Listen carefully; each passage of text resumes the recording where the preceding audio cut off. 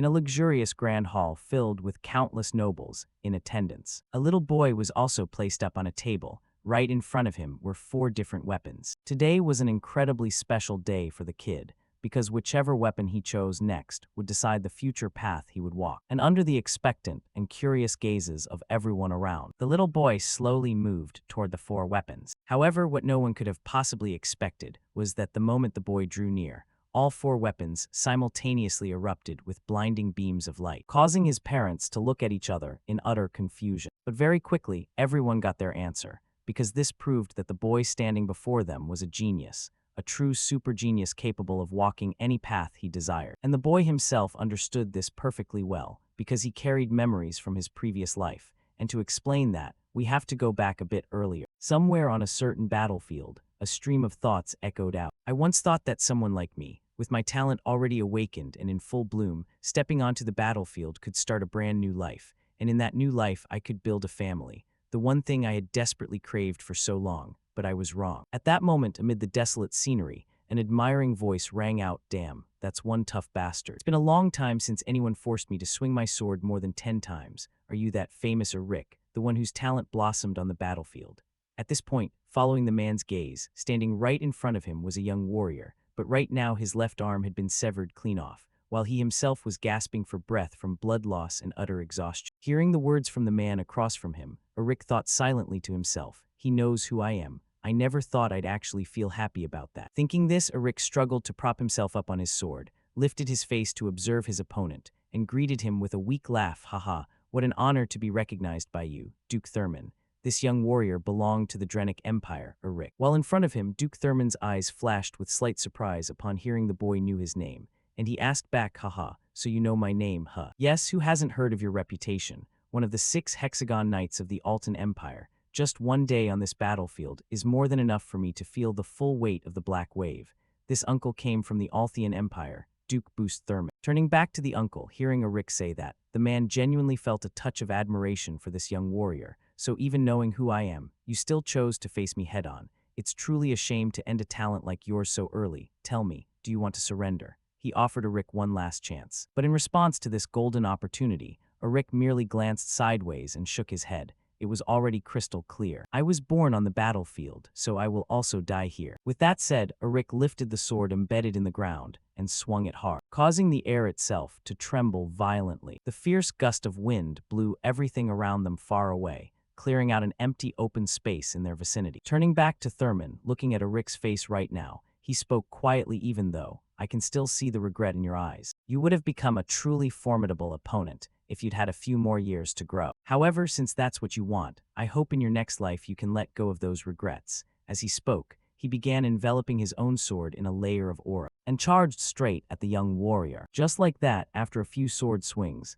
the outcome of the battle was decided. "My mother was a young widow, a war refugee. She left me behind in this chaotic world while I was still very small, then drew her final breath. Everyone knows what happens to an orphan child. Back then, Rick lived a wandering life across battlefields, a solitary existence focused solely on survival. He would do anything just to stay alive. At 14 years old, Rick was sent to his first real battlefield, and there his talent awakened. The mana core in his heart surged, elevating his movements and senses to levels he could never have compared to before. At that time, a superior told Rick, "Commander Rick, I plan to recommend you for the upcoming special knight appointment. With your talent, joining the 5 Hexagon Knights of the Empire is no longer impossible." Hearing his superior say that, Rick couldn't help but break into a smile. After breaking through 3 mana cores to become a 4-core with 4 mana cores, finally he had received the opportunity he had waited so long for. "After this battle, I can finally find peace in this exhausting life.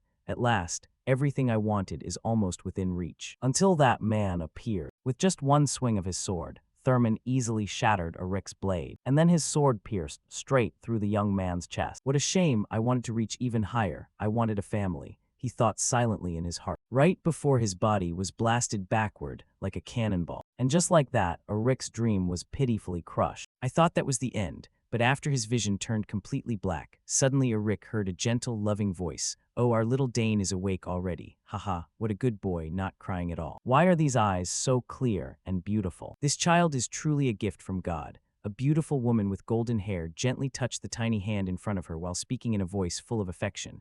Meanwhile, the man beside her wore a similar expression. Haha, the boy really is a great gift from God, he said with a laugh. And only at this moment did Rick dazedly realize his current state. What the heck, a baby? What are they talking about? As he thought, his face showed extreme bewilderment while his little hands flailed wildly. As if sensing his fear, the man smiled warmly, reached out both arms, lifted him up in front of his face and spoke, Rick, you must become an outstanding merchant and follow in my footsteps. Your father here. The man's name was Arkin Sagria. However, the moment she heard those words, Lady Lily Sagria immediately snatched little Dane from his arms and scolded. What are you saying, dear?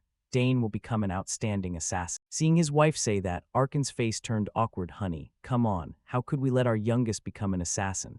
That's terrifying. If he's a man, he should wield a spear. Wielding a spear is the most perfect and beautiful martial art. As he spoke, a dreamy look appeared on Arkin's face. However, Lady Lily immediately shot down the idea. I already said being an assassin is better than being a merchant. The boy can hide in the shadows and assassinate targets without ever being noticed. That's way cooler, she shouted. To sum it up, yeah, just when I thought it was truly over, I was reincarnated. Not only that, but reincarnated in the Althian Empire, my enemy, as the youngest son of a count. And lately my new parents have been arguing passionately about my future. They must want me to follow in their footsteps even more because I was born late. Dane thought silently to himself. Turning back to the young couple, after a long argument with no conclusion, Arkin finally said, all right then, let's do this. We'll teach him both. Of course Dane will definitely become an assassin. Lady Lily said with a smile. Dane, become a merchant, okay?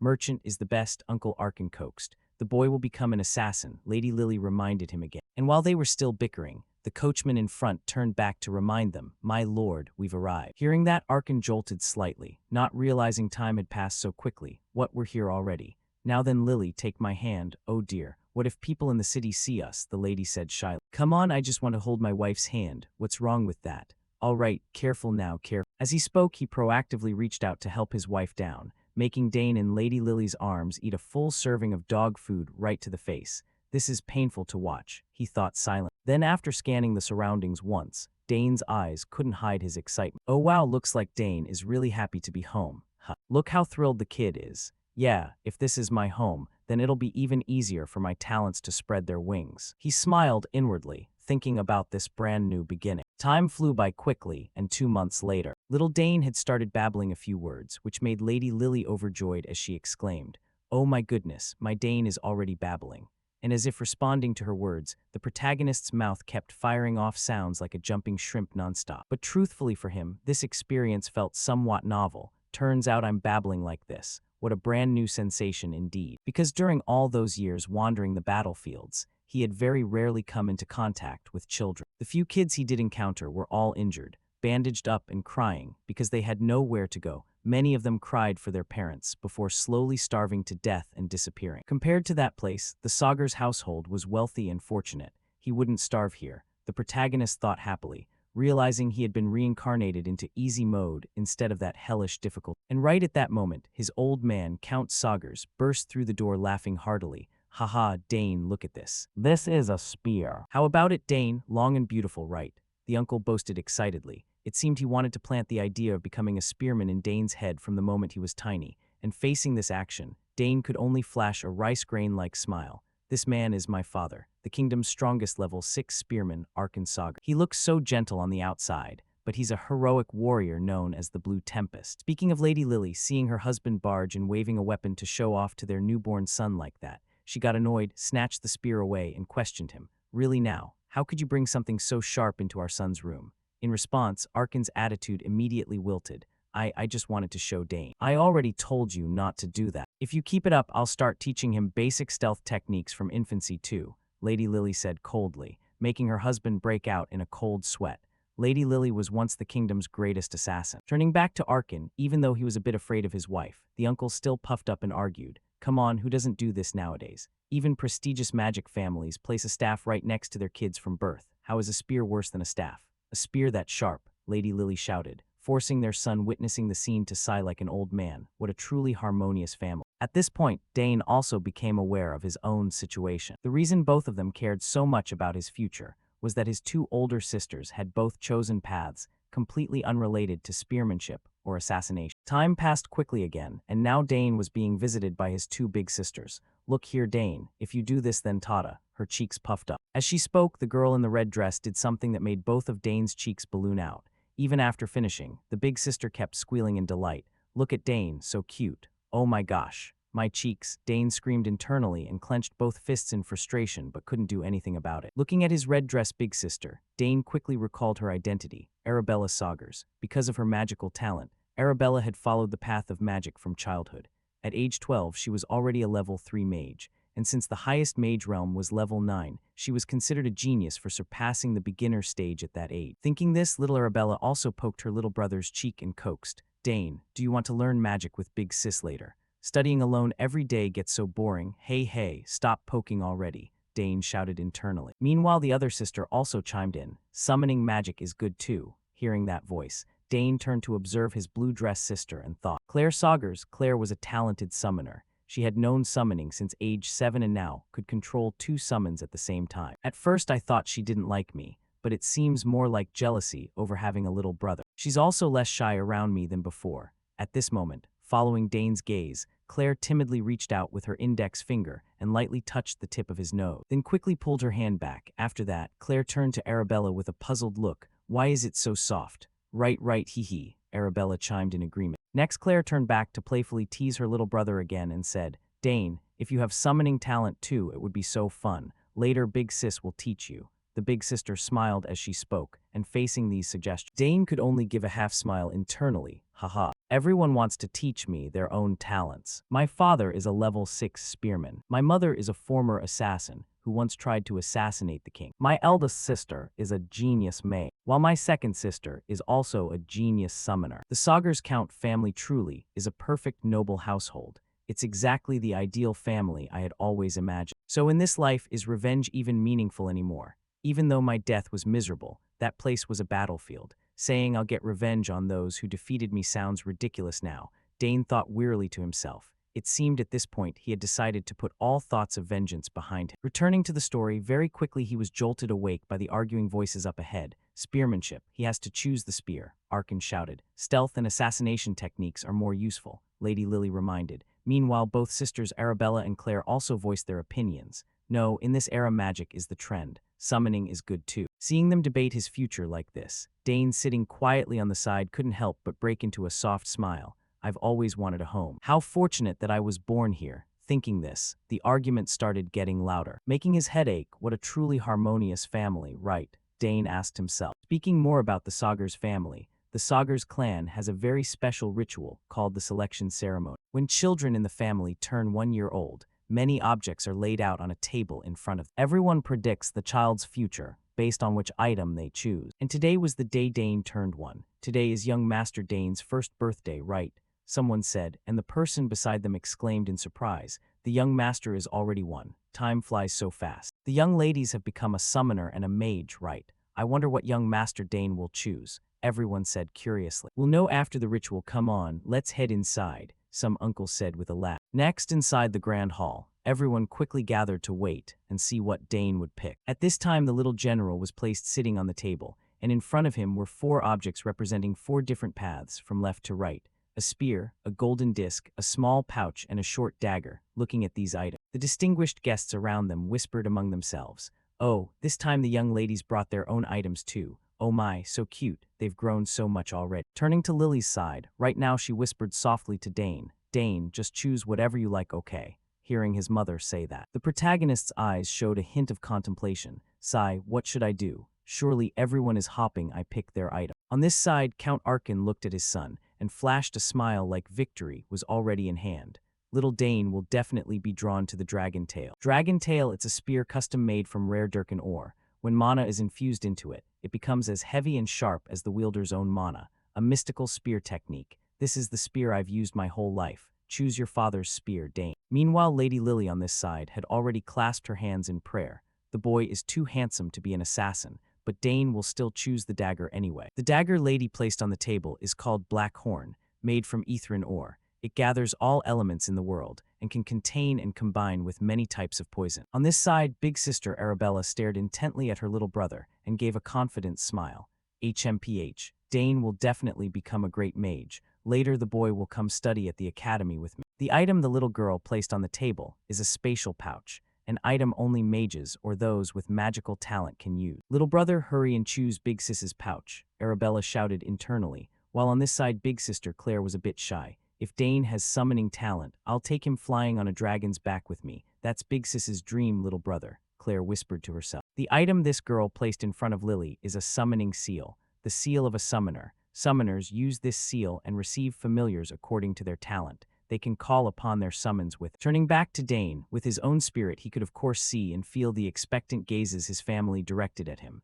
And the more he looked, the more pressure he felt until cold sweat broke out. Oh no, why does it feel like I can hear all their thoughts? Thinking this, the old soul sighed deeply under the pressure. What a hassle, but it can't be avoided. Which one should I pick? That's right, look at everyone's expressions and choose accordingly. Just as he thought this, he slowly moved forward, deciding to entrust his future to other people's faces.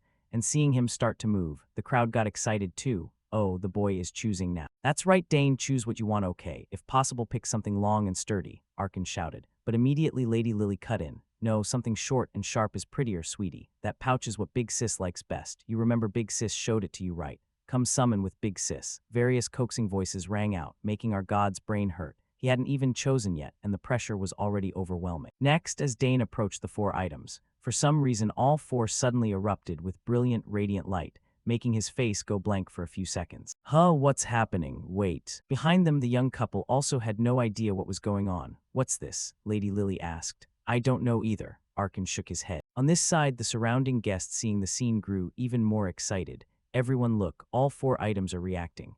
Oh my gosh, how is that possible? It seems the young master is an all-round genius, someone exclaimed. While Dane on this side beamed with joy. Haha, on the battlefield I was already very talented, but this life is on a whole different level. Turning back to Big Sister Arabella, facing this situation she could only turn to ask her father. Father, what do we do? This has never happened before, right?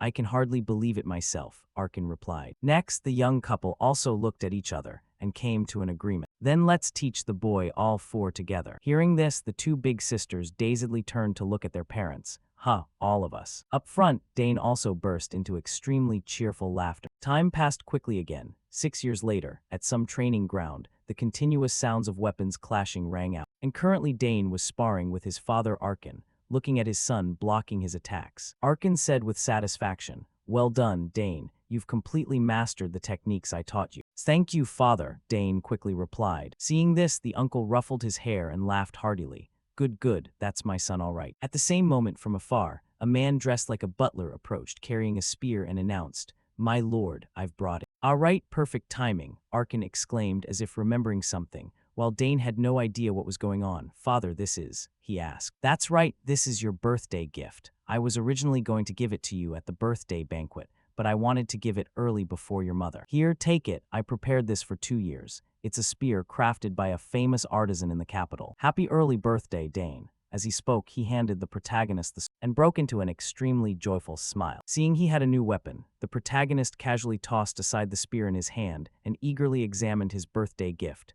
Thank you, father, I'll use it well, he promised. And only after looking closely at the spear in his hand did he realize just how amazing it was, truly incredible. The black shaft combined with the silver spearhead looked stunning. And it's so light too, Dane marveled internally, while Arkin asked about his feeling. So, do you like it? Yes, I love it, Dane smiled and said. That's good. I had them make it according to your build, so get used to using it. Hearing his father say that, Dane on this side grinned so wide he couldn't close his mouth and kept swinging the spear around.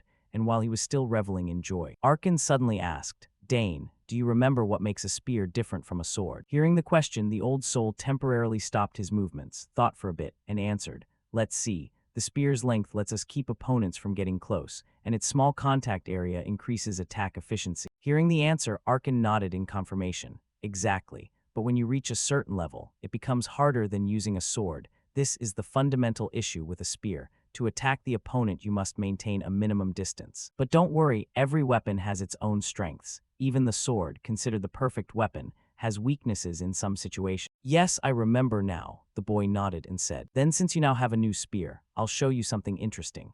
As he spoke, Arkin began spinning his spear like a propeller, creating a spreading wave of wind pressure around them. So this is the mana of a level 6 spearman. Just releasing mana is already this overwhelming. Dane thought silently. Next, in the boy's eyes, Arkin suddenly closed both eyes, turned his body and stepped 1 foot forward. Then both hands gripped the spear tightly and thrust it forward with full force. And at the spear tip, the air twisted into a vortex, leaving the protagonist gaping in shock. Amazing, just thrusting the spear forward did that. Turning to Arkin, at this moment he retracted the spear and explained, "The reason space warped here is because I released mana from my body and thrust at the same time. This is the technique that optimizes core characteristics, concentrating mana at one point." Hearing his father say that, Dane continued, "Yes, I've also heard from my sisters that I can surpass my physical limits. When the number of mana cores increases, those limits expand as well." Speaking of which, Dane also recalled that in his previous life, he had once possessed 4 cores. On the opposite side, unaware of Dane's thoughts, Uncle Arkin boasted proudly, "That's right, you catch on quick. Your father here has 6 mana cores." 6, Dane exclaimed in shock, but he affirmed to himself, "If I hadn't died back then, I would have surely reached this level too." Turning back to Arkin, at this moment he patted Dane's shoulder and said, "Why don't you give it a try? Use your new spear and see." Hearing that, Dane immediately replied, "Yes, father." Relax your mind, forget everything you're thinking, and just thrust the spear forward. Following his father's advice, he responded right away, "Yes, sir. In my previous life, after realizing my swordsmanship talent, I lost all interest in spears. I only kept one as a backup. All right, time to go all out." As he thought this, he tightly closed both eyes to concentrate his spirit. Looking at the boy's posture, Arkin thought with satisfaction,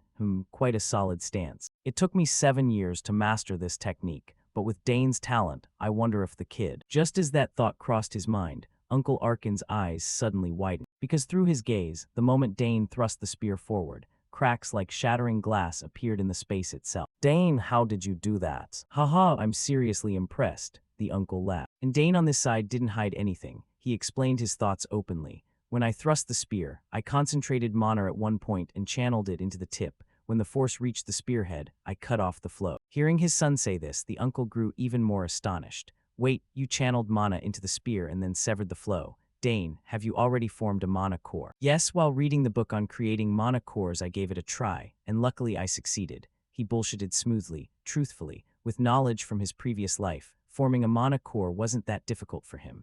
In fact, he had already created one while breathing in mana. Speaking of Arkin, at this moment he still believed his son had somehow managed it by reading a book and forming a core. "Truly our family has produced a genius. From when he was little I sensed it, but now I'm completely certain. Dane, one day you will become an outstanding warrior." Later on, father will be even more surprised. Dane chuckled inwardly, while on this side the uncle felt a bit of worry. Will my son truly become a summoner, assassin, spearman, or mage? Time flew by quickly. Now it was Dane Saugers' 7th birthday banquet, the youngest son of the Saugers family, and the celebration was in full swing. Inside the banquet hall, filled with distinguished guests from various noble families. And at this moment, the man who had once sent Dane to sell salt in his previous life was also present. "Haha, Arkin, long time no see." Hearing the familiar voice, Uncle Arkin turned back with a bright smile and said, "Duke Bout, how have you been lately?" "Oh, come on, no need to be so formal. Just talk normally." The uncle waved his hand. "Bout Thurman, head of the greatest family in the Althian Empire, leader of the Thurman clan." Turning to Arkin's side, at this moment the uncle quickly approached Bout and whispered, "Lots of eyes on us right now. I'll act normal later." "Haha, do whatever you want." Bout laughed lightly, then turned and asked, "Where, that kid anyway?" Hearing this, Arkin turned and called his young heir. "Dane, come here and greet Duke Bout's son." Duke Bout, of all people. I never expected to meet him here again. Dane marveled inwardly as he recalled the face of the man who had defeated him in his previous life. Next, when he was brought before Bout, the uncle nodded and said, "So this is the kid Dane, the son you always brag about, huh?" In response, Dane calmly greeted him. "My name is Dane Saugers, sir." Though outwardly polite, deep inside the little rascal felt a surge of irritation. "I can't hold back my anger when facing him." "It's an honor to meet you, Duke Thurman," Dane said, while slightly bowing in a very courteous manner. Looking at the boy's actions, Uncle Bout burst into hearty laughter. "Your son is really well-mannered. Looks like the kid never gives you any headaches. So he's learning spearmanship like you, huh?" "That's right," Arkin admitted. At the same moment, a little girl approached the group and politely greeted them. "Greetings, Count Saugers. My name is Layla Thurman. It's an honor to meet you." This red-haired girl was Layla Thurman, the youngest daughter of Duke Thurman. Putting that aside, after calling the two children over to greet everyone, the two fathers quickly shooed them away. Then, as if remembering something, Uncle Arkin turned and asked, "How is your wife doing these days?" In response, Bout's face turned somewhat melancholic as he replied, I've tried everything, but there's still no progress. You've been through a lot, but I'm sure she'll get better, Arkin offered comfort. But Uncle Bout knew those words were just consolation, and he reminded him right away, if I suddenly disappear, please forgive me, because at that time I'll have used magic to rush back to the capital as quickly as possible. And where's that boy Dane now? As he spoke, the uncle scanned around a bit while generously praising the protagonist. That kid's pretty sharp. I wanted to talk to him a little more. Yeah, I don't know either. I can't see Layla anywhere either, Arkin replied. And right at that moment, when Duke Bout looked out the window, he suddenly noticed that at some point, the two children had slipped out to the garden together, and he smiled. Looks like both kids are already bored of the banquet. Speaking of little Layla, while walking in the garden with Dane, she suddenly broke into a smile and shared frankly, actually, I don't really like following father everywhere either, but now I'm glad I came along with him. After saying that, the girl stared intently at Dane and thought a bit. Under the moonlight, he looks even more handsome. On the opposite side, Dane heard her words and smiled back. That's great. Our territory is a very beautiful and peaceful place, he said with a laugh. But that answer from him seemed to stir up some unpleasant memories for Layla. It seems that way, but at Thurman there's always something going on. Everyday nobles come to see father, and sometimes even members of the royal family show up. Every time that happens, I have to go greet them. I hate it so much. I prefer wearing simple clothes and practicing swordsmanship, Layla said dejectedly. It seemed all the constant noble greetings were wearing down a child's spirit, though Dane didn't pay much attention to that. What he noticed was Layla's interest. Oh ho, so she uses a sword too, the boy exclaimed inwardly in surprise. Turning back to Layla, as if feeling a bit strange about herself, she turned and asked, what about you then? I like both places. It's not as hectic as the capital. But every day I look forward to spear training. Dane shared his thoughts, making little Layla slightly surprised. Spear. She blurted out instinctively, but after remembering Dane's family background, she quickly understood. Ah, right, I forgot about Count Sagers's nickname, the Blue Tempest. I've heard father tell stories about how skilled he is. At this point, Layla paused for a beat, then turned to ask Dane, so you want to join the academy too? In response to the question, Dane just shook his head lightly. No, I don't train with the spear for that reason. Then why? Isn't training to get into the academy the natural thing? It's really hard to get accepted, Layla hurriedly said. And at this point, Dane scratched his cheek a bit awkwardly and answered, well, I want to train so that when I do get in, I can do even better. Turning back to Layla, that answer truly left the girl stunned for a few seconds. Huh. But what if you fail? Then I'll just try again. Dane shrugged and said, and if I still fail, I'll take it as that path not suiting me. He scratched his head and replied. His carefree attitude made Layla worry on his behalf. I don't believe it. Aren't you afraid of disappointing your family? Not really, Dane mumbled. Upon hearing this, Layla felt a twinge of envy toward Dane. So jealous, my family sees failure as shameful. But anyway, forget what I just said, okay? The girl waved her hand. Speaking of Dane, seeing the girl in front of him act like a little old soul made him feel the pressure too. Sigh, I didn't know people worry about things like that. Thinking this, Dane let out a long breath then asked, why are you like that? You seem really talented. Hearing those words from Dane, for some reason Layla's eyes lit up with joy and she hurriedly asked back, really? Then can you watch my swordsmanship and tell me how it is? Huh, your swordsmanship? Dane asked curiously. Yes, Layla smiled and said, looking at the girl's expectant expression. Even though he was a bit reluctant, Dane still agreed. All right then, but just for a little bit. On this side, seeing Dane agree, Layla could no longer contain her excitement and immediately turned to ask, awesome, so where's your training ground? Follow me, it should be fine for a bit, the boy asked himself. Time passed quickly, shifting to the training yard, where he usually sparred with his father. At this moment, with a sword in hand, Layla began demonstrating her swordsmanship for him to see. Each powerful thrust and strike was displayed before Dane. Even a genius like him, since childhood after witnessing it, had to nod in acknowledgement. Wow, her attacks flow very smoothly into defense, and her timing is spot on too. But after a while, the rhythm became a bit chaotic. Dane stroked his chin thoughtfully with a slightly puzzled look. Meanwhile, Layla on this side, right after finishing the demonstration and without even taking a breath, hurriedly turned to ask Dane, how was it? Pretty good, right? Eye-catching. Really? Layla asked delightedly. Looking at her expectant expression, Dane felt a bit awkward and thought to himself, maybe I should tell her. Thinking this, Dane spoke up to remind her. Yes, but starting from the third stance, it seems you're half a step too much. From what I remember, the other stances are fine, but because you're often half a step ahead, the following strikes veer off a bit. The more Dane spoke, the wider Layla's eyes in front grew. In the end, the girl completely froze in place at Dane's words. Did I come off too blunt? Dane wondered to himself and awkwardly said, sorry if I upset you. It's been a long time since I've seen swordsmanship like that, turning to Layla. As if Dane's critiques had wounded her pride, she resolved to open this boy's eyes. All right, so that's how it is. I haven't shown everything yet. Thinking this, Layla gripped her sword tightly and continued swinging once more, until her foot tripped on a step. Then she lost balance and lunged forward to hug Dane tightly. Thank you so much, Dane. Dane at this moment was a bit flustered. Hey, what are you? Before he could finish, Layla said, you really have sharp eyes. You spotted my mistake that I've had for so long, thank you. I'll definitely remember it. As she spoke, the girl took the chance to rub her cheek against Dane, making the little general extremely embarrassed. You're suffocating me, and put that sword away, will you? As he spoke, Dane hurriedly pushed the girl away. Oof, sorry. Layla exclaimed before looking back at Dane, with eyes full of delight. Suddenly, she hugged me again, the little general muttered while straightening his clothes. At the same time, as if their disappearance had worried the servants, searching voices rang out. Young Master Dane, where are you? Miss Layla. Hearing the calls, Layla snapped back and turned. Looks like they're looking for us. Should we head back? Dane replied. And after seeing them come out, the servants breathed sighs of relief. Oh, there they are. Where did you two go? We've been searching forever. Shifting to the main banquet hall, at this moment the most important part of the banquet was about to begin, when Lady Lily handed him a small wooden box and said, Happy 7th birthday, my son, congratulations on obtaining your first monocore. Happy birthday, Dane.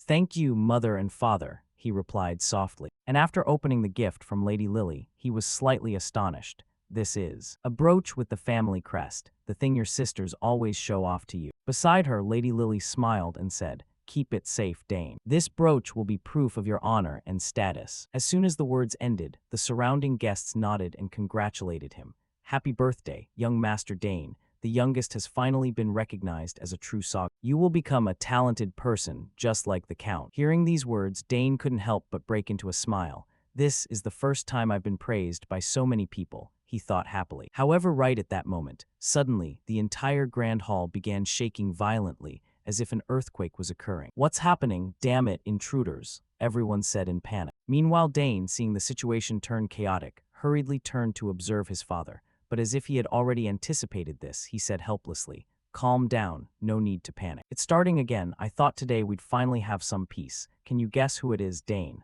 Lady Lily said with amusement. And as if something suddenly clicked, the little general's eyes widened in shock. No way, he shouted internally and very quick. Up on the ceiling of the grand hall, a blinding source of radiant light slowly began to appear, causing the nobles below to panic and hurriedly back away. What is that? Someone yelled. And following everyone's gaze, from within that beam of light, a red figure leaped out from inside. Check the time, big sis isn't late, right?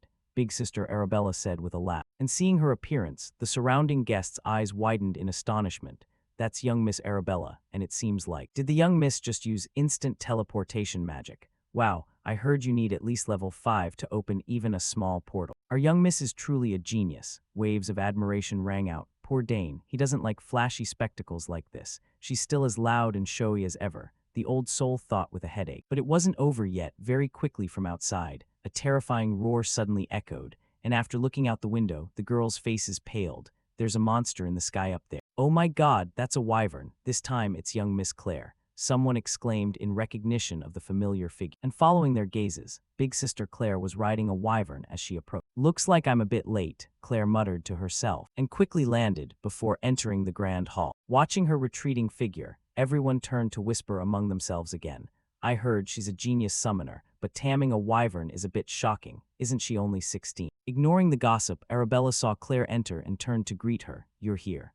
Yes, Claire replied. Next, both of them turned to look at Dane. Dane, happy birthday, little brother. Big sis wishes you a fun birthday, Dane. Me too, as they spoke. Both girls took out gifts and handed them to the protagonist, and facing this sudden appearance from both, Dane felt a bit awkward. Thank you both for coming all the way here to celebrate my birthday like this. Of course we had to come. Now open the gifts. I'm sure you'll love them, Arabella said with a bright smile. Meanwhile, Uncle Arkin, seeing his two daughters present, was so moved that tears welled up. They only sent me a letter for my birthday, yet they prepared gifts for their little brother, he said in a mock pouty voice, making his wife beside him chuckle. Turning back to Dane, after opening Arabella's gift, he discovered inside was a ring. However, the moment he looked at it, Dane noticed something strange. Sis, isn't this a spatial pouch? Dane said while turning to look at Arabella with puzzled eyes, because its appearance was a bit unusual, and facing her little brother's question, Arabella proudly declared, Exactly, I designed it myself. It's spatial magic applied at the highest level. but my professor actually made it. Thank you so much, sis. I know how incredibly difficult it is to engrave spatial magic onto an item. But what's even harder is designing a vessel that can withstand that magical engraving. The more he thought, the more Dane felt his monstrous big sister was almost too talented. Unaware of Dane's thoughts, Arabella quickly grabbed the ring and proactively offered,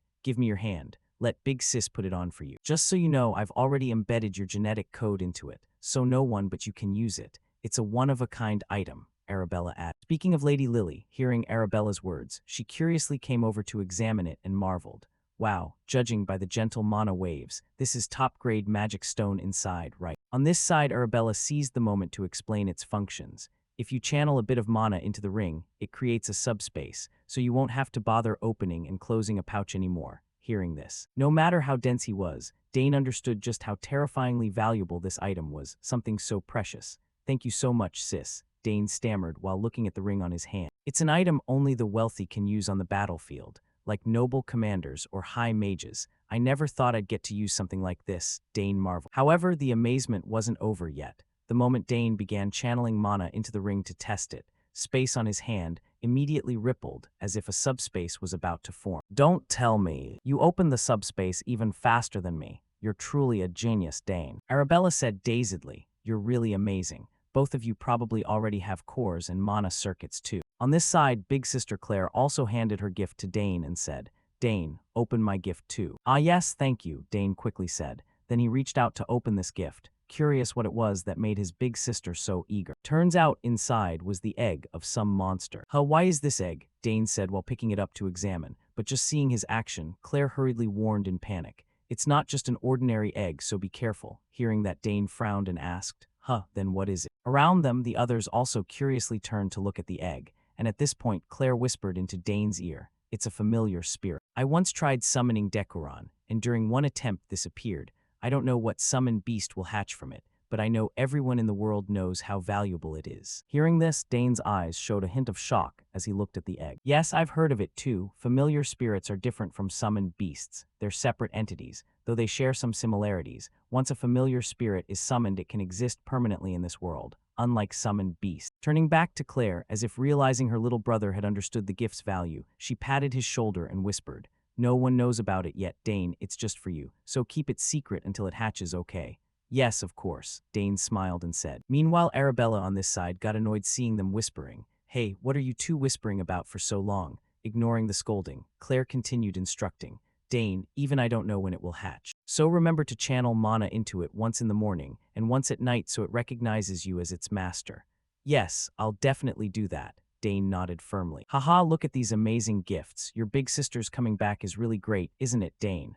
Lady Lily said with a laugh. "Yes, mother, it's really wonderful," Dane replied. And at this moment, the ever-patient Uncle Arkin finally cleared his throat a few times to remind them. "All right, my princesses, I'm thrilled you came back even though you said you couldn't, but shouldn't you greet your parents too?" Hearing the reminder, Big Sister Arabella finally jolted and realized their presence. "Oh no, father, are you doing well lately? I got so focused on giving Dane his gifts that I'm sorry." "Haha, it's fine," the uncle said with a bright smile. Next, after observing both daughters once over, the uncle nodded approvingly. "Looks like you're both healthy, traveling such a long way just to see your little brother. Rest well, okay?" "Yes, father," they chorused. Meanwhile, little Layla at the back, watching the family reunion scene, her eyes seemed to carry a hint of envy. And the protagonist quickly noticed this gaze and thought, "Layla, she's leaving now, but why does she look so lonely?" Dane wondered inward. Time passed quickly. The next morning, while strolling around, Count Bout was lost in personal thoughts. She's even more outstanding than I expected. Truly worthy of the Academy's greatest mage, a precious talent. The girl is very suitable for my son, the Academy's top swordsman. If our two families can unite, it would create a force even the royal family would struggle to touch. Then no one would dare scheme against my family or descendants anymore. All right, I should bring up the engagement between the eldest children of both houses in today's conversation. Thinking this, Bout's footsteps suddenly halted. When he heard some noisy sounds coming from afar, this noise, are they training? Who practices this early in the morning? And the one training was none other than our protagonist Dane. Barely after dawn, he was already in the training yard getting familiar with his new weapon. Each swing of his spear produced tearing wind sound, echoing through the room. And following the sounds, Uncle Bout also found his way here and was somewhat surprised by the scene before him.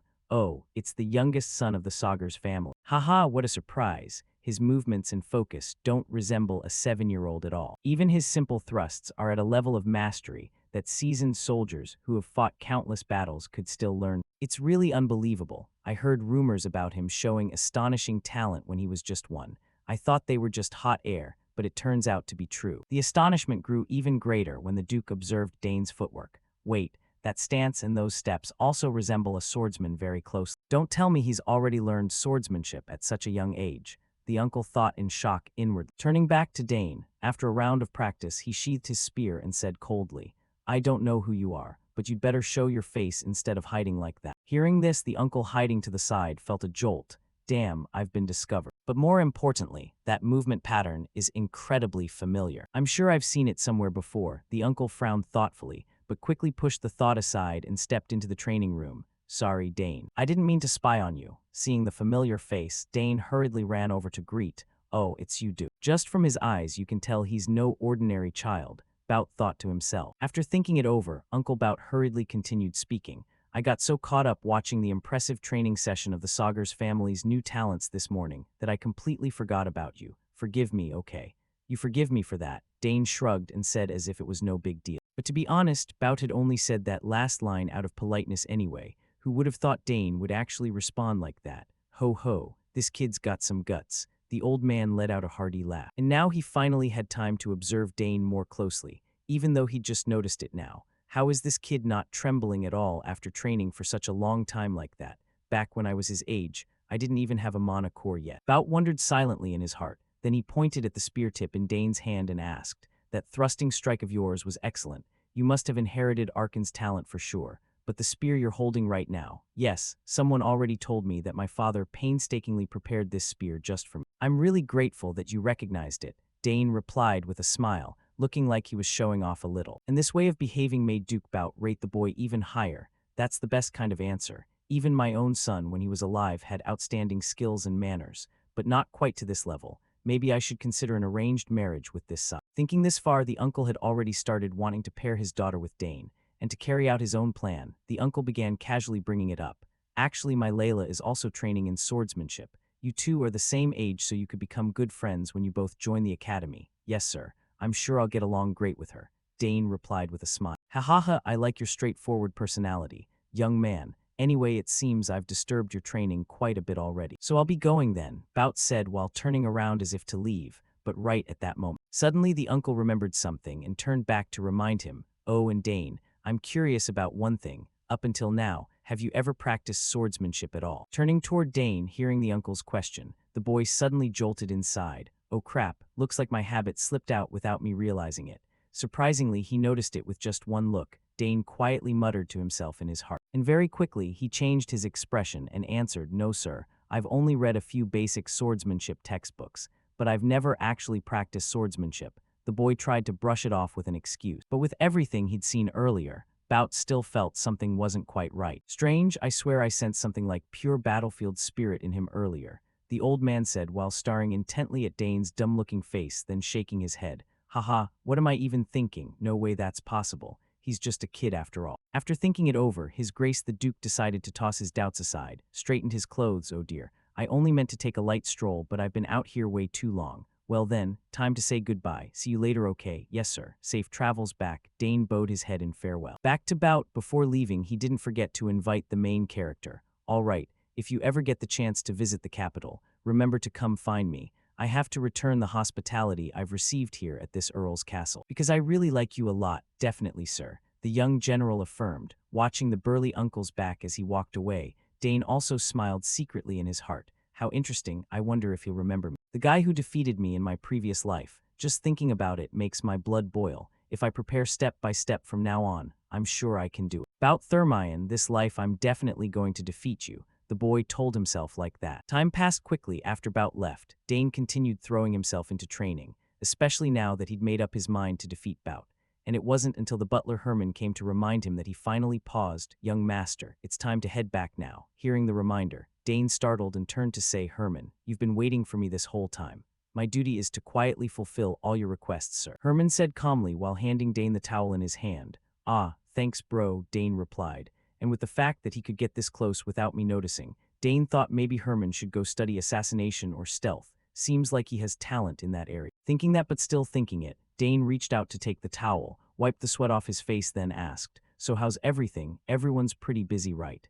"Yes, it seems everyone is very occupied preparing for the next banquet. And it looks like the other nobles have already been on their way here for a while. In the end, more than 30 noble families arriving on the exact day is really difficult," Herman answered. "Yeah, that's right. How about my sisters?" Dane asked next. "They opened an instant teleportation gate together and went to the academy already, sir. They said there was no other choice because midterm exams are coming up soon. Yeah, that's a shame, but oh well. Let's head back then." "Yes, young master," Herman nodded and said. At the same time, Dane thought to himself, "When I have time, I should check out those gifts my sisters gave me earlier." Just like that, time flew by quickly. After a while of attending banquets and welcoming nobles from various other families, Dane had to sneak out to the garden for a bit to unwind. Being a noble life is so exhausting. My schedule is even more packed than usual because it's my birthday too. At least I can find some relief resting in the garden like this, he said while looking around and quietly admiring the garden. The gardeners who take care of this place are really skilled. I feel unusually peaceful just looking at these flowers. My eldest sister said that in nature, flowers contain the most mana among them. Since I have time, maybe I should analyze the mana in these flowers. As soon as he thought that, Dane sat down in front of a cluster of flowers and slowly closed his eyes to sense it.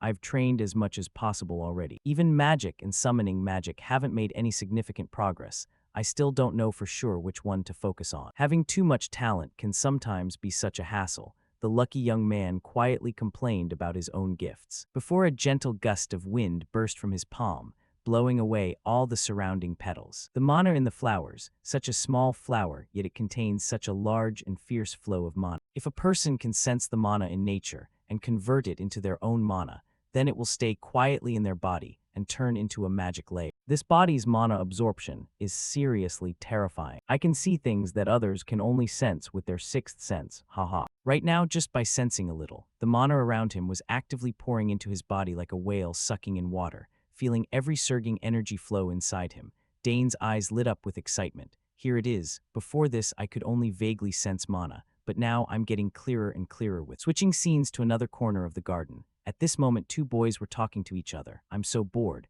We just got here and Dad is already busy chatting with the other nobles.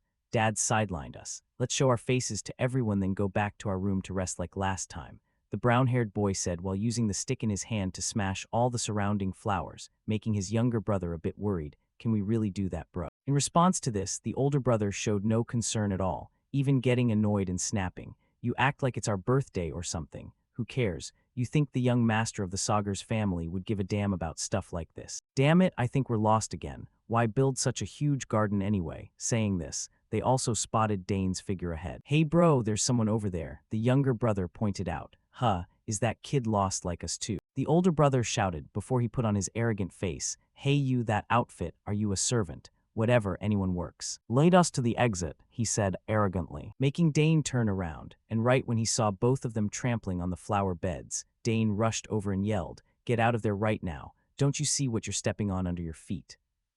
Seeing Dane's attitude suddenly turn angry, the older brother said in confusion, "What the hell? Why is this guy suddenly yelling at us just because we stepped on some grass?" Not answering the question, Dane turned to question back. "Why, instead of walking on the path you guys walk all over the flowers like that, you've ruined them already. Ha, small guy but big mouth, huh? Do you know who I am?" The stupid older brother started pulling out his status to intimidate Dane. While he had no idea he was arguing with the young master of this very family, and of course with his own status, Dane wasn't scared of anyone. "Yeah, I know. You're the rude jerk wrecking the flower beds," Dane frowned and said. And with his arrogant personality, how could the idiot across from him hold back his anger? Immediately, he charged forward, grabbing Dane's collar tightly and shouted, "What did you say, rude jerk? Who do you think you're talking to, huh? You servant, I'm the son of Count Tyron, an honored guest in this castle." On the other side, hearing this, Dane immediately recognized the Tyron guy's identity, Count Tyron. "That guy was the noble who got captured after I defeated him on the battlefield. He was a noble who made people extremely uncomfortable, like father, like son." Thinking this far, he also understood why this brown-haired guy could act so cocky, unaware of Dane's thoughts. The brown-haired Tyron kid was still aggressively threatening. Even in the southern countryside, you must know the Tyrant House. It's famous in the capital. My family can make someone like you disappear without a trace, so watch your mouth," hearing him say that. Dane also knew talking to this guy was pointless, thinking this while looking at him with eyes full of contempt, making this young master tyrant even more furious. "You crazy or what?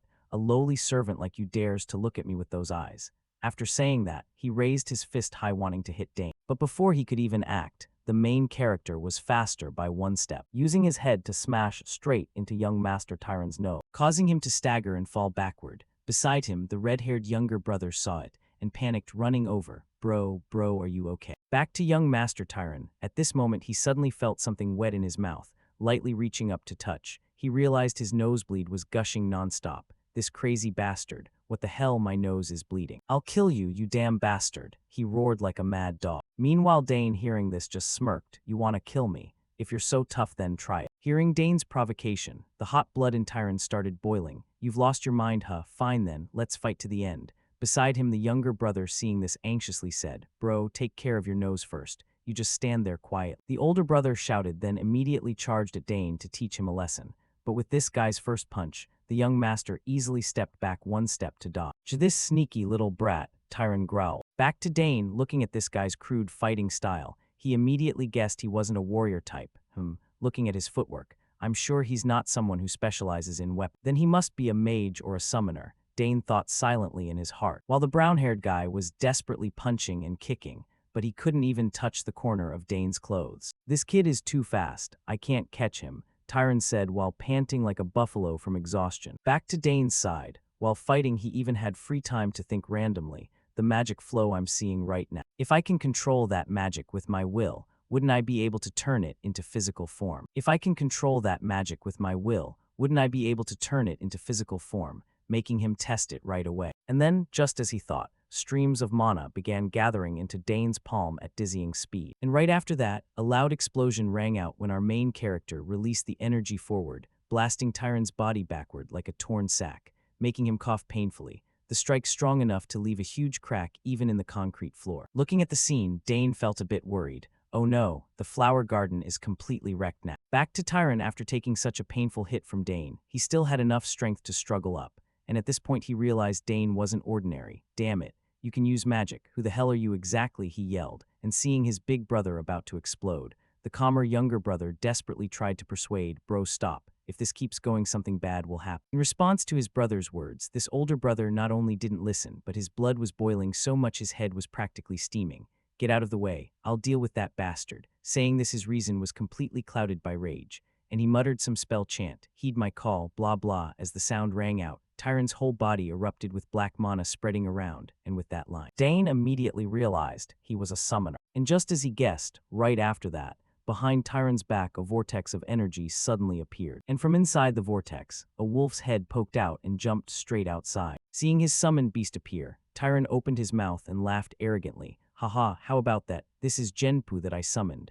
I'll show you the consequences of daring to mess with Digron Tyrant Genpu. Tear that guy to pieces." Back to Dane, seeing Digron summon such an ordinary wolf. He immediately lost all interest. Just an ordinary wolf. Can't compare to Sister Arabella at all, since she can summon even dragon. Back to Digron, at this moment he also ordered his summoned beast, that's right, bite his throat to pieces. Hearing the command, the wolf immediately pounced straight toward Dane. But for some reason, looking at the boy's face, it seemed the protagonist's halo started kicking in. Right after that, suddenly, the wolf slammed all four paws down to break itself. Then its color changed from red to blue, in the stunned eyes of the two brothers. Even after that, seeing the wolf bow its head in front of Dane, Digron could hardly believe his eyes. What the hell is going on? How is Genpu doing this? What are you doing? Hurry up and rip that bastard's throat out. Bro, it's wagging its tail. The younger brother asked. Hey you, what did you do, Genpu? Digron shouted, but it had no effect at all. Back to Dane, at this moment, he tried reaching out to pet the wolf, making it extremely happy. Good boy there. He muttered quietly. At the same time, he himself didn't understand why the wolf changed attitude so fast.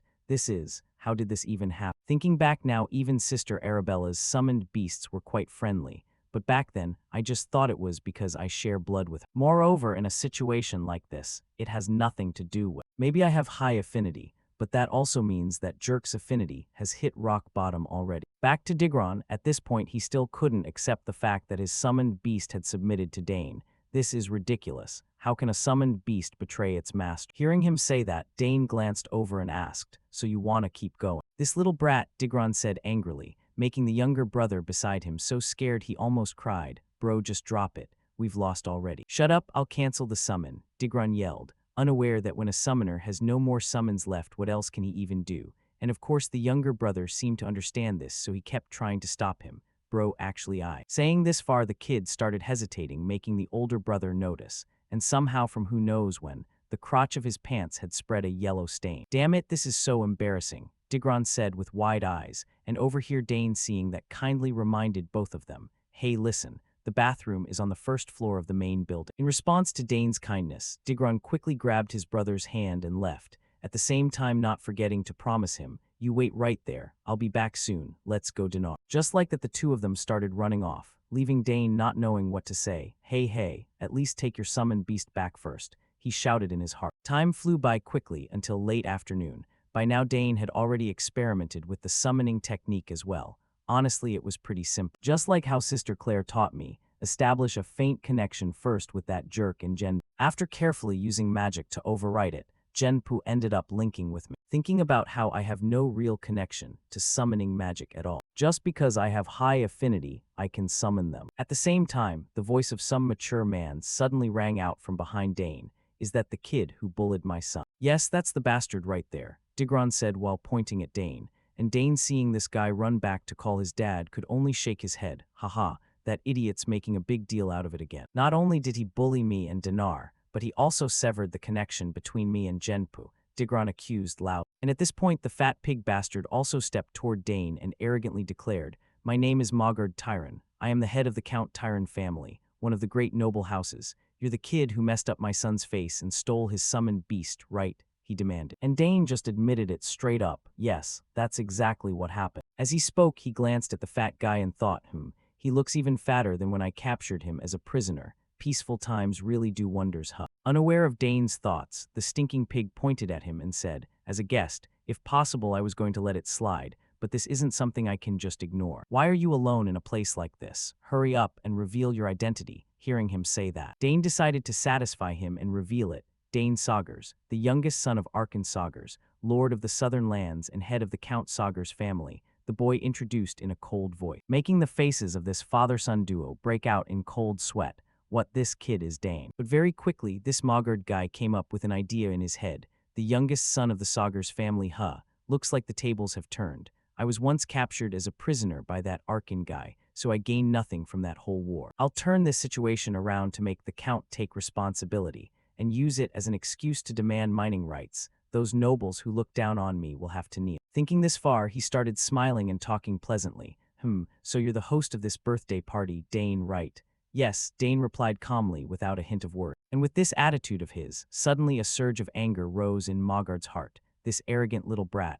I didn't come all the way to this remote southern land just to celebrate your birthday." He gritted his teeth inwardly. Then he turned to pat his son's shoulder and continued, "So what are you going to do about this? You injured my son, a guest you invited here, and you even took his summoned beast. This is a crime." "That's right, today is the end of your life," Digron chimed in. "I'll talk to Count Saugers and demand he take responsibility. Let's go." He ordered back to Dane. Of course he wasn't just going to accept it like that. "I understand, but before that I demand an apology." Hearing Dane's demand, the faces of this father-son pair turned purple like pig livers. "What, an apology? That's ridiculous, this damn kid." Not waiting for them to finish, Dane raised his voice loudly. "That's right. Yes, I did punch your son's nose and injure him, but it was because I was threatened, so I was only defending myself, and I didn't steal the summoned beast. Genpu followed me voluntarily." Up ahead, the little punk Digron, hearing that, shouted, "What? Genpu would never do that. Dad, this kid's lying." Unlike his son, this stinking fat guy had heard some information from somewhere and had different thoughts.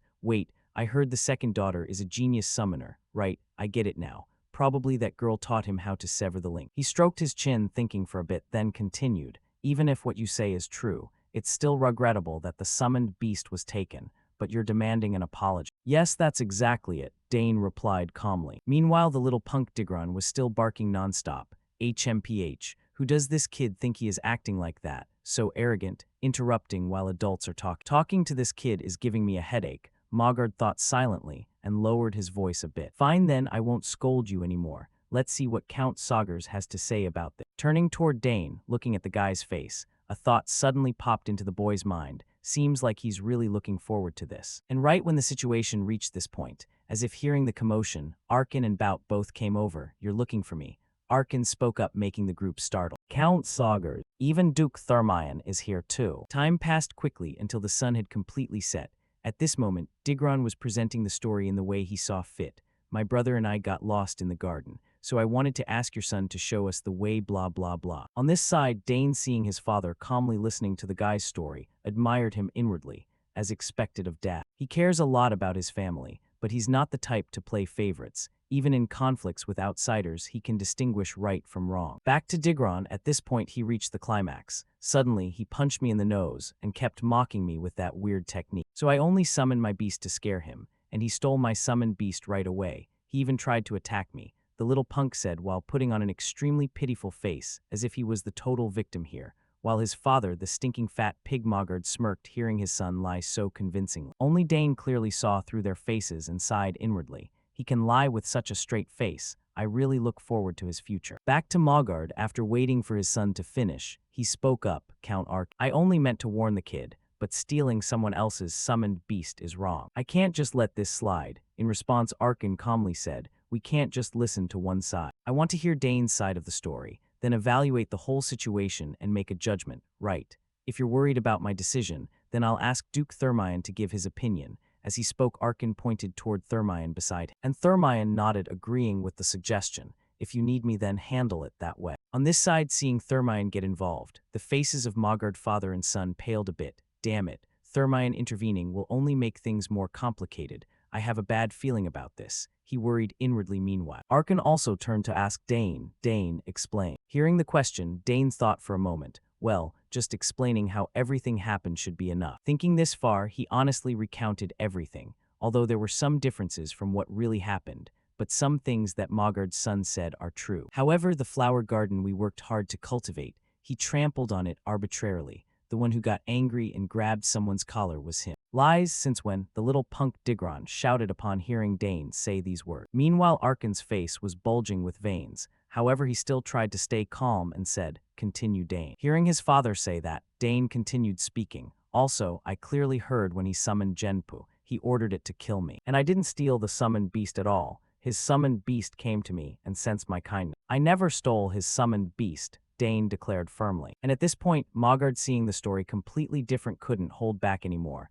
and had to intervene. Ridiculous. How can someone who's not a summoner receive a summoned beast? Surely the kid used some secret skill. In response to his words, Dane explained, no, I have an innate affinity with summoned beasts. A summoned beast that doesn't feel close to its owner will recognize someone like me as master. That's hilarious, Mogard mocked. While Arkin on this side wasn't too familiar with summoning magic so couldn't verify its truth. Is that really possible? He asked again. Yes, that's correct, Dane affirmed once more. Back to Mogard for his own benefit. Although he was scared shitless already, he still stubbornly argued, haha, he doesn't want us to believe that, right? Two completely different stories if that's the case. Not waiting for him to finish, Thermion on this side as the arbitrator, after a bit of thought, also proposed a solution. We should prove it with the summoned beast. Hearing him say that, the faces of Mogard father and son stiffened. The Duke is intervening. Turning to Arkin, hearing the suggestion, the uncle patted his son's shoulder and asked Dane, can you prove it? Yes, father, the boy replied confidently. At the same time, Fat Mogard also turned to look at his son, as if assessing the situation. However, Digron's face was wrinkled like a monkey's ass. Damn it. What now? I can't summon Genpu anymore. The little punk sweated anxiously, while Mogard, unaware of this, seeing his son not doing anything, reminded him again. Digron, what's wrong? Hurry and summon it. Dad, the thing is I can't, the kid stammered. Why suddenly you can't summon? Something you summoned several times a day, Mogard shouted. Looking at the awkward scene of this father-son pair, Dane smirked. I severed the link, so of course he can't summon it anymore. Thinking this far, he turned to Arkin and said, Father, I'll summon it now. To do that it seems I need the mark that he possesses. Up ahead, Digron hearing that turned to question. What did you say, my mark? Unbelievable, you want my mark. What nonsense. Even using the most poisonous mark from another summoner wouldn't work. In response, Uncle Saugers said with a serious face, based on what you said, even if the boy uses your mark it won't work. So what's the harm in trying, right? Wouldn't it prove what you said? Damn it, since he's not wrong I can't refute it, Digron thought in panic. while Mogard had no choice but to turn to his son. Show them your mark a bit, Digron. But Dad, the little punk said while his eyes started welling up. Hurry up, Mogard shouted. No choice, Digron reluctantly brought out his personal mark. Because a summoner's mark has the most poison, so no other summoner can use it. But Genpu that Digron summoned, covered by my mana, the summoning mark is just a medium. Genpu has linked with me. It will respond to my call, Dane thought silently. And then, in everyone's eyes, when Dane poured mana into Digron's summoning card, a vortex of energy appeared right away, and from inside it, a wolf emerged in front of Dane, sticking out its tongue to lick his face extremely happily. And although they had heard Dane say it earlier, seeing the scene with their own eyes, everyone still couldn't hide their astonishment. Dad, how is this possible, my Genpu? Impossible, the father-son pair stammered. Amazing, you said the boy has never learned summoning magic. Bout said in bewilderment. That's right, I don't blame anything that led to this, Arkin replied dumbfounded. Meanwhile Dane on this side petted Genpu and whispered, sorry for summoning you just for this, but thank you for appearing. Damn it, this has become a disaster, Mogard shouted inwardly. Back to the story, after Dane recalled the summoned beast, Arkin spoke up again. What should we do now? We've confirmed the boy's summoned beast. Do you acknowledge it? It seems Dane was telling the truth, right? Hearing this, Mogard could only force an awkward laugh. It seems we misunderstood about the summoned beast being stolen. My son had no intention of killing Dane, right, Digron? Yes, I only wanted to scare him a bit. I never intended to kill him. See, the boy had no such intention, Mogard said with a smile, as if wanting to end the matter. And facing these words, Dane was so angry he clenched his fists tightly. Haha, this bastard is just making it all up. Thinking this far, while Dane still didn't know what to do next, suddenly someone's voice rang out, attracting everyone's attention. That's not how it happened. Hearing this sound, everyone turned in unison and discovered the newcomer was the girl Layla. Back to Uncle Bout, seeing his youngest daughter suddenly appear here. His face became a bit awkward. Layla, what are you doing here?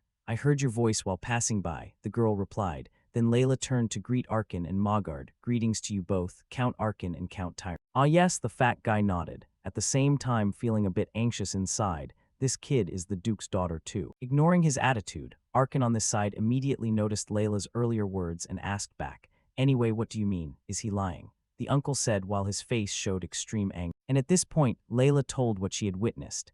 Actually, I accidentally overheard their conversation while strolling earlier. Hearing this, Digron's face paled completely. What, that girl heard everything? He exclaimed inwardly in shock. Is that true, Layla? Would you mind recounting everything you heard for us? Arkin quickly said, ah yes, what happened was blah blah. Just like that, the girl began telling what she had seen, and thanks to that Dane was spared the effort of racking his brain to explain. I didn't expect this, but with her here everything will go smooth. Time flew by quickly. After Layla stepped up as a witness, the father-son pair had no way left to deny it, with no other choice. The stinking fat pig Mogard turned to his son and said, Digron, what are you standing there for? Hurry up and apologize already. And only at this point did the little punk Digron finally accept reality and stammer out. I apologize, I was wrong. I want you to save that apology for my son, not for me, Arkin said coldly. Seeing that, Mogard immediately patted his son's shoulder and said, I understand. I was just about to make him do that anyway, Digron, hurry up. Looking at the guy's demeanor, it seemed he really had no intention of doing so just about 3 seconds ago. Turning to Digron, at this moment, he gritted his teeth and walked toward Dane. Sorry, Dane, looking at his uncomfortable face. It was clear this guy wasn't sincere about regretting at all. And of course Dane could see right through it. Just bowing his head to admit fault because he had no other choice, with a third-party witness testifying, is this really an apology? I really don't want to accept this, but based on my experience, it'll be more beneficial to act generous here rather than being stubborn. Thinking this far and weighing the pros and cons, Dane accepted. All right, I accept your apology, thanks, Digron said happily. Meanwhile, the stinking fat pig Mogard also breathed a sigh of relief inwardly. Phew. That was a close call. On one side, Duke Bout, seeing Dane accept the apology so easily, smiled and thought, I knew he was special. He could have stubbornly refused since the fault clearly lay with the other side. Putting this aside, back to Arkin. Although his son had accepted the apology, the uncle had no intention of letting it slide so easily. You two can end your argument here. After all, Dane has already accepted the apology. But personally, I have no intention of overlooking this incident. Your son intended to kill my son with a summoned beast. Count Arkin, that's not, the fat guy hurriedly tried to explain, but without waiting for him to finish, the uncle cut him off. I don't want to hear any excuses from you anymore. Count Tyron, take your family and leave this castle, Arkin said coldly, making the fat old man's face change. What you mean? I've come all this way without complaining. If I get kicked out now, everything will go to waste. I have to stay in this castle no matter what. he screamed inward. And he hurriedly reached out to hold Arkin back. Count, please forgive us. I'll do whatever you ask just this once. In response, once again, Arkin brushed his hand away and said again, I don't need anything from you. I'll soon send soldiers to your room. Let's go, your grace. Hearing this, Bout just shook his head slightly and said, let's go, Layla, turning toward Dane. At this moment, the boy also looked back at Mogard scolding Digron behind them and thought inwardly, serves them right. They were the ones who started trouble first, so it's just reaping what they sowed. Anyway, I didn't expect my dad to be so scary when he's angry. Putting this aside, while walking, Uncle Bout suddenly asked, but is it really true? You took him down with a mana bullet. As he spoke, he turned to look at Dane with curious eyes. Yes, that's exactly what happened, Dane nodded in reply. And although he had witnessed Dane's talent, the uncle still couldn't help being amazed at the boy's display. Spear skills, summoning, and now even magic too, truly astonishing. Has history ever seen anyone with talent like this? Bout said while turning to look at Arkin with envious eyes, making Arkin feel proud inwardly. Indeed, that's the case. I'm truly very proud to have such an outstanding son. Talent is one thing, but the kid is really calm, huh? Usually when kids fight, they get upset and insist on winning, but Dane isn't like that. I have no doubt your son will grow into a fine man, Thermion commented calmly, and although he was thrilled inside, Arkin still had to say modestly, it's still too early to say anything. We have to wait until the boy grows up to know. Speaking of which, the uncle turned to look at Layla with grateful eyes. Today's matter was resolved smoothly thanks to Layla. Without you, as a witness, things could have gone in a completely different direction. Back to Bout, hearing this, he started picking up the signal. Oh ho, he's seeing the good side of Layla, huh? If that's the case then, thinking this far. This Duke gentleman still hadn't forgotten his intention to pair Dane with Layla, so he turned and suggested, haha, the girl just simply recounted what really happened. If there's nothing else, why don't we talk about the marriage between the two of them? The uncle said cheerfully, as if this was just selling vegetables at the market. And of course this proposal made Arkin startle. Don't tell me he wants Dane to marry his daughter. So the uncle started playing the diversion card. Oh dear, the sun has set already. It's almost time for the banquet. I'll go ahead to prepare, saying that Arkin immediately turned and ran off, leaving Bout behind who hadn't even had a chance to say more about the marriage. Count Arkin. He shouted before turning to instruct his daughter Layla. Take your time going back with Dane, okay? After instructing his daughter, Bout hurriedly chased after Arkin. Your Excellency Arkin, let's stay and talk a bit. Hearing their conversation, Layla's face turned bright red like a ripe tomato on this side. Only the main character kept a straight face, as if he hadn't heard what was just said. Can't hold back anymore, huh? Anyway, why do summoned beasts ignore their summoner and obey you instead? I've seen many fights between famous summoners in the capital, but I've never seen anything like this, Layla said curiously. However, even Dane himself couldn't explain it. I'm not sure either. It just happened that way. But Layla felt Dane was lying to her, so she pouted. HMPH, you're hiding something, aren't you? That's so unfair. I helped you. What's unfair? I helped you too. Didn't I help you with the swordsmanship thing? Dane reminded her. Ah yeah, now that you mention it, yeah, Layla thought to herself. Back to Dane, well, it's true she helped me a lot this time. The boy sighed inwardly and continued. Then let's call it even this time, and in the future we can keep helping each other. On the other side, hearing this, for some reason Layla's mood suddenly became extremely cheerful. That's a great idea. I want to use it right away. That's rushing a bit. Wonder what she wants to ask. Dane wondered inwardly and asked, so what do you want to ask? Teach me how to use mana bullets, Layla replied, while this request also made the main character a bit surprised. Why do you want to learn? Of course, because I want to get better. I want to have at least 2 mana cores before entering the academy. I want to become really good and make my mom happy. You see, my mom loves me a lot. She'll definitely be very happy if I become really skilled quickly. Layla said happily. Back to Dane. Just hearing Layla say that, he felt a bit puzzled. She's still young. Why is she in such a hurry? Right, I've heard the adults talk about this. Countess Thermion is seriously ill. Thinking about the girl's situation in front of him, Dane pondered a bit and agreed. All right, if that's the case then I can't refuse you. Really, really? Then let's start tomorrow, okay? I'll stay here until then, or do you want to start tonight? The girl said excitedly. All right, whatever works. Mana bullets aren't hard once you understand the magic flow, Dane explained. I'm so excited, Dane. Now it's your turn. What's your request? Hearing this, Dane's eyes narrowed slightly and he said, let's see, what I wanted. The next sentence was hidden by the author, switching scenes to inside the main banquet hall. The messy incident between Mogard's son and Dane had already reached the ears of the honored guests at this banquet. I heard Count Tyron was kicked out of the castle. What did he do to end up like that? Someone asked curiously. And someone nearby who was well informed immediately answered for everyone.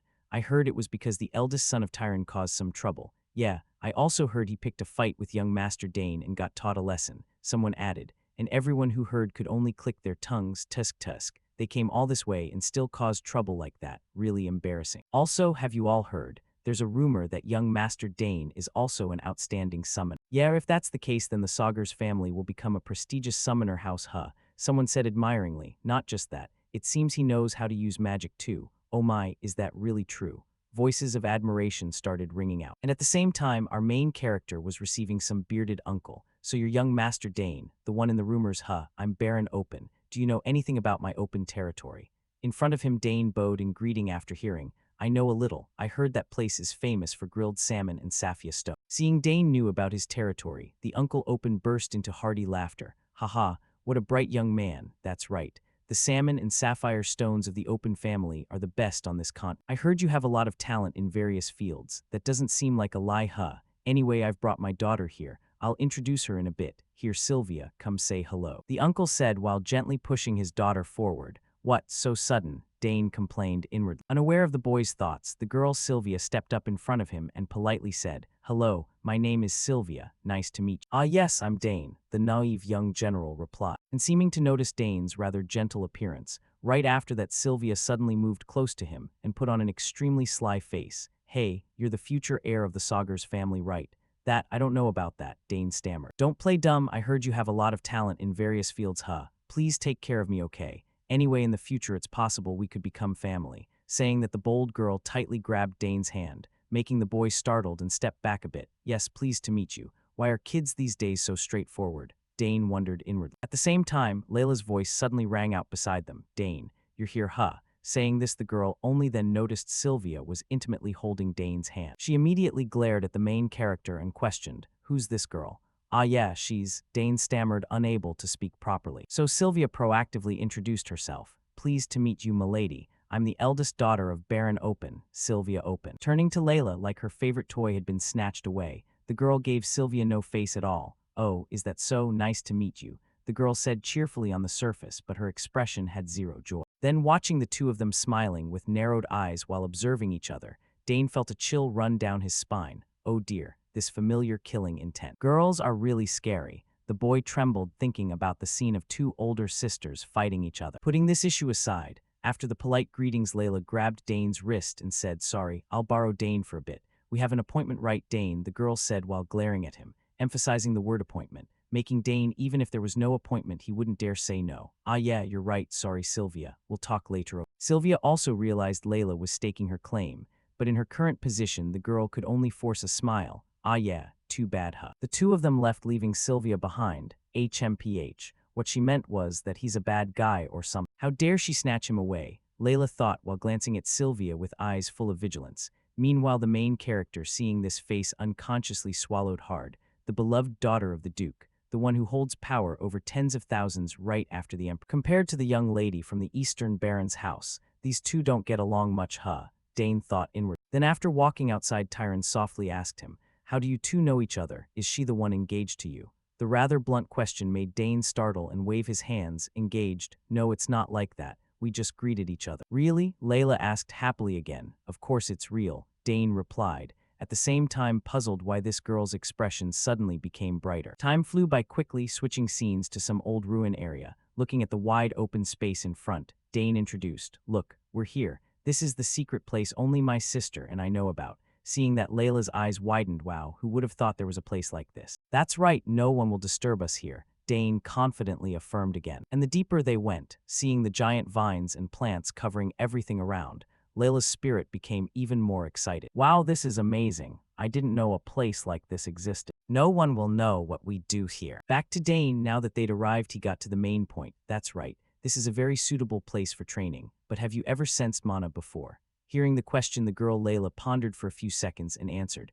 A little, not enough to form a mana core, but I've tried absorbing mana by breathing it in. On the other side, the main character, hearing this, started frowning. So you haven't reached the burst stage yet. Saying this, he felt a bit puzzled. I self-taught this on the battlefield. I thought the Duke's house would teach her, thinking that. Since the young general had agreed to guide Layla, Dane started instructing the girl. Let's start with the simple stuff first. First, you need to sense the mana you absorb into your body. Sense it inside my body, Layla asked curiously again. And Dane nodded, affirming once more. That's right. If you want to release mana from your body, you need to learn to control the mana inside first. The important thing is to imagine. Close your eyes and imagine mana circulating inside. Picture mana spinning in your body like blood circulating in your veins, Dane explained calmly. However, on Layla's side, after hearing her face was covered in sweat. All right, I'll do as you say. The girl gritted her teeth and said, and this expression immediately made the main character guess, I can clearly see she doesn't understand, thinking this far. Dane encouraged her. This will be the foundation for you to use mana. It's a very basic step. I know you can do it. Then, following what Dane had explained, Layla tightly closed her eyes and concentrated to sense the mana inside her body. But after a while, the girl opened her eyes and said awkwardly, Dane, it's not working. Hearing this, our main character wasn't too surprised. Even though it's basic, but this is your first try, focus and try again. Then Layla started trying once more, and while the two kids were helping each other, they didn't know that Uncle Arkin had secretly followed both of them to this place. The spot the boy thought no one would discover actually couldn't escape Arkin's eyes at all. Looking at his son guiding Layla in training ahead, Arkin's eyes showed interest. Oh ho, even though he's young, my son already knows how to teach others. You've grown up, the words had just ended. Suddenly Uncle Bout's voice rang out from behind, making Arkin jump. What are you doing here? Oh my God, it's your grace, the uncle softly exclaimed upon realizing the newcomer was Bout. And as if sharing the same thought, Bout laughed and said, haha, no need to be so surprised. Is there a secret couple dadding at night? What do you mean couple, and how did you get here anyway? Arkin asked, puzzled. And facing this question, Bout put on a smug face. Did I intrude? Anyway, you're sneaking around too carelessly. Your wife is a legendary assassin of the Empire, yet you didn't learn anything from her. I tried my best, Arkin complained. When he realized his sneaky actions had been discovered by Bout, who tailed him, back to Bout.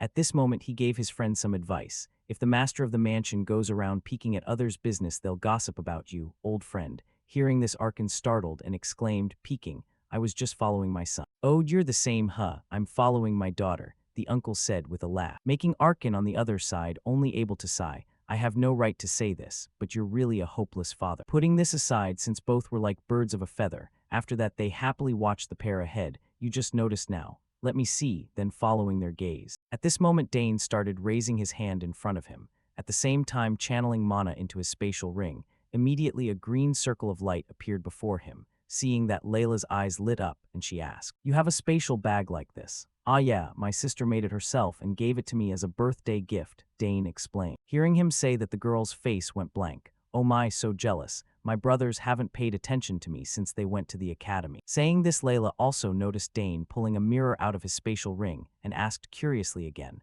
but why use a mirror? I bought it because I need it, Dane answered. What, really? Layla asked again, and seeming to see the curiosity on Layla's face, Dane explained quickly.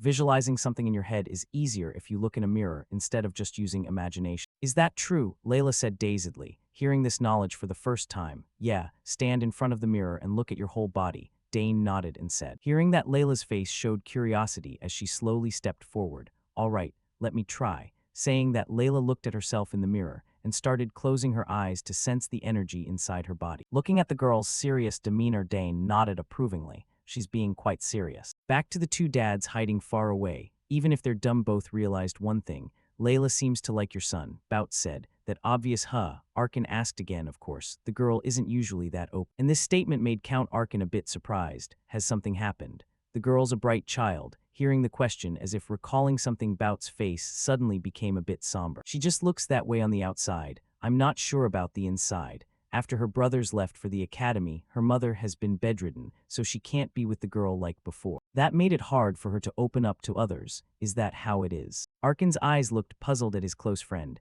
But you understand her situation so well. Why do you act so coldly toward your own daughter? In response to this question, Duke Bout's face showed a thoughtful expression. Do you realize? I do it for a reason. When I raised my sons, I paid a lot of attention to them, and when they grew up, they got spoiled. Hearing him say this, Arkin hurriedly reminded, Hey, don't lump Layla in with that. The girl will get hurt. No wonder she asked Dane for help, Arkin complained. You're still as nagging as ever, huh? Bout grumbled. What, when was I like that?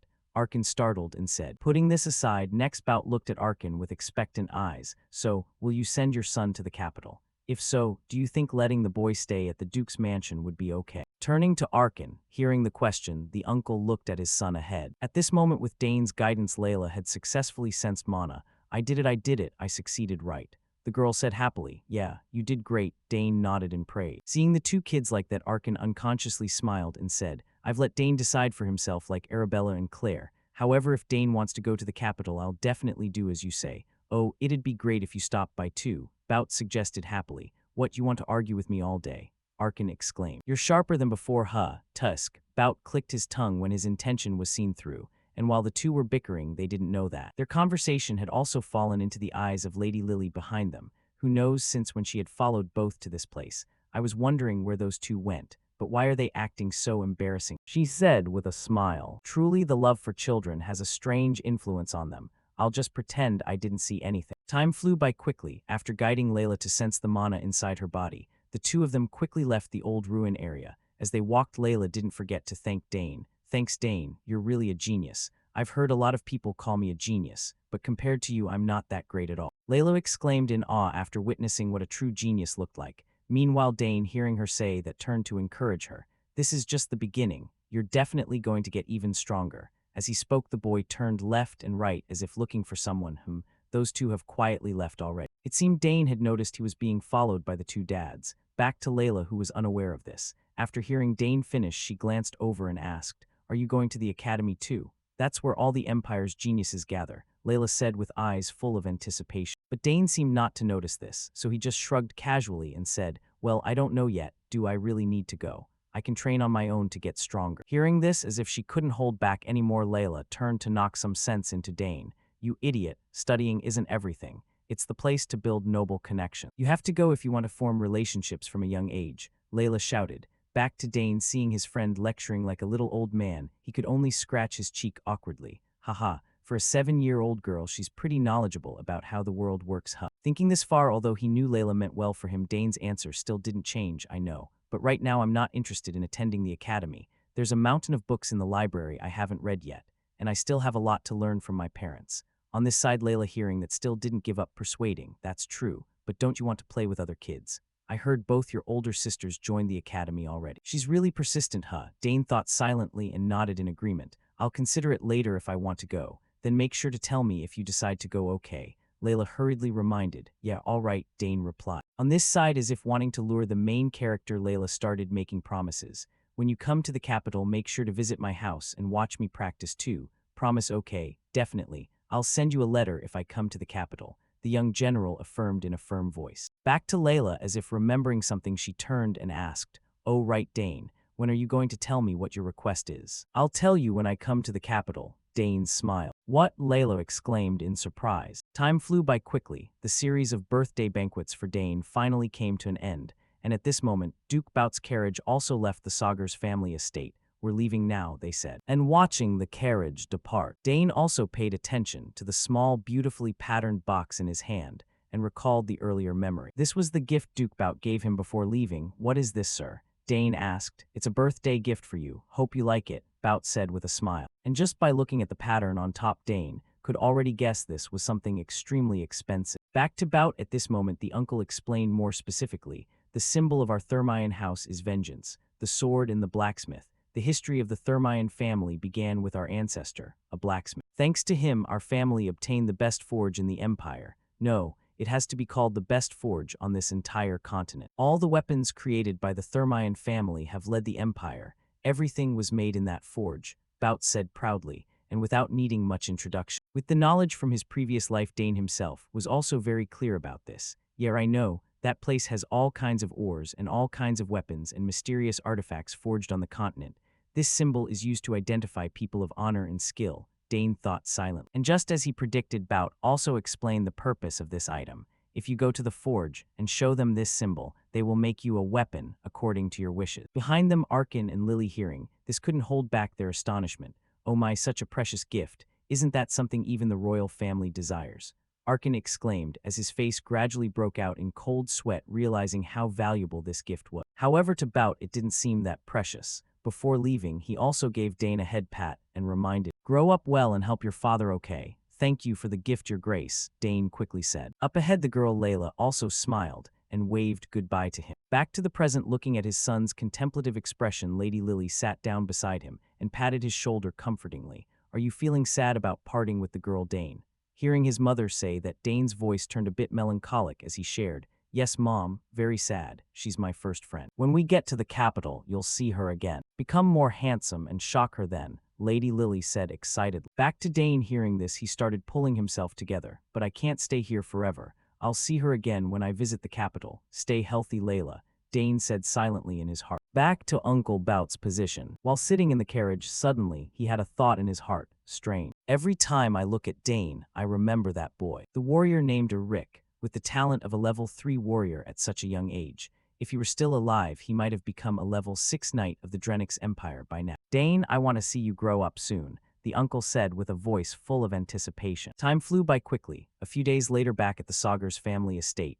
At this moment, Dane finally had time to check the 2 gifts from his older sisters Arabella and Claire. Looking at the demon beast egg in front of him, Dane muttered, "I've been feeding it mana every morning and evening, but it's still too early for it to hatch." A familiar, mysterious egg. Even if you're not a summoner, if you feed mana to the contract egg that has marked you as its master first when it hatches, they can permanently control the summon that normally can only be used temporarily. Thinking this far, Dane started stroking his chin thoughtfully. "My mana quality clearly needs to match. There might still be many complicated conditions that haven't been met yet. I heard some eggs never hatch because the hatching conditions are never fulfilled. Hope this egg isn't one of those." Thinking this far, the young general gently reached out with both hands to hold the egg and channeled his energy, and even when bored he tried changing the intensity of power. However, it didn't seem to have much effect. "Even if I change the mana flow and strength, there's still no reaction." Thinking this far, Dane also realized he had been a bit too hasty. So very quickly he calmed himself down, put the egg away, and let out a breath. Phew, wanting success in one go was too greedy of me. He blamed himself a bit. At the same time, Herman's voice rang out from outside the door. "Young master, are you done yet?"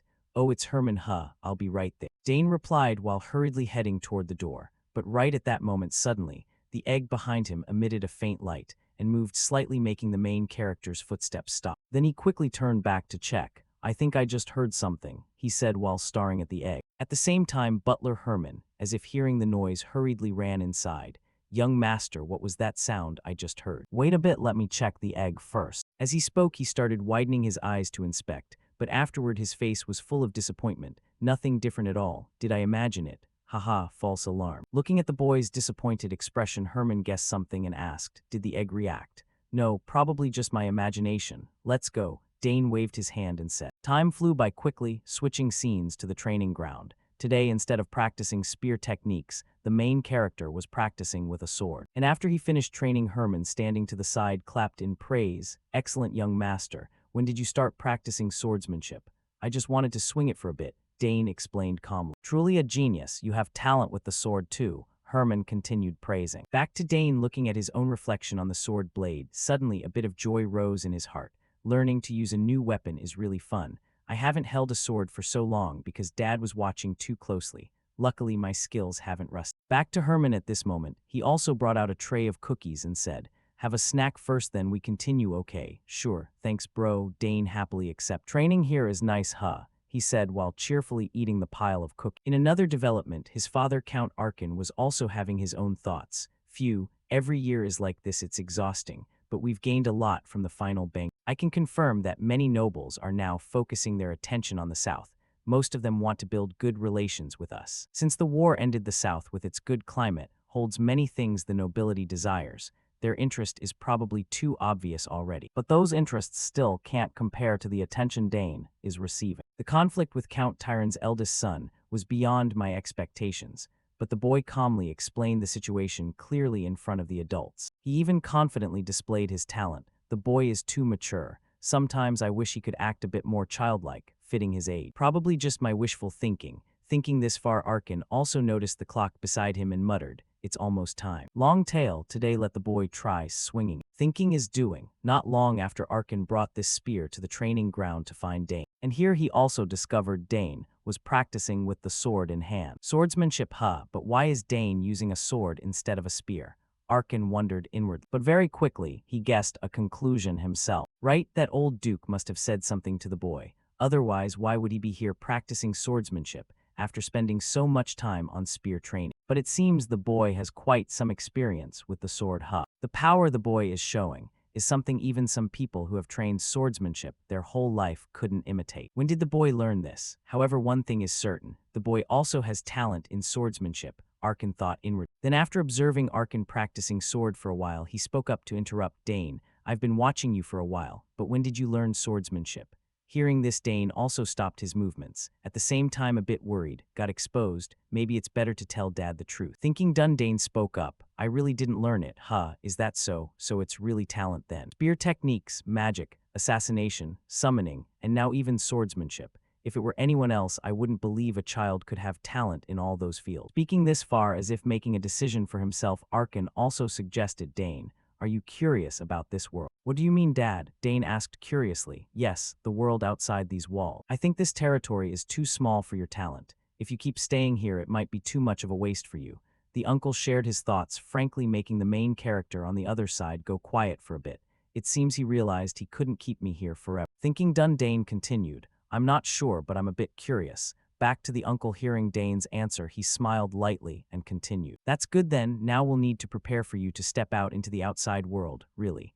Dane said curiously, of course, even though a bit reluctant. I have to follow my son's wishes. And today I brought you something a bit special. As he spoke, he firmly planted his own spear into the ground. Do you recognize it? This is the long tail that reacted to you on your first birthday. Arkin added, making Dane vaguely recall this weapon. Right, I remember. It reacted to me. Here, try holding it, Arkin said while handing the spear to Dane. And right when touching the long-tail spear, the main character immediately felt an explosive surge of power pouring through his body. Amazing, there's so much power here, Dane exclaimed inwardly, while Uncle Arkin on this side also smiled, stroking his chin, thinking. It reacted even more intensely than when the boy was little. Now no one can say it's because of me anymore. I need to know. I will make his talent with this spear shine the brightest on this continent. Thinking this far, Arkin's heart surged with passion as he stepped forward to pat his son's shoulder. I'm thinking of at least helping you master this spear before you go, so get ready, okay? One day this spear will be yours. Before that day become strong enough to hold it with pride. Of course, Dad, instead of the long tail, I'll work hard to follow your teachings with pride, Father. Dane affirmed, making Arkin burst into laughter at this answer. Haha, as expected from my son. All right then, let's get started. Time flew by quickly. After a tiring training session with his father, Dane returned to his room in a daze, lying back looking at the ceiling, lost in thought. The outside world. I've always been curious about it. Even back in those days, rolling on the battlefield in my previous life. As a Rick, all I knew was war. Cleaning the camp, maintaining weapons, eating bland food, and heading to the battlefield. The only ways to escape were the war ending or dying on the battlefield. Only those two ways. I couldn't even imagine what life outside the battlefield would be like. But as Dane, the situation is completely different. I don't know how my talents will be used. How will the world receive me? Or what can I do in this world? But I have the chance to go anywhere and do anything. For a moment, I just wanted to stay here and enjoy the warmth of this place. But thanks to Dad's words, my thinking has changed. All right, time to step outside, Dane unconsciously said out loud. And this statement was also heard by Lady Lily, who had just arrived. So you've made your decision already, my son. She spoke, making Dane startle a bit. Mom, when did you come in? Don't worry. So you were so deep in thought you didn't even hear Mom's knock. She smiled faintly at her son's focus. Ah, is that so? Dane said embarrassedly. Back to Lily, not minding Dane's distraction much, she also asked, Yes, I heard from your father that you've been deep in thought. So are you curious about the world outside our territory? Hearing this question, the main character's expression changed, and he slightly bowed his head, saying, Yes, Dad said it would be a waste of my talent if I stay here forever. And after thinking for a while, I'm also curious about the outside world. I'm sorry, Mom, the boy said in a voice as if he had done something wrong. And facing this expression, Lady Lily gently sat down, stroking him, and comforted. No need to apologize, Dane, but your two sisters aren't here anymore. And if you leave too, then, Dane stammered. I'm fine, your mother understands you, Dane. I know how great your talent is. Even if you don't want to go the outside world, we'll still call to you. If you could stay with your mother longer, that would be wonderful. But the world won't let you do that. So go and do what you want to do, Dane. On this side, faced with his parents' advice, Dane finally became more resolute with his own thoughts. But he also didn't forget to affirm, Yes, Mom, even if I leave this home, I'll still come back to visit very often and tell you everything I see in the world. Thank you, my son, so it seems I also need to prepare to send you out into the outside world, just like your father, she said calmly. What do you mean prepare? Dane asked curiously again. I was planning to slowly teach you scouting and go from there. but it looks like you'll have to learn how to set and avoid traps too, Lady Lily said with a smile. It seemed she had been waiting for this day for a very long time. Only Dane felt like his carefree days were gradually coming to an end. Oh dear, I'm going to have to learn special lessons from Mom too, huh? And also skills for disposing of bodies. All right, you'll need to learn human body structure too, Lily added. Oh my God, I'll be exhausted before I even step out into the world. Dane complained silently in his heart. Anyway, Mom will teach you a lot of things, Lady Lily concluded. Yes, Mom, I'll do my best, Dane said confidently while thinking to himself. The special lessons from my parents are taught with so much love. That's right. If I want to step out into the outside world, I have to prepare really well. The southern region of the Arabella Empire, Sagar's territory, with its warm climate and abundant natural resources. This place has become a key region for the Althian Empire, so they wouldn't be exhausted during the entire war. And thanks to Count Sagar's governance, this land has always been peaceful. And after the war ended, the remaining rebel remnants were also captured. Finally, the era of endless peace seemed to have returned. On some street inside the territory, two girls in their 20s were walking side by side chatting as they went. Have you heard the rumor? They say young Master Dane stopped by several shops, really. The one beside her asked. It's true, he came and bought something. Seems like the shop owner's daughter even fainted that day. Oh my God, so the rumor is real. I heard he's getting more and more handsome every day. I wish I could see his face once. Seems like he still doesn't have a sweetheart, right? The girl in the purple dress said while starting to fantasize, making her friend beside her startle. What, are you crazy? Wake up, he's only 14 years old. Her friend shouted upon seeing the one next to her starting to drool. Looks like a new Lalakan hunter is about to be born. And to retort this, the young hunter also showed off what she had gossiped. From what I heard, he doesn't look 14 at all. They say he's already as tall as the Count. Wow, must be because Countess is tall too. Superior genes for sure. Definitely anyone looking at him would think he's 20 already. Platinum hair, blue eyes too. My heart would stop beating when I see him. As she spoke, the purple-haired girl's eyes started shining like car headlights, while the brown-shirted friend, hearing so much, also showed a bit of anticipation on her face. Next time he comes out, I definitely have to go see. Wonder when he'll go out again. Seems like he often goes to that shop. All right, speaking of which, this was told to me by the forest ranger, the brown-shirted girl added. Really? Then meeting the forest ranger first would make it easier to get there. Huh, you're really going to do it? The brown-shirted one exclaimed. Switching scenes to the outskirts of the territory, inside some pine forest. This is the place filled with ancient magic called the Doomsday Forest. Here Dane was carrying out the escape mission his mother assigned him. At this moment, he was wearing a green cloak and carefully moving through the forest holding his spear. Lightly taking out a piece of cloth, he waved it in front of himself to check the wind direction, then said, "Wind from the south. I've seen cherry spiders here before, so I have to go west." Saying that, he put the cloth away and thought, 3 more hours. I have to get out before sunset. Thinking done, Dane started moving faster, leaping between branches. One of the most important things for an assassin is not to let the enemy catch you. Within a certain time, Dane had to avoid the nets and traps his mother set up and escape this dangerous forest. Back to the story. At this moment, Dane had just landed in a clearing, inhaling the surrounding air and mana, then holding it for a moment before exhaling. After concealing himself and blending into the scenery, hidden traps placed in unexpected positions started appearing, like now. Thin, almost transparent threads everywhere. Seems like if I touch them, the traps activate immediately. This is the basic, but also most dangerous mechanism. Luckily, this type is quite easy to disable. Thinking that, Dane started rolling up his sleeves, wanting to deal with these traps right away. However, these were traps set by Lady Lily, so how could he solve them so easily? Right at this moment, strange noises started ringing above Dane's head, making him pay attention. And only when he looked up did Dane realize who knows since when, above the trees in front of him, there was a group of creatures that looked like giant squirrels staring at him with greedy eyes. Then one in the group let out a cry and charged straight at Dane. It screamed like a signal, triggering the alarm for the rest of the pack to rush at him to get a taste of his blood. Looking at the ferocious pack of monsters, Dane unconsciously stepped back a few steps. Oh crap, it's a pack of Russelts. Didn't expect them to appear here. They were charging at terrifying speed. Have to deal with them quickly. Thinking that, Dane reached for the spear beside him to counter. However, right after that, his movement suddenly stopped. Wait. If I move now and touch the traps, it'll be even more dangerous. No choice, have to get out of here temporarily. Thinking this far, Dane no longer wanted to fight the pack of monsters, and immediately grabbed his spear and ran away at full speed, while the squirrels behind chased him relentlessly. And during the movement, these stupid monsters also collided with countless thin threads in the air, causing the traps Lady Lily had set up beforehand to activate immediately. At this moment, right when the thread snapped, countless sharp stakes shot out from both sides of the forest with tearing wind sounds, and before the squirrels could react, their bodies were riddled like beehives. Looking at their miserable state, Dane paused for a moment, not knowing whether to be happy or sad. Haha, they triggered the traps. I dealt with them without spending any effort, Dane said silently. Before he noticed, there was still one lucky squirrel that survived the rain of stakes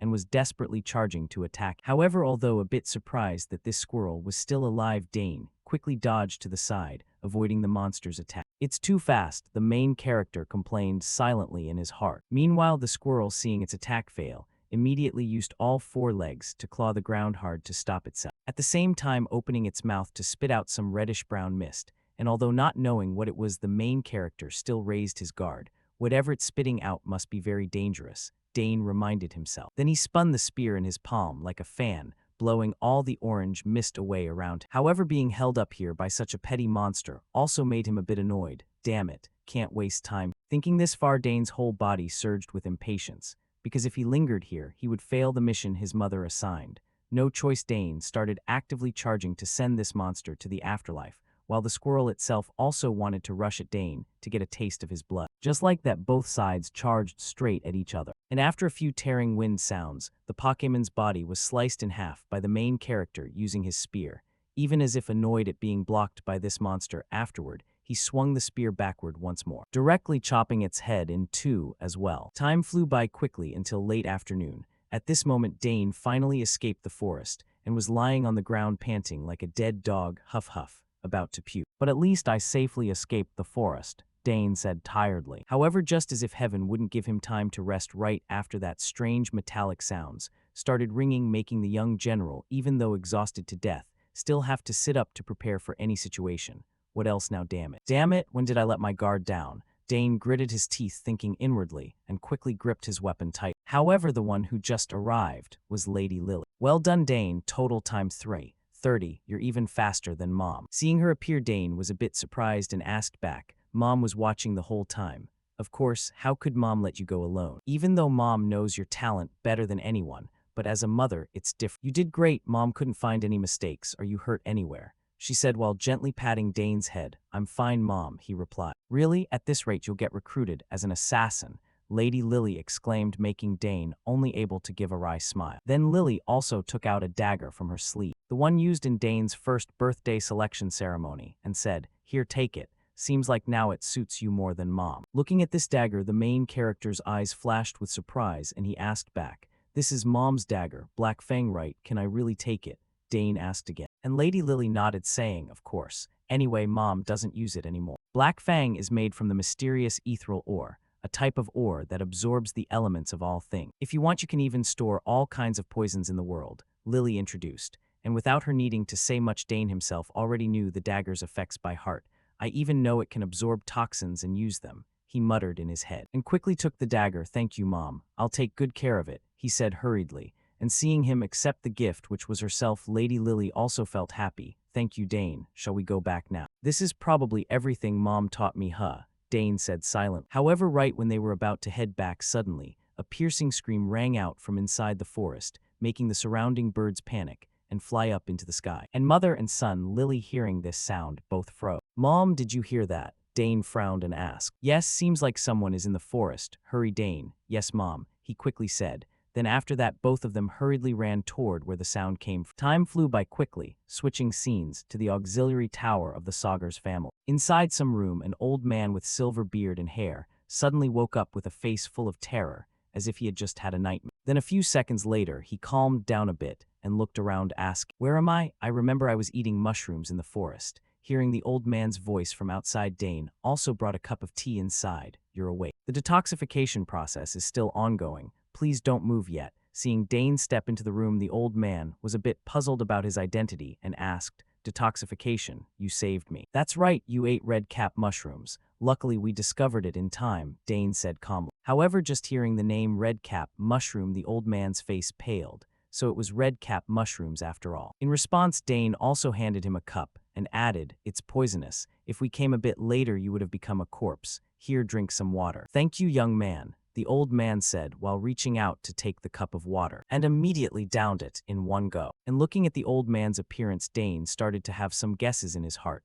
The belt has the emblem of the Nixian magic tower. He's not an ordinary person. If not for Black Fang, I wouldn't have been able to save this old man either. Back to the old man after drinking the water, he also turned to ask, "Thank you, so where am I?" "You're in the auxiliary tower of the Sagers family," Dane shrugged and said. And because the Sagers family is very famous, the old man also guessed where he was, but precisely because he guessed he felt a headache. So not only did I get lost in the south, but I also ate poisonous mushrooms and ended up here of all places. Unaware of the old man's thoughts, seeing his complexion improve a bit, Dane also said, "Please rest. I already told father. He'll come see you soon." "Huh, your father, so you are?" the old man asked again, and Dane nodded, admitting, "That's right. I'm the youngest son of Count Sagers, Dane Sager." Hearing this, the old man also recalled something and stroked his beard, saying, "Haha, so that's it, you're Arabella's younger brother, the genius all the magic towers are keeping an eye on. But how did you discover me?" he asked curiously. On the other side, Dane had no issue hiding this. "Actually, I was training with Mom in the forest." "What, in that crazy forest?" the old man shouted in shock before recalling his own painful memories in that forest. "Even in level 8 mage like me got lost. The mana flow reversed during spell chanting, and my whole body collapsed." Thinking this far, the old man's expression showed disbelief. "Really? That whole forest carries ancient energy and has traps everywhere." "That's right, that forest is our family's property. It's an extremely dangerous place for outsiders. And besides the energy flow, there is different from modern mage energy. Mages better not come here. You also fell into critical condition from eating poisonous mushrooms too," Dane explained calmly, helping the old man understand everything. "So that's how it is. Turns out I almost died there," the old man exclaimed, before realizing a very serious issue.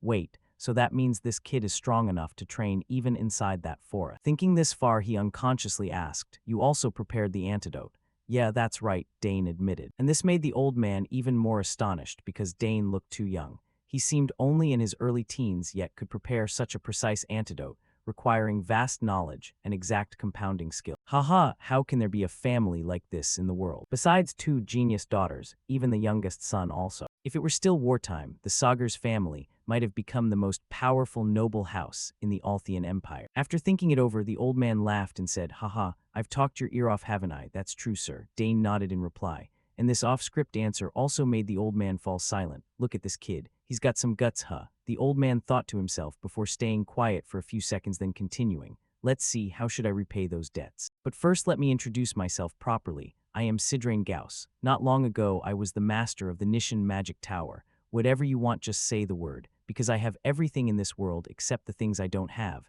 Sidrain said arrogantly. He's probably talking about subspace. A lot of mages can live without a house by storing everything in subspace. Dane thought silently and spoke up to confirm. "Ah, is that really the case, sir?" Dane said calmly, and his nonchalant demeanor once again made old man Sidrain freeze up. "Huh, what is this? I said I'm the master of a magic tower." Normal people hearing that would be surprised or show some respect, but this kid is still calm as ever. Thinking this far, as if afraid Dane didn't understand the value of what he just said, the old man waved his arms around to explain. "You'll never get an opportunity like this again in your life. No need to be humble. Whatever you want, just tell me." Hearing this, Dane started frowning slightly, as if thinking about the reward. And this expression made the old man smile triumphantly. However, Dane's next words completely shut him down. "I'll take some time to think about what I want and tell you later." Hearing this answer, even someone who's lived long enough to be knocking on death's door couldn't hold back his anger. "Huh, not interested at all, huh? What kind of kid is this?" After finishing up here, Dane also quickly excused himself. "Well then, please rest well, sir," Dane said while swiftly leaving the room, leaving behind old man Sidrain still dazed and not understanding what just happened. "Haha, he's the first person to treat me like that." The old man laughed foolishly before making an important decision for himself. "I was planning to stay 1 or 2 days then leave, but forget it. I need to stay longer to investigate this interesting kid more thoroughly." Time flew by quickly, switching scenes to the training ground. At this moment, after finishing practice, and while resting, Dane also told Herman beside him about the story of picking up Sidrain in the forest. And upon learning the old man's identity, Herman couldn't hold back his astonishment. "The master of a magic tower, sir. He must be extremely outstanding in the field of magic," he exclaimed. "Definitely, from what I heard, he's a level 8 mage." Dane nodded and said, "Level 8. So higher than young lady Arabella then?" Herman asked again. "Yeah, that's right, if that's true," Dane replied. And hearing this, Herman's voice gradually became excited. Young master, that means a very powerful person is in your debt. The magic towers function like independent territories on this continent, they're like nations. He exclaimed while Dane himself also found his own luck hard to believe. Who would have thought he'd turn out to be such a big shot? Back to Herman after congratulating his young master, the guy started wondering. But I wonder what the master of a magic tower was wandering around in the forest for. Up ahead, Dane continued practicing sword while speaking his thoughts.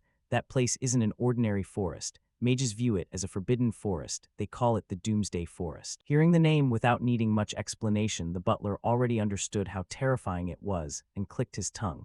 If it's the Doomsday Forest, even mages face challenges there. But he still survived, luckily thanks to you, young master. Not answering the question, the main character looked at the sword in his hand for a moment, then turned and said, Herman, give me a new sword. All the ones I'm using are too short and light. Hearing Dane complain, Herman, startled, turned back to observe the swords on the rack, then said, So that's it, all those swords are damaged ones from the war that the Count brought back. No wonder. I'll go prepare a long sword, so tomorrow you can practice with. Seeing he wouldn't get a new sword right away, Dane had to accept. Thanks, bro, then I'll finish today's practice with this sword. Saying that, he suddenly remembered the gift Count Bout gave him many years ago.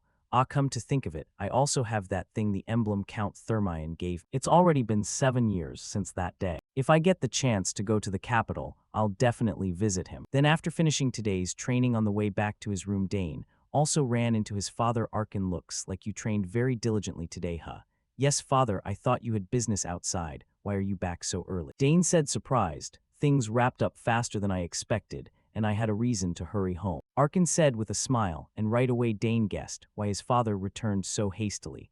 Is it because of the master of the magic tower, sir? Dane asked with a smile, and the uncle also admitted and exclaimed, That's right, who knows, maybe he can help Arabella, perhaps he'll be a good mentor. Back to Dane. Hearing his father say this, he started associating some unpleasant images, like, I thought Dad thinks the magic tower master can help Sister Arabella, but I'm not sure if he can handle her personality, seeing how decisively she punched that senior. Dane worried silently in his heart, unaware of this count. Arkin also patted his son's shoulder and praised, Anyway, you've saved another life again, you're amazing, Dane. I just did what I had to do, sir. The boy said modestly, Not everyone can do something like that. What you did is truly wonderful. Arkin reminded then, while father and son walked together. Dane also remembered something and turned to ask, This time my two sisters couldn't come again, huh, father? Hearing the question, Count Arkin said regretfully, About that, wanting to see your daughter's faces is so hard, huh? Arabella just finished her extended semester and is choosing a magic tower to join, and I heard Claire received an invitation to attend a date as a professor's assistant from her professor. Seeing both older sisters having their own achievements, Dane was happy for them. Both of them are really impressive. Dane nodded and said, My sisters are truly impressive, but I'm also looking forward to you. I wonder how the world will treat a multi-talented child like. The uncle said curiously, I don't know either. Dane shrugged, replying, making the uncle burst into laughter. Just thinking about how you surprised Bout already makes me laugh, Arkin said cheerfully. Back to Dane. Hearing Arkin mention Bout, Dane also felt some anticipation in his heart. Duke Bout Thermion. I want to cross swords with him again someday. Anyway, I wonder how Layla is doing. The last letter I got from her was a year ago. Well, I'll know when I get to the capital. Time flew by quickly. A few days later, at this moment, old man Sidrain was also yelling loudly, What, I still haven't fully recovered. I'm about to go crazy staying in this room too long. Seeing the old man complaining so much, a doctor-like person also got tired and had to accept. Then please don't go too far, sir. And for now you're not allowed to use magic. What, not allowed? Sidrain shouted. Because for a mage like him, not being able to use magic is like a fish without water on the other side. The doctor, fearing the old man didn't understand the seriousness, had to remind again, Yes, your mana flow hasn't purified yet, and we still haven't neutralized all the poison in your body, so you'll have to wait a bit longer. Hearing this, although he really wanted to use magic, the old man wasn't stubborn, so had to accept. Guess it has to be that way. It's been a while since I couldn't use magic. Consider it a change of pace. But staying here longer, I can't take it anymore. Let's go outside. As he spoke, the old man excitedly stood up, wanting to explore around like a child, making the doctor, beside him, only able to sigh at this behavior. Sir, you don't even know the way around. Ignoring this, the old man slammed the door shut, making the doctor suddenly feel a bit worried in his heart. If Sir causes any trouble, I think I'll be the one getting punished, he said to himself. Switching scenes to some corner of the territory, several maid girls also gathered, gossiping. Only two sides to Mage's genius on the left and Madman on the right. Listen, he's already gone up and down every floor of the house dozens of times, and now he's staring at flowers in the back garden for hours. But he's supposed to be the strongest among mages, right? If so, what does it matter? He's definitely crazy then. Young Lady Arabella needs to live a normal life, but various gossiping sounds started ringing out, and just as they said, for some reason old man Sidrain was sitting admiring the meticulously cared for rose flowers in front of him. I'm really curious who created this garden.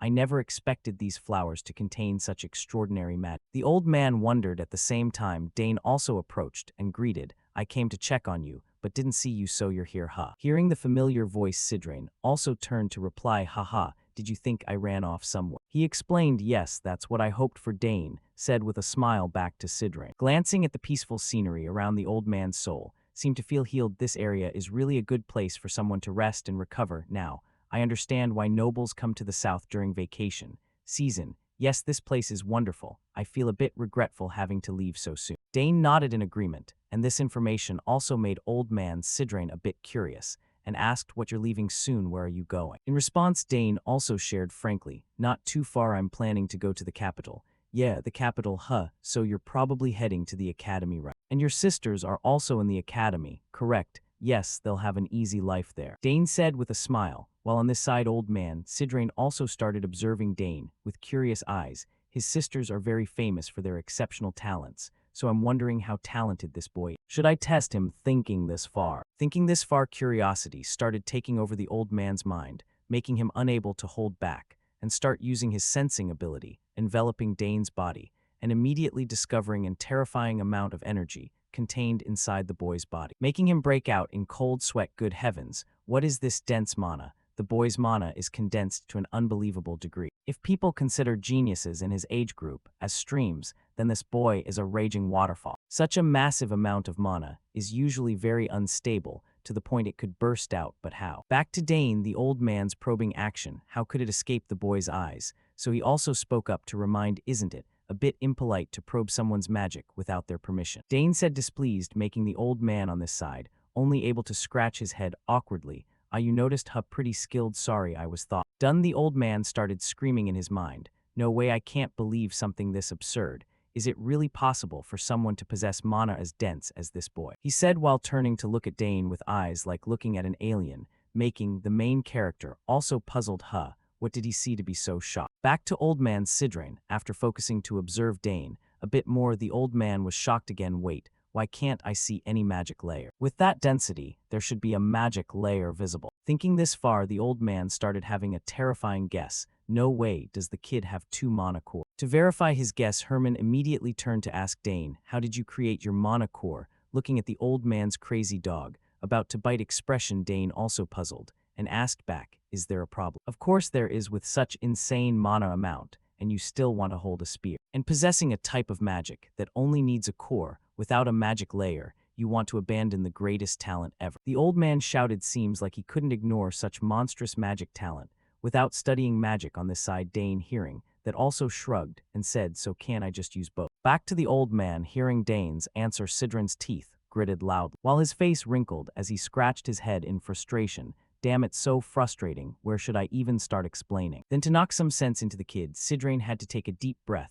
and slowly explain, do you know why the lifespan of a magic swordsman is so short? They are strong because they possess both mana core and magic layer at the same time. However, they interfere with each other, and when they clash, problems arise. Nature's law is like that. Mana compressed in the core is transmitted to the magic layer, so the magic layer can't withstand the collision and explodes. The old man said with a voice full of seriousness, making Dane, although not experienced yet, also start sweating him. I've researched quite a lot myself, but this is really impossible. How? The boy asked himself. Back to Sidrain at this moment. The old man was so angry, he didn't even want to look at Dane's face anymore. Such wasted talent, truly wasted. On this side, as if not seeing Herman's irritated attitude, Herman also asked, can't use magic without a magic layer? The old man pondered a bit, then said, it's not impossible, but without the refinement of a magic layer, how can you use spells that require pure magic? Besides, it's not like no one has thought like you before. However, most people I know ended up failing. Hearing there's still a chance, Dane immediately patted his chest and said, then let me try. I've never tried it before, but it seems feasible. What is this crazy kid saying? Herman gritted his teeth, thinking at Dane's word. If I rearrange the magic, Dane muttered while waving his hand in the air, and with each movement, he left behind a blue energy trail containing countless strange ancient runes. Then he clenched his fist tightly, and right away, suddenly a fierce flame burst into the air. And in some miraculous way, it seemed not to affect the main character seeing the fire appear. The main character's face unconsciously showed a light smile. Oh, it worked. But it's only a basic level 1 spell. On the other side, Sidrin's eyes were almost popping out at the unbelievable scene before him. How is this possible? This child has no magic layer at all. How can he use magic? Thinking this far, the old man couldn't hold back and shouted in disbelief, "Unbelievable. You should only be able to use magic through refining a magic layer, yet you still." The more he spoke, the more confused Sidrin became. Back to Dane at this moment. The boy also waved his hand, creating some kind of barrier. At the same time speaking his guess, "My sister, Arabella, said my affinity with magic is very high. Perhaps that's the reason." Hearing this, Sidrain still felt incredulous in his heart. Ha, even so. This is what common people say when describing unimitatable talents, the so-called innate talent. Sidrain said silently in his heart. For the first time he felt what it's like as an ordinary person looking at true geniuses, unaware of the old man's thoughts. Even Dane himself was a bit surprised when I tried just once, and it succeeded. It really works, so I can use magic without a magic layer. Now I understand. The young general nodded and said, meanwhile Sidrain's face on the other side was so dazed he could barely stand. Innate mana affinity, and mana purer and denser than anyone in the world. Does such a person really exist? Thinking this far, in old man Sidrain's heart an extreme urge started rising. Do you want to become my disciple? He proposed. However, it seemed Dane still wasn't very interested in using magic. However, the old man still refused to give up and kept nagging in his ear. Let's talk for a bit. It's such a shame to waste such unbelievable talent. Do you know how to use level 2 magic? I don't know the code, so I can't, Dane said awkwardly. And this answer also made the old man laugh like he'd won the lottery. Oh ho, wonderful. If you become my disciple, I'll use level 8 magic right away. Before the old man could finish his sentence, Dane already refused him with a straight face. No thank you, I'm not interested. Seeing himself the dignified master of a magic tower, and a level 8 mage being rejected repeatedly by this little kid, the former tower master Sidrain's anger had reached its absolute limit, as his eyes turned completely white, and he gritted his teeth like a rabid dog that needed a rabies shot. Luckily, before he could lunge forward and give Dane a piece, the cheerful voice of Count Arkin rang out, "Haha, I didn't expect you'd get so close with my son like this, Dad." Dane greeted when he saw his father approaching. "So son, what were you two discussing?" Arkin asked. And at this point, Dane also said irritably, "Ah yeah, he kept insisting I become his disciple, but I already refused a disciple, huh?" Arkin said while glancing at Sidrain with a meaningful look, making the old man a bit embarrassed, and turned to persuade Arkin. Since he couldn't convince Dane, "Ah well, Count Arkin, your son possesses the talent of a great mage, haha. Is that so?" The uncle laughed calmly because his son's talent is 10 times greater than this old man. Back to Sidrain, as if afraid Arkin still didn't believe, he also patted Dane's shoulder heavily and affirmed, "Perhaps he's even greater than you imagine. The kid can even use chain spells without any magic layer at all." Hearing this, Arkin's face changed slightly, then turned to ask his son to confirm. "No magic layer, is that true, Dane?" "Ah yes, father," the naive young man replied. "I'm quite sure you don't have any basic magic knowledge at all," Arkin said with a smile, so the kid's talent becomes even more impressive. Sidrain replied, and with this praise from him, Arkin also gave him the label of someone with a good eye for people. Indeed, the former master of a magic tower. You immediately saw my son's talent. It's not just simple talent. My son is a genius. The kid could even become a rare magic swordsman. The old tower master suggested cheerfully, and immediately, in Count Arkin's mind, appeared an image of Dane in knight attire raising a sword high, and saying, "Sword is better than spear." Thinking of this image, the uncle's face darkened completely. "Magic swordsman, huh?" Arkin's voice carried heavy weight. And Dane, seeing this, the alarm bells in his head rang. Oh crap, he shouldn't have said that in front of Dad. Dane shouted inwardly. However, old man Sidrain seemed not to notice Arkin's grim expression, so he still smiled and said, "That's right, a magic swordsman, finally interested, huh? If you become my disciple, I guarantee I'll take full responsibility. I'll turn the kid into the Empire's strongest magic swordsman." Saying this far, Sidrain's voice suddenly cut off when he sensed a cold gaze looking toward him. What is this? Why do I feel chills down my spine? Sidrain wondered, and very quickly he got the answer when Arkin's eyes turned white like a beast, and he roared, "It will not become a magic swordsman." Looking at this demeanor, the old man's whole body shrank back, and he weakly asked, "But why not? Magic swordsman has magic. Don't you see the kid is especially suited?" "My son Dane will not become a magic swordsman, but will become a magic spearman," the uncle shouted, making Sidrain jump back a few steps in fright. what that's the issue. Saying that he turned to look at Dane beside him with a resigned face, and could only laugh inwardly, haha, why is everyone in this house like this? Time flew by quickly at this moment. Dane was reading in his private room, and the matter of becoming Sidran's disciple still hadn't been decided. At this time, the main character was also researching a bit about magic knowledge. For a mage, becoming a disciple carries great significance. Mages usually nurture their successor through an action called inheritance. This tradition has existed since ancient times, and even now in modern times, when general magic education has been established. That's right, the master of a magic tower is looking not just for an ordinary disciple, but also for a successor. Considering that a great level 8 mage is hovering around him, it means his talent is something extremely astonishing. After hearing so much praise, he also felt something stirring inside his body. Saying this far, Dane's eyes suddenly widened as he recalled a memory from when he was young. Ah, I know. At this moment in Dane's mind appeared the image when Sister Arabella brought a crystal ball in front of him and requested, when you want to meet Sister, pour magic into this crystal ball. Thinking this far, the young general immediately opened his wardrobe, took out the magic crystal ball, and said happily, all right, just ask Sister Arabella, and it's settled. In another development at some area that looked like a library, suddenly Sister Arabella heard her little brother's voice. Brother, hey Sister Arabella, it's me, Dane. Hearing the familiar voice, the pen in her hand suddenly stopped, and she said happily, Dane, my little brother. Then very quickly Dane began recounting everything to his sister to ask for her opinion, and of course Arabella, after hearing, was also full of astonishment for her little brother. What, Dane, you can use level 1 magic, but you don't even have a magic circle. Yet, yeah, I don't have one, but I can still use it anyway. The boy shrugged, making her only able to laugh awkwardly. Sister knows you're a genius, but I didn't expect you to be this good. Back to Dane earlier, he also continued. The magic circle only functions to purify and circulate mana, perhaps, because my mana is already too pure on this side. Hearing Dane's judgment, Arabella also nodded in agreement. Sounds reasonable. Ah, Sister has a way to check. Dane, Sister will send you a magic stone through the transmitter in your room. Just pour a little mana into it. Okay, got it, Dane replied happily. Time also made him admire his own luck. Having such a sister, big sister, is really good to me. Mana has always made me very curious. Advice from a level 6 mage is extremely useful on the other end, as if thinking of something. Arabella also reminded, oh right, if you can already use magic, you'll get a lot of attention at the academy.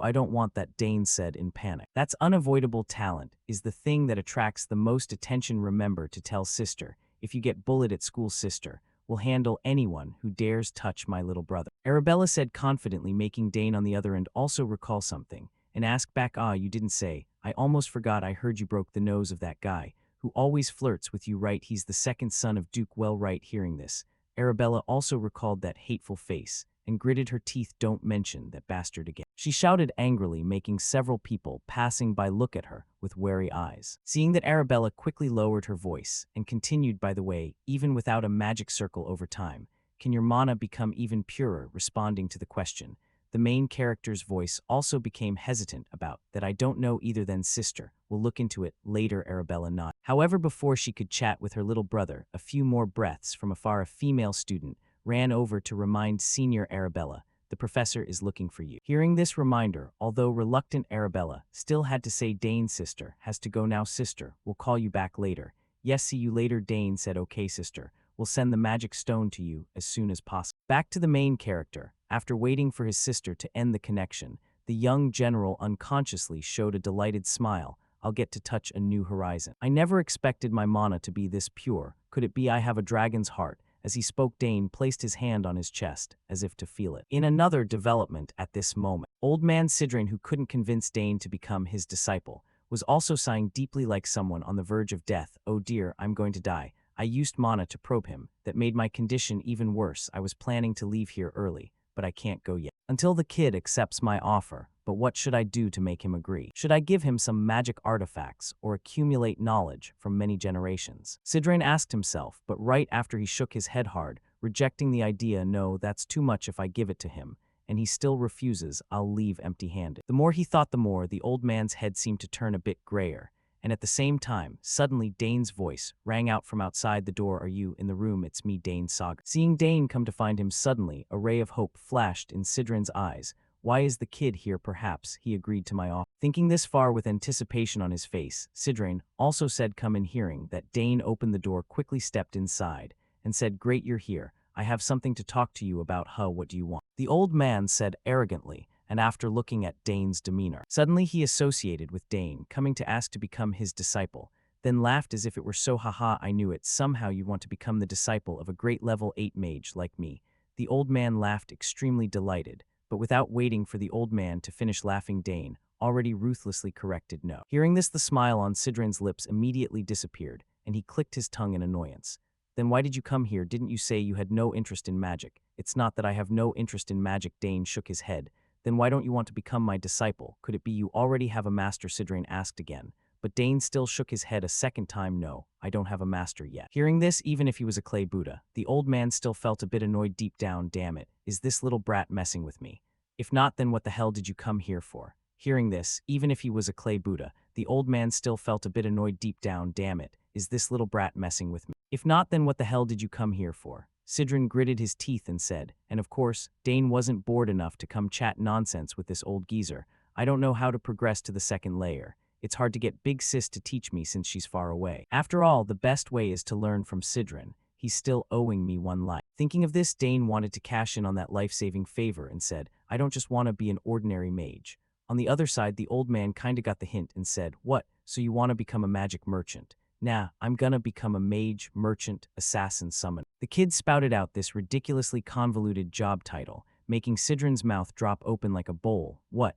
That job really exists. He scratched his head and said, but that's not even all of it. Oh, and swordsman too. Dane added, and for this job of his, Sidran could only shake his head. What an idiot. It's tough, too damn tough to say. You're still gonna refuse me even if you don't know this is your one and only shot. Yeah, Dane calmly replied, and with that firm tone, Sidran started to fall into a bit of thought. Damn it, the kid's too determined. The old man sighed inwardly, but in tough times, his brain seemed to kick into gear, coming up with some idea. Maybe that approach will work. Thinking this, Sidran slammed the table and yelled, you want a letter of recommendation? I heard you want to get into that academy, right? If I write you one, you'll get straight in. Sidran said excitedly, and faced with such tasty bait, Dane found it smelled damn good. This offer was super tempting. Fine, he sighed and said, great. So let's talk details now. Sidran shouted, can I make a condition? Dane asked, and at the kid's words, the old man grinned inwardly like he'd hit the jackpot. Heh, he's hooked. I'm gonna seize this chance and make sure he can't slip away. Thinking that, he cheerfully said, of course, go ahead. So can you teach me how level 2 magic works? Sure thing, I know every type of magic in this world inside out. Sidran thumped his chest confidently. Oh really? Then I'm counting on you. The protagonist said with a voice full of anticipation. Haha, no biggie, the old man waved it off, while thinking to himself, the kid's still young. A letter of rec or level 2 magic mechanics ain't shit to me. Thinking this, the old man wanted to show off his vast knowledge to Dane right away. So shall we start? My body's not in great shape, but whatever, no problem. Alright, let's begin, Dane nodded. Hess, he's totally fallen into my trap. Sidran chuckled inwardly, but unlike the old man's delusions, Dane wasn't that dumb. Oh yeah, I'll take this as payback for saving your ass in the forest. Hearing this, Sidran's face went blank as he asked, what? You said it yourself, you owe me your life, so I can ask for whatever I want, Dane said with a super sly grin, making the old man's eyes in front of him bulge. Hold up, what about becoming my disciple? No way in hell, Dane shook his head, hearing this. No matter how dense he was, Sidran realized he'd been totally played by Dane. Did I just get conned? Conned by a 14-year-old kid. Thinking this, the old man's brain started spinning again, making him spot something special in Dane's request. And he yelled, wait a sec, you asked for 2 things, but I only owe you 1 favor. In response to the accusation, Dane coolly said, I don't see it that way. First, I saved you from the forest. Second, I removed the poison from your body. Plus, I carried your ass all the way back here, but I'm not even counting that. The protagonist confidently listed his merits, leaving the old man across from him looking like he'd lost his rice ledger. How can this kid be so damn shrewd? Man, my back's starting to ache a bit. In the end, the wisdom of age couldn't beat the fire of youth. Time flew by, cut to the training grounds. Since he'd already been roped in by Dane, they were here now practicing magic. But of course, Sidran wasn't planning to give up that easily. Let's see, no big deal. If I keep persuading him, maybe he'll change his mind later. It'd be such a waste to let a natural talent like this slip away. Thinking this, the old man started the lesson. You forming a mana core before the magic circle is no biggie. The key is using magic without a circle. The level 2 magic mechanics I'm about to explain are super complex. Countless people have given up at this step. So listen up real close next. As he spoke, Sidran smugly glanced back at Dane. Got it, Dane calmly agreed. Haha, look at those sparkling eyes. But I ain't gonna let you get what you want easy. I'll teach you some manners, the tower master yelled inwardly. Finally, the lesson officially began. Level 2 magic is a whole different beast from level 1. You gotta calculate your own mana amount, the mana density in the air, even your body's condition at the time. That's why most people quit learning it. It's that damn complicated, the old man explained. Meanwhile, Dane diligently pulled out his little notebook to jot down the key stuff. And seeing the kid so focused, Sidron felt a twinge of doubt. So, you getting what I'm saying? Bet the brat'll have to beg me to explain it simply. Imagining Dane begging, the old man smirked and said, "That's the basics, you get it." In response, Dane nodded confidently. "Yeah, I got it. I've got a ton to learn, not just magic mechanics, but a bunch of stuff I don't know yet." Across from him, Dane's words totally caught Sidron off guard, leaving the old man super confused. "What? You really get it all? Then tell me about the laws of magic operation." Back to Dane, after hearing the question, he jotted notes while casually answering. First law is coexistence. Magic can coexist with the physical world and other mana sources. Through coexistence, mages use their own magic power and surrounding magic to cast spells. Second law is conservation. If the gathered magic has enough material elements, through conservation, it can use magic via all sorts of elemental attributes, blah blah over here. Hearing Dane up to this point, Sidron froze up like a log. Unbelievable. He totally gets the essence of magic, and he's even adding his own explanation. Most people find this boring, but he doesn't seem to. How can someone like this even exist? The old man lamented inwardly. Then, since Dane nailed the question perfectly, he dove deeper into the lecture. Each level up, magic gets exponentially more complex. Instead of explaining, "I'll demo it for you." Saying this, the old man paused a beat and waved his hand to the side, covering his arm in streaks of blue energy that quickly wove together into a grid symbol. Looking at it, Sidron turned to Dane and said, "For example, this is level 1 magic cast with simple law. But from level 2 on, it's different, can't even compare to level 1. Finishing, he kept demoing, creating bigger energy streams with tons of weird floating symbols around. This is how level 2 magic works. The old man said calmly, over here, watching Sidron's example magic. Dane felt the complexity was indeed on another level. They're twisting together in such a complicated way. Feels even harder than the theory. Dane frowned thought. Back to Sidron, seeing the change on Dane's face, he grinned. So, this is the magic for level 2 fire arrow. Plus, for more, you gotta cast the same spell multiple times. Bet you're shocked, huh? You've never seen level 2 mechanics before. Sidron thought smugly and continued. Looks complicated, right? Most people take at least a year after freely using level 1 before starting level 2. No matter how smart, you can only grasp a bit of the magic. The key here's the laws. If you don't get that, nothing else matters. We'll watch you for a week, then slowly teach you the technique, Sidron planned inwardly. But he was still underestimating a genius like Dane. Should I give it a try? The kid asked, snapping the old man from his thoughts. You? Well, it'll be tough, but go ahead. Sidron said casually, figuring Dane couldn't pull it off. All right then, Dane calmly replied that. He mimicked what he'd observed from Sidron, covering his body in countless gentle energy streams, and super quick. He pulled off the grid magic. This is level 1 magic, right? Dane asked. Yeah, Sidron nodded, while feeling a bit more surprised inwardly. Whoa, he can make lines with specific length and width. Impressive. So level 1's a breeze now. Seeing the old man confirm, he went ahead with level 2 magic too, and this is what you just showed me. With that, the energy around Dane suddenly shifted to match Sidron's level 2 magic exactly, and at this point, Sidron was speechless at the sight. For real, he perfectly copied level 2 mechanics. He got it just from watching me do it once. Thinking this, curiosity welled up in the old man as he asked, "How'd you do that?" When I watched, I memorized the laws and patterns. Shaping the magic in my head wasn't that hard. Dane explained lightly, and though it sounded simple, Sidron knew damn well how insane that was, beyond imagination. Even a magic genius like me took time to use level 2, and this kid pulls it off without a magic layer. He thought in shock, but the shock wasn't over, cause right after, the protagonist decided to show off more by suggesting, "Then I'll try fire arrow too." Hold up, what? Sidron blurted, but Dane didn't have time to repeat, instead spreading his hands to the sides and focusing, controlling his mana streams, turning them into light beams shooting around him while. Then from those beams, 4 missiles suddenly appeared in midair, and seeing his magic succeed, Dane felt a bit pleased. Oh, looks like it worked. Back to Sidron, watching the young teen happily celebrate his successful magic. He just found it utterly unbelievable, totally illogical. If I did talent like that, I could have achieved my level 9 dream by now. Not knowing what the old man was thinking, after guiding the arrows closer to himself, Dane turned and asked, "Am I doing this right? Ah yeah, very impressive. You pick up everything I teach super fast. The old man said while coughing a few times. Meanwhile, Dane himself felt amazed. Yeah, I'm surprised I could pull it off on the first try too. Back to Sidran. At this point, he was genuinely a bit scared of Dane's terrifying talent. If the world found out about a mage without a magic layer like him, it'd cause chaos. I gotta hide this talent. All sorts of people will try to approach and bother the kid, especially until he becomes my disciple. I should figure out how to write that recommendation letter to the academy. Sidran reminded himself and continued speaking. All right, let's move on to another type of magic then. Yes, sir, Dane replied. Just like that, time flew by until evening. Now lying in bed, Dane started recalling the morning moments. The magic lesson was more fun than I thought.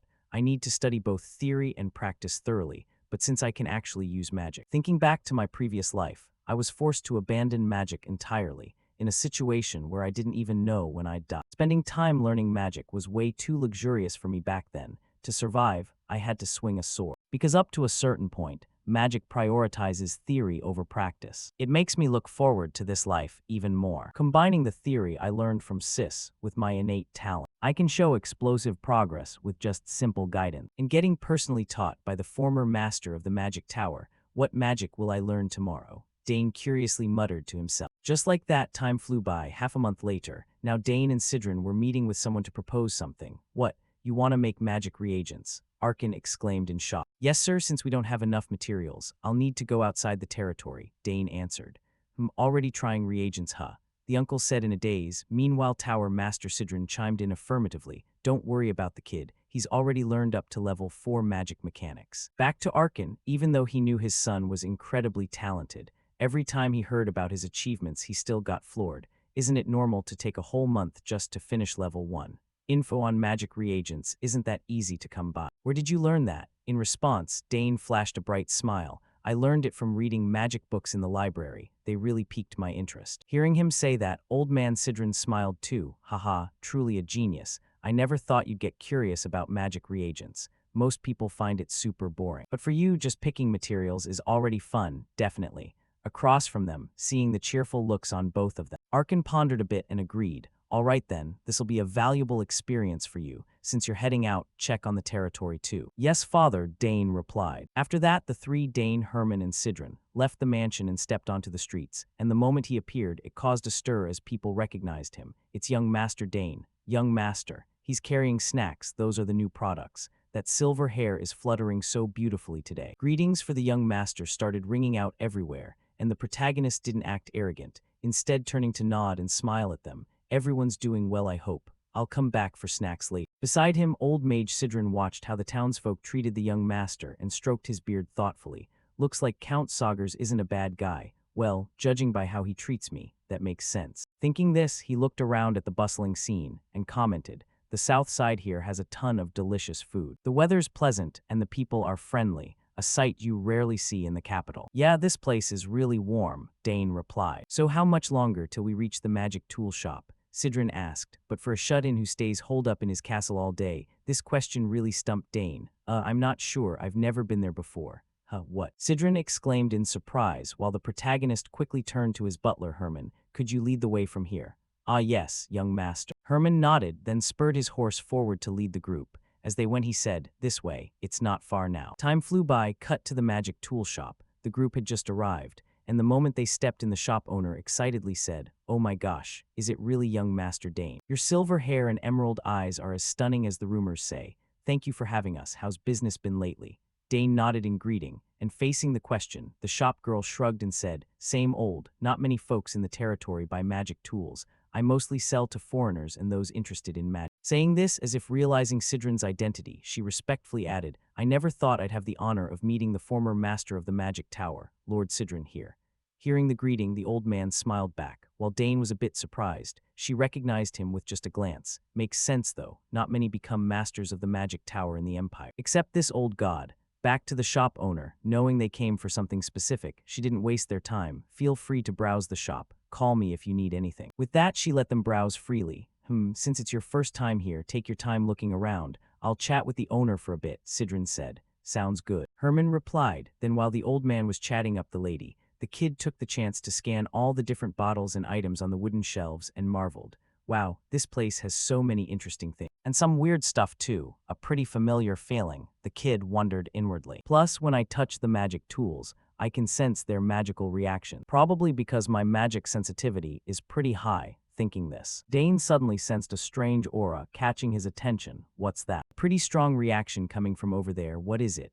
As he spoke, he looked toward where he felt the aura, and seeing Dane's posture, the shop owner called out, "Young master, those are just decorations. Oh, is that so?" Dane muttered. Meanwhile, the old mage turned and said, "Why don't you come check out some reagent ingredients over here? Moonroot's pretty good too." Responding, the shop owner jumped in to promote her stuff. "That's a perfect choice. At least 50 types of potions use moonroot, hand-grown by me, top quality." Back to Dane, he was still bothered by that strange feeling he sensed. Really weird. He muttered before pinpointing the aura's location more clearly and immediately turning to look behind him. Turns out the whole sensation was coming from some stone. Yeah, it's that stone ringing out. The old god thought and hurriedly rushed toward the stone, making butler Herman behind him a bit puzzled. "Young master, what's up?" "Herman, I sense something from this stone." Dane explained. Seeing that, Herman looked at the stone and shook his head. "Huh. It's just a normal decoration." "I'm not sure either, but this stone's really strange." As he spoke, he reached out and firmly grasped the stone to examine it,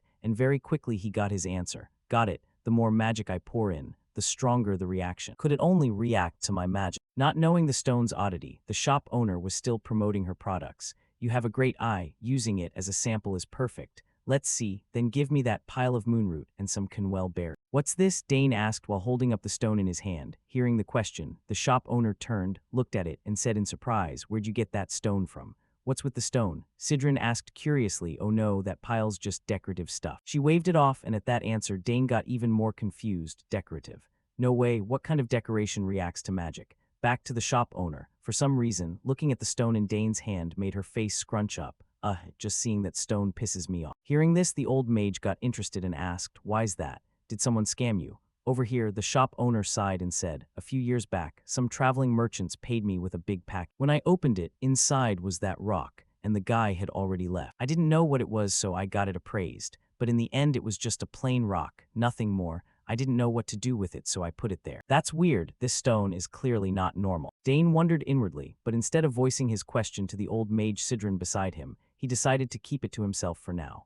Back to the shop owner. Seeing Dane not picking anything, she suggested, "Young master, if you want something better, check over here. I have some really special magic artifacts." "I'll show you." With that, she quickly pulled out some scroll and introduced, "This is a business card scroll." Blah blah. Ignoring the sales pitch, Dane stayed focused on the stone in his hand. "Even though there are tons of cool things here, I only want this one," not knowing Dane's thoughts. The lady kept enthusiastically promoting, "If you put it in, it'll automatically store the info you want, and you just call out the person's name. Their card appears." Plus, before she finished, Dane interrupted, "I'll take the business card scroll and this stone." Dane taking the worthless stone too shocked the shop owner. Why would you want that useless rock?" On the other side, the tower master curiously asked, "What are you planning to do with it?" In response to both of them, Dane just smiled brightly without explaining much. Just like that, after getting what he needed, they quickly left the shop, and on the way, old man Sidrin turned and said, "Didn't expect you'd be into decorations or art, or is that stone special somehow?" Seeing the old man catch on, Dane just chuckled a bit. "Haha, you noticed, huh? Of course, why else would you buy a useless rock like?" Only then did Dane leak a little info. "Exactly, this stone is definitely not just a normal decoration, it reacts to my magic." Hearing the kid say that, Sidrin's face gradually showed interest. "Is that so?" "I'm not sure what it is, but hearing that makes me curious too. Too many people around here. Let's head back to the mansion to examine it properly." "Sounds good," Dane nodded, and the group spurred their horses to hurry back to the mansion. Time flew by till afternoon. Now the two of them were about to start examining the stone. "Do you know what it is?" Dane asked. "You're underestimating my priceless experimental tools, huh? With these, I'll figure out what it is." Even though a mage already appraised it and said it's nothing special, Dane asked back. Hearing that, the old man's eyes showed a bit of disdain. "HMPH, no matter what he said, how could it compare to my stuff? I poured all my money into these cutting-edge tools. They can analyze anything you put on them." Sidrin said while turning to look at the magic tool he'd just pulled from his subspace, and seeing him so confident, Dane's eyes lit up with anticipation. "Awesome. Let's do it right away." "All right, I'm pretty excited too. Just place the stone on here. Then channel your magic into it." As he spoke, the old tower master placed the stone fragment on the star symbol, and right after he poured magic power in, the hidden magic arrays inside the device activated, and began analyzing the item. Something really special. Finally, I can puff my chest proudly. The old man chuckled inwardly and very quickly. From inside the star symbol, countless energy streams shot out. Looking at the ancient runes in the energy flow, Dane exclaimed in shock, "It's magic code." Over here, with his knowledge, Sidron also spotted the anomaly and pointed out, "Yes, but it's not ordinary magic." Looking at the incredibly complex flows of magic swirling in midair, Dane just stood there wide-eyed in shock. This is seriously mind-blowing. This is a spell packed with laws, structures, and casting methods I've never seen before. It might even be as complex as level 6 or level 7 magic. Thinking this, things started to become a bit clearer. So the magic hidden inside the stone is what's manifesting that spell, huh? Dane muttered to himself, and the old man beside him chuckled and said, "Yeah, just like you said, your magic is the key that unlocks it. I'm saying that because it only reacts to your magic." Back to Dane, hearing the Tower Master's words, curiosity welled up inside him again. So what the heck is it exactly? What kind of magic is hidden in this stone? And why does it only respond to my magic? The more he thought, the more his brain hurt. Meanwhile, the Tower Master over here wanted to try analyzing the magic himself. Let's see, the sealed magic inside feels a bit unfamiliar to me, but since I'm the former Tower Master of the Magic Tower, I'll give it a shot. Back to Dane, seeing the old man personally step up to handle it, he turned and asked, "If this works, maybe I'll finally know why my magic is different from everyone else's." Probably something like that. Fingers crossed it succeeds. Sidron nodded and said. In a different scene, inside Arabella's personal lab. Right now she was reviewing a bunch of analysis reports she'd carefully pasted on the wall and muttering, "Sure enough, it's different. It's clearly not like ordinary magic. Special trait, there's this one special characteristic in Dane's magic that even I don't have. However, which field of magic does this fit into? The results don't say. Magic reagents, magic portals, magic techniques. If it's not one of those fields, then what the hell is it? It has to fit something for sure." The big sis pondered deeply until a sudden flash of insight hit her mind. That's right, there's a lost field of magic. Dane's magic might fit right into it. Thinking this, she hurriedly checked her pile of magic books again. Where did I put it? Here it is: alchemy, spiritual divination, necromancy, and even some primitive magic code. As she spoke, Arabella kept searching until her hand accidentally knocked a book off the shelf, and it fell to the floor. Huh, is this an ancient magic book? At the same time, she brushed off the thick layer of dust on top. It looked like no one had touched it in ages. Now that she thought about it, there was once a magic kingdom that existed a very long time ago, plus magic inherited from Asen. Since it's ancient magic from 2,000 years ago, nobody knows how to use it anymore. Thinking this, Arabella let out a self-mocking chuckle. Haha, what am I even saying? Ancient magic vanished 2,000 years ago. There's no way Dane's magic fits that. After laughing, her face turned thoughtful again. But whatever, I've got nothing to lose. Might as well give it a try. No sooner thought than done. She started channeling her magic into the typewriter-like device in front of her, and very quick, the device began spitting out a sheet of paper with the results for her. Something starting to show up. There, once the machine finished printing, Arabella quickly grabbed it to check.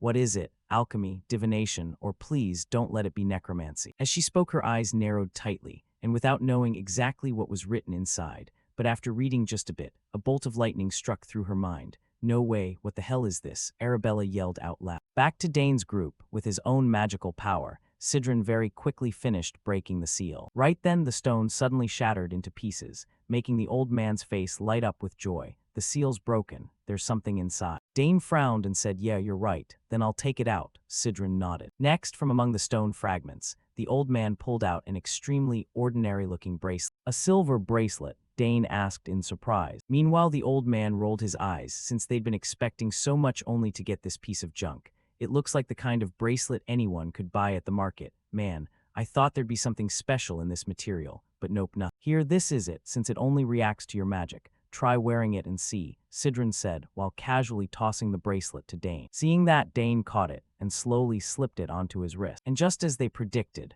right after Dane put it on, the bracelet suddenly emitted a gentle blue light, making the old man's expression shift. Oh, sure enough, it's reacting now. Back to Dane. At this point, he noticed the change in the bracelet too and said, "Huh, I see some weird symbols here." Sidron said while widening his eyes to stare. "These tiny ant-sized symbols. Do you know what they are?" Dane asked curiously and very quickly. "That's right, these symbols are ancient script that nobody in this world can read." "The ancient script you're talking about?" Dane asked confused. "They're the characters used by the ancient magic kingdom Archana." The old man said calmly, and about this ancient kingdom, the protagonist had heard of it before too, Archana.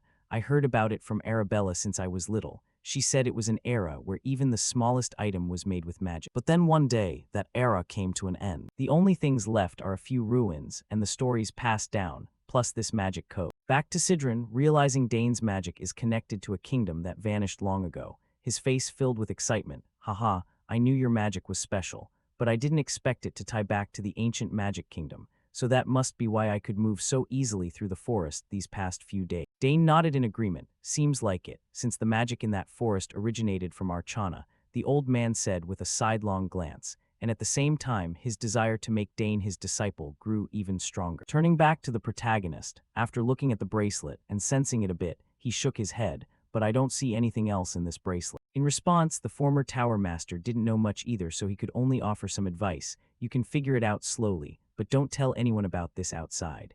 Yes, I'll follow your advice. Dane nodded, and right after that, suddenly both of them heard a strange noise like something just cracked. What the hell is that noise? They said in unison. Don't tell me this warning sound means some monsters attacking, Sidran said worriedly, which was understandable since right now he was basically defenseless. However, at that very moment, after checking and sensing again, Sidran realized he could use his mana normally without harming his body anymore.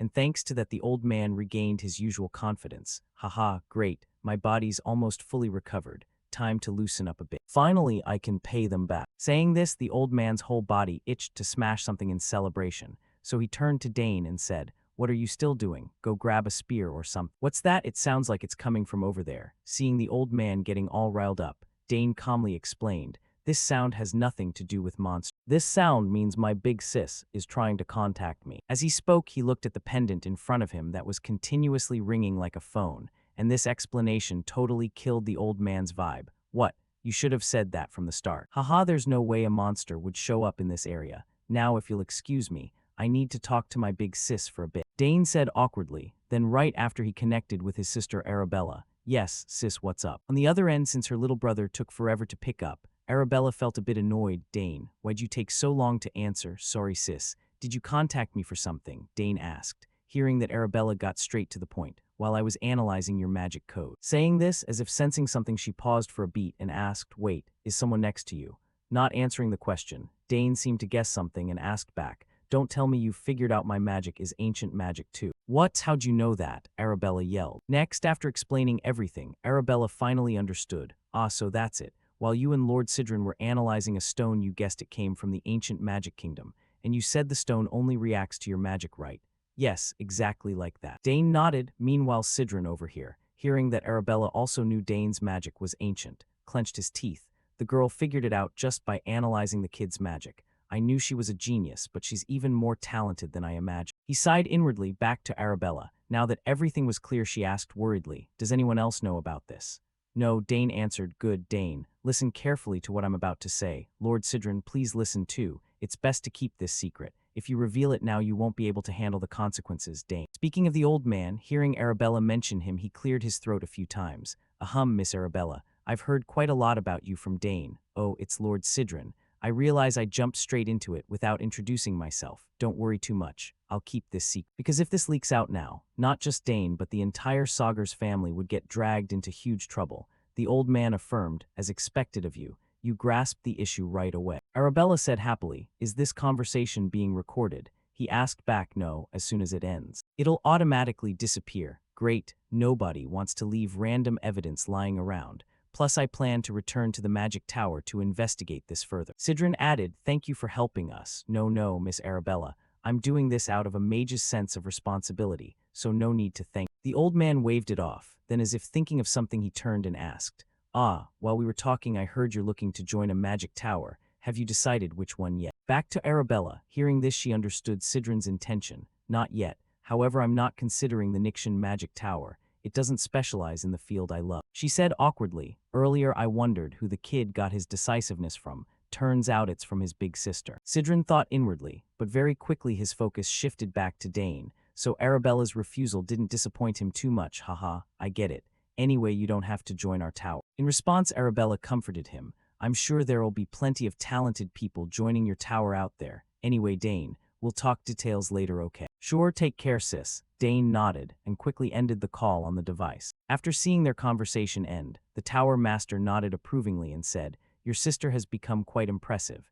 Hearing that, Dane felt a bit proud, of course. She even made this thing herself. She said this compact crystal orb is the latest trend among young mages these days. Turning to Sidron, looking at the communication item in Dane's hand, he shook his head slightly. Yeah, impressive. But I don't need something like that. When you reach level 8, contacting others isn't what you want. If it's important, you just go meet them in person, right? Yeah, I get it, Dane said to satisfy the old man, while inwardly guessing that Sidron probably doesn't have any friends. Moving on very quickly, Dane told his parents about possessing ancient magic. You say ancient magic. That makes me a bit worried, Arkin said. Haha, Dad, don't worry. Dane laughed, but it's fine. If anyone targets you, I'll make them pay, the uncle said firmly. And beside him, Lady Lily promised. Sounds good. Mom will make sure anyone who targets you stays quiet my way. Back to Dane, seeing his parents so bloodthirsty. He started sweating bullets for anyone dumb enough to mess with him. Haha, they're full of killing intent. But with both of them protecting me, I don't have to worry at all. He thought inwardly. Next, Arkin stroked his chin thoughtfully and said,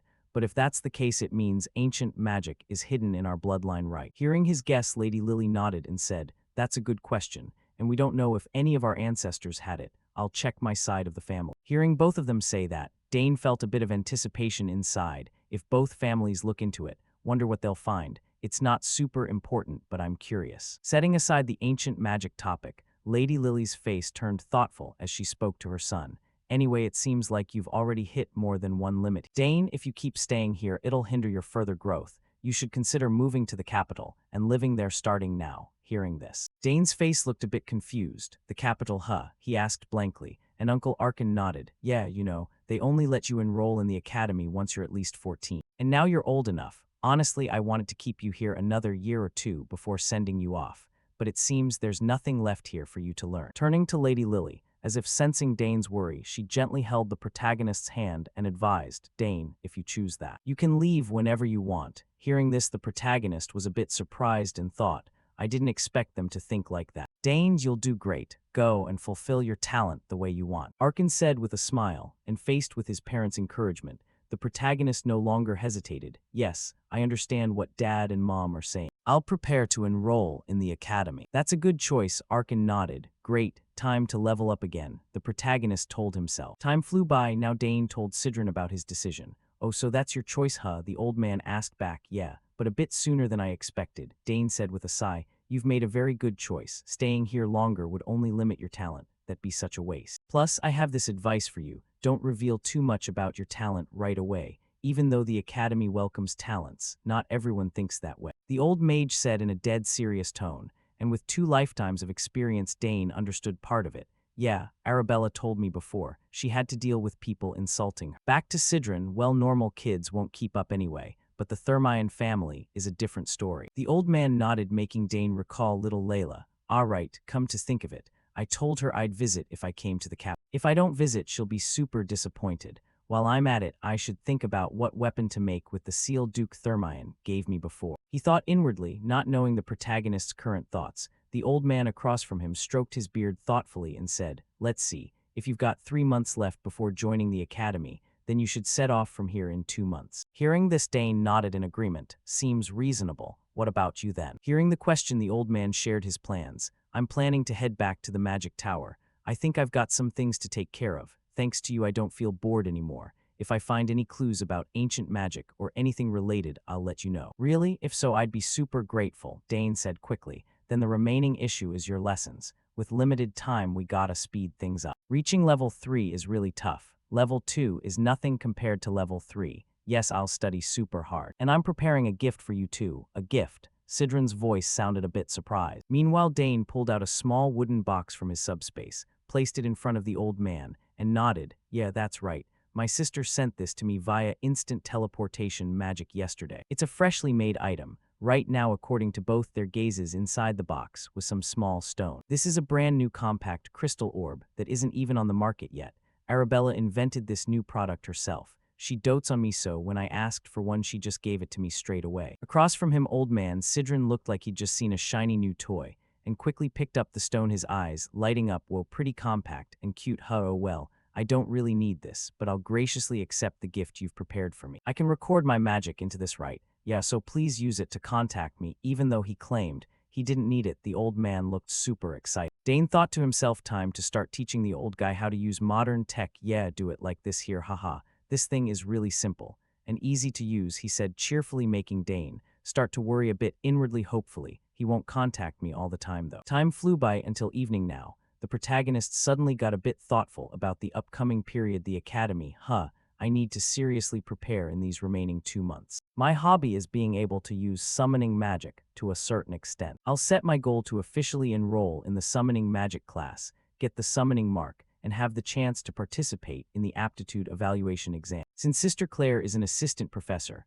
I'll probably see her often once I enroll. Saying this, Dane turned to look at the egg placed in a glass case nearby and muttered, "Oh, I forgot to infuse that close friend of mine with magic." No sooner thought than done. Following habit, he started channeling his own mana into the egg. As he infused, he also thought, for 7 straight years, I've diligently infused it with magic day and night, yet it still hasn't shown any reaction at all. However, if the magic I've infused hasn't gone anywhere else, and it's absorbed all that energy, then surely it'll hatch one day, Dane thought, with eyes full of anticipation. Time flew by. Cut to Arabella's place. Right now, she was explaining the academy entrance exam to the protagonist. Yeah, one general exam, and one specialized exam on the other end. The protagonist listened, and kinda got it, but still had to ask more. Is that how it works, sis? Could you explain in more detail? Let's see, the general exam is a preliminary screening to classify candidates. It's on culture, history, and empire-related issues. With you, it'll definitely be no problem at all. Of course, the better you do, the more advantageous, since it counts toward your admission score. The next one is the specialized exam. As the name says, you'll choose a major and test on it. The content depends on the professor, but I believe you'll ace it, no sweat, plus you've got a recommendation letter too, Arabella said confidently, without a hint of worry about Dane's abilities.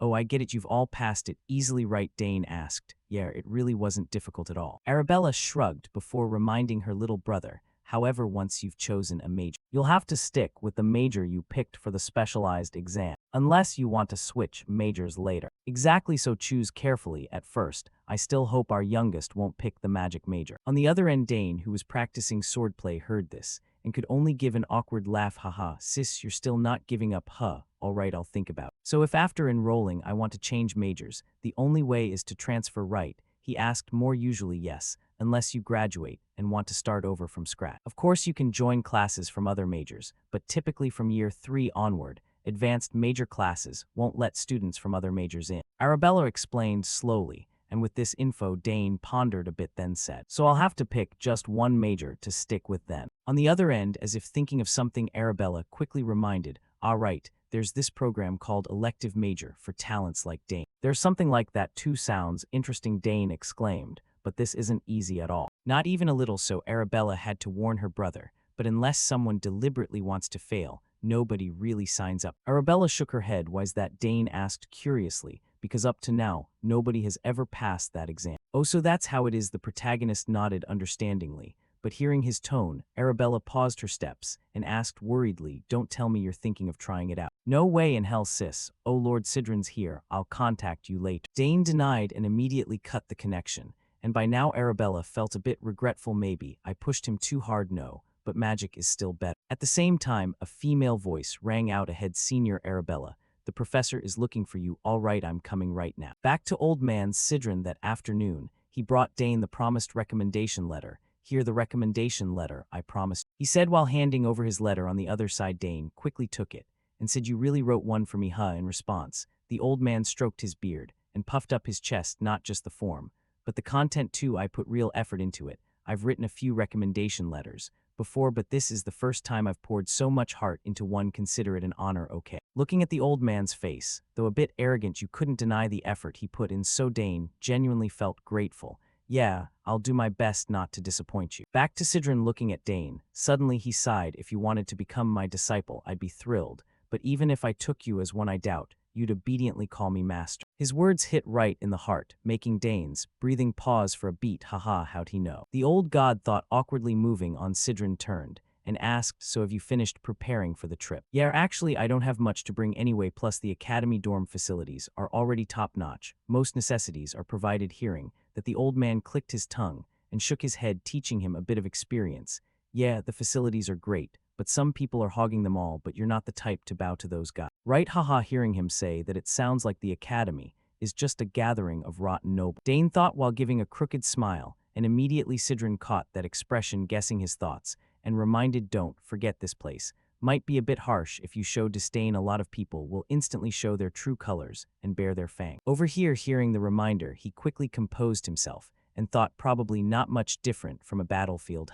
Thinking that he nodded affirmatively, yes, I understand. Seeing that the old man added more, if you need anything just contact me. That crystal orb thing is really useful. I'll make good use of it. Back to Dane. Hearing the old man talk like they were about to part ways, he asked, but why are you talking like you're leaving soon? As soon as the words left his mouth, Sidron's eyes across from him flashed with surprise. You noticed how I'm planning to leave tomorrow? Really? Dane said regretfully. Well, I can't stay here forever, right? Your dad offered me the magic advisor position, but I'll think about it later when I've got nothing else to do. You know, I've still got a lot to finish back home. I thought I'd wrapped everything up, but turns out there are still many tasks I need to handle, the old man said, while patting Dane's shoulder, making him think of that ancient magic thing.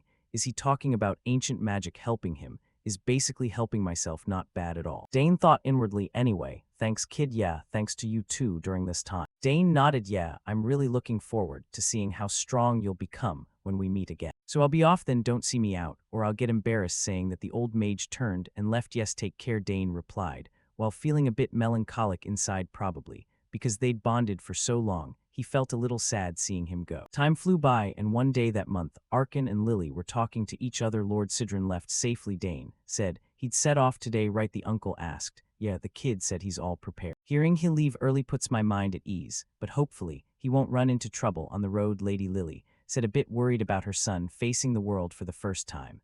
And at her words, Count Arkin patted his wife's shoulder to reassure. We'll use the teleport gate. Arabella prepared, so what could go wrong? Hearing that, Lady Lily's expression relaxed a bit. Yeah, I was worrying for nothing. Back to Arkin, thinking about the family's affection and members, he smiled happily. No matter what, we've raised our kids really well, while kids in other families are busy fighting each other for the family head position. We'll have to make a clear decision one day, but I won't favor anyone. At the same time, the door opened, and Dane stepped in, now fully prepared with everything he needed, so he came to bid farewell to his parents, Mom, Dad. Seeing him enter, they both nodded. Oh, Dane, you're here, ready to leave now. Did you bring the token Mom gave you along with the black horn? Lady Lily asked. Of course, Dane smiled and said. Seeing that, Lady Lily couldn't help adding more. If you really run into a tough situation, go to the place I mentioned and present that token. Yes, yes, I remember. Are those Mom's old colleagues? Dane asked curiously. Yes, they're very close friends of mine. Even though it's been a long time, I'm sure they'll help. Lady said confidently, while Count Arkin broke out in a cold sweat. Don't tell me our Dane is really gonna start down the assassin path there. Thinking this to prevent Dane from going there, Uncle Arkin quickly reminded, hey Dane, when you reach the capital, go see Duke Thermion. Before entering the academy, the Duke will help you. Yes, father, he replied. And right before parting suddenly, Lady Lily couldn't hold back her tears. Dane has grown so much he's about to leave us like this. Seeing his wife like that, the uncle could only give an awkward laugh. Haha, send him off with a smile, dear, we have to. We won't be far away, she said, while gently wiping her tears. Meanwhile, Dane now felt his heart tighten a bit. Now that it's time to go, his feet suddenly felt so heavy. Then I'll be off, Dane said, while forcing a smile. Next, looking at his back from the window, Arkin's expression turned cold as he instructed someone behind him. Gilad, follow carefully, make sure Dane reaches the teleport gate safely, then report back to me. Yes, my lord, Gilad said coldly, like a machine, and turned to leave, ensuring the young master's safety. Seeing her husband's arrangement, Lady Lily sighed. It's been a while since we've seen his shadow. You know what to do, right? Keep an eye out for anything unusual during Dane's teleport. Back to Dane's position. For some reason, the teleport gate wasn't set up inside the family mansion, but in some open field. And the moment Butler Herman saw the gate, his eyes widened. Young master, seeing something like this in person is really impressive. This is. Yeah, this is the teleport gate Big Sis prepared in advance. Dane smiled and said, and looking at the gate's intricate and complex level, Dane had to clasp his hands in admiration for his sister.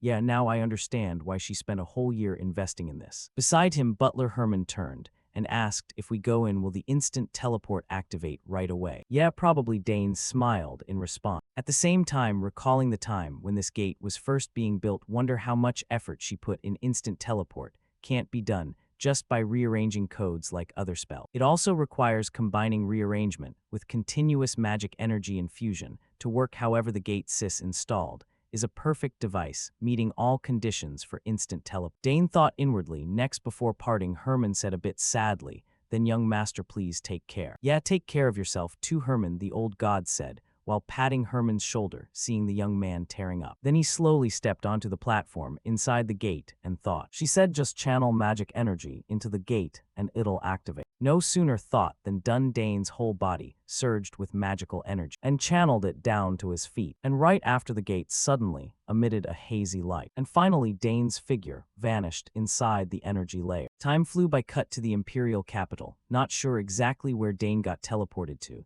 but now he was on horseback at the city gate, looking at the bustling crowd. Ahead, Dane's expression showed a bit of joy. "I'm the entrance gate to the capital, Altheon." The kid smiled and said, and right then, as if recognizing Dane's identity, a knight raised his hand in greeting. "I've been waiting for you, young master Dane Sagar. I'm Luik Ismar, captain of the 1st Knight Squad of the Thermion family. Oh, so it's you." Dane replied as if it made sense, though he had no idea who this guy was. But having the captain personally come to pick him up made him feel a bit embarrassed, not knowing Dane's thoughts. Captain Luik continued, "From now on will escort." Saying this, he turned back to instruct his 2 subordinates. "Ensure the travel route's safety." "Yes, Captain," both replied in unison. "Then let's set off right away. Looking forward to your help." Dane nodded while having a slightly strange thought inside. Now that I'm really stepping in here, it feels so weird. I never thought there'd be a day I'd set foot in the center of the Thermion Empire that I once hated, and as a promising figure no less. Next, traveling on the road to the castle, Dane heard countless merchants calls, "Hurry up, cheap magic frozen parfait, only 1 silver coin." Hearing these sounds, Dane couldn't help but feel amused as he looked around at everyone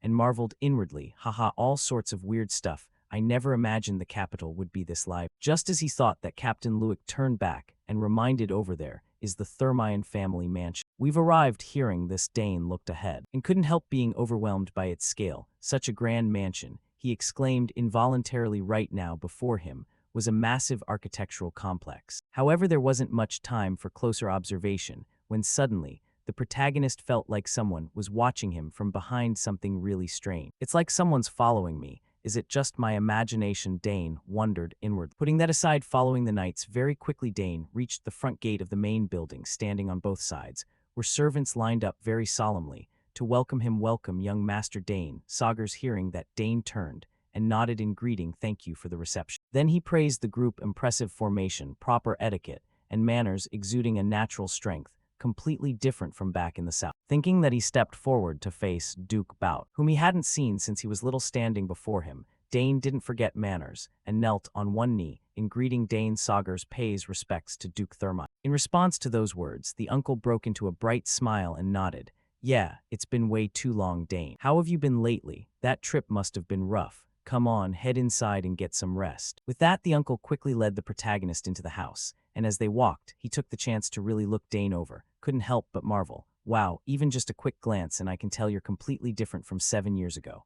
Among kids your age, no, even compared to those 1 or 2 years older than you, I doubt anyone could match up.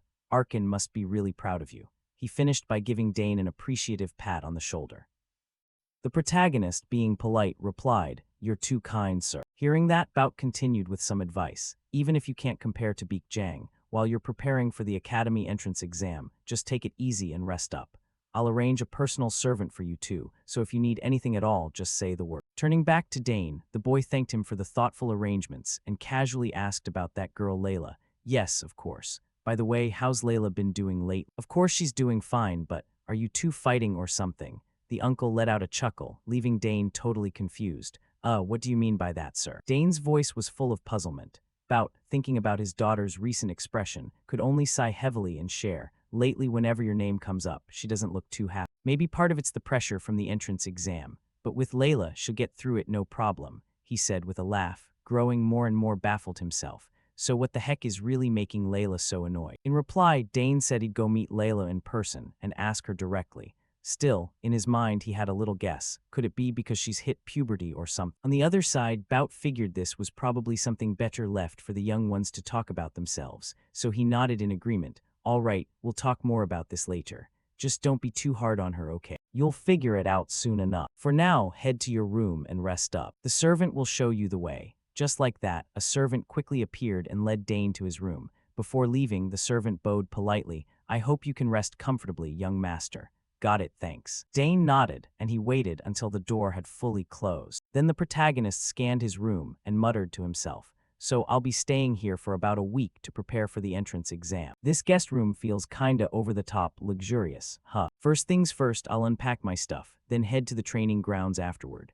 With that, he casually tossed his bag to the side, but before the protagonist could even start organizing his things, a figure with pink hair stepped out from inside the wardrobe door and spoke up. I'll take you to the training grounds. Dane, why'd you take so long to get here? I've been waiting forever. Hearing that familiar voice, Dane eagerly turned around and replied cheerfully. Layla, long time no see. How have you been? Contrary to Dane's upbeat mood, for some reason Layla seemed a bit irritated, just like Uncle Bout had mentioned.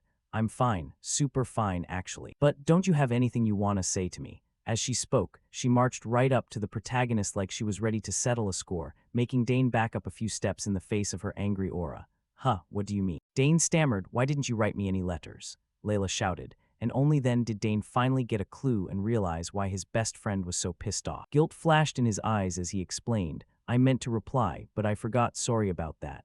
You think just saying sorry is enough? Layla kept raising her voice, making the protagonist's face twist as he tried to explain further. I came here in person, didn't I? Getting ready to leave the clan took all my energy, so I wasn't in the mood for anything. Cut me some slack this once, please. Across from him, Layla puffed out her cheeks, turned her face away, and refused to look at him anymore, letting Dane know she was seriously mad. Out of options to calm Layla down, Dane gritted his teeth and said, so what can I do to make it up to you? I'll do whatever you say. Hearing that, Layla finally glanced over at him and asked, for real? Back to Dane, he silently reminded himself, first, I gotta get out of this mess, but what does she even want me to do? Dane thought to himself and asked out loud, yeah, so what should I do for you? Hearing that, Layla immediately perked up and suggested to Dane, all right, how about a light sparring match? A match? Dane's tone sounded a bit puzzled. Yeah, fight me, Layla happily reminded him again. And for Dane, even though he found the request a little odd, he happily agreed, sure, let's do it. Switching to Layla's perspective, seeing the protagonist's confident stance, she felt a bit smug and declared, you sure you won't regret this? I might look the same, but I'm way stronger than before. I'm not the same girl who was just learning to release mana from you anymore. She happily shared, making Dane inwardly surprised. Looking at that confident demeanor, it seemed like she'd grown a ton over the past 7 years. Thinking that as if remembering something, Dane asked, oh yeah, in your last letter you mentioned winning some competition. Across from him, Layla's eyes lit up with joy when Dane brought it up. You actually remembered. I won the Danter Cup organized by the royal family. Oh right, that's the one. The tournament for boys and girls under 15 in the Empire, yeah. Dane asked again and Layla nodded in confirmation. Exactly, it's a really high-level competition. If you'd been there, we definitely would have faced off in the finals. Too bad. Hearing that, Dane seemed a little fired up and replied, that regret can get cleared up now. Back to Layla, for some reason hearing that made her a bit anxious. You sure it's okay? You still have the entrance exam to take. What if you get hurt? I'll be fine, Dane waved it off with total confidence, and seeing him respond like that, Layla had no reason left to refuse. All right, it's late today. Tomorrow morning, as soon as we wake up, let's have that match. Time flew by until the next morning, shifting to a wide-open training yard. As they'd promised earlier, Dane and Layla were both there now, ready to spar. But when it came to weapons, Dane hesitated a bit and asked, practice weapons. Hearing his question, Layla looked surprised. Wait, are you still using bladeless ones? In response, Dane shook his head slightly. No, but this is just a light spar. Then practice weapons are still fine. No matter how skilled a warrior is, they can't handle every situation. What if someone gets hurt during the fight? Dane said with completely serious eyes, making Layla sigh at how deeply he was thinking about it. Don't worry, because the Empire's best healer works for my family, Layla explained. And what if something happens that even the healer can't fix? Dane reminded her again. And at those words, the swordswoman got flustered, not knowing how to respond. Seeing that, Dane continued, if you want to wield real bladed weapons, you have to think like that. Hearing him say it, Layla complained a little right after. It's just a spar, why so serious about it? Fine, practice weapons it is then. She let out an annoyed sigh and turned to instruct the servants waiting nearby. Bring the practice weapons over here. Yes, my lady. They replied and hurried off to fetch them. Back to Dane's view, looking at Layla's current appearance, he gave a small smile. Sure enough, she'd become a proud young woman just like the rumors said. People were saying she'd soon catch up to the achievements of her two older brothers who were active as knights. Looks like Duke Thermion might end up with the family's first female head. Sure enough, back then releasing mana had become a huge driving force. Dane thought quietly to himself, Meanwhile, Layla beside him was having similar thoughts. Dane, thanks to you I was able to learn the basics of mana control faster than my peers, and now I have 2 mana core. Thinking about that, Layla glanced over and said to Dane, I've been waiting for this day for so long. If I win, you won't be sad, right? At the same time, a servant came carrying 2 practice weapons. My lady, the weapons are here. Thanks. Layla nodded in reply and casually tossed Dane a wooden spear. The moment he caught it in his hand, the protagonist gave it a few test swings to check the quality. Yeah, since it's made for practice, the weight's pretty light. Anything feel off. On a real battlefield, I could use whatever's around anyway. Dane told himself inwardly and immediately shifted into an attack stance, ready to start. Seeing that, Layla gripped her sword tightly and nodded. Let's go. Just like that, the two began staring each other down. Without rushing to attack, from Layla's side, she thought to herself, good thing I've faced spear users before. I went up against one holding a spear in the Danter Cup, and it wasn't that hard. A spear has long reach, but its destructive power drops sharply when the distance closes. If that's the case, then I'll just charge in full force.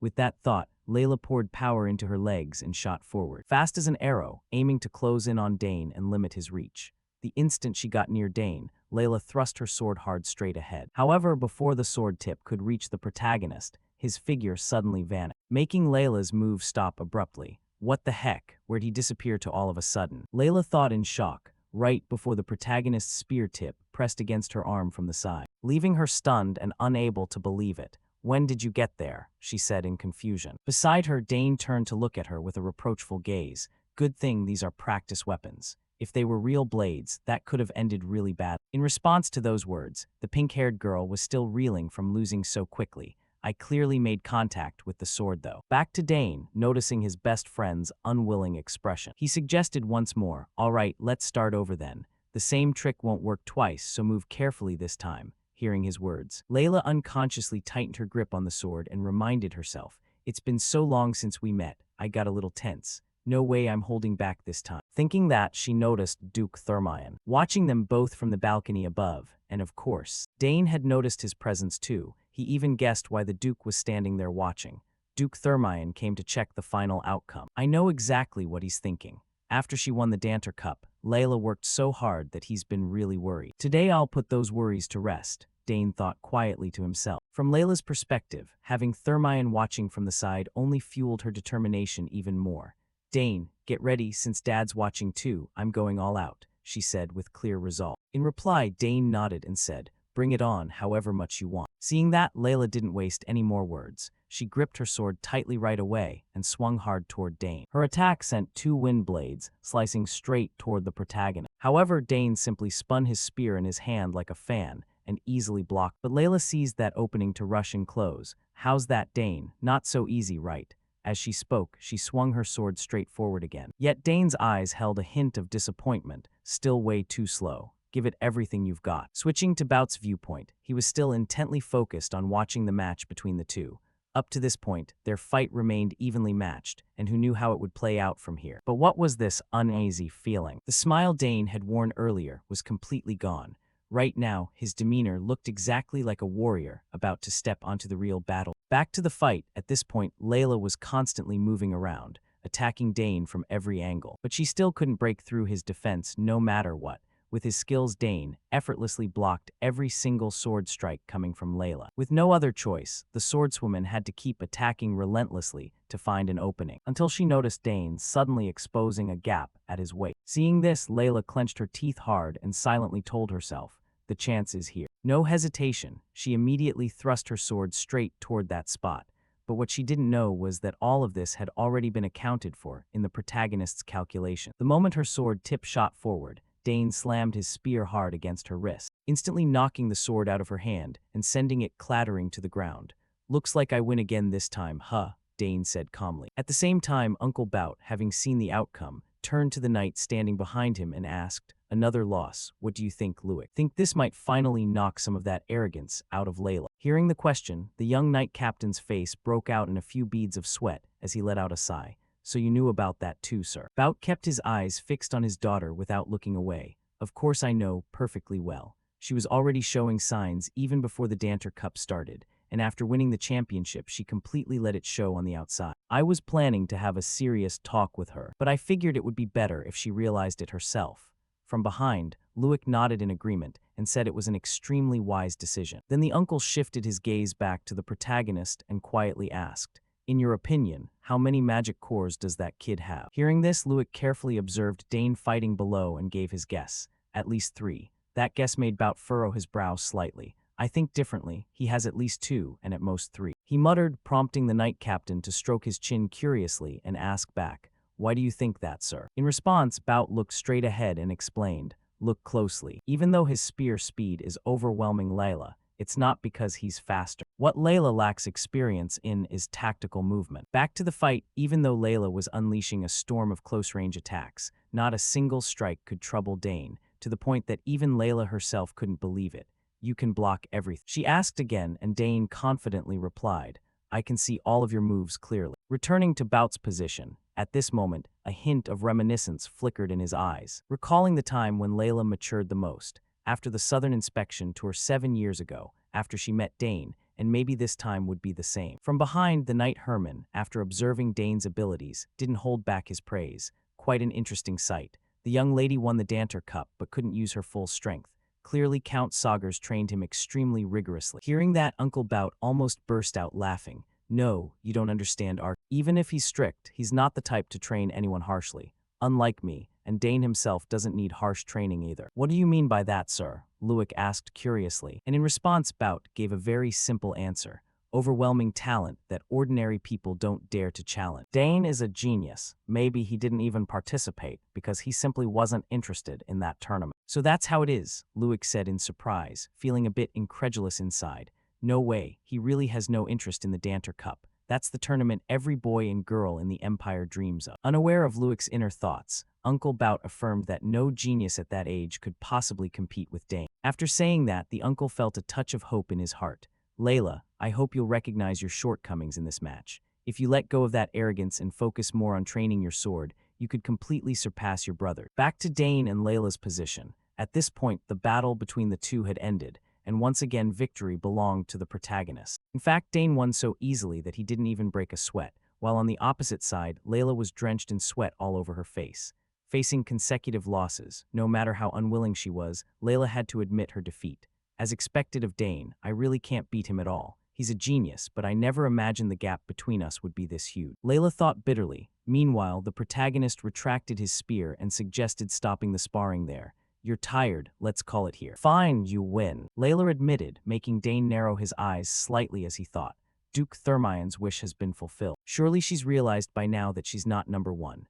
Thinking this, after giving the swordswoman a proper lesson on who the true genius was, Dane turned and walked away. But right then, the swordswoman widened her eyes and shouted loudly, just how the hell did you train?" In response to the question, Dane only replied coldly with 2 words, "Hard work." But that answer still didn't satisfy Layla. She shot back, questioning him, "Who doesn't work hard?" Up ahead, Dane's footsteps paused for a beat as he muttered, "Then just work harder than that. I'm heading off now." His words made Layla's eyes freeze in stunned silence for a moment. Then she shouted again, declaring, "Next time you won't win anymore." "All right, I'll be waiting," Dane replied calmly and continued walking forward. Returning to the swordswoman's thoughts, watching the back of her departing friend, she began recalling memories from their childhood.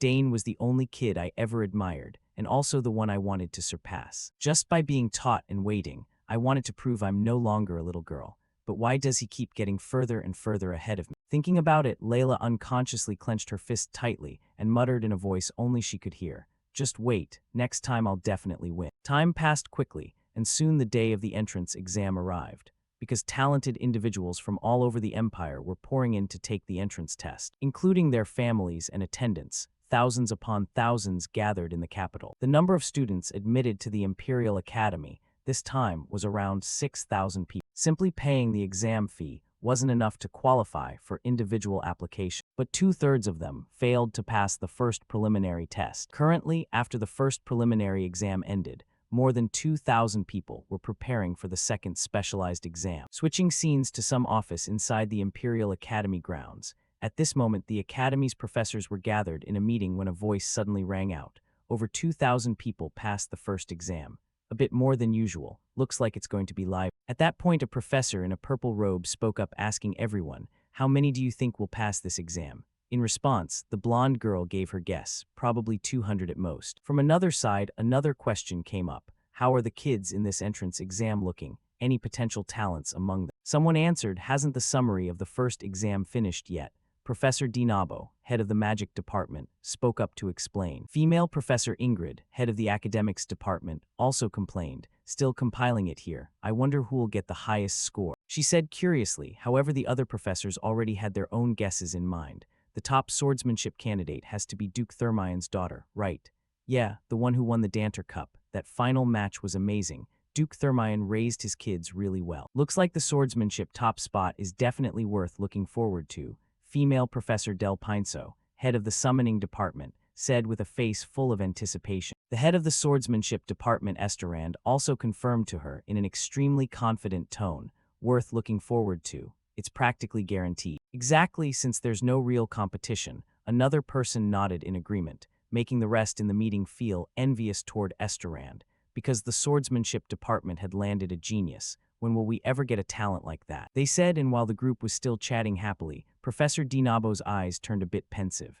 Then he took out some letter, placed it on the table, and spoke slowly. My thoughts are a little different. Looking at the letter, female Professor Ingrid asked curiously, what's that? This is a recommendation letter from Sidrain. It's sealed with the magic of the Narusian magic tower. Hearing that, Ingrid gasped in shock. That means Sidrain actually recommended someone.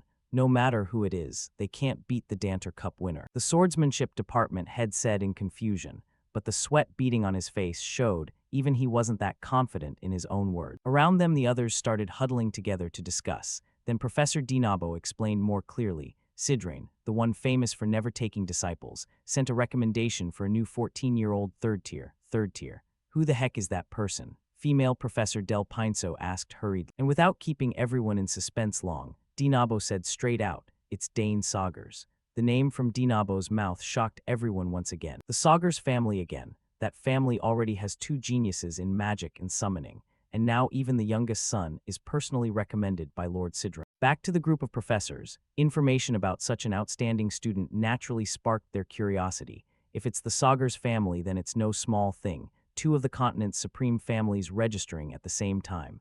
This is definitely going to be big news. Speaking of which, swordsmanship department head Esteran suddenly remembered something and stroked his chin with interest. Wait a minute, isn't that the family famous for academics? If the recommendation comes from a mage, looks like the Saugers family is about to get famous through magic now. As for female Professor Ingrid, she couldn't help feeling regret. Sigh, I was sure he'd join the academics department. In response, Uncle Dinabo laughed loudly. If he joins my department, then he and Arabella would make a terrifyingly strong pair. He said, then flashed a smug smile and thought to himself, after all, at the Imperial Academy, magic is what really mattered. At that same moment, suddenly an assistant rushed in from outside to report the results. Sorry to interrupt the discussion. We finished compiling the first exam result. Hearing her, the whole group eagerly urged, oh, then let's quickly take a look at the numbers. With that, a blue screen displaying the results appeared before everyone. Swordsmanship department, 1,367 people. Magic, 227 people. Summoning department, 152 people. Looking at the overwhelming number of swordsmanship students, everyone in the meeting room unconsciously swallowed hard. Swordsmanship has 1,367 people. Magic only 227. Indeed, the swordsmanship department is on a completely different level. Back to swordsmanship department head Esterand. After checking the results screen again, he happily said, oh, as expected, the top name belongs to the Thermion family. Returning to Professor Dinabo, at this point he quickly checked too and narrowed his eyes. Wait, Dane Saugers, I don't see that kid's name. Hearing him, everyone exchanged wide-eyed looks. Really? What about Sidrain's recommendation letter? On the other side, Ingrid checked her own list and shook her head. My department doesn't have him either. Out of options, one man in the meeting hurriedly turned to the assistant who just rushed in. What, is there any candidate missing from the list? In response, the assistant girl nervously checked her list again and hesitantly said, well, there is one candidate who applied for the free major. And among the 2,000 exam participants, Dane Saugers achieved the highest score in the first exam. What? Dane Saugers took first place. Esterand shouted loudly. Back to Dane's position. At this moment, he was quietly reminiscing about the recent time. I've been here a month already. Time really flies. The spar with Layla feels like it just happened yesterday. And now the first exam is already over, and we're waiting for results. Good thing the test wasn't too hard. He thought happily. At the same time, swordswoman Layla ran over to ask about the results. Dane, did you get your results? What place did you get? Hearing that, Dane held out his wrist device in front of her and bragged, I got first. Of course it's you, damn it, I missed first place. Layla grumbled irritably, then turned to ask Dane, so how exactly did you study? Mostly just the questions my sister sent me, Dane replied. Meanwhile, the pink-haired girl felt a headache coming on. I looked at those too, but still found them hard. Especially military studies. How's a 14-year-old supposed to know anything about strategy and military management? Huh, I thought that was the easiest part. Didn't you find it interesting? Dane asked in surprise, mainly because he had the advantage of having learned it directly in his previous life. Back to Layla, seeing Dane enjoy such a brutal subject, she gave him a look like he was an alien. What? Are you even normal? Not just military studies. You're good at fine arts, music, even the history of the Drenic Empire too, she said in shock. While Dane smirked arrogantly, that's my major after all. Speaking of which, he recalled the days of his previous life. There were so many things he unconsciously picked up while rolling around on the battlefield. He thought silently. Putting that aside, Layla asked, Hey, where are you taking the second round? 3 places total, right? Dane answered. He thought to himself, let's put this aside. Layla then asked, by the way, where are you taking the second round of exams? There are 3 places in total, Dane replied. Right when he mentioned that, Layla immediately guessed what Major Dane was aiming for and was utterly shocked. 3 places. But you're seriously applying to the free major. Come on, be honest, besides academics and summoning, what else is there? She said with a sideways glance. However, Dane just smiled to himself in amusement and didn't reveal anything. I'll tell you slowly later. Why on earth would you choose the polymath major? No matter how I think about it, I just can't wrap my head around it, Layla shouted again.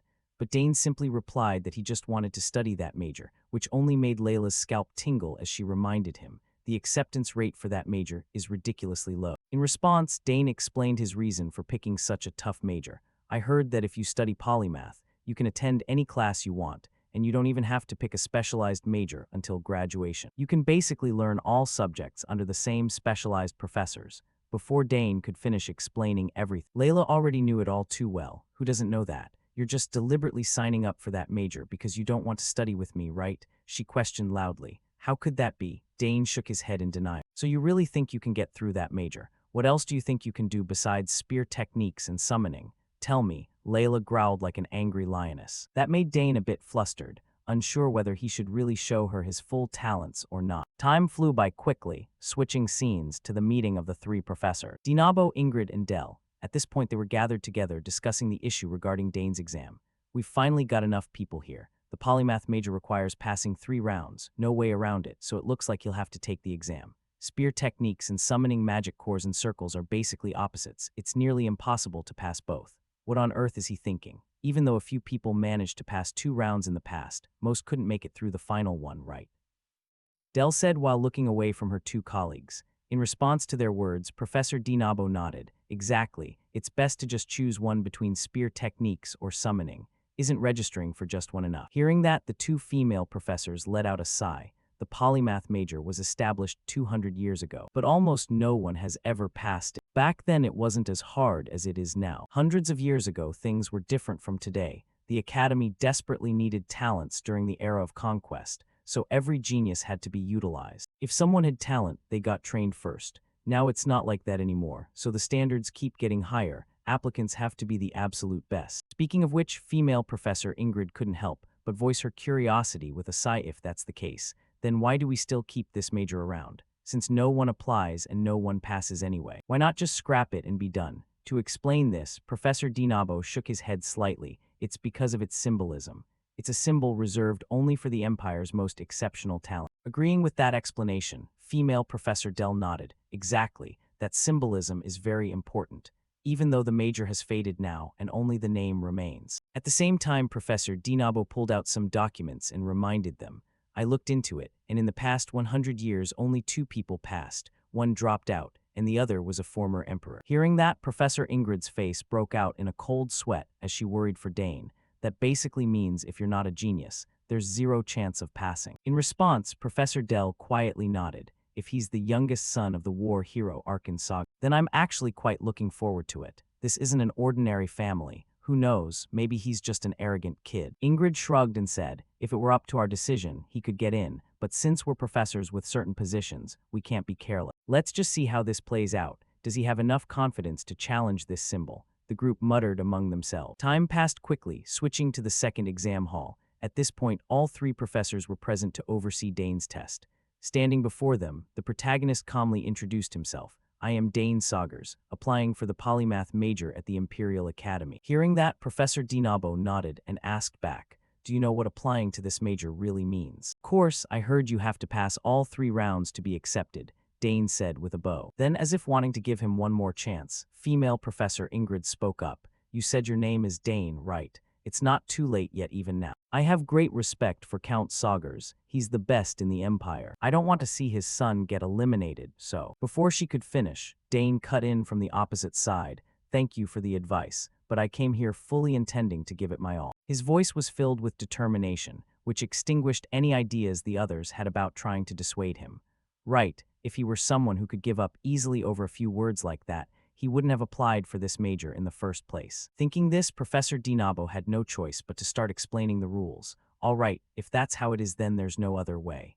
The exam consists of 3 different rounds depending on the major you chose. If you fail any round, you're eliminated immediately. Those words were so clear even a cow could understand them, let alone Dane. I understand, he nodded. Hearing that, Professor Dinabo turned to Professor Dell and continued. Good, as we decided earlier, we'll start with the first summoning round. Upon hearing this, the purple-haired female professor calmly stood up from her seat and walked toward Dane. From the protagonist's perspective, he had heard about this professor before. Professor Del Pinso of the Summoning Department is known as the highest-ranked summoner in the Althian Empire.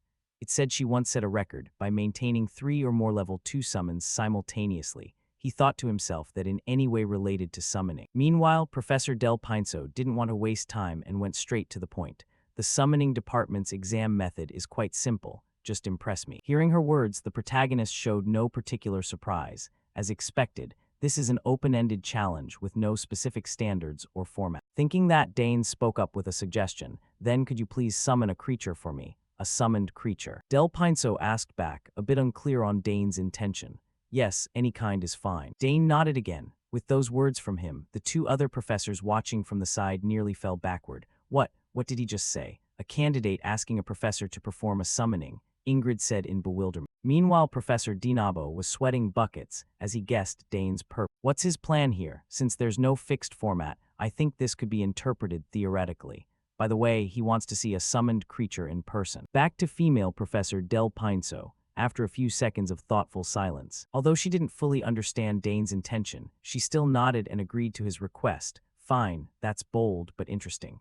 I know this isn't normal at all, so I have to keep my eyes wide open to see what happens next. With that said, she began chanting the spell, and as her incantation continued, bands of glowing energy started swirling around. Finally, they gathered together and formed a spatial gate in the sky above. The moment it appeared, a powerful gust of wind blew through, knocking some of the onlookers to the ground. Ignoring that, next, from inside the spatial gate, a massive wolf head emerged. This was a summoned creature with a wolf's head but a humanoid body. As soon as it appeared, it opened its mouth and let out a deafening roar, sending shockwaves rippling out. This is the berserk summon Edorak. Turning to Dane, looking at the terrifying creature before him, far from being afraid, he actually felt a bit excited. That sound is really chilling.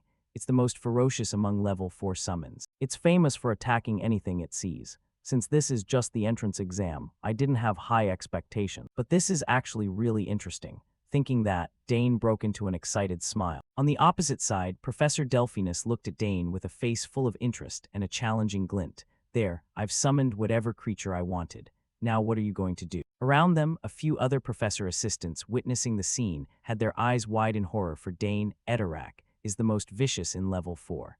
Even many dual knights would struggle to defeat it. What exactly are they planning to do? Professor Ingrid said worriedly. Then, under everyone's gaze, the young boy slowly began walking toward the giant wolf, which even made Professor Delphinus startled as she tried to stop him. What are you doing? Stop right there. If you provoke Edorak then. Before she finished speaking, the giant wolf started going berserk, letting out terrifying roars to warn Dane not to come closer. However, our protagonist continued advancing calmly at a slow pace. As long as I prove it in any way, that's fine, right? He asked again. Yes, but if the way you prove it puts you in danger then, Delphinus reminded. However, before she could finish, Dane cut in and declared with absolute certainty, that won't happen. Everyone, don't worry. As he spoke, he slightly extended his hand forward. That action immediately put the giant wolf on high alert. Its mouth kept roaring threats while staring at Dane with eyes full of madness. But strangely, the longer it stared at Dane, the more its berserk frenzy began to calm down. Finally, it lowered its head in submission before Dane.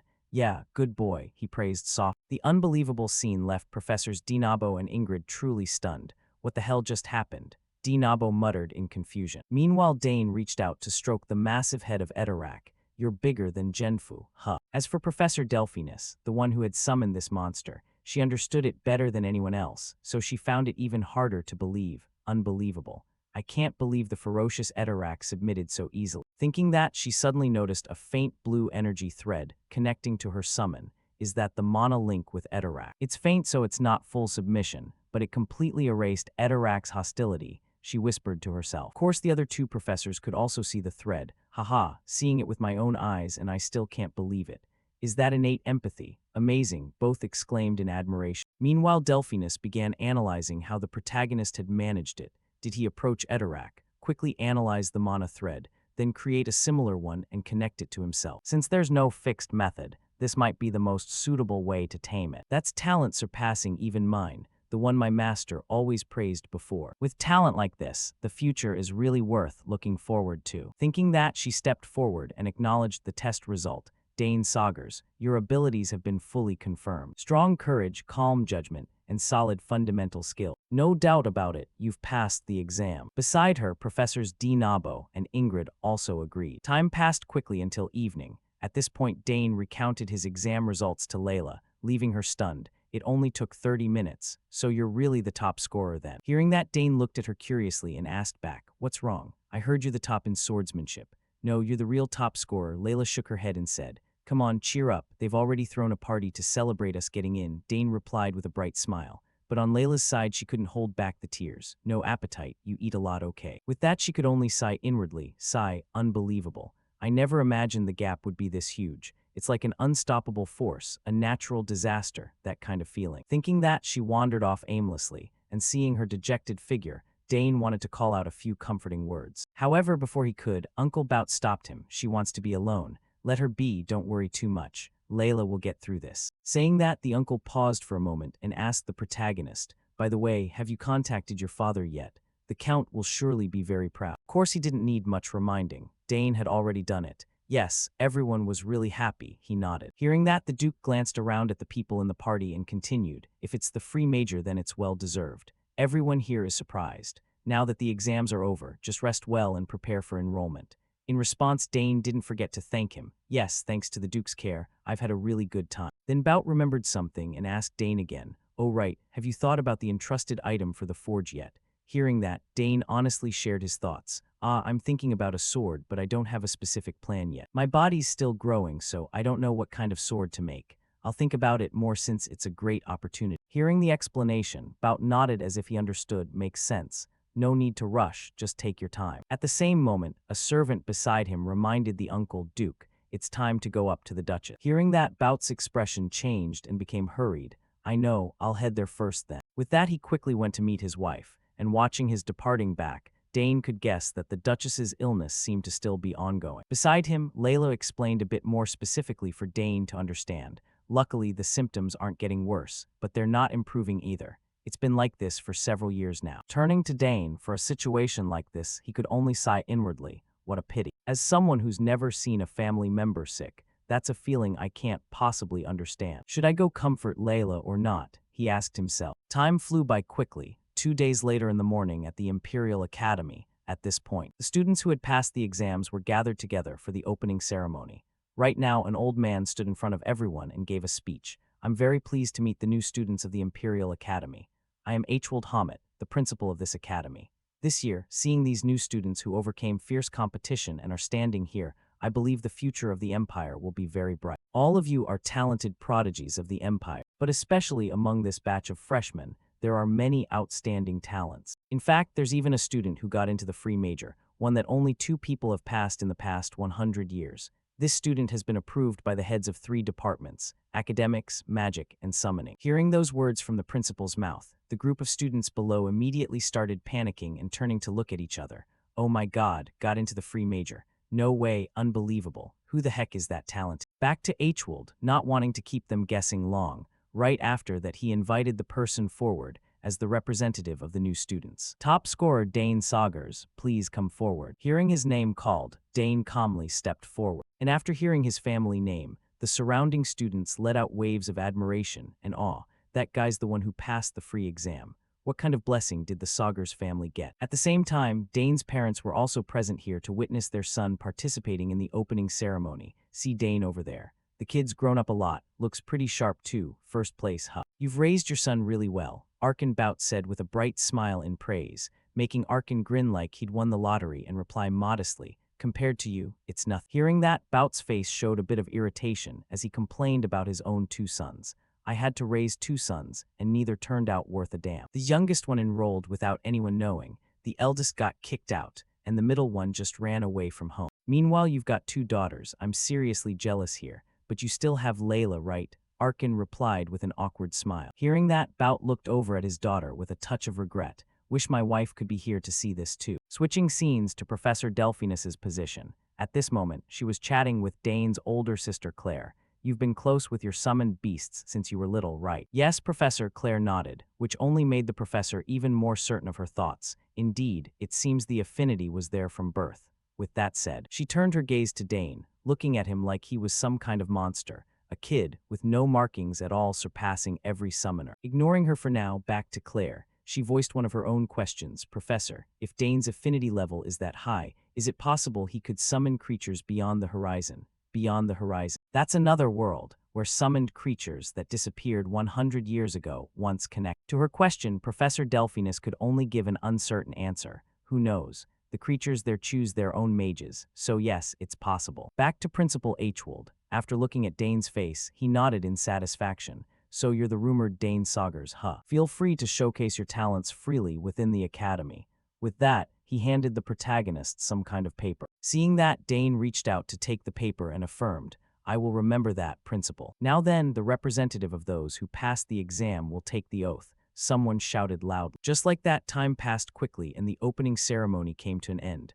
Looking at the paper in his hand, Dane silently reminded himself, finally, I've entered the academy. It took a long time to get here, but I won't waste this new life. From now on, this is the real new beginning. Switching scenes to the academy's main lecture hall. At this point, the professor assistants reminded the new students, the academy introduction ends here. From now on, this is the real new beginning. You all can take a short break for now. Head to the refreshments in the back and relax comfortably. Hearing that, the group of students started turning to each other and chatting lively. Meanwhile, swordswoman Layla didn't forget to remind her close friend, listen, Dane, from now on a lot of people are going to target you. Whether their intentions are good or bad, you have to be careful. If anyone makes you an offer, think it over really carefully. She paused for a moment, then reminded him in the quietest voice, I've heard that place is full of weirdos who weren't properly educated at home. On this side, Dane looked at her acting like a worried young mom on her kid's first day of school and said in exasperation, I got it, I know already. Hearing his response, Layla immediately realized Dane wasn't taking her words too seriously and reminded him again, don't brush it off, listen carefully. At the same time, upperclassmen started rushing in with bright smiles and inviting the freshmen to join their clubs. Haha, definitely new blood here. Grab that red-haired kid, he's the talent we're looking for. They said cheerfully while recruiting the new students like multi-level marketers, making Layla sigh in resignation when she saw the scene. The upperclassmen have already started hunting freshmen during break time. Back to Dane, this actually felt a bit interesting to him. My sister told me about this. Seems like there are a lot of fun clubs. Unaware of Dane's inner thoughts, very quickly the upperclassmen remembered his existence and shouted to each other, find that top-ranked Saugers kid. No way, we have to get him into our club. They said while all turning to stare intently at the protagonist, which made Layla panic. Dane, everyone's targeting you. What do we do now? First, let's get out of here. With that, the swordswoman hurriedly grabbed the protagonist's wrist tightly and dragged him away running. However, the upperclassmen weren't about to let them go that easily. Dane Saugers joined the bodybuilding club, the place that nurtures and trains the perfect physique. A burly senior said excitedly. On the other side, a blonde senior also eagerly pitched in, hey newbie, what do you think about the Map Research Club? Join now and you'll get access to a completely new map. Our astrology research club is full of outstanding talent. Over there, that's the Thermion family heir. We can't let our precious young lady escape. They chased after the two like zombies spotting fresh meat, and Layla, hearing that, was a bit creeped out by their enthusiasm. "No thanks, I'm not joining," the red-haired girl shouted loudly. Meanwhile, this chase scene felt oddly familiar to the protagonist. "I'm used to being chased by enemies, but this situation is definitely a first. Being number one really is exhausting," the kid grumbled inwardly. Time passed quickly, switching scenes to some corridor where a professor was calmly walking along, and it seemed his identity was a bit special, making the assistants chatter. "That's Kelthas Redfield, right?" someone asked. His friend beside him nodded. "Yep, I heard he resigned from leading the Imperial Knights and immediately became a professor. Wow, so an exceptional figure has come here. But things might get a bit troublesome now. Another new student in the free major after decades. Lately, I've just been writing occasional papers and hitting the bare minimum. Life was so comfortable. That peaceful life is over now. Now we'll probably have to prepare proper lesson plans, right? Even I'm annoyed just thinking about it." The complaining voices started ringing out. Meanwhile, Professor Kelthas also felt his head throbbing. The new student orientation is gradually wrapping up. "This is unbelievable. Why did it have to be the top scorer right now?" Thinking that, he looked toward Dane in front of him and spoke up. "You're Dane Sagar's right. You got here early." Hearing someone call him, Dane turned and bowed in greeting. "Hello, Professor. Nice to meet you. All right, come in." He continued and quickly invited Dane into his office. Then Kelthas grumbled about his rotten luck again. "I worked so hard to get this position. I came here to rest, not to teach students. Even being a mentor, I'm already sick of dealing with knights." Thinking that, he turned to Dane with interest and asked, "Why did you apply to the free major?" "Because I want to do everything I want to do," Dane replied. "Have you ever thought about switching to the special major?" Kelthas suggested. "No, sir," Dane shook his head. And to that answer, Kelthas's face twisted a little. "So then I have no choice but to guide him. Really no way out. If he hasn't taken the swordsmanship exam, that means he lacks confidence." Thinking this as if coming up with a plan, Kelthas continued. "Do you know any swordsmanship at all? I don't mean to insult you, but since you're in the free major and I'm your professor, you need at least a certain level of sword skill." From Dane's perspective, he immediately smelled something fishy here, suddenly talking about swordsmanship. "I don't feel like he's welcoming me at all." Dane furrowed his brow in thought, then replied, "It's not that I have no interest in swordsmanship." Hearing that, Kelthas immediately stood up from his chair and suggested, "Then good, shall we test it right now?" "Sure," Dane accepted calmly. That made Kelthas unable to hide his delight. "Perfect, got him." He thought to himself and eagerly continued, "Then let's head to my training ground now." When he said that, Kelthas already had his purpose, because he had the right to evaluate students. As long as he used the excuse of the kid's clumsy swordsmanship to fail him reasonably, he could easily get Dane expelled. Next, switching to the training room, Kelthas reminded Dane, "There are plenty of practice swords here, so pick whichever one you want." "Yes, Professor." He nodded and quickly scanned the practice swords placed nearby. However, seeing how the swords were arranged along with random junk thrown all over the floor, Dane felt deeply disappointed. Why is the training ground in a place like this? Even if there are no free major students, this is a bit too serious. "Whatever, just pick one that fits." Thinking that, Dane casually grabbed a sword. "Is that enough?" Kelthas asked again. "Yes, this one's fine," Dane affirmed confidently. Hearing that, Kelthas started explaining the rules. "If you can land even one attack on me with that sword, you'll pass. It's not hard since I'll only move within 2 steps," he said confidently. Unaware that standing before him was a super high-level swordsmanship master. "Yes, I understand," Dane replied calmly. "Good, then let's begin," Kelthas said coldly. At the same time, he thought to himself, "The kid accepted my conditions so calmly. Is it because he's confident enough?" he wondered. Next, Dane tightly gripped the sword in his hand and charged forward to launch an attack. First, he aimed his sword straight at Kelthas's waist. However, the professor easily dodged to the side, but that strike still surprised Kelthas inwardly. "Oh, too fast, huh? So that's how he got into the free major," he thought to himself, before the sword in Dane's hand began swinging and thrusting toward him like a machine. That startled the professor and forced him to use his own sword to parry Dane's blade back. After that, he swallowed nervously, almost got in big trouble. Abnormal swordsmanship. Could he be some idiot who just happens to know how to use a sword? Moreover, that kid fights like a battlefield swordsman, not the stance of someone from nobility or a knight. Kelthas furrowed his brow in thought. But before he could analyze much more, Dane charged in for another attack. The protagonist's body moved continuously, unleashing lightning-fast strikes from every direction, forcing the professor to struggle hard just to block them all. And the more they fought, the harder it got. Unbelievable. I'm level 6 and have to focus this much. Am I fighting a 14-year-old kid? He doesn't even need the handicap anymore, but this style looks so familiar, Kelthas said to himself. At that moment, he began recalling an old memory when he was on the battlefield and witnessed an enemy soldier with incredibly powerful swordsmanship. Amazing, in the Drenic Empire there are people this fierce. But that person had no medals or knightly banners. Who the hell was that? Back to reality, while Kelthas was momentarily off guard reminiscing about the past, Dane seized the opening and struck toward his side. But of course, Dane stopped his sword the instant the blade touched the professor's body, marking the end of the test. Looking at Dane's sword now touching his body, Kelthas inwardly cursed at himself. Damn it, why did I space out like that? Back to Dane, seeing he'd won, he broke into a satisfied smile and retracted his sword. Professor, I think I've met the requirement. Hearing him say that, though a bit unwilling, Kelthas had to grit his teeth and admit, you passed. With that said, he looked at Dane with extremely wary eyes. This kid really is a genius, a special genius. Even with the handicap, he didn't fall short against me, someone who's reached level 6. Now I understand why he wasn't interested in the swordsmanship exam. Thinking this, after realizing Dane possessed such immense sword talent, he couldn't hold back his curiosity and asked, why with this level of skill didn't you apply to the swordsmanship department? Because I thought my family would be sad, Dane replied, and those words made Kelthas startle a little. But very quickly, remembering Dane's family background, he soon understood the reason. His father is a master of academics, his two sisters masters of magic and summoning. Could he have chosen all three to meet his family's expectations? It's not that he lacked confidence in swordsmanship. I completely guessed wrong. Back to Dane, unaware of the professor's inner thoughts, he asked next, has the professor confirmed everything? Dane's words snapped Kelthas out of his thoughts and he hurriedly nodded. Ah, yes, all right. You can go now, I'll send the notice to you soon. Yes, thank you, Professor. Dane bowed and quickly left the room. Watching the boys departing back, Kelthas could only lament his rotten luck for the second time. What a failure. The department heads who served as judges probably feel the same way. All my plans to drive him out and live comfortably have gone up in smoke. Next, Dane ran into his older sister Claire outside the school grounds, and she seemed a bit surprised that Dane had passed the test so easily.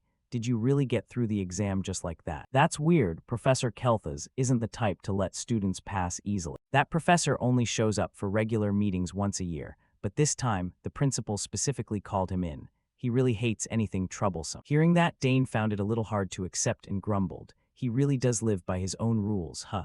Yeah, that's exactly why I'm surprised. But thank goodness nothing bad happened, Dane, Claire said with a smile, which made Dane feel a little amused inside. Big Sis isn't praising me, but she's relieved I'm safe and sound. That's one of the reasons I like Big Sis number 2. At the same time, his other sister Arabella came running from afar and called out, Oh, Dane, I was wondering where you were. Turns out you're with Claire. Did you pass the test? She said with a bright smile. And the moment the three siblings gathered together, everyone around immediately started buzzing. Look, the Sagar siblings are all here. I thought just Arabella and Claire were amazing already, but now the youngest is even better than his sisters. What kind of family are they anyway? The whole group silently exclaimed in awe. Next, Dane followed a guide to tour the dormitory area. While walking, the guide introduced himself. My name is Max Howe, in charge of all dormitory operations. The dorms are divided into 3 zones based on entrance scores, with the highest rank called Danter 1 after the first emperor. Student Dane, as the top scorer in the free major, you'll be in this zone. The cafeteria, training grounds, library, all top standard. Plus, there's even a lounge and a magic projection. On top of that, there are some secret facilities too. It might not happen, but depending on your scores, there could be cases where you'd have to leave this zone. Arabella and Claire were also in this zone, but they stayed until graduation. With that, he pulled out a key and continued explaining. Here, this is the access key for Student Dane. We'll give you 2 as backups, so if you lose it, just report it to me. Be careful from now on, there are a lot of eccentric students here. They're not bad people, but sometimes unexpected things happen. All right, go check out your room. If you need anything, contact the maintenance office. After saying that, Max left right away, while Dane let out a sigh. Phew, should I go check out the room now? Thinking that, he quickly walked around to take a look and admitted, it's really high class, but why is it so quiet? Something feels really off. I can't sense any human presence at all, like they've all vanished. So, what the heck is going on here? Dane furrowed his brow and wondered to himself. Extremely curious about the situation, Dane closed his eyes and focused on spreading the energy inside his body outward. Let's try diffusing aura sensing, he thought silently. Then Dane's energy streams slowly spread out, flowing into every corner of the dormitory zone, and the images gradually appeared in the protagonist's mind. A whiff of machine oil passed by his nose, the faint clink of gears touching. This is a trap. Seeing this, Dane started to guess something and broke into a light smile. So that's it, this is the welcome ritual, huh? Dane muttered, and just as he predicted, at that moment in some spot inside the dormitory zone, a group of students was watching him through a simulation screen.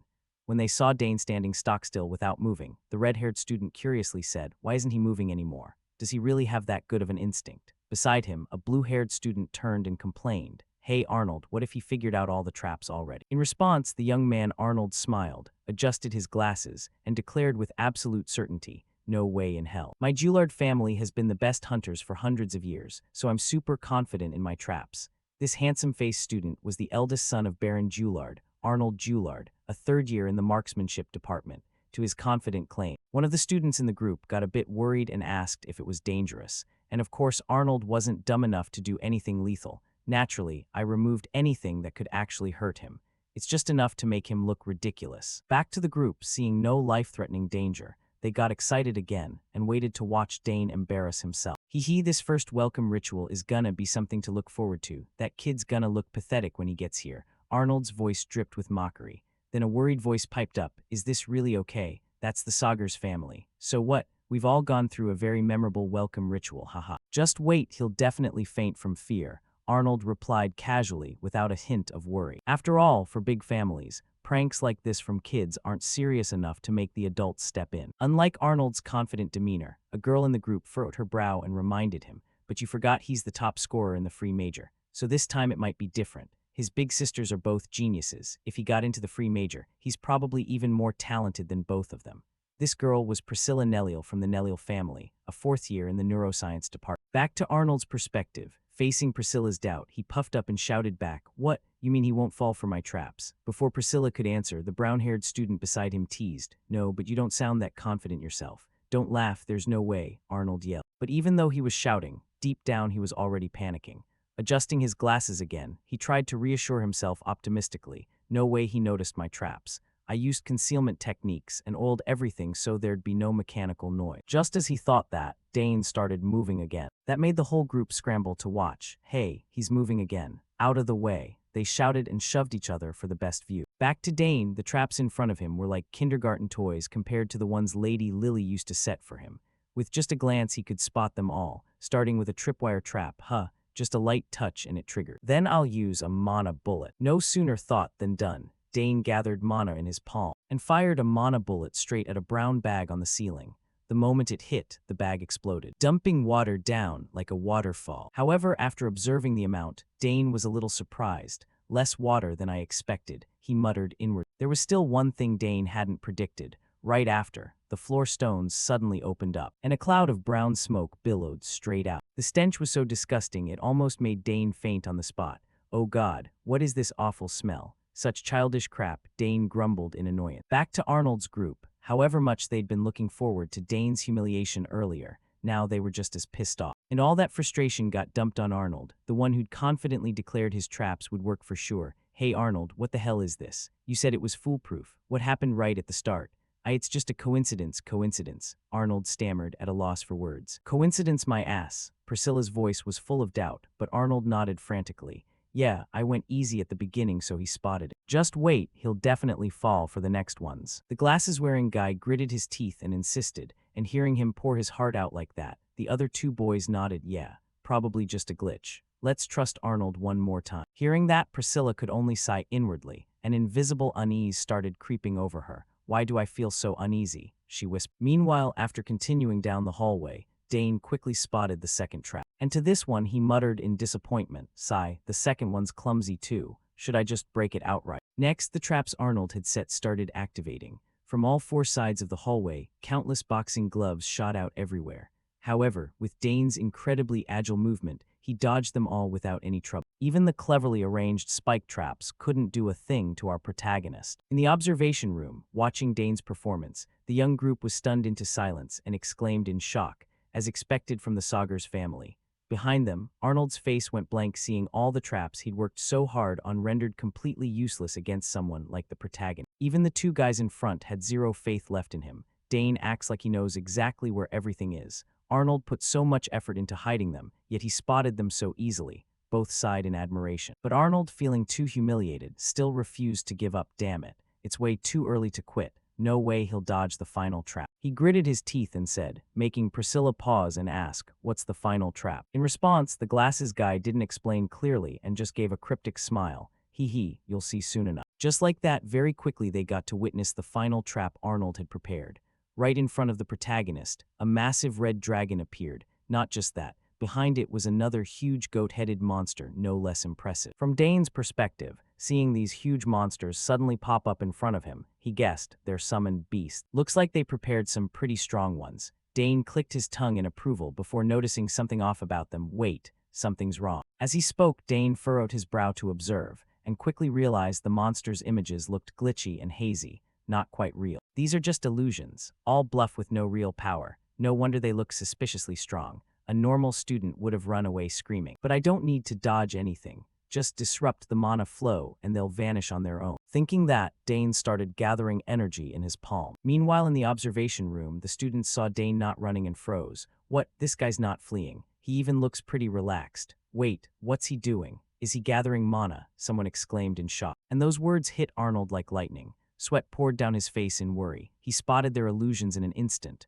No way, how could that be? The more he thought, the clearer the panic showed on his face. Seeing that look, Priscilla in the back clicked her tongue and shook her head. It's all over, she whispered. Back to Dane's position. After gathering enough energy, he released it toward the monster illusions. Right after, those illusions shattered in a flash, as if they'd never existed. After finishing, Dane smirked and said, "What a joke. Let's see where the designer of this crap is hiding." Switching to Arnold's group, for some reason, they suddenly bolted out of the room with panicked faces.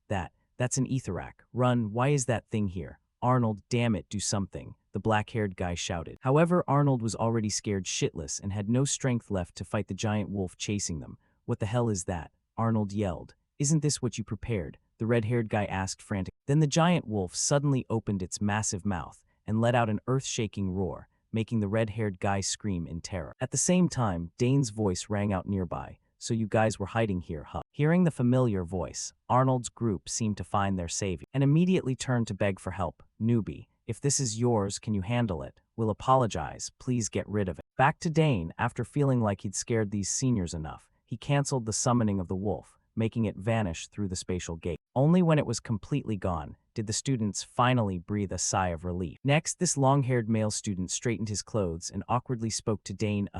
Looks like the initiation ritual failed. Welcome, newbie. I'm Droyan Valentine, 5th year in the alchemy department, sole heir of the Marquis Valentine family. Pretty good build and handsome too, with beautiful big sisters like yours, it's understandable, right? As he spoke, he extended his hand forward. Seeing that, Dane reached out, gripped the guy's hand firmly, and replied, "Ah yes, nice to meet you." Dane said while thinking inwardly, what the hell is this guy talking about? Unaware of Dane's inner thoughts, Droyan continued praising him. You're pretty good at dodging traps. So you're in the free major, that's probably why the ritual failed. Arnold's really disappointed. He's the heir of the famous Hunter Julard family, the one behind all those traps. Droyan excitedly advertised, making Arnold extremely embarrassed. Damn it, why drag me into this? He yelled. So he's the one who designed those traps, Dane thought with a smile. Next, Droyan requested, hey, everyone come say hi. Ah, sure, the group replied and quickly stepped forward. Then Droyan pointed at Priscilla and introduced, this is Priscilla. She's a 4th year in the Divine Arts department. Best not to mess with her. For someone who wants to become a priest, she's really. Before Droyan could finish, Priscilla guessed what he was about to say, so she swatted the stinky fish guy aside and cut in, gentle and beautiful, right? Nice to meet you. I'm Priscilla Nelliel, the abandoned child of the family. Joining the Divine Arts department means I can forget about ever getting married. In response, Dane nodded. Ah, yes, looking forward to working with you, sis. After that, the two shook hands in greeting, but right after, Priscilla's eyes widened like saucers as she sensed the terrifying energy inside Dane. What is this? How is your mana so dense? Is this really the mana level for someone our age? Unbelievable, no way. From behind, Droyan looked a bit confused seeing Priscilla freak out like that. Is that a big deal? He asked. Probably, the red-haired guy replied. Meanwhile, Arnold felt a bit annoyed. They're making a fuss over a little dense mana. Ignoring him, the red-haired student stepped forward and introduced himself. Nice to meet you, Dane. I'm Skal Hespro, 2nd year in the martial arts department. I'm not like those muscle freaks, so don't get the wrong idea. Muscles are important, but martial arts aren't just about muscles like everyone thinks. If you're interested, just say the word. I'll teach you real martial arts, Skal promised. Next, Dane turned to observe the last person, Arnold, who was arrogantly looking away like he didn't care about introductions. That uncooperative attitude made the group complain. "Hey Arnold, what are you doing? It's your turn. Don't tell me you're sulking just because your traps got wrecked." Over something so small, so petty, the group scolded, making veins pop on Arnold's forehead. With no choice, even though he was furious, he reluctantly turned to greet Dane, but all he said was his name, Arnold Joulard. That was all that came out of him. Luckily, Dane didn't mind much and stayed cheerful despite his grumpy attitude. "I'm Dane Saugers, nice to meet you." He seemed pissed because all his traps got destroyed. Should I compliment them? Dane wondered inwardly, and not wanting to look at that sour face anymore, he tossed him some praise. "They were really good traps. You seem to understand mechanisms and triggers well, but the paint is too easy to spot. Why not mix silver F3 and black D6 at a 4:6 ratio instead of black F6? In this lighting, it'd be harder to notice. Other than that, these are traps anyone would fall for." Beside them, the group heard Dane giving trap improvement advice and felt dizzy from his talent. "He's teaching Arnold how to set traps. You're really something," they said. After the introductions wrapped up, the group led Dane to his room. Following them, Dane thought inwardly, "These people are pretty interesting. But it feels great having some decent friends around. Things are about to get fun." Time flew by quickly, switching scenes to some corner inside the school grounds. At this point, Dane was standing and chatting with his close friend Layla, but whatever he just said made the swordswoman suddenly yell in shock after hearing it. "What? You're taking 6 major sessions this semester." In response, Dane slowly explained, "There are only 3 majors, and each one has 2 lecture sessions, right?" Seeing that Layla still shook her head at his overly calm attitude. "Don't forget the general education courses too. How are you even gonna have time to sleep? Usually freshmen only have 4 sessions. Mining, maybe you could skip the first one." Back to Dane, after hearing that he gave Layla a slightly disdainful look. "You can really say that. That's exactly why military studies got 2 extra general sessions added." You're so heartless. I'm really scared of military studies. In the first semester exam, my score dropped a ton because of that subject." Layla whined, and Dane had to agree. "Yeah, it really is the hardest subject," Dane muttered inwardly. Next, Layla checked the time again and spoke up. "As expected of the top scorer, see you later in the swordsmanship major class. I have to head to my general lecture now." Seeing that Dane couldn't help but ask curiously, "Which general lecture is it?" "Oh, it's understanding cosmetics and skin care," Layla said with a face full of excitement, while Dane could only chuckle inwardly at her words. "Haha, typical girl stuff," thinking that he nodded and replied, "Got it, see you later then." Time passed quickly, switching to the military studies classroom. At this moment, our protagonist Dane was also present here. With his appearance naturally came curious and observant stares from everyone in the class. "That's Dane Saugers. Why is he here? Is he actually planning to attend?" "Probably. Being the Count's son, he looks kinda cold." "Ah, I think I get what you're saying." The whispers went straight into Dane's ears, making his face a bit annoyed. "I can hear everything." He grumbled inwardly, then opened his book and thought about the general military studies course. From what he'd read yesterday, there were parts he already knew, but also parts that completely contradicted reality. Makes sense. If theory and reality always matched perfectly, then no country would ever lose a war. But the reason military studies is taught is because basic theory is extremely important. Just as he thought that, from outside the door, a stern-faced middle-aged professor stepped into the classroom, instantly silencing the entire room. "Hello everyone, I'm Francisco Gabius, and I'll be teaching the military studies theory course. Just call me Professor Gabius. Once roll call is done, we'll start the lesson right away." From the protagonist's perspective, just looking at the professor's serious face already made him rate the man higher. That look, this guy's definitely got thick battlefield experience. This is gonna be worth looking forward to, Dane thought silently. After roll call finished, Professor Gabius dove straight into the lecture. His voice echoed through the quiet room. "You have to study military theory deeply to make it effective on the battlefield. Soldiers can be flexible, but commanders always have to balance victory with their troops' lives. Clearly, theory is very important. You rely on theory to understand the actual situation, and by spotting the inconsistencies in reality, you can grasp the true purpose of military theory. I'm really curious how many talented students here will become elite officers. What do you all think is the most important thing in war?" In response to the question, while everyone else was still hesitating what to say, Dane suddenly raised his hand. Seeing that the professor's eyes narrowed slightly as he asked, "All right," the student who raised their hand, "go ahead and speak." Answering the question, Dane spoke with absolute certainty. "The most important principle is supply line." Hearing that Gabius's eyes lit up with approval, he nodded and continued, "Correct answer. Victory, triumph, advancement, all of these can only happen when supply lines are secured. Interesting, right at the start, and we already have someone who got it right, he said excitedly, before turning to ask Dane one more question.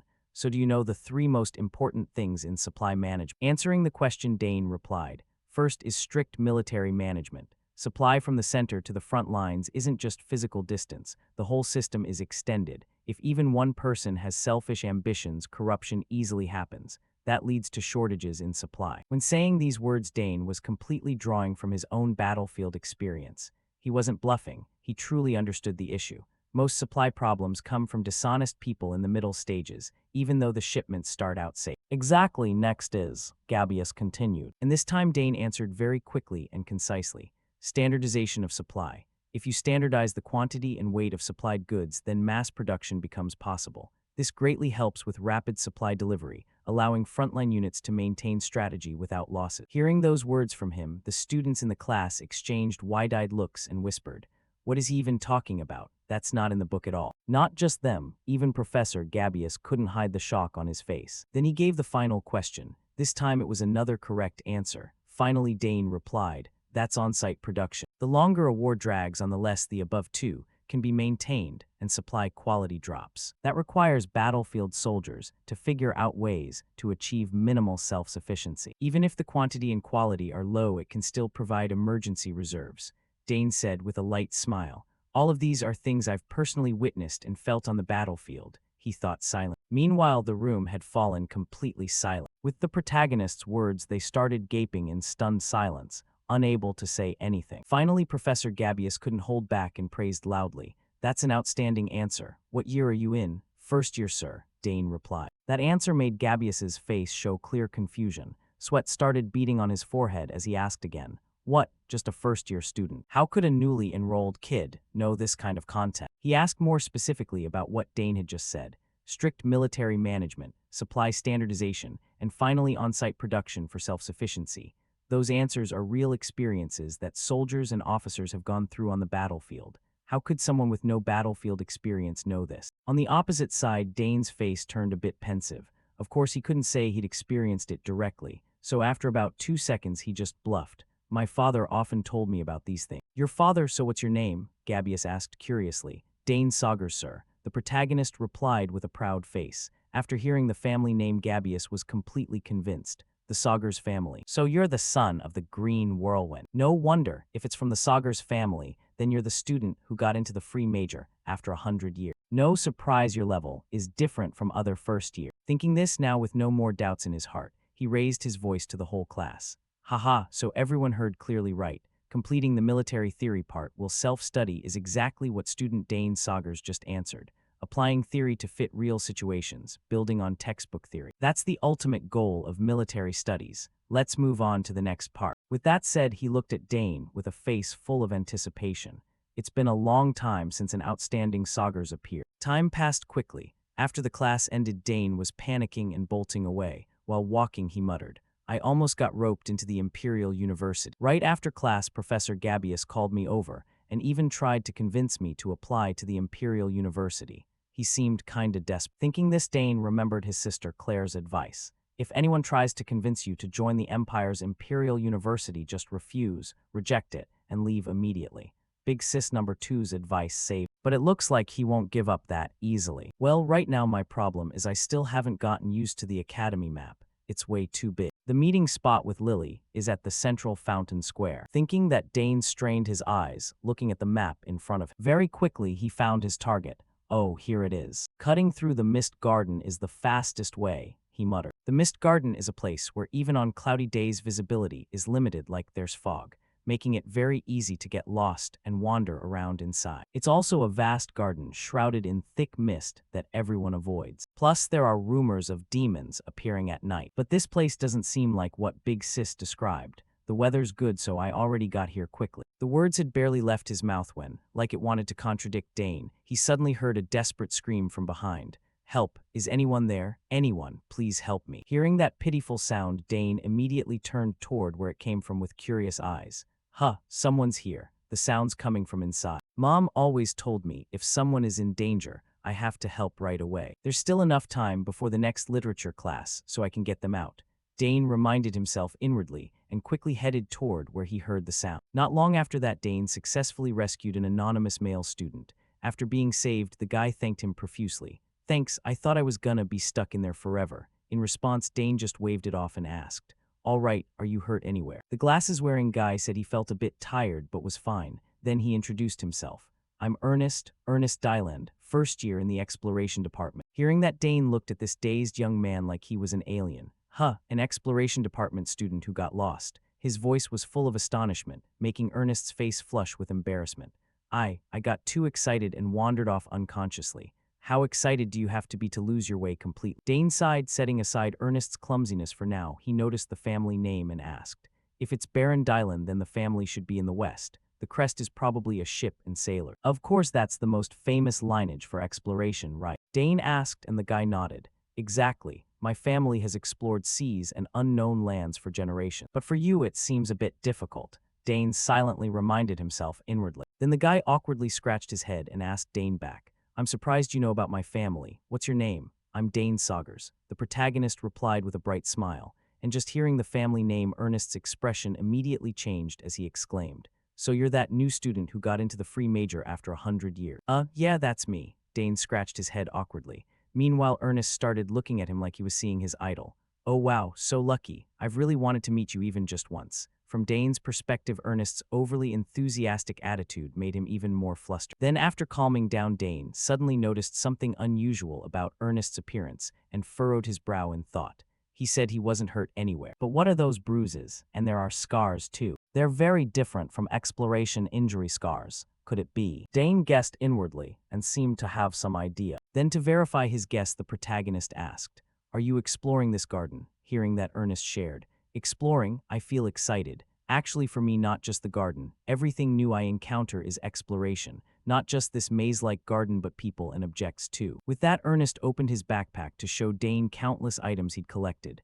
"Look at this." Beside him, Dane was a bit surprised and said, "All exploration gear, that's a lot." "My goal is to explore every place inside the academy," Ernest continued. Then, after a brief pause, he quietly reminded the protagonist, "The mist garden is naturally one of them. There has to be something here. Cloudy sky, but the mist is still so thick. Isn't that too unreasonable?" Back to Dane, talking about the garden made his expression change as he nodded. "Yeah, so have you figured anything out yet?" To Dane's question, Ernest could only shake his head regretfully. "Not yet, but I'm sure there's some kind of power inside this garden. But hasn't no one been able to figure it out?" Dane shrugged in reply. However, Ernest had his own thoughts on this. "Right, but what if there's a reason no one thinks to figure it out, or they've tried but still couldn't? A reason it can't be figured out?" Dane exclaimed curiously. And at this point, the glasses-wearing guy slowly shared his guesses about the garden's strange phenomenon. "Exactly. Right now we can't know. But suppose if it's power created by unidentified factors or objects, like relics from an ancient kingdom that's disappeared, or summons from beyond the horizon." Back to Dane, Ernest's words started sparking a bit of interest in him. "If it's relics from an ancient kingdom, that would be really interesting, huh?" Dane nodded. As for Ernest, seeing someone agree with him made the guy super excited. "You think so too, right? I really want to uncover the secret of that place." Speaking of Dane, he still hadn't forgotten he had to get to the lecture hall, so he temporarily paused the conversation.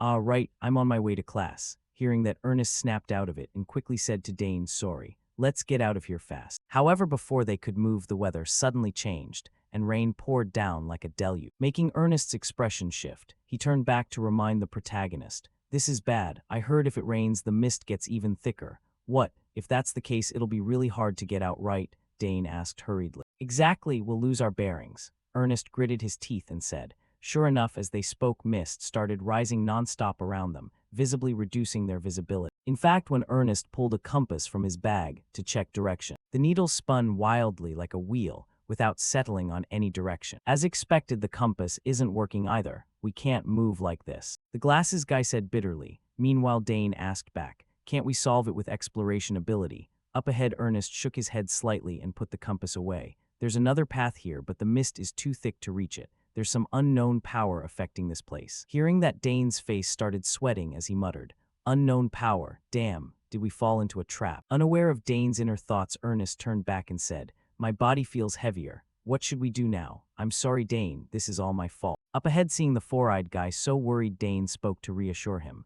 Don't worry, we should wait, assess the situation, then decide next step. Then for some reason our protagonist suddenly felt something very different from Ernest. This mist, it feels kind of familiar. Is this my imagination? What's going on? I don't feel weakened. On the contrary, I feel like I have strange extra strength. Could this be? Back to Gabius's perspective. At this point he was so worried he was on the verge of tears. Wiping away the tears with his hand he cried out, "This is bad. If this keeps up, Dane's going to be in serious danger." The words had barely left his mouth when suddenly a blinding light burst out right beside him, making the guy stop crying. He turned to look and realized, for some reason, an intense wave of energy was radiating from Dane's body. So powerful it pushed Gabius's own body back. "What the? The mana is insane," he shouted. As this mana spread, the mist around the protagonist started dissipating. The mist, it's clearing away from Dane. "Dane, what the heck is happening?" Gabius asked frantically. In response, Dane's face grew more confident. "Gabius, let's go. I think I know the way out now." "For real? How? How do you know?" Gabius gaped in shock. However, Dane didn't explain much. In his head, he was thinking, maybe I can uncover the secret of this place. Just like that, the two started moving quickly. Walking behind Dane, Gabius still couldn't suppress his curious nature. What's going on? This is the mysterious mist that so many mages couldn't figure out, yet Dane is walking through it like it's nothing. Plus the mist clears wherever he goes, and visibility becomes clear. "This guy really is miraculous," Gabius exclaimed in admiration. Before long, the protagonist's steps grew more hurried. He reminded Gabius, "We're almost there." "Really? You found the way," the glasses-wearing guy said excited. However, the place Dane led him to was completely different. This was the center of the mist garden. Gabius let out a stunned cry as he stared at the fountain in front of him. Back to Dane, seeing Ernest so shocked, he figured the guy knew something, so he quickly asked, "What's up? Is this thing special or something?" In response, Ernest gave an even more astonished look. "Of course. Most students who come to the mist garden are here because of this thing." Then suddenly Ernest's eyes lit up like he'd realized something, and he gasped. "Ah, you don't know the legend about this place." As for Dane, he really had no clue about any of this school stuff, so he could only shake his head. "Legend. There's a legend here." Answering that, Ernest calmly explained. "There's a legend here that if you reach this spot before the mist clears, you'll reunite with the person you desire most." Beside him, after hearing that, Dane lost interest. Another classic romance story. The protagonist sighed inwardly, then shrugged, continuing Ernest's words. "But with how difficult the path here is, how could it still work?" Hearing Dane's reminder, Ernest's eyes showed curiosity as he nodded in agreement. "You're right." Next, Dane focused his gaze, staring at the fountain, and commented, "If no one continuously supplies mana, could there be some incredibly powerful source that doesn't need replenishing?" Hearing this, Ernest's eyes slowly widened as he shouted, "If that's the case, then the whole garden could be one massive mechanism." Dane nodded in agreement and added, "If you consider how unnecessarily complex and convoluted the garden's layout is, then yeah, it could be real." "Really? If this garden is one huge mechanism, then this magic fountain could be an ancient artifact," Ernest said excitedly, his eyes now brimming with curiosity and thrill like never before. Meanwhile, our protagonist also had another guess in mind, and maybe the mist layer is connected to it too. "This feeling, definitely. It's like something inside is reacting, as if reuniting with an old friend. This is ancient magic." Dane silently analyzed in his head as he reached out to touch the fountain and slowly sense its magic. Then suddenly Ernest noticed some ancient characters engraved inside the fountain and exclaimed, "Wait, this is ancient secret language." "Ancient secret?" Dane asked curiously. The glasses guy nodded and explained, "Exactly. At first I wasn't sure because I couldn't see clearly, but now that I've touched it, I'm certain. This is the language of the long-forgotten ancient kingdom secret." After hearing that, Dane couldn't hide his surprised look as he praised, "You know even this." "Of course, I'm from the Dylan family. Learning ancient languages is essential for explorers. It'd be frustrating to reach ruins and not be able to read what's written there. Of course, I'm not fluent in every language, but I learned this one from my father when I was little. Let me try decoding it." Ernest said, his eyes shining like stars, his excitement and thrill clearly showing on his face. He even pulled out paper and pen to take notes, and without waiting for Dane's approval, he dove straight into the discovery, making Dane could only give a dumbfounded smile. Haha, his explorer instinct is really on fire. Just like that, time passed, and Ernest racked his brain to decode the ancient language engraved on the fountain. While working, he muttered, "This word means qualification. What's this word?" "Right, that's it. If I put these words together, then." "Dane, I decoded it," he shared excitedly, and Dane asked what it was. "If I put these words together, then." "Dane, I decoded it," he shared excitedly, and Dane asked what it was. Answering Dane's question, Ernest immediately showed his notebook to the protagonist and shouted, those who are qualified will prove their own power. It was a pretty cryptic sentence that Dane really didn't understand at all. Qualified, prove. Could qualified here refer to ancient magic? Somehow the closer I get to the center, the more familiar it feels. Dane thought silently. Meanwhile, Ernest had similar thoughts. Funny, isn't it? If qualified here means ancient power, then no one could possibly have it. To that, Dane just replied casually, "Thanks, Ernest." With that, he began concentrating the power inside his body into the bracelet he, an old man, Droyan, had obtained early. From Ernest's perspective, seeing Dane suddenly use his power like he'd gotten an idea, the explorer guy quickly asked, "Hey Dane, what are you doing?" Without answering Ernest's question, Dane was still deep in thought.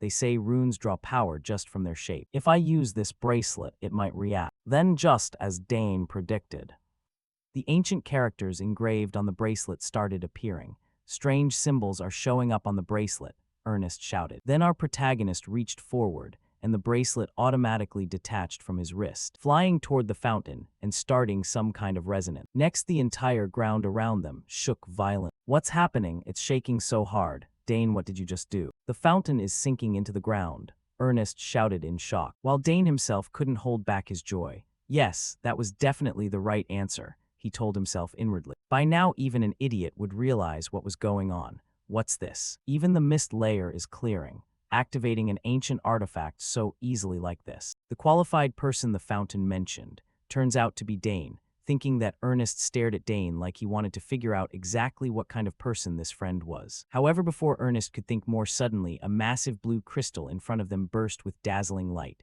Seeing this, Dane quickly reminded his friend, "Ernest, look, something's glowing in the center." Hearing that, Ernest temporarily cut off his thoughts and focused on observing. Next, both of them gaped at the scene before them. "Wow, it's beautiful, like a gem. That must be the energy source powering the fountain." Ernest voiced his thought, and Dane agreed. "Probably. It might also be the cause of all the strange phenomena in this garden." "Now then, let's face this ancient power together," Dane said calmly. Next, beneath the protagonist's feet appeared a complex magic circle radiating intense aura. Dane himself reached out, feeling the energy it emitted. "This power, ancient magic, exactly the same as the power I have." Then he focused on the ancient script engraved on the crystal and guessed, "Arcana once existed and was destroyed.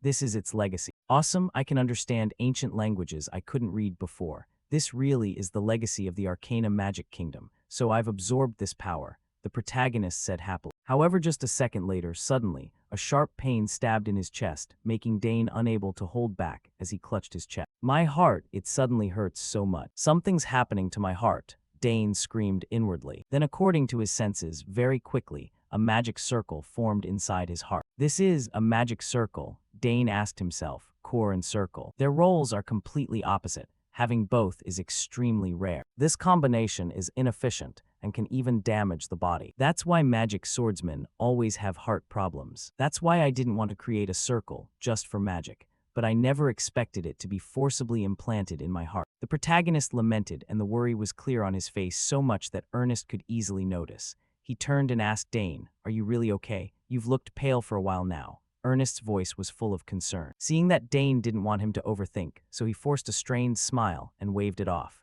"Don't worry, I'm just thinking too much." Hearing that, Ernest pondered for a few seconds. Then, not wanting to dig deeper, he nodded. "Right, I'm shocked too, but the power you absorbed, right? The whole mist layer and those ancient languages too. It seems everything is connected to you." From Dane's perspective, Ernest being this curious didn't surprise him much. Ernest must be full of questions right now. He witnessed everything. Best to grasp the situation first, Dane thought silently, thinking that he dumped all the responsibility on his sister. "I just followed what my big sister taught me. I don't know the details either." "Really? Then when you figure it out, let me know, okay?" Ernest said with a smile. Dane nodded, definitely. As the two left the garden, Ernest thought back on everything that happened today, then shared excitedly. "Today I feel like my blood is boiling. This is exactly an explorer's thrill. Dane, do you want to explore the Academy's mysteries with me? Then we can share all the strange phenomena and hidden spots we find." "Sounds fun," Dane replied with a bright smile. At the same time, he felt a bit of anticipation in his heart. Who knows, there might be more places holding magic like this. Then Ernest suddenly remembered something and reminded Dane, "Hey Dane, didn't you say you had class soon?" Ernest's reminder made Dane jolt as he remembered the class. He gave Ernest a shoulder pat, then dashed off. "Right, Ernest, sorry, I'm heading out first." "See you later." "Yeah, see you," the glasses guy said with a smile. Watching Dane's figure gradually disappear, he thought, "He's really an interesting friend." If I keep exploring with Dane, something amazing is bound to happen. I'm so excited. Back to Dane's position. At this moment, his body was speeding forward like the wind. While moving, Dane also started sensing some differences after his body absorbed the energy from that blue crystal.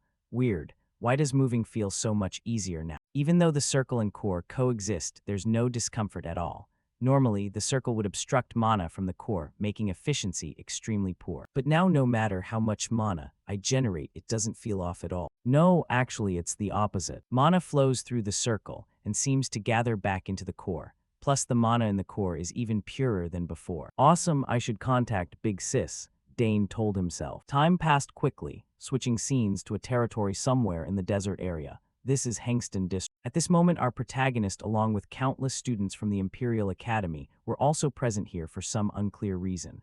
Beside Dane, his close friend, Layla shared excitedly. So this is the famous Hangston District I've heard about. Oh, I see the end. Right now in front of them was a massive gate. Looking at it, Layla let out an admiring gasp. This must be the famous magic shield. Magic shield. Dane's voice was full of curiosity. Hearing that, Layla realized Dane had no clue, so she smiled and explained.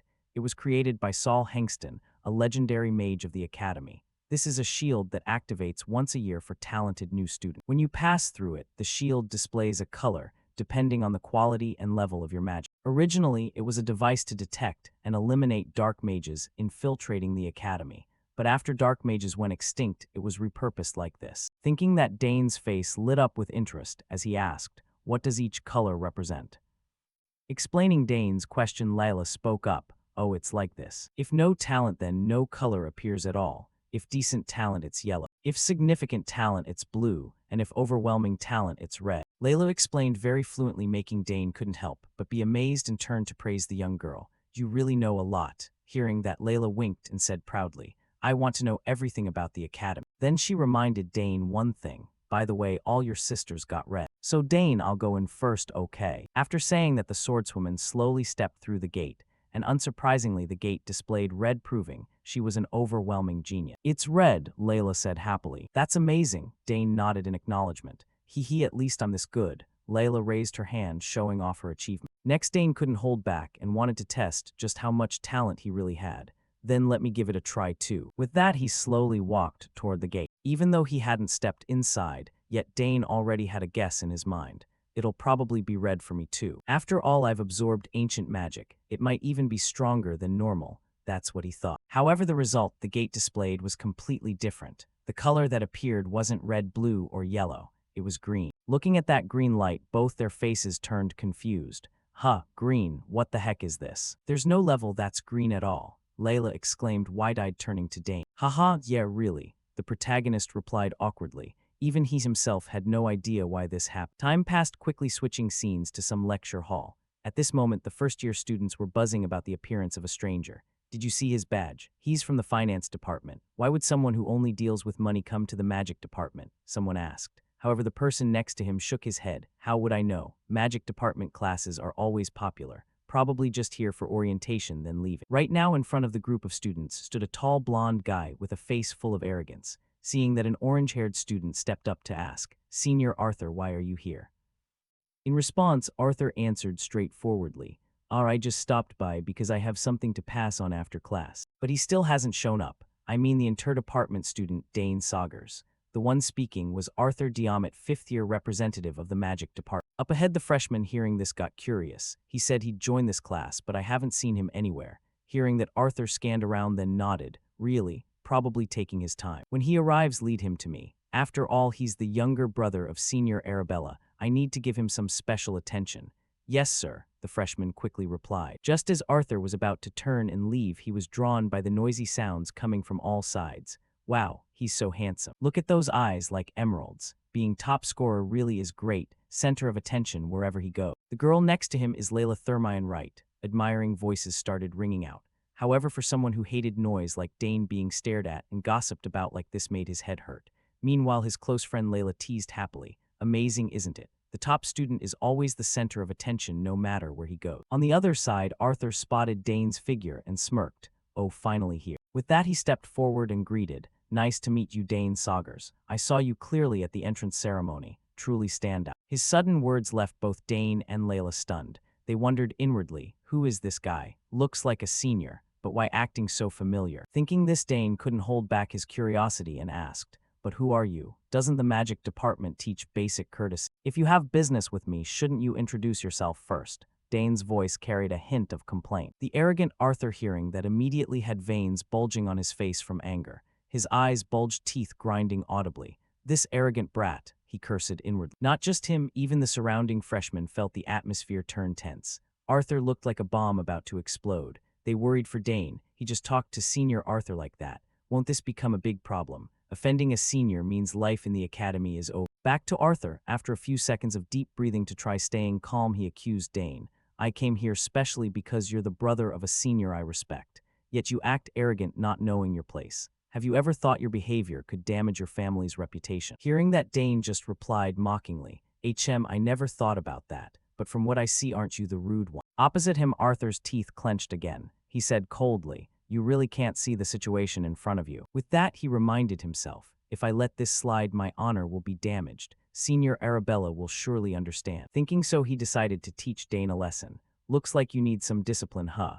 As soon as he finished, Arthur started gathering mana in his palm. But unfortunately, before the two could clash, a scolding voice rang out. Bam! The professor slammed his book on the desk and shouted, "What's going on over there? Any problems?" Hearing that authoritative voice, Arthur immediately backed down. He quickly explained, "Professor, I just stopped by to welcome the new student." As for Magic Department head Drivo, he knew full well things weren't as simple as Arthur claimed. However, since nothing serious had happened, yet he didn't plan to dig deeper and just said coldly, "Really? Then save the socializing for after class." Hearing that, Arthur had no reason to stay. However, before leaving, he still tossed Dane some meaningful words. "I'll let this slide this time." Watching his departing back, Layla quietly reminded Dane, "You should be careful. That guy doesn't look pleasant at all." And just as Layla thought Arthur had no intention of letting it go easily, he coldly ordered a subordinate nearby, "Take him to that place." "Huh, but that's Senior Arabella's little brother. Is that okay?" Arthur narrowed his eyes, voice icy. "I'll explain to the senior later. Just take it." Back in class, after the noisy crowd left, Professor Drivo began his lecture. "Today is orientation, so we'll keep it simple and end class. But since this is a practical combat course, let's start by measuring everyone's mana." With that, he placed a device that looked like a disc with a hemispherical top on the table. Opposite him, the students stared at the mana measurement device, excitedly chatting. "Wow, that's the mana measurement device. I've seen it before." Back to Professor Drivo. He didn't make the students wait long and quickly instructed. "If you place your hand on the device and channel mana like this, you can see your number of mana circles." As he spoke, he demonstrated directly placing his hand on the device and channeling his mana inside. Immediately after, several magic circles appeared behind him. Seeing the number of circles, the students couldn't hold back their amazement and shouted, "Wow, 8 circles, as expected of a professor." Ignoring the students' cheers, Drivo continued explaining. "Of course, even at the same level, the color gets deeper with higher proficiency. But there are also cases where no circles appear. It doesn't mean no talent, so don't worry." "Right, some people haven't formed circles yet, that's normal." The students chimed in agreement. Drivo nodded and continued, "That's why we can't just rely on circle checks to evaluate. Since you're in this class, you should at least know basic magic. We'll use this magic orb to measure mana more accurately. Use basic magic, mind control technique to move the orb and show your mana control ability. Like this." As he spoke, he controlled countless orbs flying around everywhere. Seeing that, the whole class gaped in awe. "Amazing. The magic symbols are formed perfectly. He can move the orbs just with mind control technique. No need to make such a fuss," Layla grumbled. On this side, Professor Drivo continued introducing.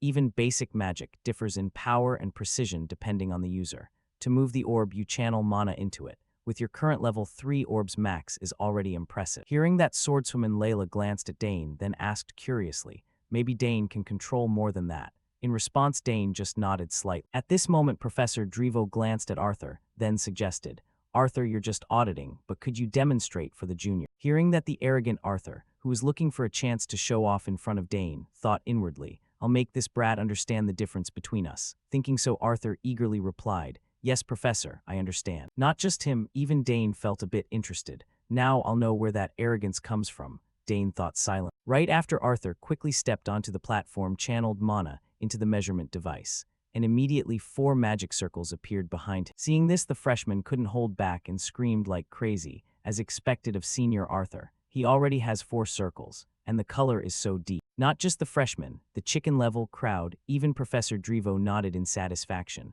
Looks like you've improved even more. Hearing that, Arthur replied with a smug face, all thanks to your guidance, Professor. Next, Drivo turned to the whole class. Usually reaching 4 mana circles only happens after graduation, but your senior achieved it while still studying. This is true overwhelming talent. You should learn from him. Who knows, maybe his advice will help you develop too. Those words from the professor made the whole class buzz. Meanwhile, Arthur seized the chance to glance at Dane with a mocking look. Too early to be surprised, Dane Saugers. I'll show you the difference between us. Thinking that, he began controlling the blue orbs, flying around the classroom at extreme speed. Seeing that scene, the freshman gaped. He's controlling the orbs perfectly. No way, how many orbs is that? But in reality, to do this, Arthur was already so exhausted his back was drenched in sweat. Still, he tried to act calm, turned to stare at Dane, then smiled provocatively. I've pushed my power to the limit. How about it, kid? Opposite him, the freshmen, seeing Arthur go all out just to show off, didn't hold back their praise.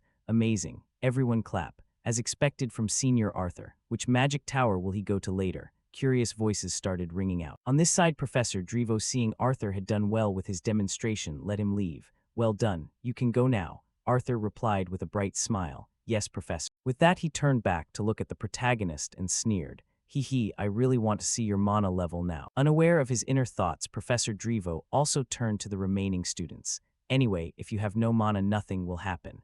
If you're worried, you can leave the lecture hall now. To his words, the entire group fell silent. No one answered or left. After all, to get into the Imperial Academy, who wouldn't have mana? Seeing that, the magic department head nodded and continued. No one. Good. Then let's begin. Step up in order, starting from the front row. Just like that, the group of students started buzzing, waiting for their turn to test. As for Layla, like she'd seen this many times, she just sighed and explained. This is called orientation, but really it's just a way to expose everyone's abilities in front of the whole class. Beside her, Dane, hearing that, pondered for a second or two, then nodded. Yes, that's exactly what the academy is aiming for. Next, the students took turns, going to the mana measurement device to test. A few students had one magic circle, while others felt nothing at all. And for the orb control test, they did even worse. Most couldn't control it long before the orb fell. Back to the arrogant Arthur. He stood to the side, observing from start to finish, then sneered. What a mess. At the same time, the blonde girl beside him quickly reminded, Hey, it's that guy's turn now. Hearing that, Arthur finally paid attention, as it was now Dane's turn to test. Dane, I'll watch and see how far your arrogance can go, he muttered inwardly, though no one heard. And not just him, even Dane himself was curious about his current abilities. Honestly, I'm really curious too. Since I've absorbed ancient magic, there must be some change. Thinking that, without hesitation, Dane began channeling his energy into the measurement device. On this side, Professor Drivo was also very much looking forward to Dane Saugers' performance. In the entrance exam, he solved my test perfectly. I'm really eager to see how many magic circles he has. Thinking that, he stared wide-eyed, focused on not missing a single moment. But then, something completely unexpected happened. The measurement device suddenly displayed a glaring red screen with the words, unmeasurable. In that moment, the entire classroom erupted in chaos. What does that mean? Is it broken? If he has no circles, then he has none. But why unmeasurable? The students said as they crowded toward Dane, trying to get a better look. Meanwhile, our protagonist had a guess in his mind. Could it be because of the ancient magic I absorbed? Speaking of Professor Drivo, compared to the other students, he was the most shocked, because he knew full well the capabilities of this measurement device. Plus, in all his time, he'd never seen this case before. This machine was 100% accurate. It could filter out anyone trying to fake their level. But now, it says unmeasurable. I've never seen this before. Thinking this, since he couldn't find a reasonable explanation, yet he could only make an excuse, probably overloaded. At least let's finish Dane's orb test first. Hearing that, Dane nodded. Yes, Professor. Up ahead, the arrogant Arthur, seeing Dane's case as machine overload, smirked mockingly. Ha, I knew it. Nothing surprising, newbie. Ignoring his taunts, Dane slowly walked toward the magic orbs. In his heart, he felt a bit regretful. So it can't be measured. Too bad. But let's try this way. Wonder if this will work properly. Thinking that, he began focusing his mind, channeling energy into the magic orbs, making them float in midair. However, what shocked everyone even more was that what he was controlling wasn't just one or two orbs, but every single magic orb placed on the table. This made the whole class gape in horror. Someone shouted in stunned disbelief. He lifted all the orbs. No way. The highest record so far was only 5 orbs. Not just the freshmen, even the upperclassmen couldn't believe their eyes. All the orbs. That guy. Is he crazy? the black-haired guy beside Arthur exclaimed in shock. As for the arrogant Arthur's face, it froze completely. How could this be? He muttered, inwardly unable to believe it. Beside him, Layla also looked at Dane with blank eyes. He did it again. Now I'm not even surprised anymore. But I never thought he could lift all of them. He's even more astonishing than I imagined. Seems after absorbing ancient magic, he's become even stronger. She silently guessed inwardly. From Dane's perspective, controlling these magic orbs felt a bit interesting. So, he decided to show off a little more. All right, let's make this even more impressive. With that, he began maneuvering the orbs, arranging them in a specific pattern. Seeing this, Professor Drevo broke out in cold sweat. Now, what am I witnessing? He's arranging the orbs precisely, to form a star chart. Even Arabella couldn't do this. As everyone's eyes turned upward in the sky above, the images of a lion and a snake slowly materialized. Someone shouted in astonishment upon realizing it.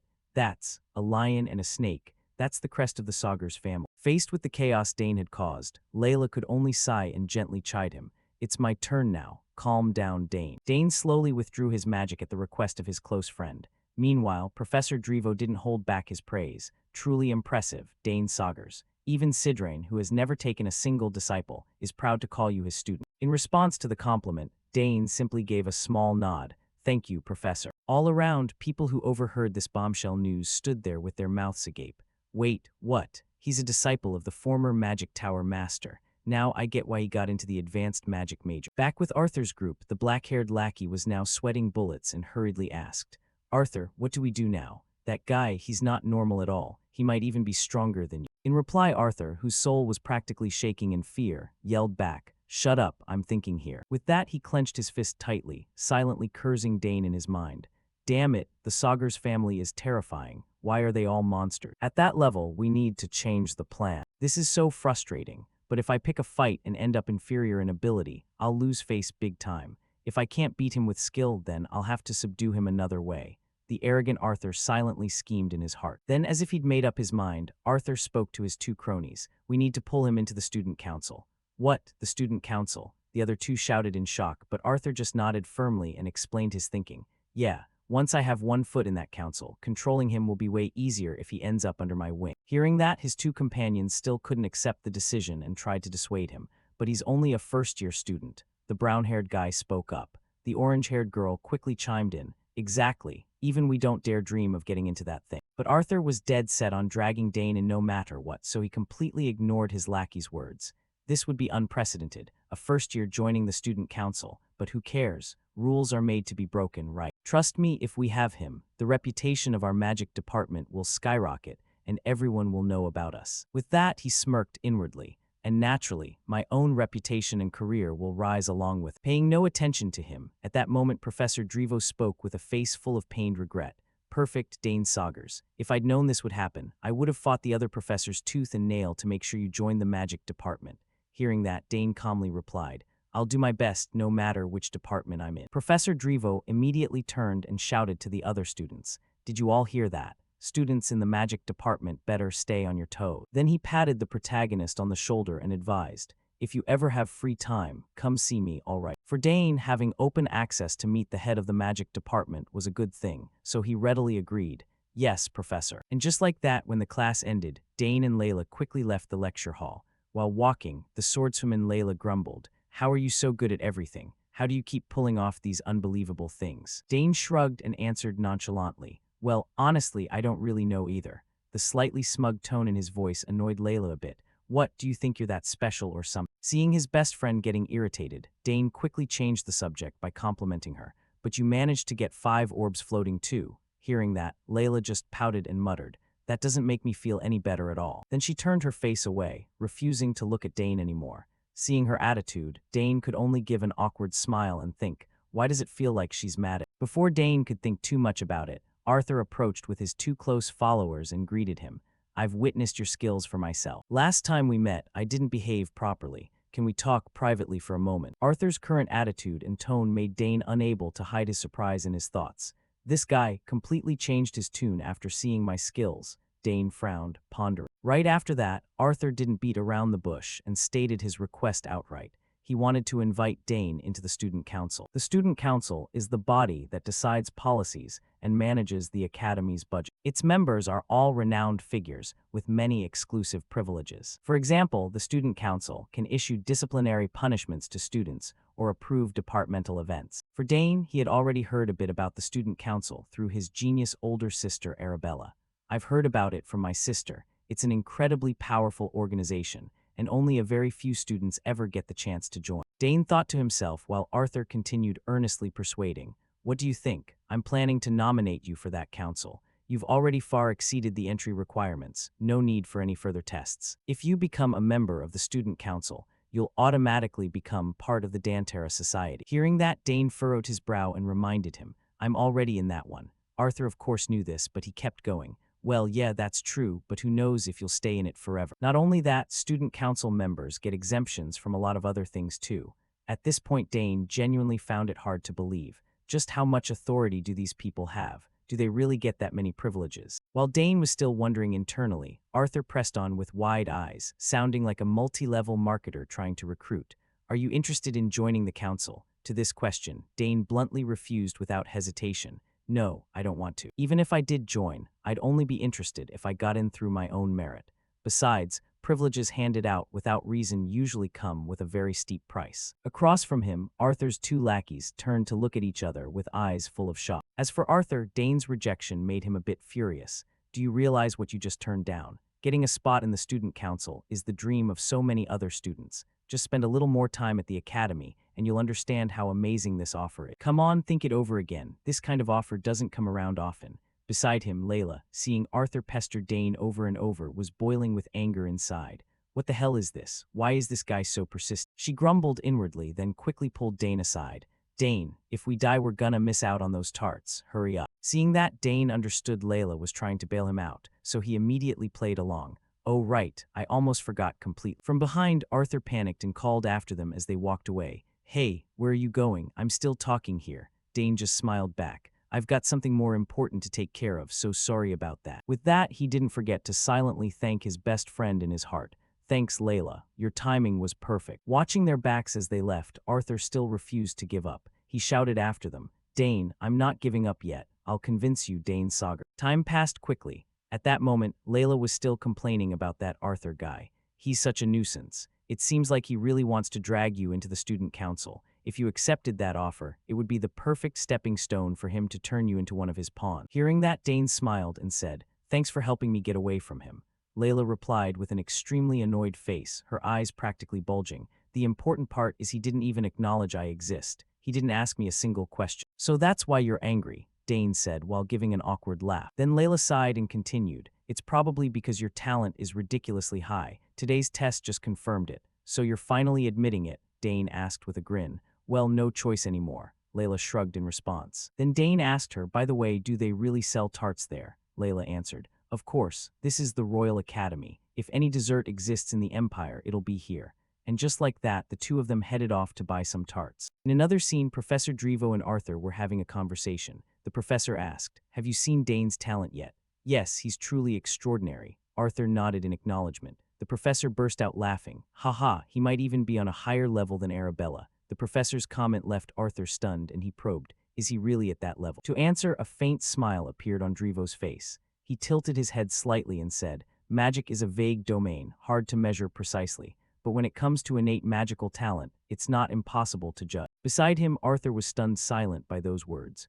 "Oh my God, is the professor saying his talent has surpassed even the senior I admire?" he asked himself. Turning back to Professor Drevo, it seemed the professor had noticed Arthur's friction with Dane, so he advised, "About that, Arthur, just turn a blind eye when it comes to Dane. Take good care of him so he can join the magic classes properly." At the professor's words, Arthur's hand unconsciously clenched into his thigh. He thought irritably, Everyone's the same. They're all dazzled by his talent." Then, though a bit jealous, Arthur still shared his thoughts. "Actually, I already met him after class to invite him into the student council, but he turned it down." Hearing this, the head of the magic department was also shocked. What? Could he have heard something from Arabella? His talent is too valuable for us to let slip away. With that, both of them fell into a depressed silence. But as if thinking of something, Arthur probed the professor about the previous recommendation letter. Before he could finish, the professor smiled and replied, "Ah, that, It seems things aren't going too smoothly. But don't rush, you still have 2 years left, right? Someone like you will surely get recommended by the Magic Tower before graduation.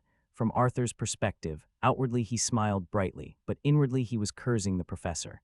Damn it, he said the same thing last year. Does he think I don't see through his real intention? If I take a spot in the Magic Tower now, that means losing one student he can toy with, doesn't it? He's blocking me, isn't he? I heard it was you who cut off the 2 spots in the Magic Tower that I wanted back in my 3rd year. Thinking it over, since he couldn't do anything to the professor anyway, Arthur had to continue. Fine, then I'll try to convince Dane. Hearing that, Drivo finally nodded in satisfaction. Good, Arthur, I'm counting on you. Those words made Arthur's face stiffen for a moment. Damn, my future is completely in his grip. Whether I like it or not, I have no other choice but to obey. That damn old man, he silently cursed once more. Meanwhile, back with Dane, he was now carrying a large bag over his shoulder and turned to ask his best friend. By the way, Layla, is the path to the cafeteria always this crowded? Why are there so many club events? To this question, the swordswoman explained. If a club has too few members or can't prove its activities, it gets disbanded. This is the first time I've seen so many events like this, Dane added. Beside him, Layla glanced at the bag Dane was carrying and smiled brightly. Anyway, we won so many prizes. 20 mana stones, 15 lunch discount coupons, 5 meal tickets, 8 convenience store discount vouchers, and a treasure map. Then Layla reached out, took the map, and asked, "What's this?" Dane replied. The senior host said it was something bought from an auction in Arkender. Beside him, the swordswoman's eyes lit up like headlights upon hearing that. Bought from the Arkender auction. Then this thing must be really valuable. Seeing her money-loving expression, Dane could only give a light smile and think, yeah, my dad once said. The Arkender auction house specializes in collecting rare and beautiful items from all over the empire. The country's top appraisers evaluate everything and guarantee only masterpieces are put up for sale. Up ahead, Layla pointed at the seal on the scroll and exclaimed, "This seal is still completely intact." "Is this a treasure map from the academy?" Dane guessed aloud, and Layla nodded in agreement. "I've heard this academy has tons of mysterious and secret spots." With that, she tossed the map back to Dane. As he looked at it, a thought crossed his mind. Ernest is gonna be thrilled when he sees this. Switching scenes to the lecture hall. This place mainly hosts general education classes, and right now our protagonist was standing just outside the building. Gazing at the massive architecture in front of him, Dane couldn't help but marvel. So this is where they teach the history of the empire. Before coming here, the head butler already prepped me on most of the content. Feels pretty reassuring, Dane thought to himself. At the same moment, his adventure-loving friend, Ernest, called out from behind, "Hey Dane, we meet again." Hearing the familiar voice, the protagonist turned around and replied, "Ernest, you're in this class too." To Dane's question, Ernest cheerfully explained, "It's a required course for first years. I figured I'd run into you here." "We meet again, huh? How are you feeling? Body still okay?" Dane smiled, but the reply came a bit vaguely. "Not much has changed, it's kinda complicated. I'll explain in detail later." "Oh right, Ernest, there's something I wanted to tell you." Dane grinned, probably about to mention the treasure map he'd just won. However, before Dane could get the words out, up ahead a red-haired guy leading a group approached Ernest to stir up trouble. "Hey, you're Ernest, right?" Hearing that voice, Ernest's face turned panicked, and it didn't escape Dane's sharp gaze. He wondered inwardly, what's going on? Ernest's eyes just changed, he's trembling. He looks absolutely terrified. Across from them, the reddish-brown-haired leader smiled as if they were the best of friends. "Wow, Ernest, didn't expect to run into you here. It's been a while, huh?" For some reason, Ernest's face kept sweating more and more from the tension. This made Dane think, he looks just like a soldier with psychological trauma. Then Ernest hesitantly replied, "Bron, hey." Seeing that, Bron scolded him. "If you're already enrolled, why didn't you let me know? I got here first." Beside him, Dane mused, "Are they friends? But this doesn't look like a normal relationship at all." With that, he kept watching closely as Ernest bowed his head and said, "Sorry, I didn't know." Bron stepped closer, ruffled Ernest's hair, and continued, "Damn, how did you even get in here? I thought you wouldn't make it. You always shake like a leaf whenever we talk, don't you?" "Perfect timing, I'm too lazy to go out and buy stuff, so since we ran into each other here, go grab me a sandwich," he said loudly with a grin, making Ernest's face turn deathly pale as he cried out, "What, right now?" For Bron, seeing Ernest refuse, his expression shifted slightly and he growled, "What's that? You don't want to go, Ernest," Ernest awkwardly explained. "I'm hanging out with my friend right now, so it's a bit inconvenient." From Bron's perspective, he glanced over at Dane and teased, "Your friend, huh? He looks pretty tough, though. Which department are you in? If you're hanging with Ernest, I can already guess your level." His tone dripped with contempt. This sparked a flame of anger in Dane's chest. I don't know what family he's from, but that carefree, arrogant attitude reminds me of the thugs on the battlefield. The more he thought, the darker Dane's expression became. Yet he still threw out mocking words. "This guy isn't gonna answer," Braun sneered. But right at that moment, some teacher noticed their group and shouted, "Hey you kids, what are you doing? Class is about to start, get inside now." Hearing that, Braun turned and replied, "Yeah, we're going in right now." With that, he shot Ernest a sideways glance and warned, "We'll talk after class. I've got a lot more I want to say to you. This academy about to get real interesting."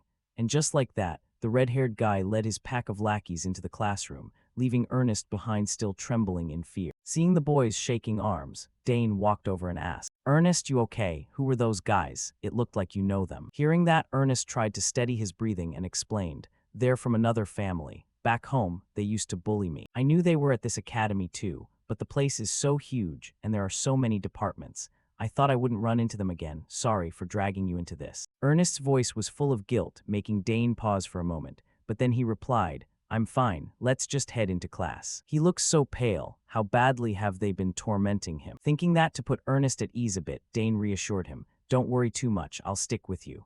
Those words surprised Ernest, but he quickly shook his head in refusal. "Come with me. No need, I can handle it myself." Back to Dane, looking at Ernest's scrawny frame, he knew that "handle it myself" probably meant becoming a punching bag for Braun's crew again.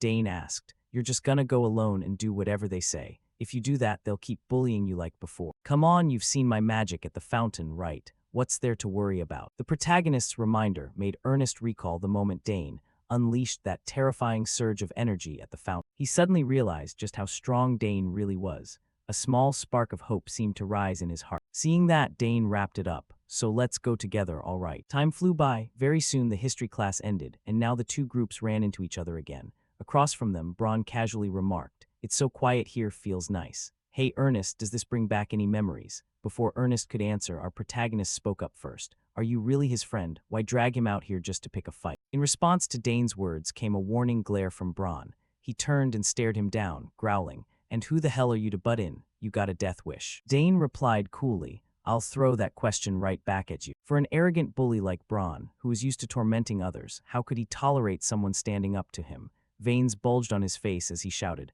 "What? This arrogant punk? Just because you got into the academy you think you're hot shit. You've heard of the Sauer family, right? I'm the heir to the most powerful clan in the West." Dane just picked at his ear provocatively and shrugged. "The Sauer family. Never heard of them." Across from him, Braun's face looked like a ticking time bomb. At that point, his lackeys behind him chimed in, "What did that brat just say? Braun, you gonna just stand there and take this?" Seeing his crew getting hyped for a fight, Braun didn't want to disappoint them. He ordered, "Hey, get him, beat the crap out of him." For the pack of goons, hearing their boss give the command made them grin with excitement. Too bad they had no idea about Dane's real strength, so they were still full of confidence. "Ernest, you picked the wrong friend. Now you're gonna get double the beating." The thug's threats terrified Ernest, who stepped back and turned to urge the protagonist, "Stop it. I think we should leave while we still can. No matter how strong you are, they're seriously dangerous." Especially Braun. He's been called a swordsmanship genius since he was a kid. Hearing that, Dane's eyes sharpened with interest. He said with a grin, "Now I'm actually getting excited. Ernest, I'll leave one of them for you. Knock him out with your own fists." "Me?" Ernest shouted in disbelief. Dane continued, "Trust me, you can't keep living like this forever, right?" From Ernest's perspective, he really couldn't wrap his head around what Dane was saying anymore. However, before they could talk any further, one of the thugs lunged forward and yelled, "What's with acting so calm, huh? You're dead meat, you bastard." As soon as those words rang out, he swung his fist straight at Dane's face, making the boy's head tilt to the side. Seeing that, Ernest cried out in worry, while the thug gloated triumphantly, "How's that feel, you piece of shit? You awake now?" "I'm not done yet." With that, he swung his fist again, aiming to teach Dane a brutal lesson. But there was no way the protagonist would let him get away with it so easily.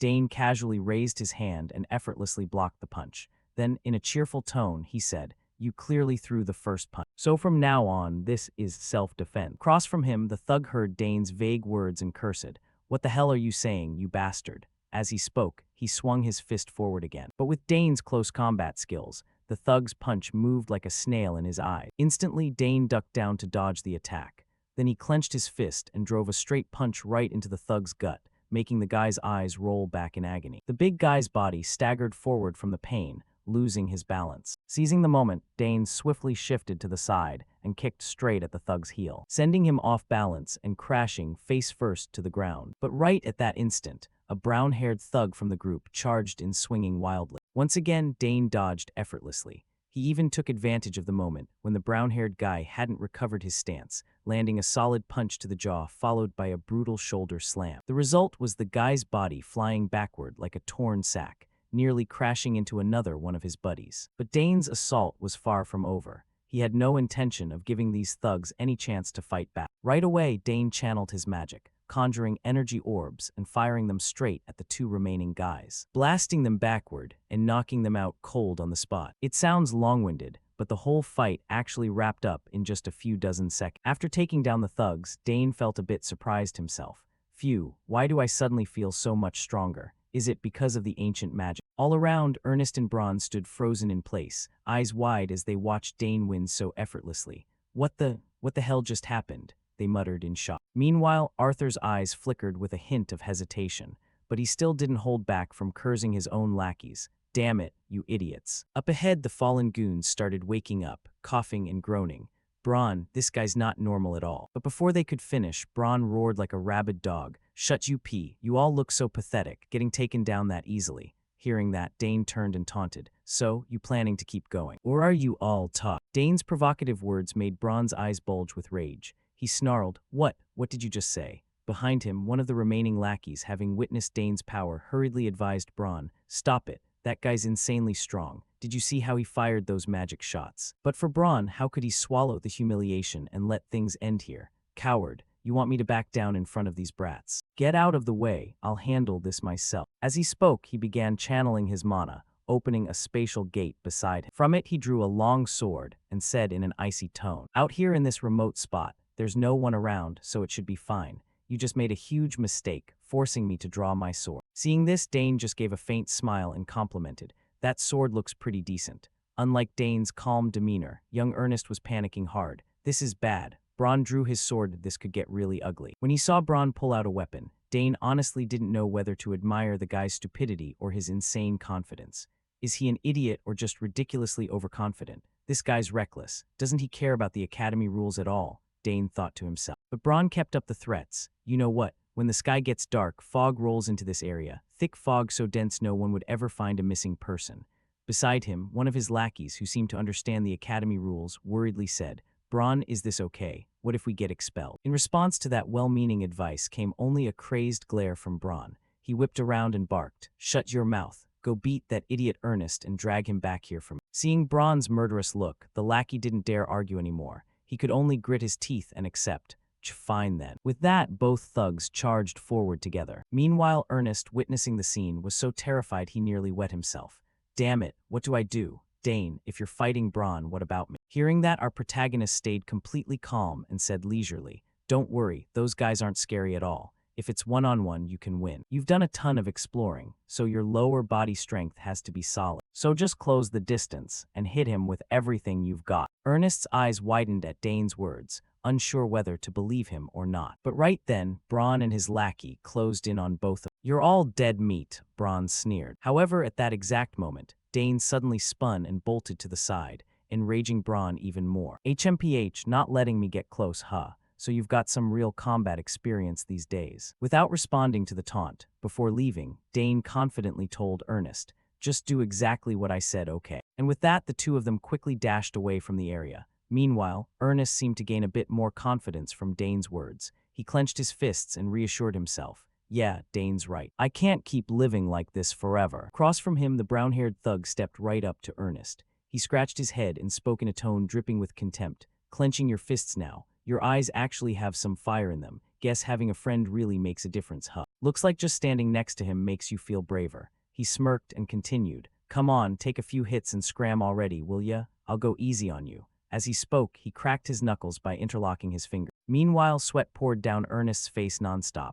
He told himself, Don't panic, think. What would Dane do in this situation? Right then, an image flashed in Ernest's mind of Dane, dodging the black-haired thug's punch. But before he could come up with a plan, the brown-haired thug laughed loudly. All right, let's start with a few punches. With that, he swung his fist fast toward Ernest. But right before the punch could land on his face, Ernest instantly dropped low, using the top of his head to block. Then he surged forward unexpectedly and unleashed a full-power punch. The guy you used to know, the old me, is dead. Ernest's devastating punch slammed straight into the thug's face, making him spit out saliva from the sheer pain. Looking at the thug rolling on the ground in agony, Ernest still couldn't believe he'd actually taken him down. Sweat drenched his face as he shouted, "I did it." Not far away, Dane heard Ernest's victorious yell and teased, "Hey, Braun, looks like your buddy just went down." Hearing that, Braun panicked and cried out, "What? No way. My friend lost to a pathetic loser like that." As he spoke, he turned to check behind him, and all he saw was his comrade sprawled out like a dead dog on the ground. While he was busy staring at his fallen lackey, Dane glanced at two brooms leaning nearby and whispered,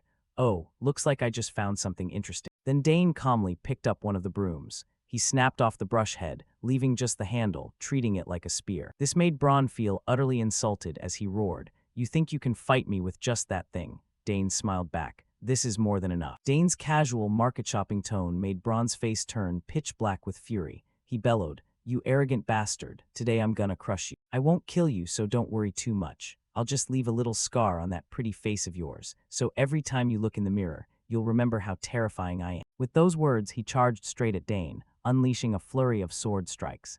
Each swing sliced through the air with a sharp whoosh. But to Dane, these attacks were child's play. With just a few basic steps, he dodged them all effortlessly. Seeing that, Braun couldn't help but grudgingly praise, "You're better than I thought." In response, Dane smirked mockingly, "Because your swordplay is way too predictable." Braun roared in fury, "What do you know about my swordsmanship? You think you're the son of Duke Thermion or something." As he spoke, Braun silently analyzed the situation in his head. He's just stalling by channeling mana into that stick, but it can't hold out much longer. Thinking that to rattle Dane more, he started throwing threats. "You're just a rat trapped in a cage. What can you even do with that broken stick?" Across from him, Dane just smiled quietly. Next, he poured even more mana into the stick and thrust it forward hard. The lightning-fast thrust slammed straight into Braun's chest, making his eyes roll back in pain. As his whole body curled up like a shrimp while he rolled on the ground. "Just a wooden stick, and it has this much power," the thug thought in panic. Meanwhile, the explorer buddy Ernest, witnessing the scene, stared wide-eyed and muttered in awe,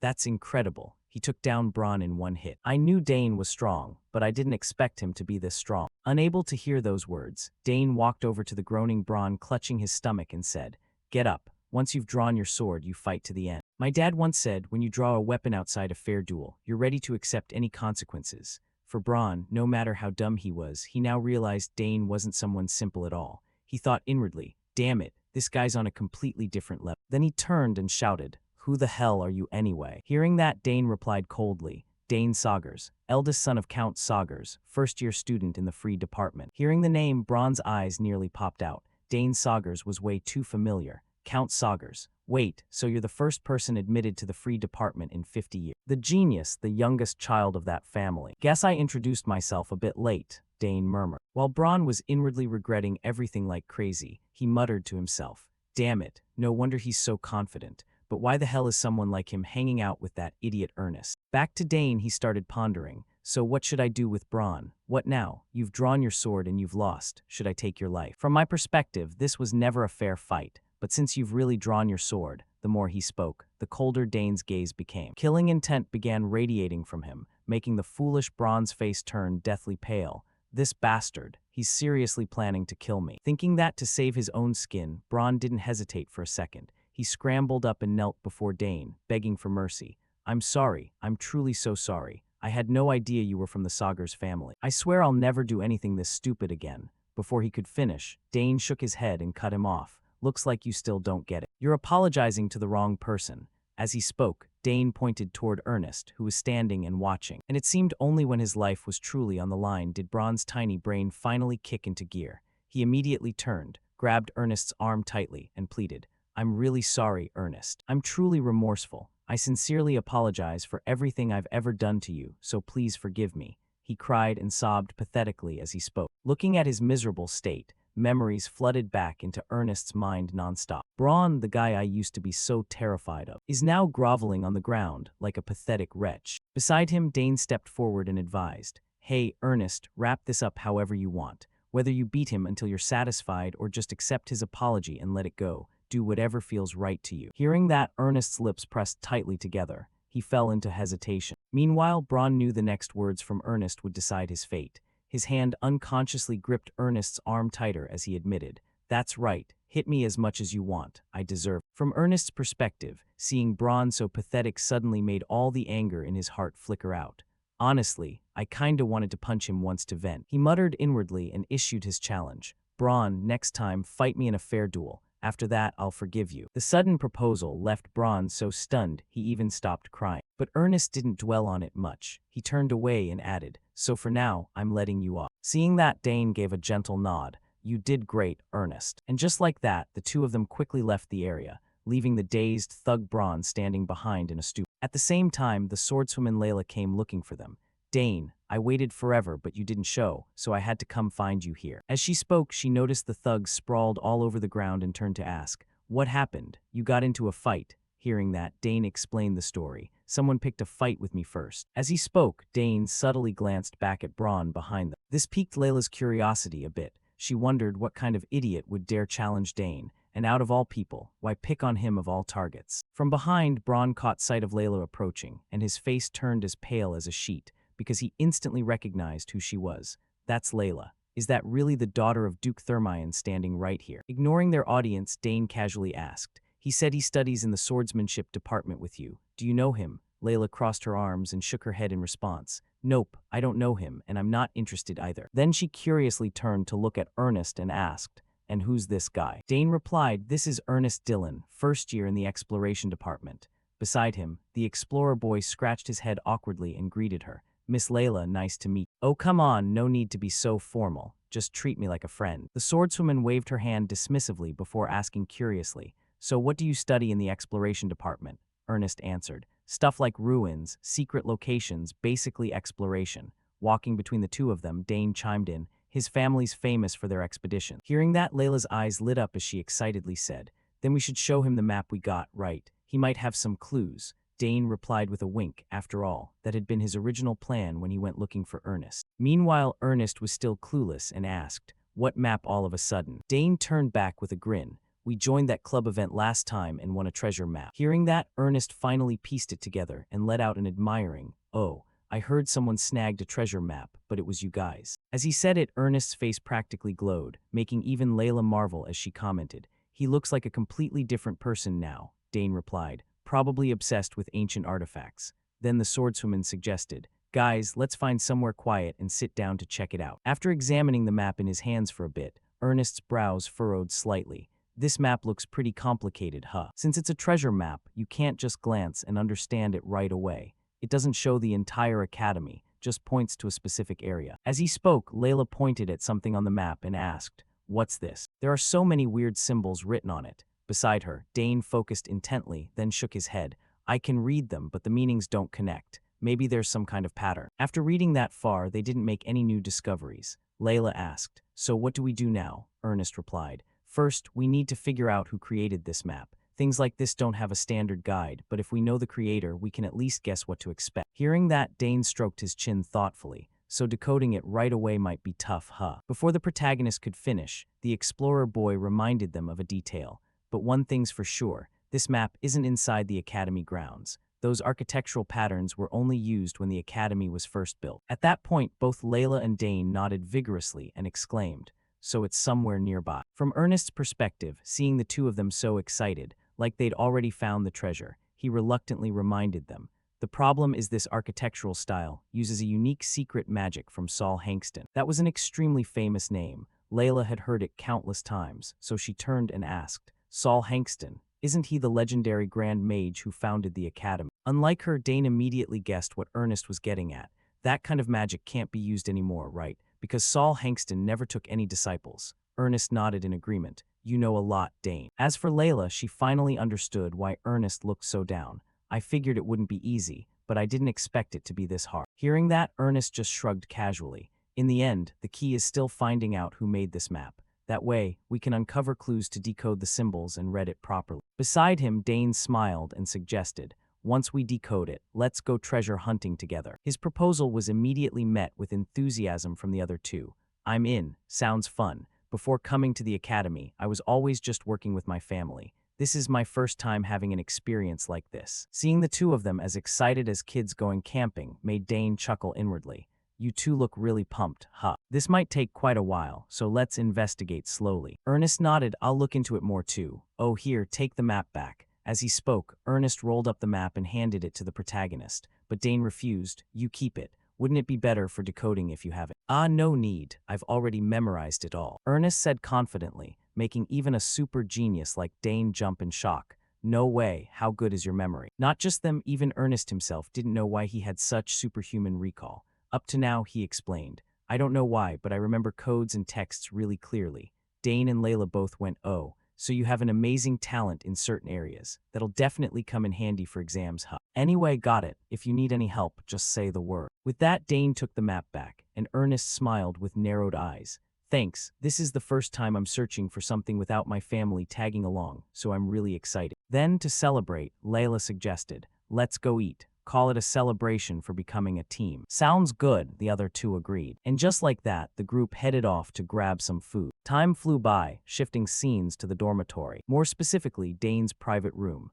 Now he finally had time to organize his stuff. Man, so much happened today. I should take the chance to sort my things a bit. The important stuff my family gave me, where should I put them so they're easy to see? But this summoning beast egg, where do I even put it? They said not to put living creatures in subspace. With that, Dane scanned around for a suitable spot for the large egg. But right then, the egg suddenly shook violently, making Dane panic a little. Why is this happening all of a sudden? In the past 7 years, nothing like this has ever happened. Is it because I moved to the academy? No way. No matter how mysterious this place is, the mana distribution here isn't much different from my room back home. Then it has to be that ancient mana stream I absorbed in the garden. I didn't expect it to trigger the egg's reaction so fast. All right, I'm going all in on this. Maybe it'll hatch today, no waiting another sec. Dane quickly set the egg on the table and channeled his mana into it. Next, without him even needing to push, the egg itself emitted a powerful suction force that drew in the protagonist's mana, leaving him stunned. My mana's getting drained nonstop. I've been feeding it mana for 7 whole years. How much more does it need? I can't stay here. This room's gonna collapse soon. What do I do? This feels like the perfect chance to hatch it. The more he thought, the more frantic Dane became. Finally, he took a gamble and brought the egg to his sister Claire's lab. Meanwhile, Claire saw her little brother arrive with the egg radiating intense energy and stared wide-eyed. It's reacting so violently. What the heck is going on? Dane explained, it's still shaking like crazy. I'm not even channeling mana into it anymore. Back to Claire, she suddenly remembered something and reminded him, Dane, isn't this dorm roll call time right now? Skipping it won't be good for you. For Dane, of course, he'd already prepared, so he chuckled. I've got it covered, don't worry, sis. Shifting to the student dormitory, just as Claire had mentioned, a tall guy along with 2 friends was hurrying down the hallway shouting, I'm Albert, dormitory council president. Right now, I'm conducting roll call in the Dantera lounge. Inside their rooms, the students saw someone coming to check and hurriedly rushed out for attendance. Roll call for the entire Imperial Academy dorms followed strict standards. Over here, Arneld scanned around worriedly and said, but why aren't Priscilla and Dane coming out? Do they even know it's roll call time? If you're late for the monthly roll call, you lose 1 disciplinary point, and if absent 2, 3 lates in a semester means disciplinary action and mandatory labor. More than 2 absences and you're downgraded from the dorm. As for Albert, seeing everyone whispering, he barked loudly. No moving, no talking. Floor 9, Dantera Lounge. Today's not gonna be easy to slip through. His harsh attitude made Arneld anxious. Why's the vibe so strict today? Then, to satisfy his curiosity, Arneld asked, what do you mean? Hearing that, Albert waved his hand through the air, summoning a blue screen, and said, in the newly installed mana surveillance footage, interesting stuff. There's footage of a resident named Arneld sneaking out. We tracked and confirmed she left the dorm grounds just 5 minutes ago, but right now, the system shows student Priscilla is still in her study room. With that, he immediately opened the door to Priscilla's room and sure enough, she was nowhere to be found. Seeing that, Albert laughed in furious disbelief, his voice grinding out each word. Normally we don't check presence like this, but from now on, maybe we need to change the rule. His dangerous-sounding words made Arneld's group's faces turn pale as they whispered inwardly, damn, a storm of penalties is coming. After a thorough check, Albert's anger temporarily calmed a bit. The rest are mostly fine, rooms are clean. Arneld gets -2 points for unauthorized absence. Make sure it's announced. Yes, sir, the group weakly replied.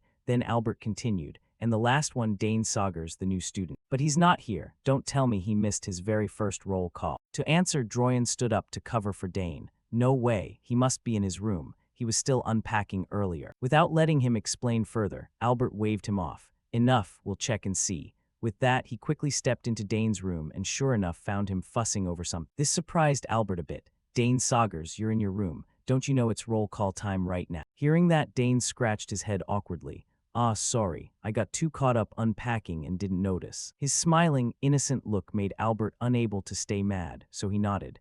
Ah, yeah, it's the first day, so it's understandable. Shifting back to Claire's lab, obviously the real Dane was there now, and the one Albert met was a fake, Claire exclaimed. Isn't that the MK1 illusion projector? Over here, the protagonist grinned and explained his trick. You said most people wouldn't notice. The image projected from the device connected to this. With that, Dane opened his hand to reveal a small round device in his palm, making his sister purse her lips. After a few seconds, she sighed. I heard using this is really hard. Since it's remote controlled, the signal gets interfered with easily. Even a tiny glitch and it'll get exposed. Dane shared. I anticipated that, so I tested it a bunch. As long as they don't get too close, it'll hold up. His confident demeanor made his big sister admire him inwardly. In your heart, you're really gutsy, little bro. By the way, how's the egg? It's clearly reacting to your mana, Dane. That means it's very likely about to hatch. But plenty of eggs react like this and still don't hatch. Still, just having a reaction like this is already huge progress. Hearing her say that, Dane asked, so what now? Should I keep channeling mana into it?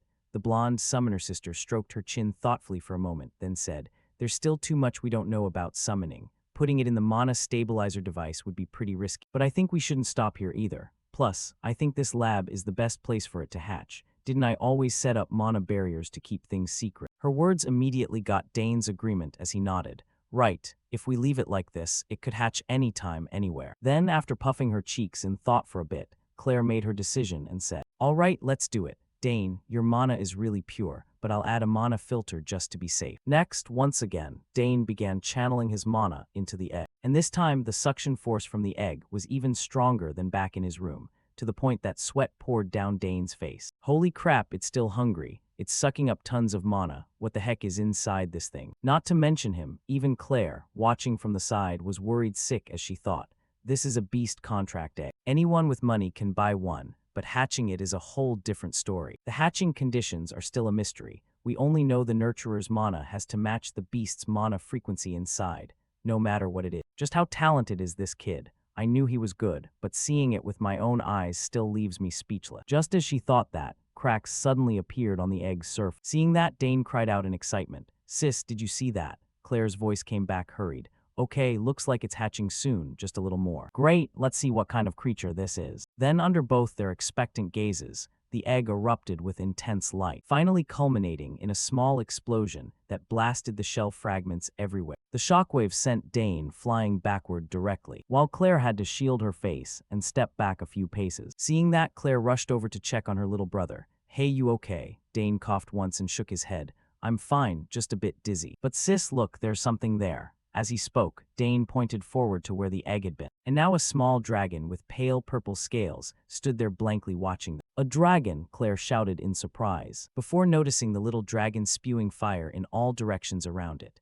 Oh my god, it can breathe fire too, Dane exclaimed, but before he could say more, Claire quickly pushed him forward and explained, don't just stand there gawking, get closer now. There have been cases where a contracted beast recognizes the first person it sees as its master.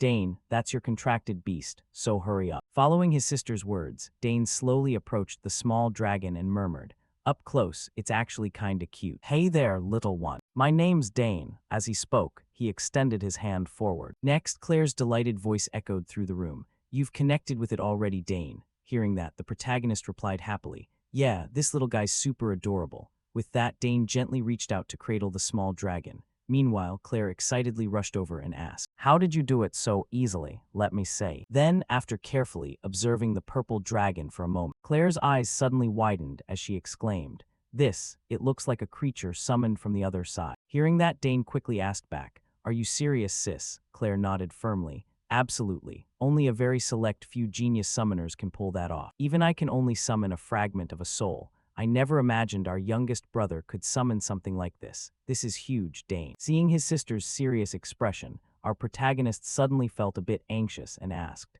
so that means it's not a regular summoned creature. Over here, Claire began explaining, I know all the common summonable creatures, even larvae, but I don't recognize any with traits like this little guy. Closest might be a dragon, but the details are clearly different. To her comment, Dane could only smile. It doesn't look all that special, so no one knows what this thing really is. In response, the blonde summoner could only say, "We'll have to figure it out from now on. The problem is there's no documentation mentioning a creature like this at all." Dane suddenly guessed, could this be a brand new creature? Why did it choose me? Does it have something to do with ancient magic? Unaware of his inner thoughts, Summoner Claire started surveying the mess in her lab and reminded him, "Right, make sure to keep the eggshell carefully. Some egg-hatch species eat their shell for nutrients." "Got it, so what do I do from here?" Dane asked, and Claire quickly gave him a series of instructions. First, approach it carefully. Try to record everything. What it likes and dislikes, how long it sleeps, whether it shows aggression, how much it grows each day, all that stuff, blah blah. The more Dane heard, the more his head spun as he muttered inwardly,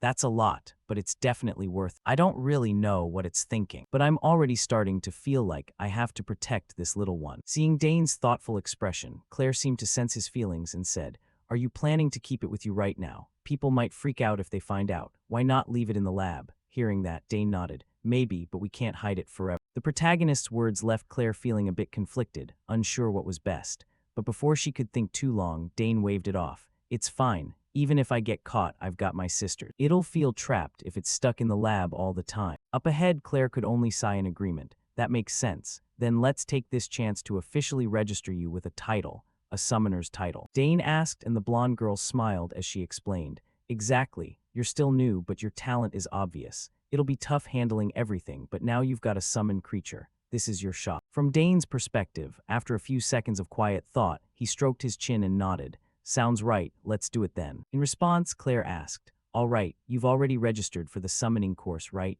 Orientation's tomorrow. The professor's Turmeric Splavo, isn't it? If you show your talent there, someone will definitely bring up special admission. Normally meeting the requirements is insanely hard, but you're different, Dane. Of course, it'll need approval, but I'm sure you'll qualify." As she spoke, she patted Dane's shoulder confidently, while the protagonist himself felt a spark of interest. "Special admission, huh? Sounds exciting. What should I name it?" Time passed quickly, and now Dane had returned to his dorm room. The moment Droyan spotted him, he asked worriedly, "Dane, where were you? You weren't in your room after roll call." Dane replied, "I had something urgent to take care of." His answer only made Droyan more curious. "How did you sneak out during roll call? Priscilla got caught right away." "Well, there's always a way," Dane shrugged, making Droyan sigh. "The Sagar's family always surprises people, huh?" Droyan's casual remark piqued Dane's curiosity as he glanced over. "My sisters were like that too." Droyan nodded. "Your sisters are legends in this dorm. Ask any resident and they'll tell you right away. But don't worry, I'm the only one who knows you snuck out, so no need to stress." After saying that, Droyan waved goodbye to Dane. The moment he got back to his room, the protagonist flopped onto his bed exhausted and groaned.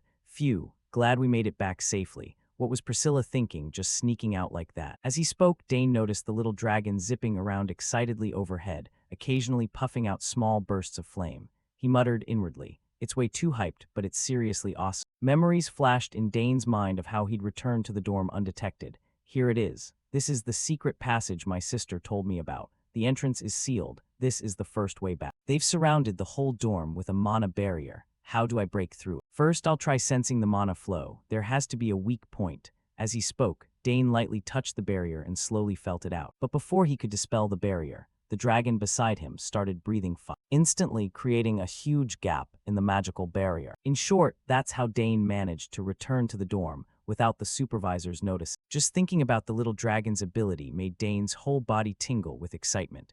That fire temporarily nullifies mana. Unbelievable. This dragon is seriously an extraordinary summoned creature. Time flew by until the next day, when the protagonist had already told Ernest about his new little buddy. But the name Dane gave the dragon left Ernest utterly confused as he said, "Happy? You seriously named it Happy? Who names a dragon like that?" Dane turned back. "I thought it was friendly and easy to call. Come on, suggest a better one then." His words surprised Ernest, who eyed the dragon for a moment. "Let me think. It's cute, but maybe the name should carry a bit more weight." Seeing Ernest's serious expression, Dane burst out laughing. "You don't have to be that serious about it." After a few seconds, Ernest came up with one. "Karnas, how about Karnas?" Hearing that, Dane stopped walking mid-step. He turned and nodded. "That's good. What does it mean?" "Mysterious. Pretty fitting, right?" Ernest replied. And Dane was completely satisfied with the name. "Perfect. From now on, your name is Karnas," he said while looking at the small dragon Karnas. Time passed quickly, shifting to the Bermuder's hall. named after the scholar Bermudez, and the venue for the summoning department's classes. By now, the students had quickly gathered here. In another corner, Digron, the guy who'd fought Dane as kids, was also present, and immediately recognized the protagonist, though a bit shocked. That's Dane Sagar. He stole my summoned beast. And after we got humiliated at the banquet, my family completely lost face in public. Now we're barely clinging to our urban noble status. Why do I keep running into him everywhere? He's here for the summoning class. Why do I have to take this course now, of all time? I have to do everything I can to avoid him.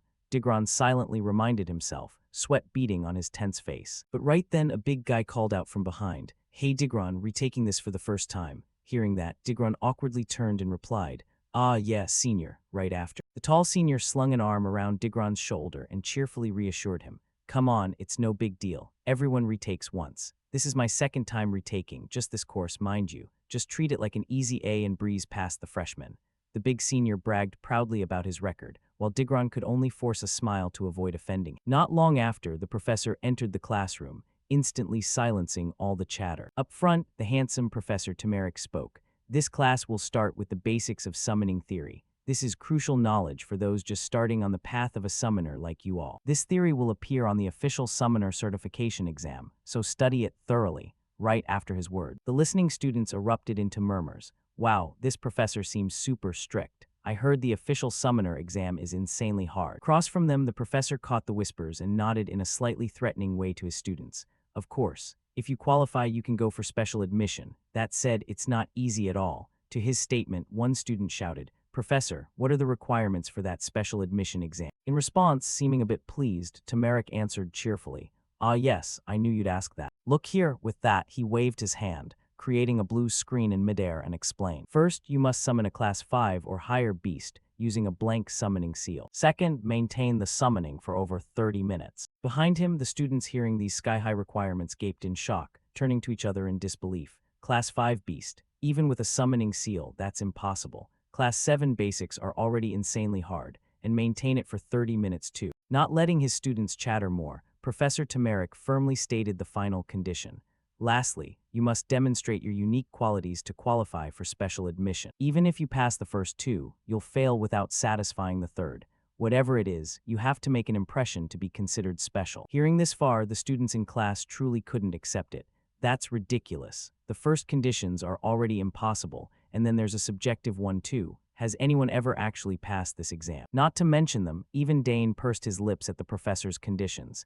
In short, if the professors like you, you pass. If not, you fail. From Turmeric's perspective, the students' reactions didn't surprise him. He'd seen it countless times. Now you understand why it's called the special admission exam.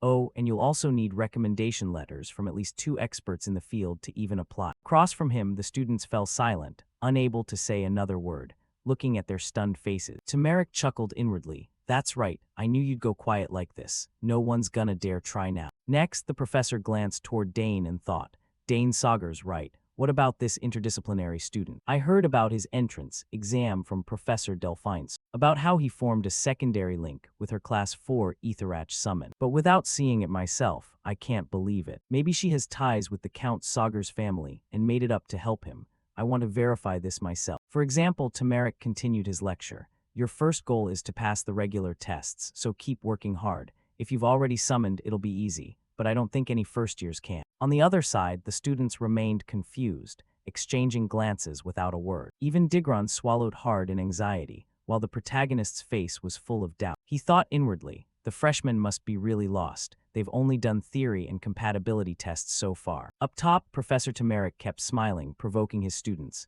"Really, no first year knows how to summon. What a disappointing year." As he spoke, he casually glanced at Dane. This made the protagonist's scalp tingle as he thought, "He's looking right at me so naturally. Is he trying to test me himself?" If that's the case then, Dane decided to prove his strength a bit, so he stood up and said, "I can give it a try, Professor." His declaration immediately got an enthusiastic response from the handsome professor. "Oh ho, really? What's your major and name?" Dane replied. "First year, interdisciplinary student, Dane Sagar." "Ah, I've heard about you from the department head. They say you have exceptional talent," Turmeric praised, while Dane waved it off. "Yes, if that's what the head evaluated about." From Turmeric's perspective, his expression stiffened slightly as he silently assessed Dane from their brief exchange. Well, look at this kid. Usually people either act humble or arrogant, but he responds so smoothly. Thinking that, Tamarick went straight. There are a lot of rumors about you, but that talent, normally speaking, sounds downright absurd. That said, can you demonstrate your ability right here for everyone to see? Now he's saying it outright. Dane thought inwardly and nodded. If you want, I can do it, no problem at all. But if I prove myself, could you write me a recommendation letter for the special admission exam? Dane's sudden words left the professor in the lecture hall, and the entire class dead silent. It took several seconds before Tamarick opened his mouth. You want a recommendation for the special admission exam. You understand what that means, right? For Dane, having just heard Tamarick explain the conditions, how could he forget? He affirmed. It means I have to show exceptional talent right here. Tamarick furrowed his brow, and if you can't, Dane shook his head. I haven't even considered that. Right after those words, veins popped on Tamarick's forehead, but he forced himself to hold back, thinking inwardly, this kid's way too confident. Even Claire Saugers, his own sister, would never be this bold. Thinking that, as if wanting to teach the brat in front of him a lesson, Tamarick readily agreed with a hearty laugh. All right, come on up. If you really meet the conditions, I'd be more than happy to write you that recommendation letter. But talk is cheap. Not to mention the professor, the rest of the students in the class started shouting like the place was on fire. What the hell is he thinking? He's not even a summoning major. Anyway, he's Claire's little brother. What is up with the Saugers family? Ignoring the students' chatter, Tamarick gave his final warning. But if you fail, you'll have to accept whatever consequences come. No matter what they are, you still want to try. After a few seconds of thought, Dane nodded. Yes, I'll do it. Hearing that, Tamarick didn't bother advising anymore. He said with interest, good, come down here. What a coincidence. I happen to have a blank summoning seal right here. With that, Dane quickly walked up to the podium, thinking to himself, I wasn't planning to do this on the very first class, but whatever, might as well. Let's just take everything I can get. With that thought, Dane reached out and picked up the white card in front of him, slowly channeling his energy into it while whispering, answer my call. The moment the words left his mouth, up in the air a magic circle began to form, and from within it, a massive wolf leaped out. A dangerous aura radiated from its body, and with just one glance from it, the students trembled like lambs before a wolf. Oh my god, it's real. Isn't that a Class 5 summoned beast? Using a blank seal, how is that even possible? In another corner, young Digron immediately recognized the wolf as his own stolen summoned beast. That's my gen. Unaware of Digron's thoughts, Dane confidently turned to the professor. Professor, I've summoned Genfu. Over here, Tamarick was still frozen in shock at the scene, sweat pouring down his face as he screamed inwardly. How did this kid do it with just a blank seal? Is he forming a full contract? Or is it something else? But even so, he's only summoned it. He can't possibly maintain the summoning for 30 minutes. Thinking that, Tamarick finally calmed down a bit and said, impressive just as rumored, but the second condition won't be easy to pass. In response, not wanting to waste class time, Dane offered an alternative. You're right, I don't want to take up too much class time either. How about I show you something else? His words sparked curiosity in the professor's eyes as he asked, what, something else? Not to mention him, the students were just as curious, exchanging glances and whispering excitedly. What's he gonna do next? The Saugers family is seriously terrifying. From Digron's perspective, for some reason he felt anxious right then. Oh god, the third condition is demonstrating something unique. In the end, it all depends on the professor's judgment. If the professor's this determined, what is he planning? With that, every student in the class fixed their eyes on the protagonist, determined not to miss a single moment. The professor nodded in agreement. All right, let's see what you've got. At the same time, Dane quietly recited some incomprehensible incantation.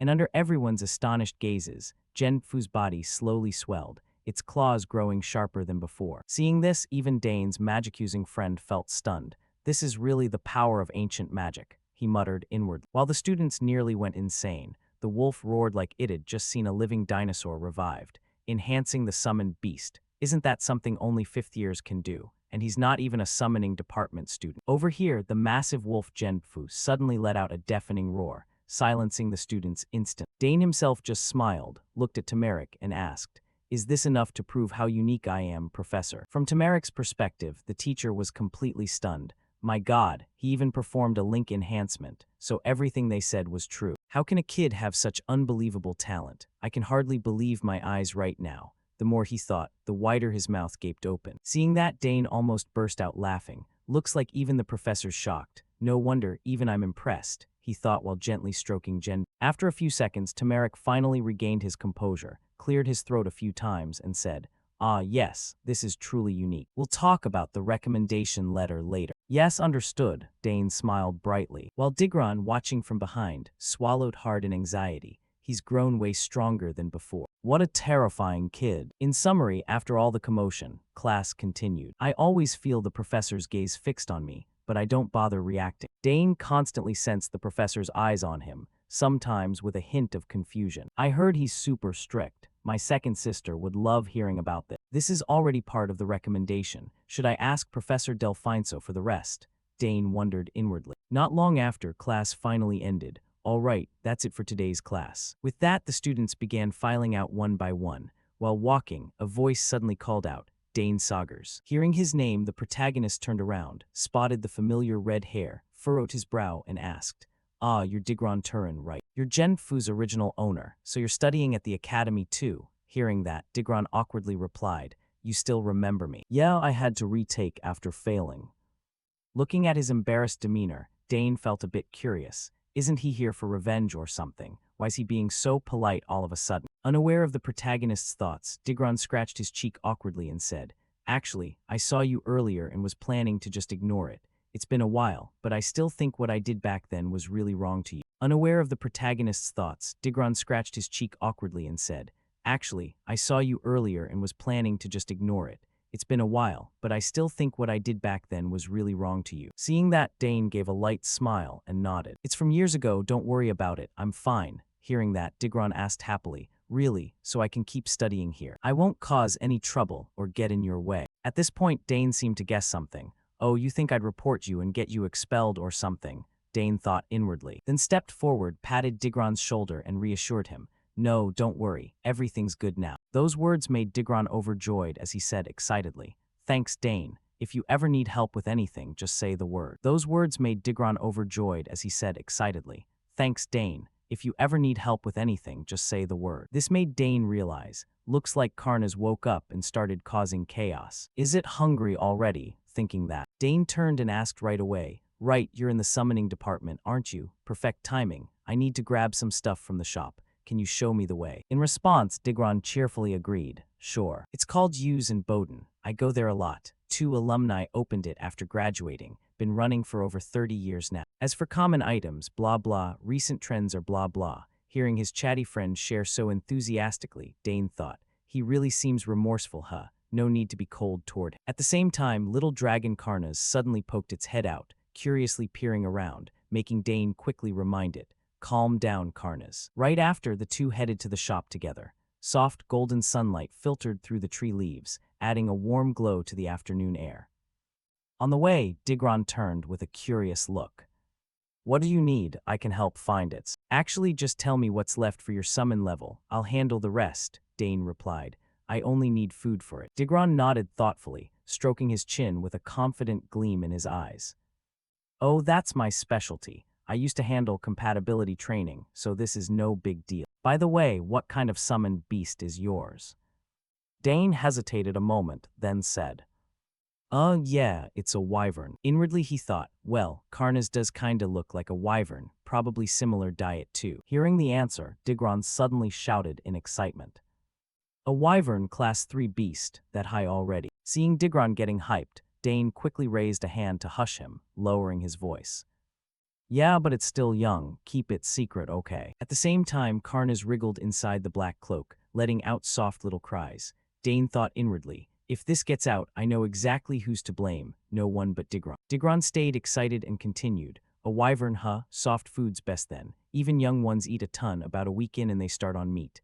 Dane nodded slightly, inwardly impressed. Expert for sure, but how did this guy fail the class? When they reached the shop, a bustling atmosphere enveloped them. Shelves packed with glowing magical items radiating mysterious light. Digron scanned the stalls and quickly grabbed 2 small bags of food, turning to Dane with a proud grin. "Here, this one's made from 17 ingredients. And this is a soft milk blend, take both." Dane took them, smiling gratefully. "Thanks a lot. You really saved me. I had no idea what to get otherwise." Seeing Dane being polite, Digron frowned and nodded. "That's all you need. Anything else?" Dane shook his head. "For now, this is enough." Digron eagerly suggested, "Since we're here, let's browse more, tons of useful stuff." Sounded reasonable, so Dane nodded. All right, let's take another lap. The two strolled leisurely through the shop, surrounded by countless magical items, from glowing robes and radiant potion bottles to sparkling three-pronged staff. Suddenly Dane stopped, eyes lighting up at a magnificent magic staff in front of him. He spoke with delight.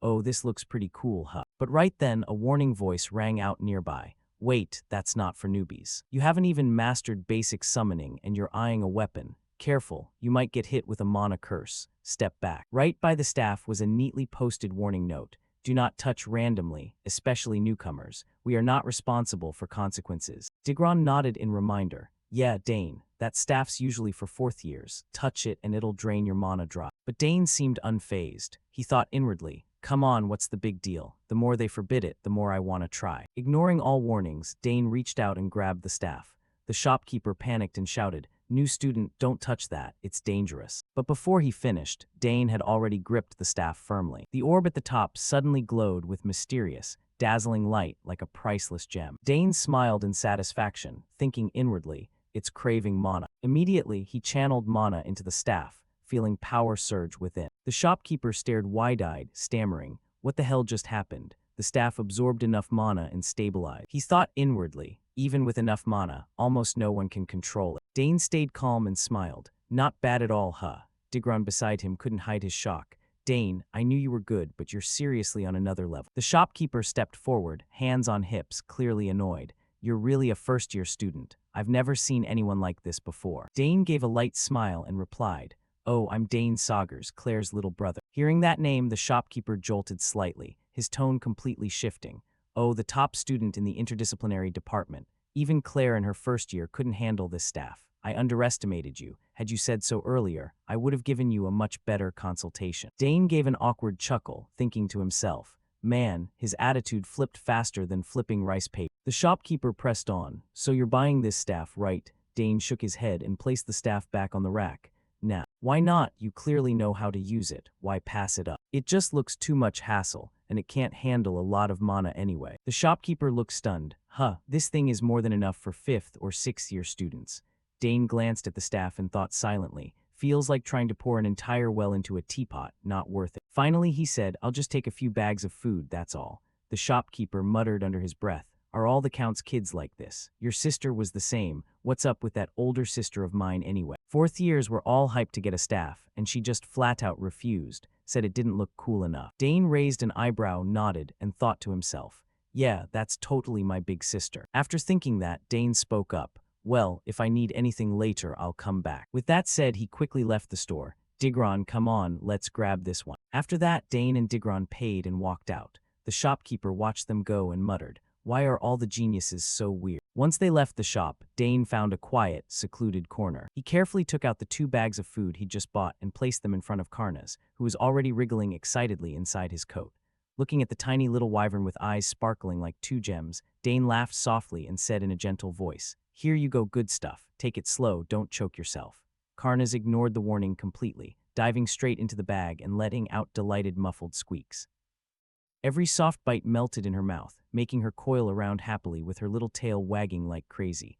Watching the scene, Dane shook his head and thought, "Next period is basic class." Layla said only 5 minutes left. I gotta hurry back to the dorm. Suddenly, a strange noise rang out from a nearby alley, shattering the peaceful moment. The clatter of impacts mixed with shards flying everywhere made Dane freeze. He frowned and muttered, "What the hell was that?" The noise was coming from that alley. Vulgar cursing echoed from the narrow lane, sharp as a blade. "You little punk, tuck your damn wings in and beat him to a pulp for me." Another voice snarled just as viciously, "Stupid clown, after just a few punches you can't even open your mouth anymore." Dane narrowed his eyes, a sense of unease rising. Great, more people trying to act tough. Yesterday nobody was around, today you're out of luck. A weak but defiant voice answered back, trembling yet resolute, "I'm not scared of you guys anymore." Hearing that, Dane froze, his heart pounding. Wait, that voice is. He immediately turned, sharp gaze locking onto the alley. There, Ernest was surrounded and cornered by 3 thugs. The boy looked utterly miserable, hair a total mess, glasses crooked to one side, limbs shaking like leaves, yet his eyes still burned with stubborn fire. The red-haired guy, clearly the leader, sneered with contempt. "You hear that? Says he's not scared anymore." One of the others burst out laughing and added, "Big mouth but shaking like a scared pup." Ernest clenched his teeth, fists tight, thinking bitterly. These bastards, waiting till I'm alone so they can gang up on me. One of them spoke up arrogantly. Who's going first? Ain't nobody else around here. Another grinned wickedly. Me, I still got jaw pain from last time because of it. All three advanced with menacing swagger. Even terrified, Ernest braced himself and growled, "Don't come any closer." The trio exploded into mocking laughter. Haha, look at this loser actually raising his fists. Got lucky once and now thinks he's tough. In Ernest's mind, despair surged. This is bad, what can I even do this time? But right then, firm footsteps approached from a distance. A calm voice laced with faint sarcasm cut through, drawing everyone's attention. You guys again. The blonde thug turned his head. His eyes widened the moment he recognized who had just appeared. He shouted, voice cracking with panic, Dane Saugers. Dane didn't even acknowledge their shock. He strolled forward casually, gave a faint smile, and waved at Ernest. Hey there. Ernest looked at Dane like he'd just been thrown a lifeline. His eyes lit up. His voice trembled with emotion. Dane. As soon as Dane appeared, the bullies started whispering frantically. What the hell? You said nobody would show up. One grumbled. Another snapped back. Who cares about that now? Get the weapons out. Dane glanced at them and muttered inwardly. Here comes the hassle. He scanned the area and thought, no one else around, right? In that case, I'll let you taste a little pain.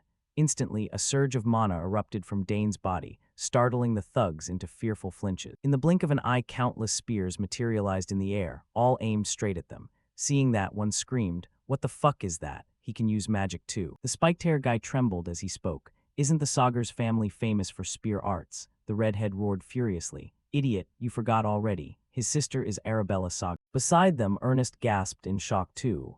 Dane, with all those floating spears pointed at the bullies, spoke coldly. All right, choose. Either back off nicely and obediently, or get beaten to a pulp. Hearing that, the three thugs' faces drained of color as terror flooded them. Right after, the nearby wall cracked with countless puncture marks, as if something had stabbed through it.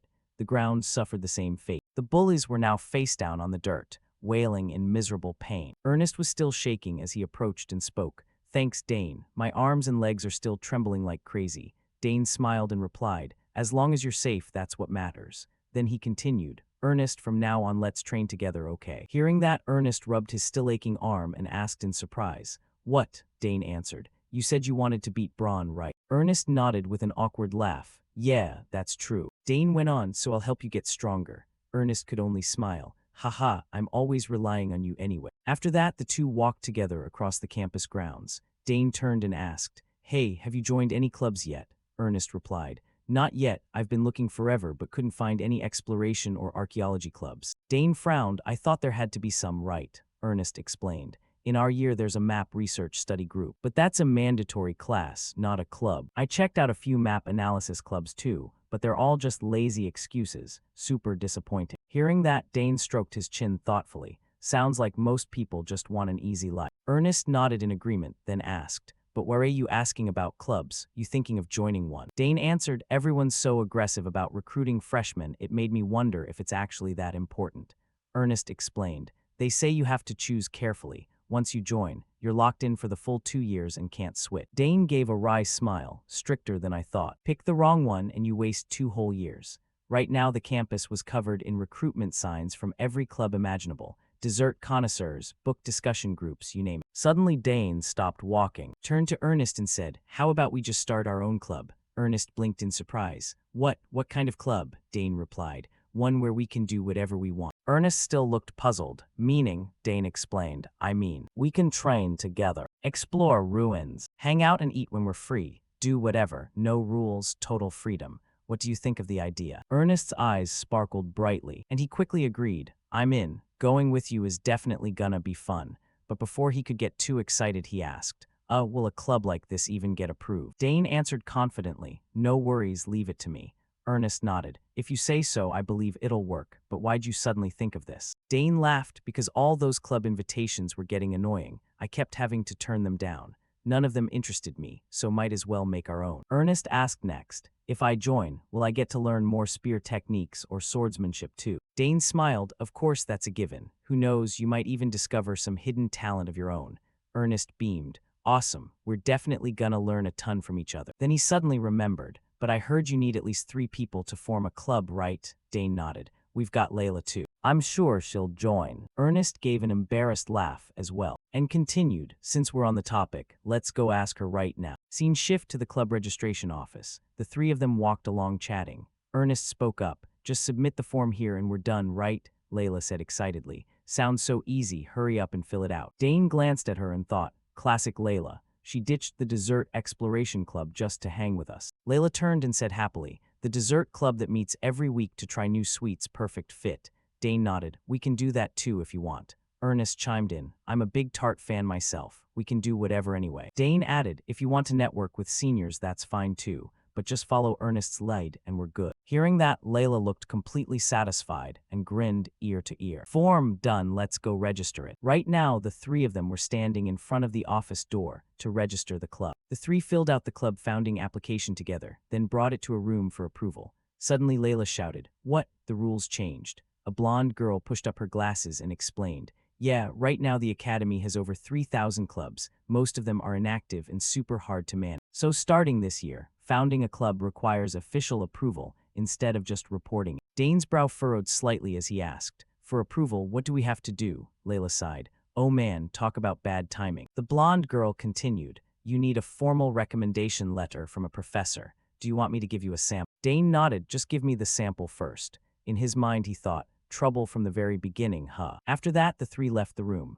Layla complained, how are first years like us supposed to get a recommendation letter? Ernest nodded in agreement. Seriously, we haven't even met most of the professors yet. Layla continued, we can't just pick some random teacher and beg for a signature. Dane smiled. Actually, I already have someone in mind. Layla and Ernest shouted in unison. What? Who? We're just first years. They'll probably look down on us anyway. Dane flashed a confident grin. Just trust me on this, okay? Ernest and Layla could only stare wide-eyed, speechless. Scene shift to Professor Lot T-Letter 1EF1 du Keltis's office. Dane sat explaining the plan to form the club. After a while, he thought silently. Damn, he said he'd hear us out, but why's this so tough now? Keltis spoke up. So why did you kids come here? Dane replied. Professor, the truth is we want to establish a club. Keltis looked quite surprised. Oh, that sounds interesting. What kind of club? Dane smiled. A club for sword training, exploring the academy, and having fun adventures. But now we need approval, so we're looking for a professor's recommendation letter. Keltis asked curiously. Recommendation letter? Dane nodded. Yes, we're searching for an amazing professor to ask. Hearing that, Keltis stiffened slightly and thought to himself, searching for a professor? You came all the way here to me and still say it like that.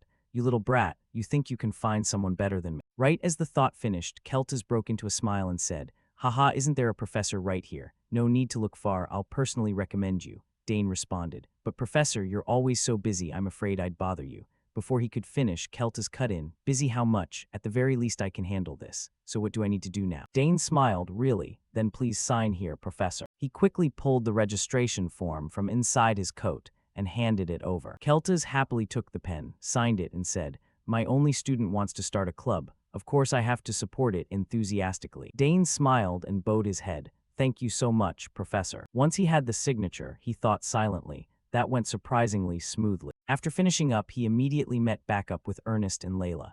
Layla cheered. I can't believe it. We got the recommendation letter that fast. Are you close with the professor or something? Ernest jumped in. We didn't even get a word in edgewise. Holding the recommendation letter, Dane laughed. I pretended to ask about sword techniques and luckily won his favor. Ernest nodded. Anyway, glad we pulled it off. Layla pounded her chest excitedly. So we actually have a club now. Dane nodded. Just need to submit the form now. Thinking about the club actually getting founded, Ernest was thrilled. I'm so pumped, this is gonna be awesome. Layla marveled. I thought this would be super hard. Dane made it look easy as pie. Dane pulled out a blank sheet of paper and said, now we need a name to register. What should we call it? Nomming it turned into a whole saga. Ernest said, the name has to represent who we are, this is important.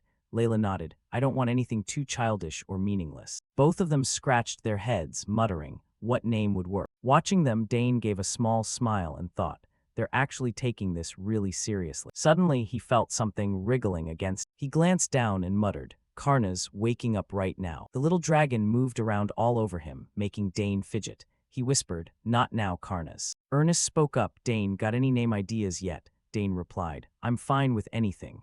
Layla asked puzzled, what, you're the one who suggested this and you have no ideas? She pointed at Dane's coat. Huh, there's a lump on your shirt. About to get exposed, Dane thought inwardly, I haven't even introduced her yet. He stammered, yeah, this is. Ernest and Layla's eyes were glued to him. Layla pressed, what are you hiding? Suddenly Dane's button popped open and a black blur shot out. It was Karna's, the mischievous little dragon had broken free. Seeing the adorable tiny dragon, Ernest and Layla's eyes went wide, mouths forming perfect O. Dane gave an awkward laugh and thought, this time I'm screwed. Layla pointed accusingly, what is that? A summoned beast? Why'd it come out of your shirt? Don't tell me that egg you got from Claire's place hatched. The little dragon circled around Dane's shoulder, letting out a cute growl. He nodded. Yeah, she was born not too long ago. Her name's Karna's. Ernest said happily. Hey Karna's, long time no see. Layla snapped. Ernest, you knew about this too. Dane quickly changed the subject. Anyway, the club name is more important right now, Karna's.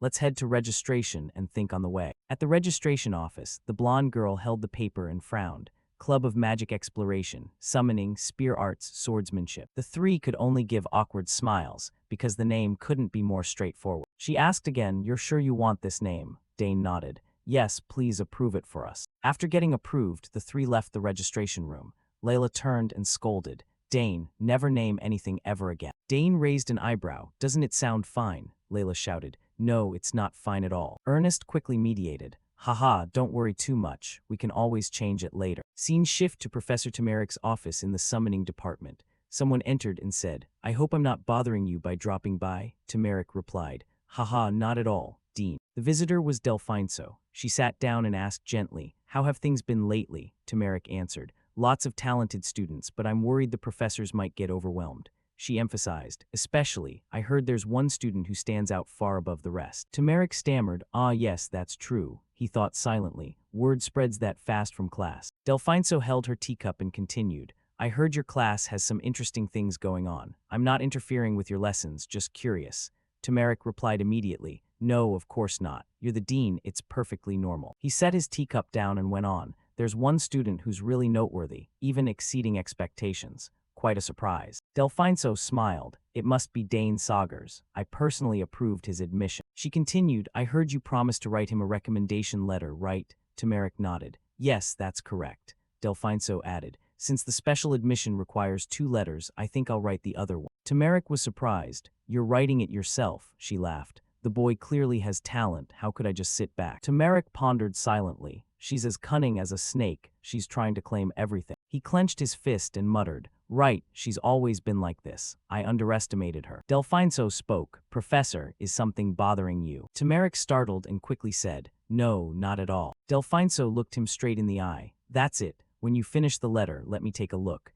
After all, we should be transparent about this. Tamarik frowned slightly, feeling uneasy. Of course. Having achieved her goal, Delfinso stood up. Then I'll take my leave. Watching her back as she left, Tamarik gritted his teeth, deep in thought. His hand clenched so hard it trembled as he muttered, you think I'll just sit here and let things go your way? She's trying to pull Dane to her side, but this time I won't let it happen. I have to claim that genius first. Scene shift to the campus grounds at night. Someone walked along muttering, today's just the class on the founding of the empire, right? Dane sighed, still got time, maybe grab some tart or something. Suddenly a figure approached and called, Dane Saugers. Dane turned around and saw a blonde girl he'd never met. He asked, who are you? She replied, hello, I'm a messenger from the academy. Professor Delfinso, the dean of summoning, has summoned you. She smiled in a way that made Dane suspicious, and he muttered, not Professor Tamarik. He asked further, why does the dean want to see me? The blonde girl answered, she only mentioned the recommendation letter. She wants you to come right away. Shall we go now? Dane nodded.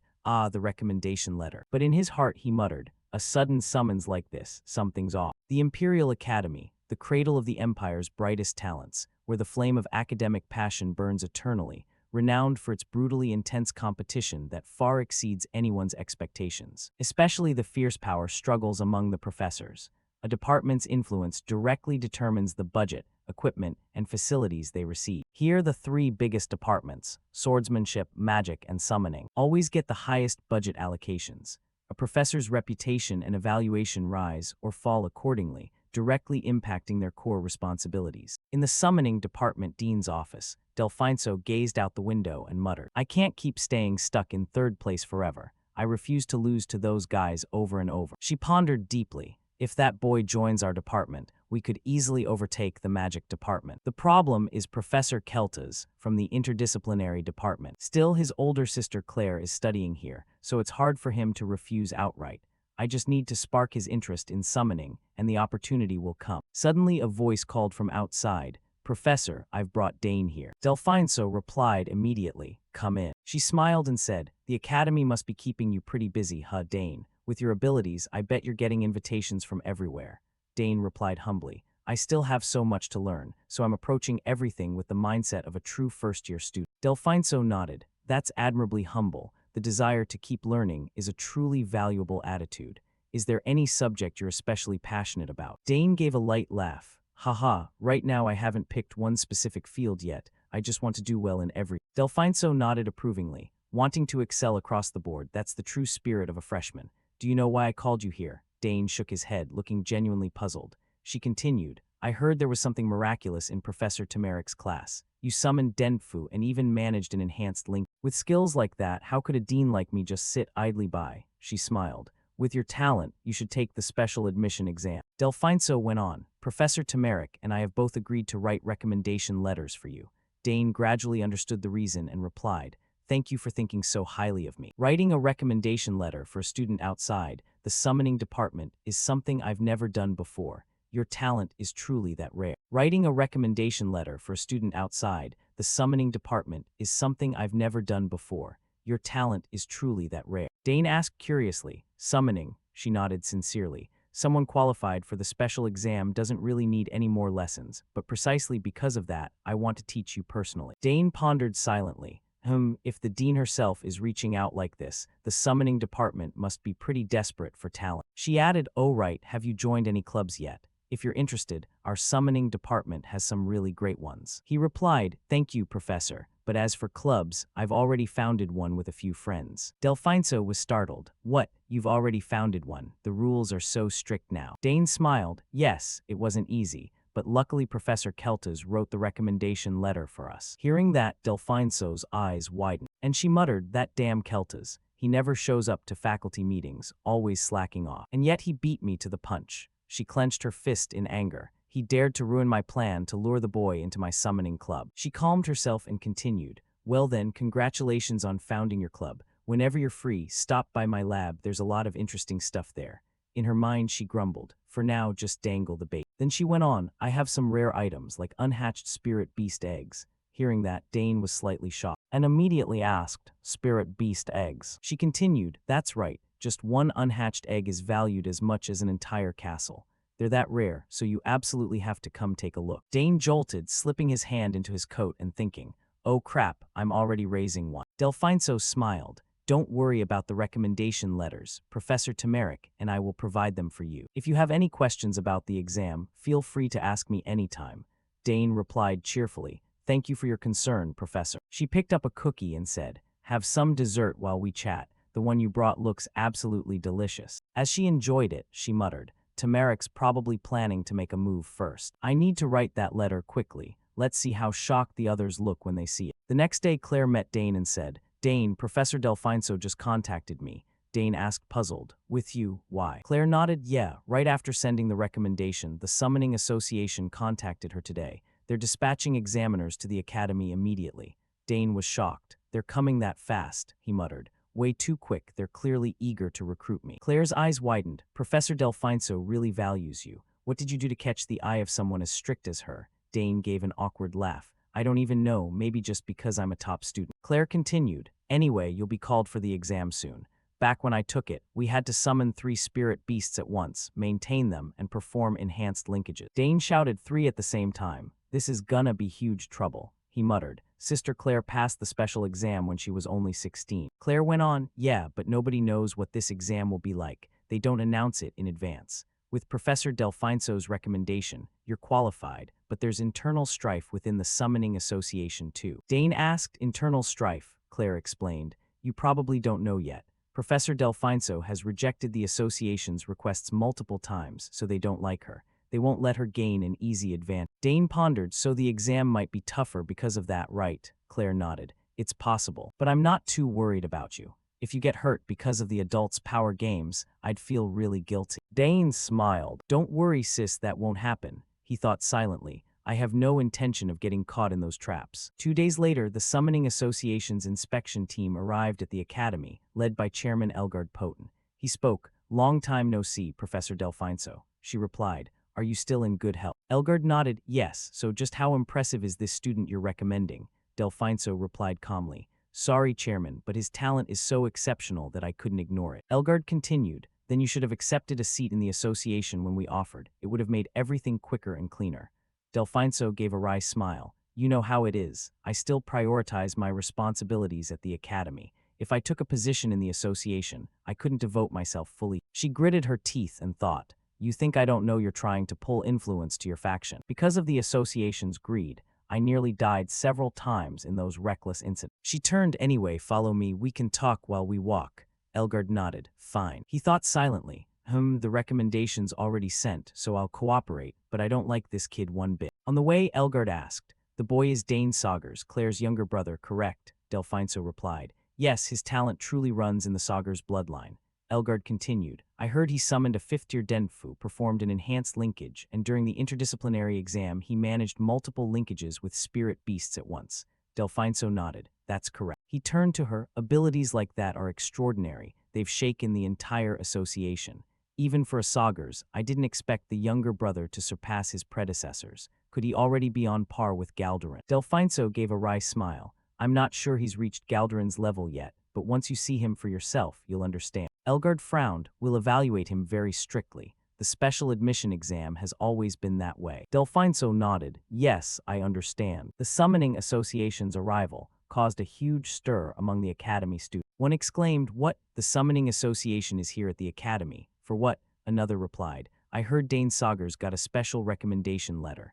Yet another chimed in. Oh, that first year who shocked everyone in Professor Tamarik's class. The one who pulled off Spirit Beast Enhancement too. One guy shouted angrily. Damn, is there anything summoning related that guy isn't good at? After a while, Delfinso and Elgard arrived at the summoning department entrance. She said cheerfully, all right, this is where the exam will take place. Elgard glanced at the summoning department emblem and muttered, very well, let's go inside. At the examination site, light filtered through the door cracks, illuminating the entire room. Right now Dane stood in the center of the arena and spoke. I am the youngest son of Count Saugers, Lord of the Southern Region and head of the Saugers family. My name is Dane Saugers. It's an honor to meet you. As soon as he finished, a confident smile played on his lips. Seeing that, Elgard thought inwardly, impressive indeed. Hard to believe he's only 14 and already carries such presence. Now I see why they rushed to send the recommendation. Elgard stroked his chin lightly and said, I am Elgard Poten, chairman of the Summoners Association.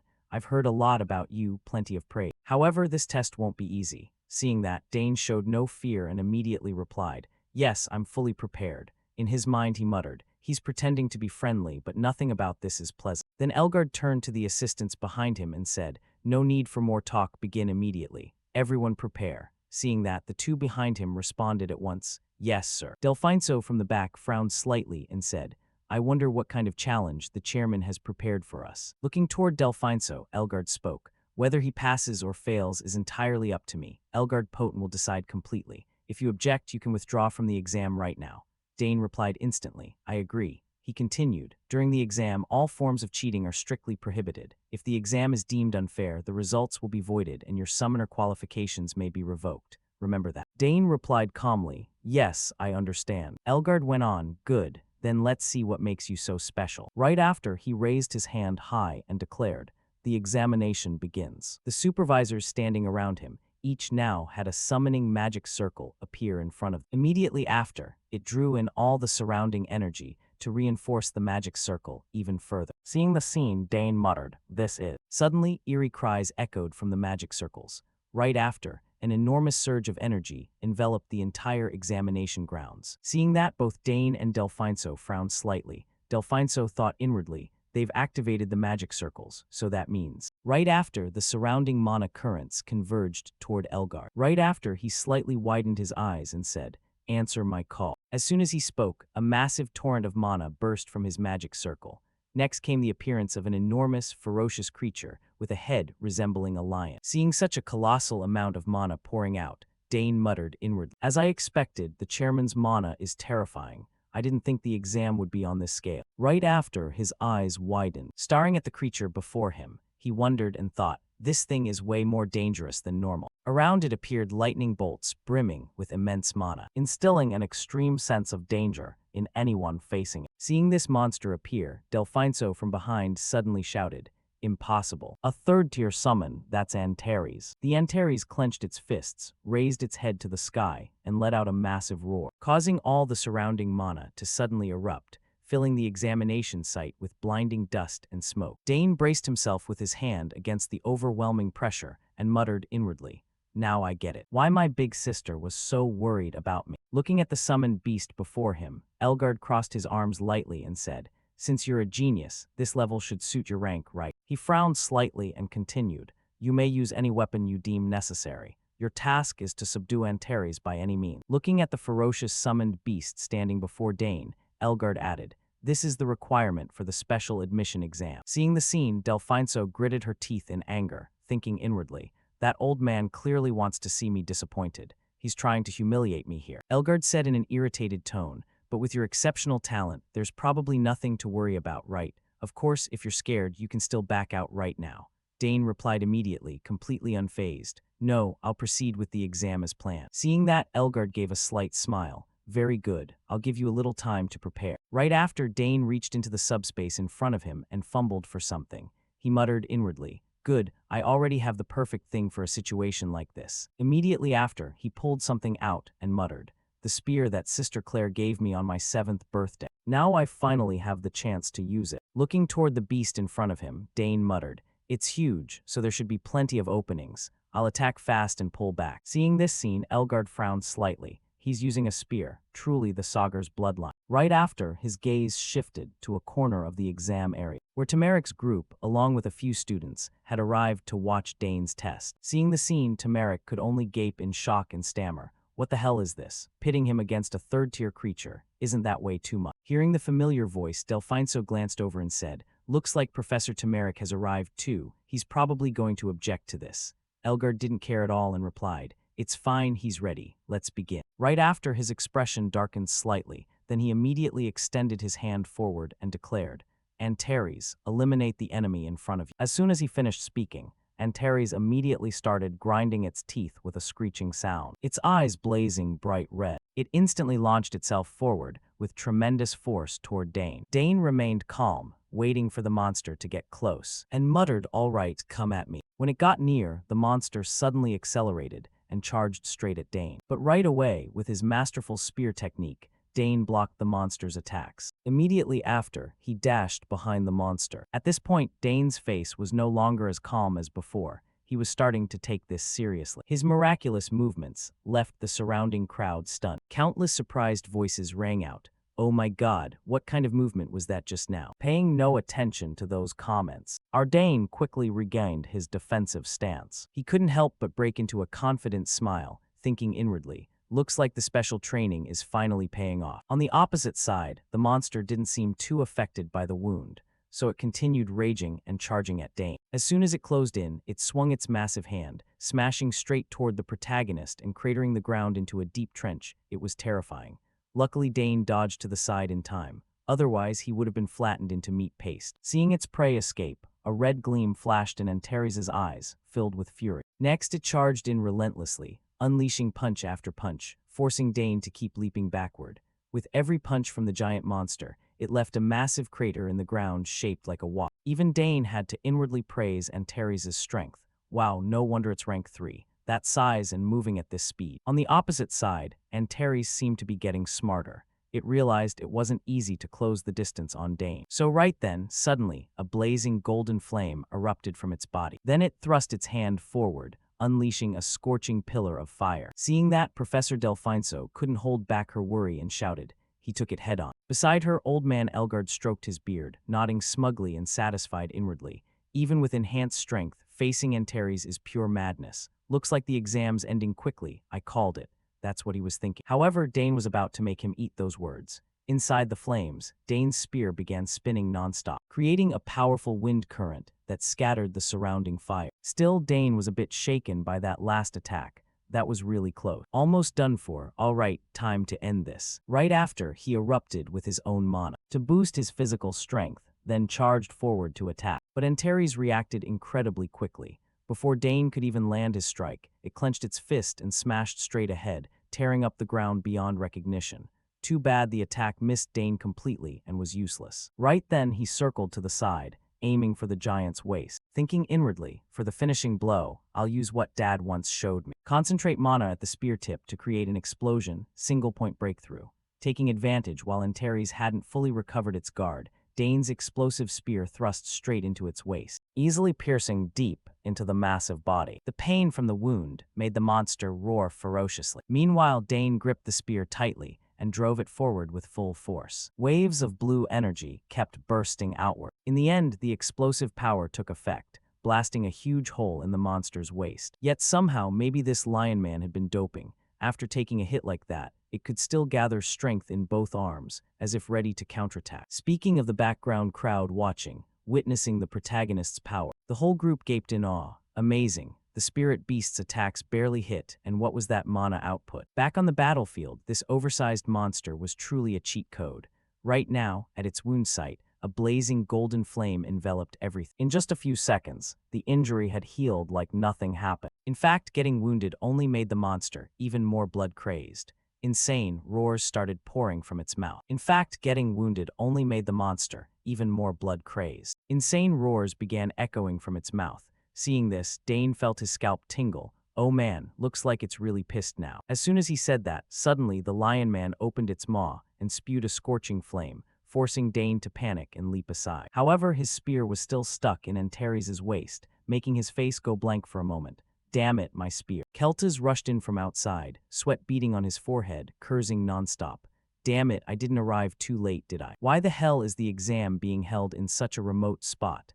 His heart pounded with a mix of worry and frustration. The moment he pushed the door open, the scene before him made Keltas freeze, eyes wide in shock. He gritted his teeth, staring fixedly at the brilliant mana barrier in front. His voice trembled with disbelief. A barrier in the exam zone. What the hell did they summon? From inside, Ultima, wait, it was Ultima now, threw its head back and let out a ferocious roar that seemed to tear the air apart. Its eyes boiled with furious flames, shooting red glimes straight into Keltas' gaze. His face darkened, heart pounding from the shock. He clenched his fists and shouted in rage. What? Ultima, third tier. A mix of horror and excitement made his body tremble slightly. In the arena, Ultima had just flung Dane's spear away, sending it rolling across the ground and leaving long scratches. The wound from the spear was still bleeding and hadn't healed yet. The monster growled, eyes bloodshot, glaring straight at Dane as if ready to devour him.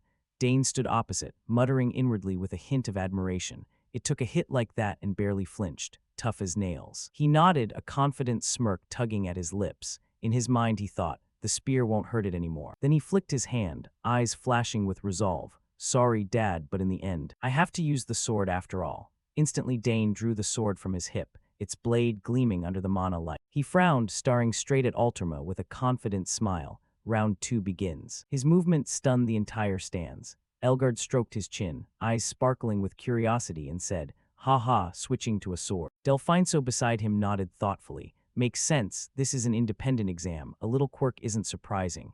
Elgard nodded in agreement, but his eyes showed astonishment. Right, but what's scary is how calm he stays. That stance, it's like a veteran warrior who's been through countless battlefields.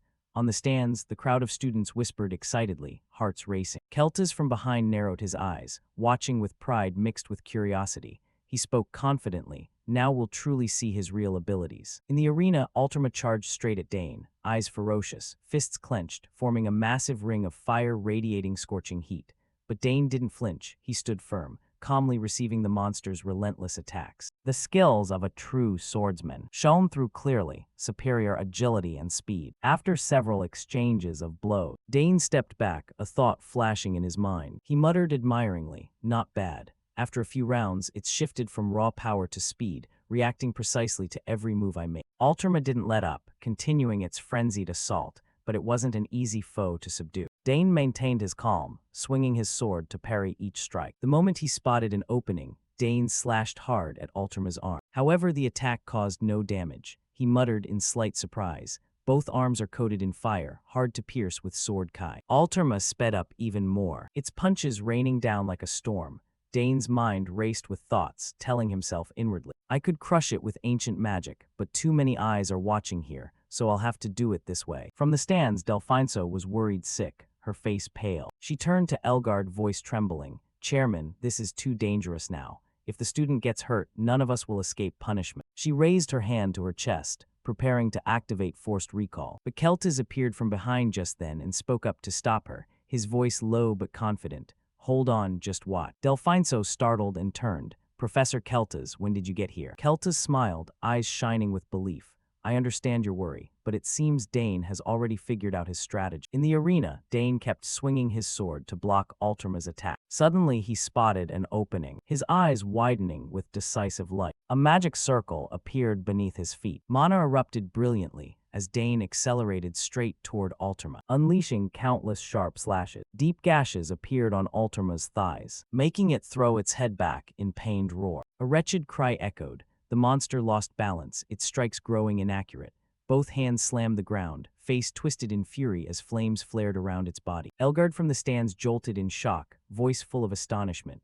He combined swordsmanship and magic in that instant. Keltis nodded, a confident smile on his lips. Looks like we should have summoned something even stronger. Hearing that, Elgard's face darkened as he clenched his fist tightly, thinking inwardly, damn it, a third-tier summon should have been enough to make him fail. Yet he far exceeded every expectation I had.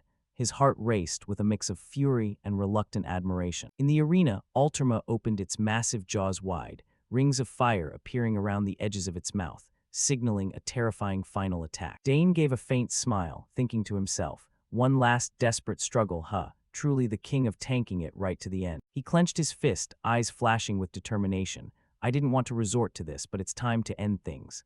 Above Dane's head, 3 mono-wreathed spears suddenly materialized, hovering in the air. He stared straight at Alterma, a smug grin spreading across his face, fully ready to deliver the finishing blow. In the arena, the air grew so thick with tension it felt suffocating, as if the entire world was holding its breath before the clash between Alterma's third-tier monstrous power and Dane's explosive magic. Sensing the imminent danger, Alterma threw its head back and unleashed a ferocious roar that shook the ground like thunder. It opened its maw and spewed a brilliant pillar of fire straight toward Dane, scorching everything in its path with unbearable heat. But right as it prepared to strike, Dane's 3 mana-shimmering spears shot forward at terrifying speed. Alterma froze in shock, eyes widening in disbelief, unable to dodge in time. The energy from the spears detonated, unleashing a massive mana explosion that rocked the entire arena. All 3 spears pierced straight through Alterma's body, leaving 3 gaping holes. The monster was hurled backward like a kite with its string cut, roaring in agony as wretched cries echoed through the space. Dane stood in the center of the arena, eyes cold and sharp, the corner of his mouth curling into a satisfied smile. His heartbeat was steady, but inside he overflowed with the thrill of victory. He maintained an astonishing calm, like a seasoned warrior. From the stands, Delfinso turned to Elgard, her face pale as she said worriedly, Chairman, this exam went way too far. Keltis from behind frowned and spoke in a low, challenging tone. Too far? What do you mean? Delfinso's eyes flashed with anger as she explained. No matter how talented he is, pitting a first-year against a third-tier summoned beast, do you really think that's reasonable? Elgard sensed the tension and gave an awkward laugh, trying to smooth things over. Ha ha, but the result turned out fine, right? His words only fueled Delfinso's outburst. She shouted furiously, fine. It's so fine it'll go down in Imperial history. First year using spear, sword, magic, and even forced linkage to subdue a third-tier summon beast. This is downright insane. The crowd in the stands fell silent, hearts pounding at her emotional outburst. After the battle, Dane calmly stored his weapons back into his subspace, his demeanor as composed as if he hadn't just faced a terrifying monster. Elgard and Keltis exchanged glances, brows furrowed in awe. They thought inwardly, that finishing move was truly earth-shaking. Suddenly Dane approached Alterma, extending his hand in front of everyone's stunned eyes. This action caused an explosion of murmurs from the stands. It was a response of power. Dane had established a forced linkage with Alterma, suppressing its hostility. In terms of both tactics and outcome, it was a perfect conclusion. Delfinso, still furious, spoke up. If word of today gets out, people will say this was an unfair exam deliberately designed to fail him. Elgard cornered turned to explain, Professor Delfinso, I had clear safety measures in place. But his answer didn't calm her. She shot to her feet, voice accusatory. Then why did you just sit there while he faced it head-on? Elgard stammered, scrambling for words. That was. But before he could finish, Delfinso glared fiercely and declared firmly, as a professor, I can't turn a blind eye to this, Chairman. Elgard gritted his teeth, thinking inwardly in frustration. Damn it, how did it turn out like this? The entire plan's gone to hell. Keltas stood behind, eyes closed in quiet contemplation. He muttered admiringly, I knew he was a genius, but to this extent. From the start, he seemed more like a veteran knight than a first-year student. Keltas and Delfinso's gazes turned toward Dane, flashing with determination. I absolutely have to take him as my disciple. Once the exam concluded, Elgard stepped forward, his voice booming. The examination is over. For Dane, who has passed this special exam, we officially grant him the title of summoner along with this badge. May you continue to shine with your talents as an imperial summoner. Please accept it. Dane took the badge, bowed in thanks, his eyes sparkling with pride. He looked at the golden badge before him, engraved with strange runes, and muttered, the golden badge only given to those who pass the special exam. It's seriously cool. Holding the badge in his hand, Dane pondered for a moment before raising it high. Channeling a massive surge of mana into it, he muttered, respond to the call. Instantly, mana poured forth from the badge, shooting straight upward to form an enormous magic circle. From within it, a tidal wave of mana surged out, and something burst forth, leaving everyone stunned. Elgard's eyes widened as he shouted, what the? On the ground, a creature with long ears and short stubby legs appeared. It was a summon beast that looked just like a little bunny. Display info, Alterma, 4th tier summon beast, enhancement type, capable of dramatically boosting the summoner's physical ability. Looking at the tiny rabbit, Dane smiled with delight. Pretty high quality, huh? And kinda cute too. He stepped closer and said gently, nice to see you again, Alterma. The atmosphere suddenly froze. Everyone stood speechless before this unexpectedly adorable scene. Delfinso turned to Keltas, who was also frozen in place, and thought inwardly, looks like everyone's stunned. She glanced toward Dane, deep in thought. With this many witnesses, the whole academy's going to go crazy. Just as predicted, across the campus ground students buzzed with chatter. One shouted, is that the guy who passed the special exam? Another replied in awe, what the hell is the Sagar's family anyway? With this performance, he's already outshining his own sister. Right now, Dane, Ernest, and Layla were walking across the campus. Countless eyes turned their way. Ernest turned to Layla in bewilderment. Layla, I can't wrap my head around this. Can something like this really happen? Layla crossed her arms nonchalantly, eyes gleaming with confidence. Don't try to understand, just accept it and you'll get used to it. He's from a whole different world. Ernest changed the subject excitedly. Oh right, I finally decoded that map. Layla beamed, eyes lighting up. Really? You're amazing. Dane chimed in calmly but eagerly. Then once it's fully decoded, let's hold our club's first official meeting. Hearing that, the group got hyped. Layla bounced with joy. Awesome, I'm so bored already. Ernest clenched his fist happily. I'll decode it even faster. Dane stayed composed, smiling as he thought inwardly. Honestly, I'm really curious about it too. Then he turned to them. Professor Keltas called for me. I gotta go. See you guys later. In the training room, Keltas was waiting. He looked at Dane with grave authority. Alterma is a terrifying summon beast. There was once an imperial summoner named Renik who called forth 2 of them, and it was a nightmare. Just 2 took down 3 knights and dozens of soldiers. Dane jolted, thinking inwardly, right, I remember hearing Professor Keltas was there during that battle. Keltas stepped closer, eyes sharp, and yet you subdued that creature without a single scratch. Dane scratched his head awkwardly. Just lucky, sir. Keltas shook his head seriously. Sometimes excessive humility is a double-edged sword. In my opinion, switching to the sword was the right call. Dane was startled, thinking inwardly, he's no ordinary teacher. Keltas turned and walked slowly. At just 14, your swordsmanship mastery and composure far exceed your age. He paused, voice lowering. That's why I want to ask you, would you like to formally learn swordsmanship from me? The offer froze the air. Dane's eyes grew resolute, heart pounding with excitement and pressure. He took a deep breath, ready to answer with the determination to change his fate. On the sheet of paper, line after line in Dane's handwriting brought good news to his family. Dear beloved parents, I hope you're both well. Summer's heat is approaching, and outside the bright sunshine pours down on the vast academy where I'm studying. Today, as always, your youngest son is busy with life here at the academy. Right now, Dane is training in swordsmanship with one of the academy professors, and he happily shared this with his family. Oh, I've completed Professor Keltas's swordsmanship class that I mentioned before. He's incredibly dedicated and delighted to teach me, and I can feel it. I've learned so much theory. It really makes me think coming to the academy was an excellent choice. The quill flew quickly as it captured Dane's heartfelt words. Now I can perform sword techniques much more proficient. Thinking of something fun, he smiled with delight. Maybe it's time I commission a sword from the fort. A moment later, Dane set the quill back in the inkwell. But the letter's content wasn't just about Dane, it included his friends too. Oh, Ernest finally decoded that map. He even discovered the original designer was Saul Hanks. There's also our adventure exploring the ancient ruins within the academy, far to the east under the now abandoned St. Amer Hall. They say something extraordinary is hidden in the saint's crypt. Dane reread the letter and felt unsatisfied, not sure if this is too detailed. Then he picked up the quill and crossed out some words. I shouldn't include too many specific. He recalled the wooden door blocking the passage and changed the info he'd just written.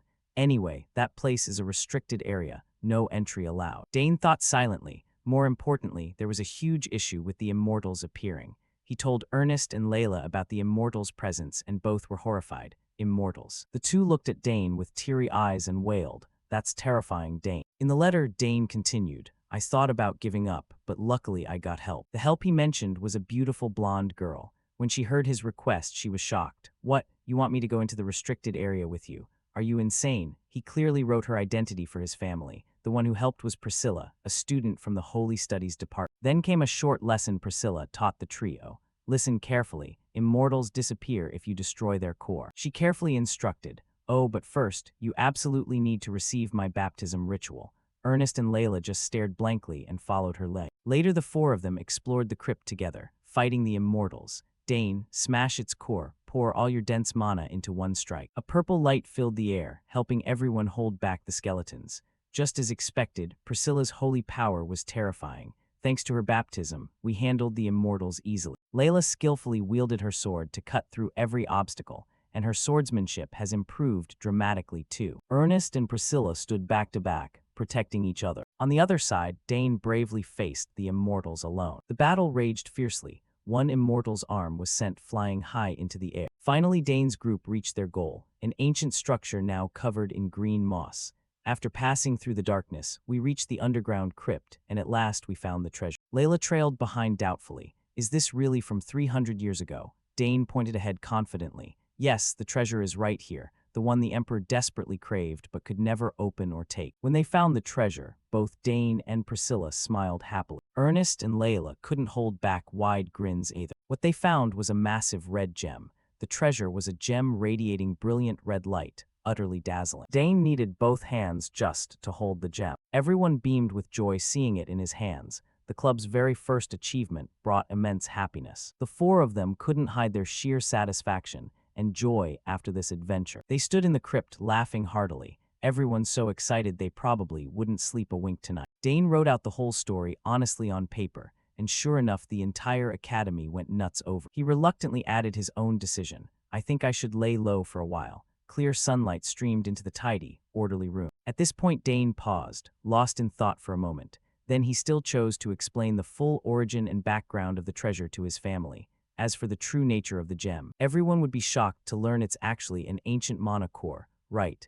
And I probably don't need to mention that the gem has given me an extra mana circ. Finally, he set the quill down, whispering to himself, yeah, I'll tell them in person when the time comes. Dane leaned back in his chair and told himself, until then, I'll just rely on my big sister. Right at that moment, voices called from outside. Dane, what are you doing? We gotta go now. We don't have time to tidy up the club room anymore. He quickly grabbed his bag and called back loudly, coming, be right there. At the end of the letter, he added one more line. Oh, and after that day, Priscilla joined the club too. Dane opened the door and stepped out. Waiting for him were the familiar figures of his three friends Ernest. He happily declared in the letter, so now the club has 4 members. Ernest glanced at Dane and urged, Dane, come on, hurry up. Priscilla pretended to be upset and teased. How dare you make your seniors wait? Layla joined in playfully. Exactly, we're busy people too. Seeing that, Dane scratched his head with a bright smile and explained, sorry, I had something to clean up. Come on, let's go. He wrote helplessly in the letter, but they kept complaining the club name sounded ridiculous. Their chatter echoed through the hallway. Today I'll handle all the heavy lifting. Of course, who else in our group could do the heavy stuff? Dane walked step by step closer to the 3, then they looked at each other and grinned happily. From then on, a group of 4 was officially formed, so we decided to shorten the name to Namit. The sky was a perfect clear blue. The entire school campus glowed brightly under the dazzling sunlight. In the room, a long sheet of paper was covered in dense handwriting.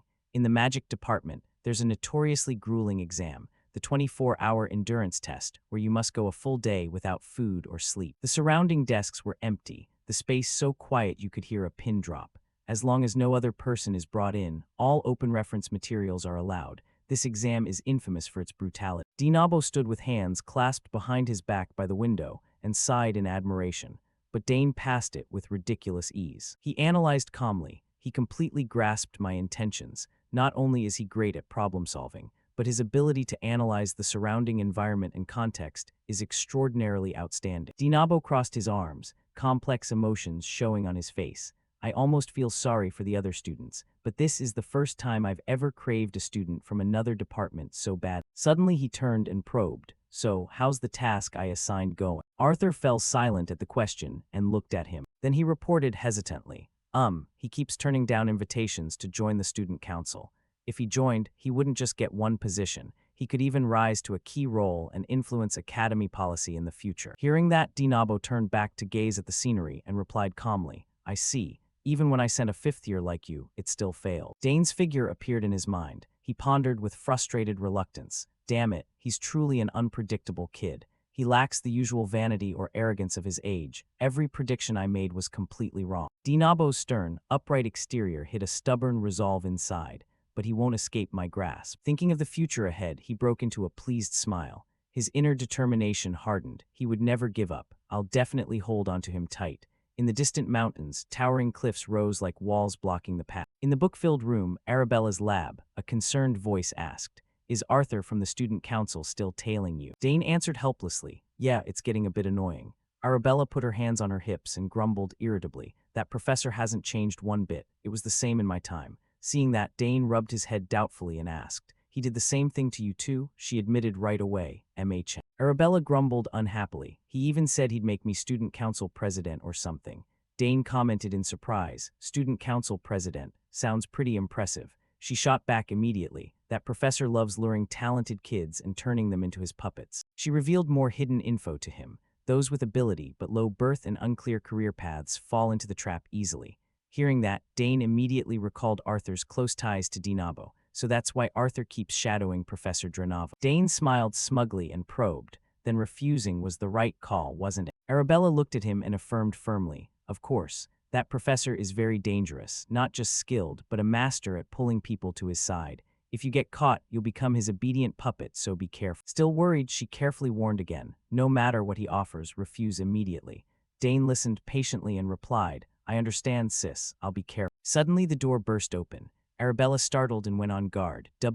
What is it? Someone holding a glowing green orb high called out for help. Dane, so you're here. Look, I found something really terrifying. It was Dane's three friends, Layla leading, urgently pleading. Ernest brought this back from the restricted area. Can you take a look for me? But hearing her, Arabella stared in disbelief and demanded, What? The restricted area? You guys actually went into the restricted area. The three didn't see anything wrong. In fact, they grinned proudly. Dane helplessly covered his face, not daring to look. I already told them to lay low for a while, sorry sis. Dane approached Ernest worriedly and asked, Ernest, how? The guards have definitely tightened up since the St. Amer visit. He smiled reassuringly. Don't worry, Dane. As an explorer, I have to overcome challenges like this. Hearing that, Dane looked at Ernest hesitantly. Yeah, that's your specialty, but isn't it still too dangerous? He crossed his arms and answered firmly. I get your concern, Dane, but the explorer blood in me is boiling. I can't just sit still. Seeing that, Dane felt relieved and thought inwardly. Since the St. Amer visit,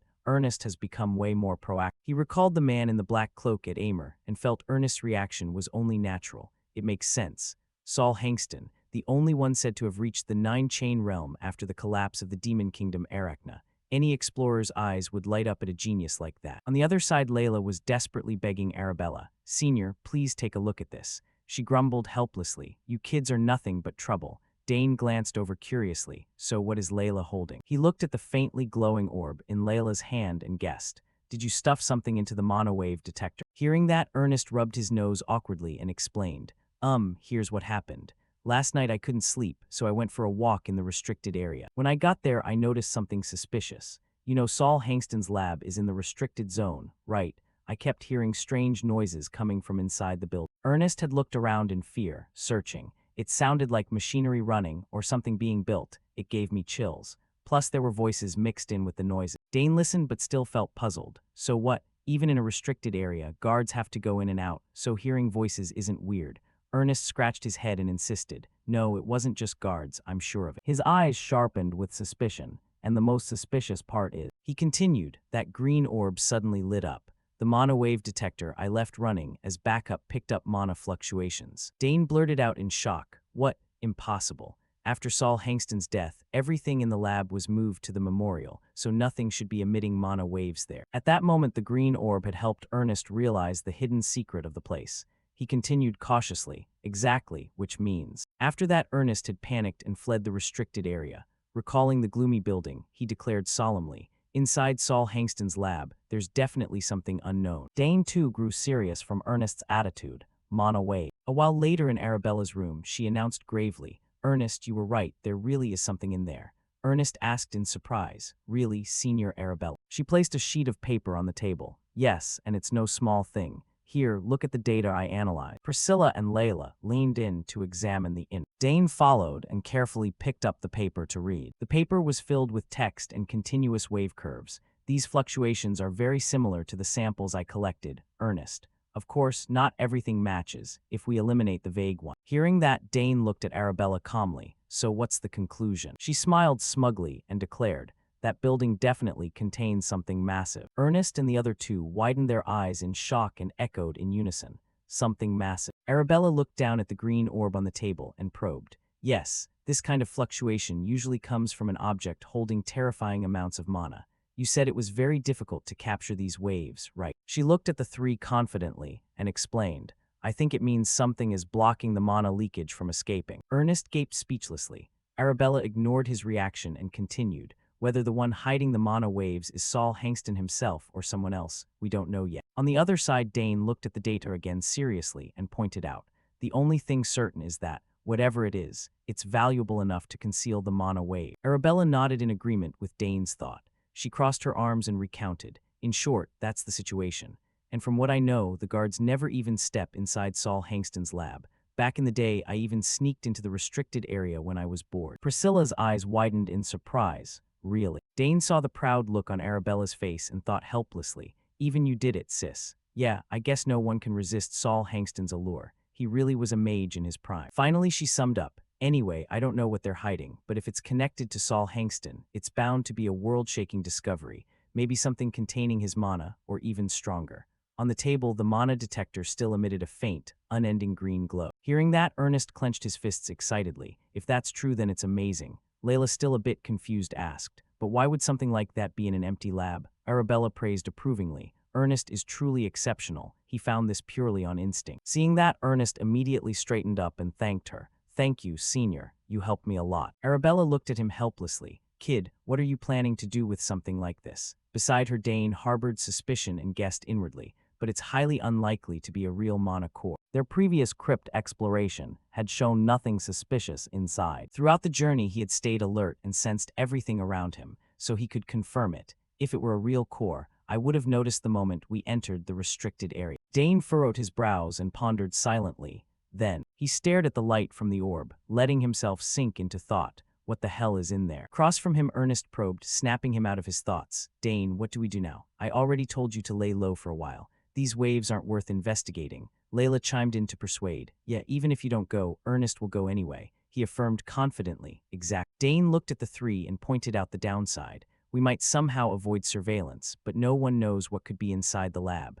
Are you guys really confident? Layla raised two fingers triumphantly. Of course, our club is super strong. Ernest declared confidently. Right, and Karnaz is with us. Priscilla crossed her arms firmly. I won't lose either. Seeing that, Dane complained helplessly. Even Ernest and Layla I get, but now Sister Priscilla too. Arabella threw up her hands. Looks like we really can't stop. Right after she pulled out a scroll and instructed. Fine, if you're not going to listen, at least take this with you. Dane asked, puzzled, what's this? Arabella introduced gravely. This is a teleportation scroll. You know how to use it, right? Then she pointed at the scroll and explained to the four. If you're in danger, don't hesitate, tear it right away. It'll instantly teleport you back here. Forced teleportation will shock your body and mana a bit, but it's better than dying, right? Layla wasn't scared. In fact, she asked cheerfully to confirm. You're really giving us these precious scrolls. Priscilla expressed gratitude. Thank you, Sister Arabella. She carefully reminded them. Remember, You guys tend to forget that entering restricted areas gets you suspended, and 2 suspensions mean expulsion.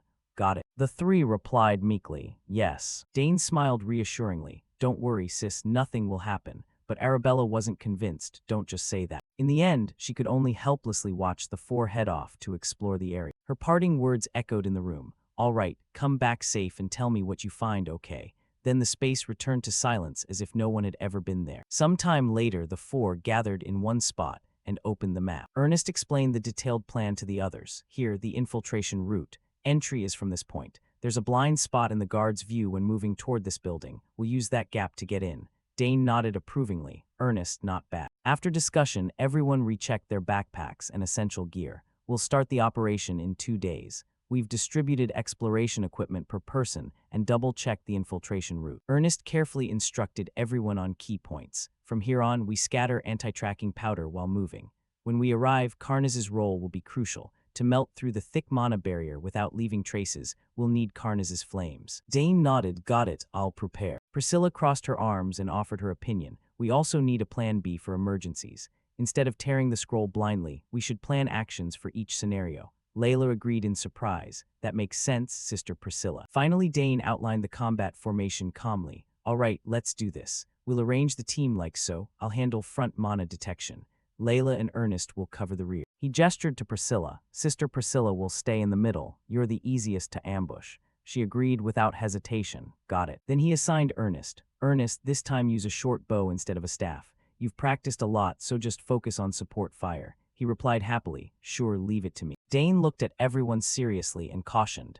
Everyone, remember. He repeated the danger of the restricted area once more. Top priority is not getting detected. We don't know what's hidden inside. Ernest rubbed his arms curiously. All right, I wonder what it'll be. I'm so excited. Layla prayed fearfully. Just please don't let it be demons. Seeing the 3 in good spirits, Dane confirmed. Everyone ready. Facing him were 3 fearless, excited faces. Then, Dane announced energetically, romantic club, time to stir up some trouble. On the high wall of the building, several guards stood rigidly on duty on the surface, but their complaining voices drifted around. This sucks, every day like this and I'll die. Just wait a bit, shift change in 20 minutes. What idiot would sneak into the restricted area anyway? Just wait till we catch them. After the words, the space fell back into quiet, flickering torchlight, illuminating the guard's figure. In a corner of the forest, Layla's eyes widened in shock as she blurted out, why are there so many guards here? Beside her, Ernest whispered his guess. I heard they've doubled the patrols recently, turns out it's true. Probably because of us. Hearing that, she asked anxiously, so what do we do now?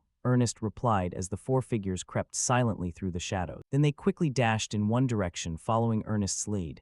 Everyone's tired at this hour. There'll be a gap. I know where the guards are weakest. Let's take that route. On the high wall, another squad of guards approached and announced, shift change time. One of the standing guards grumbled, this sucks, I almost dozed off. Another guard asked suspiciously, why are you late? Behind the relief squad, Dane's group nimbly darted past. The complaining guard didn't notice a thing and kept whining. Everyone's already scattered. Following the last person who leaped over the wall, the whole group safely evaded the guards. But the noise from their jump made one guard turn to check. Seeing that, the guard beside him asked puzzled, something up? The guard rubbed his head doubtfully. Did you hear anything? The other replied carelessly, nah, probably just the wind. The suspicious guard confirmed hesitantly, really. Luckily, the guard didn't pay more attention. Finally, the patrol squad left. All right, good work everyone. From atop the wall came the confident voice of a guard. Guaranteed, not even a mouse could slip in. Below, Dane's 4 knelt on one knee to steady themselves. He reported calmly, good, we've successfully infiltrated. Under the moonlight, the large building stood eerily silent with no sound at all. But now on the stairs inside, a voice reminded, everyone watch your step, we're almost at the basement door. A while later, Dane's group stopped in front of a tall door. Priscilla marveled, this is it. Thanks to Ernest, we got in pretty easily. Having him lead was a smart choice. Suddenly, Dane noticed something and spoke up to stop them. Wait, there's a mana barrier here. He stared closely at the green light enveloping the door and muttered thoughtfully, the closer to the center, the stronger it gets. Saul Hankston was really cautious about intruders. After analyzing, he contradicted himself. No, that's not quite right. Dane approached and touched the magic circle to evaluate.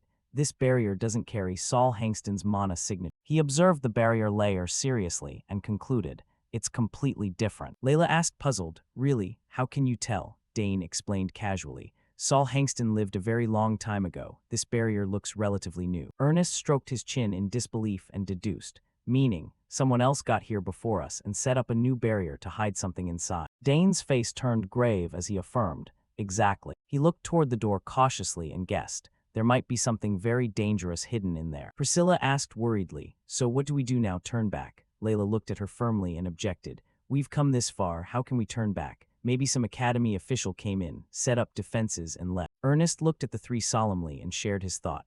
I think differently. No, this feels more like the work of an outside intruder. If the academy discovered a new Saul Hangston relic, they wouldn't have any reason to hide it this secret. Hearing that, Layla grumbled irritably. So besides us, someone else is after this treasure, my treasure. Priscilla crossed her arms helplessly and corrected. We're here to explore, not steal treasure. Suddenly Dane declared seriously, she's right. He scanned the restricted area's architecture calmly and analyzed. They're different from us. Deliberately set up a barrier to conceal something. Whatever it is, if we run into them, it'll be trouble. Layla sighed worriedly and pointed out, if they have bad intentions, it'll be hard for us to stop. But Dane smiled positively and declared, yeah, this place might have become way more dangerous now, but I believe in the strength of the romantic club. We're strongest when we're together, right? Though inwardly Dane thought differently. That sounds convincing, but honestly I'm dying of curiosity. Ernest, unaware of his thoughts, teared up emotionally and called, Dane, while Layla crossed her arms confidently and boisterously agreed, yeah, hardly anyone can beat Dane, that's right. Priscilla saw this and gave in helplessly to the majority. If I let you go alone, something's definitely going to happen, so I'll come too. No other choice. Ernest and Layla's eyes sparkled as they looked at her. With everyone's resolve confirmed, Dane smiled and announced, no objections, right? Good, then we'll see this through to the end. Then the group turned seriously toward the barrier on the door. Though there was some hesitation and fear, they decided to press forward. They summoned the little dragon to breathe fire on the barrier. Karnaz did an excellent job breaking the mana barrier. It couldn't withstand Karnaz's flames. After a while, the door finally opened. When we opened it and stepped inside, all four had to dodge intensely dangerous traps. Ahead was an endless corridor full of mechanisms. Dane warned while moving, Ernest, get down, everyone careful, the floor's collapsing, just follow me. They quickly leaped high to avoid the traps. The stone path echoed with every noise the four made. Then they reached a vast, dimly lit room. After passing countless traps, we finally arrived. What is this place? I never imagined there'd be such a huge room underground. It's enormous. There were piles of wooden chests and sacks of grain. In another corner, there was even a dining table and bed. Ernest noticed first and called out to alert them. Everyone look, there's a ton of food here. Someone's definitely been living in this place. Dane pondered, puzzled. Weird, there are clear signs of habitation, like they've been here for quite a while. Layla turned and asked doubtfully, maybe the academy came here to research. He disagreed. That's unlikely. Dane glanced around and gestured, look closely. He pointed at the wooden chests nearby and analyzed carefully. If it were the academy investigating, they'd have supplied proper equipment. These items are mismatched from different places, even some illegal stuff. If it were the academy, they wouldn't hide it this secret. Dane looked at everyone and concluded, Sister Priscilla was right. This is clearly someone else, not the academy. Ernest fell silent and uneasy at that. Then Dane assigned tasks. Let's quickly check the room. We don't know when the owner might return.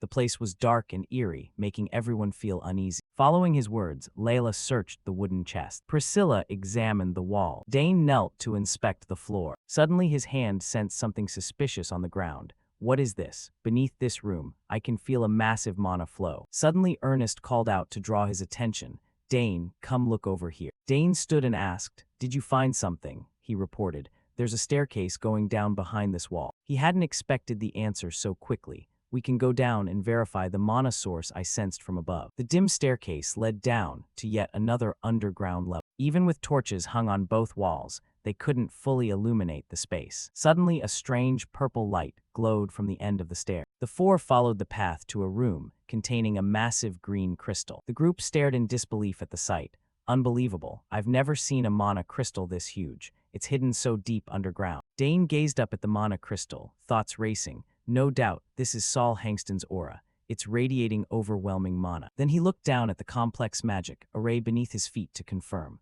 There are arrays engraved all around too. Dane examined the mana-emitting crystal in the center of the room, his mood grave as he speculated. What exactly are they planning to do with this? Who, and for what purpose? Suddenly Ernest from behind panicked and shouted, "Oh no, everyone, someone's coming this way." He looked at the group in alarm. Priscilla and Layla turned toward the sound. Ernest warned in terror, "The perimeter sensors we set up are going off." Dane immediately turned serious and raised his guard. Outside the building, a group in black cloaks sneaked closer. The apparent leader ordered, "Hurry." The other three replied respectfully, "Yes, Captain." The group quickly infiltrated the building, heading straight toward one direction with clear intent, just to extract mana from Saul Hangston's essence inside. The captain ran while declaring fanatically, "Glory will be ours." His subordinates reverently replied, "Yes." Their voices echoed in the quiet stairwell. A while later, they reached the final level and opened the door to enter. The captain led the way into the room. When he reached the mana crystal, he reported,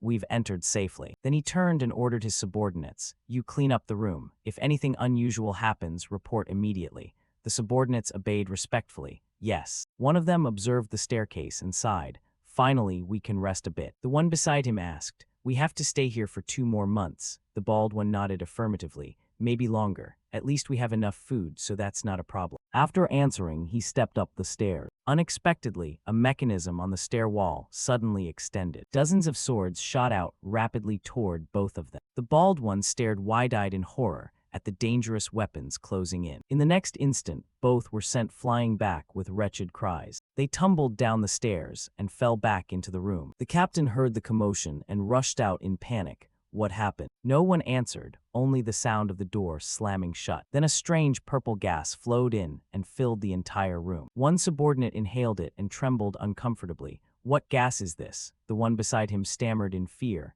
"Gas." Immediately he whipped around in terror and cried, "Captain, this is." The captain hunched over and ordered sternly, "Back up." He struggled to cover his mouth and nose, warning with difficulty, "It's a trap." A while later, Dane's four had tied the black-cloaked group together and were searching their belongings. Ernest marveled in surprise, "More stuff than I thought." He picked up a notebook, skimmed it, and concluded, "A record book." Layla added beside him, "Some gold coins and all sorts of miscellaneous items." She pointed curiously, "There's more in the back pocket, too." Behind them, Dane silently observed the intruder. He furrowed his brows and pondered inwardly. Who the hell are these guys? Clearly there after Saul Hangston's mana crystal. He looked at the 4 unfamiliar faces suspiciously and guessed, could they be from the academy, or maybe? Suddenly Priscilla approached Dane holding a notebook. "Dane, look at these notes, it seems important." He took it without hesitation. "Yeah." Dane took the notebook and seriously read the information inside. The pages recorded notes from a strange experiment. During the essence extraction phase, always maintain 2 extraction devices. When progress reaches 60%, add 1 more. If the array fails, stop immediately and reinforce. Check attached array diagram. Dane pondered and repeated, "Extracting essence." Priscilla bluntly assessed, "Sounds dangerous." He agreed, "Yeah, extremely dangerous." Ernest also brought over a long sheet of paper for him to see. "Not just that, these guys have a continental map." Dane asked in shocked disbelief, "A continental map?" Layla's eyes widened in surprise. "That thing's strictly controlled by the Empire, absolutely not allowed outside." Ernest solemnly guessed, could they be some rebel group? Dane listened to everything without replying, silently pondering. Too many suspicious points. Suddenly spotting something, his eyes widened in shock. He saw a strange liquid flowing from the captain's mouth, and inside it a flickering light. That was. Dane reached out and probed the captain's mouth. He furrowed his brows, eyes grave as he thought inwardly, "Just as I suspected." In his hand was a small purple tube. This was a suicide poison. This reminded Dane of the knowledge his mother had taught him when he was young. "I remember learning about this from Mom." He glanced at the black-cloaked group, thoughts racing. This is the kind used by assassin guilds or secret organizations to silence members, preventing leaks in emergencies. They're brainwashed to self-destruct and given poison. What kind of organization does something like this? Suddenly Priscilla found something else in the notebook. She looked at everyone and alerted, "Everyone look at this. There's a set of bylaws written here." All 3 turned in surprise to look. Right after, Priscilla read the contents seriously. "For a new world." The rules echoed one by one in the quiet room. Rule 1, security must always come first, more important than life itself. Rule 2, we always act to change the world. The notebook was densely packed with hard-to-understand regulations. Rule 3, do not seek the identities of other members. We are one, yet we are separate individuals. Rule 4. Reading to the end, Priscilla frowned and reported, "This part is the most suspicious." Dane asked, puzzled, "Suspicious?" She explained clearly, "There's a set of coordinates here. I don't know the exact location, but it's near the academy." In the center of the room, the mana crystal glowed like a light source, helping the four see everything clearly. At the very bottom of the page, a special number was written. Priscilla looked at it doubtfully and asked, 3458, what place is that? Ernest stroked his chin thoughtfully. Wait, if it's that position. Seeing that, Dane looked at him. Ernest, do you know the spot? He affirmed. Yes, that's the supply transport route near the back gate. Layla exclaimed in shock, so they came in from there. Dane agreed with her thought. He looked calmly at the black-cloaked group and analyzed. Highly likely. There must be someone inside the academy helping. With that said, Priscilla and Layla fell silent, speechless. Dane and Ernest stayed quiet too. Then he slowly spoke toward the massive mana crystal, breaking the heavy atmosphere. A secret organization trying to extract Saul Hangston's essence. What exactly do they plan to do with it? Finally, the four reached consensus and decided to leave. We decided to get out quickly. Along the stair path, the purple flickering light remained, as if no one had ever come here. In the room, a pitch-black circle was sucking up all the assassins' belongings. Everything from them was gathered into subspace for later investigation. Once done, the four looked at the tied-up assassins and made a decision. They agreed to report to the Academy leadership and guard. But before leaving, Dane looked at the mana crystal again and suggested, and maybe it'd be a real waste to leave empty-handed like this. The three exclaimed in surprise and confusion. What? He narrowed his eyes and stared intently at the crystal. Then Dane boldly demanded, let's take this mana crystal with us. He gazed at the faintly glowing crystal and thought inwardly, if we leave it, it'll just fall into their hands anyway. Better we take it ourselves than let unknown people use it for some scheme. On the wall, the purple light still quietly illuminated the place. Suddenly, panicked shouts rang out in the room. Captain, wake up quick. This is bad, Captain. The captain stirred groggily at the noise and grumbled. My head, what's with all the commotion? One subordinate looked at the crystal in horror and reported, the mana crystal, it's empty now. The captain glanced at him in disbelief. What nonsense are you spouting? The other two subordinates also looked toward the now ordinary green crystal ahead, realizing it was true, and cursed angrily. Damn it, must be those trappers who did this. The captain stared wide-eyed, unwilling to believe. Impossible. Suddenly, a squad of guards burst in from outside. The guard captain glared at them warily and shouted, freeze right there. The guard threatened furiously. Whoever dares invade this sacred academy, we won't let you escape. One assassin panicked and blurted, how did the guards get here? The guards immediately ordered, capture them, don't let any get away. The captain gritted his teeth and inwardly cursed, damn it all. Right after the guards charged, with weapons raised at the assassin. Seeing the situation, he furiously guessed, could the organization have abandoned us? Eyes looked up at the sturdy gray wall, standing out against the dazzling blue sky and bright sunlight. An uncontrollable cry rang out. This is insane. Someone slowly stepped out from the city gate, cold eyes sweeping the space. That person sighed. After decades of peace, the restricted zone is causing trouble again. The young blonde captain with an angry face shouted, did the intruder say anything? His bald subordinate rubbed his chin thoughtfully and replied,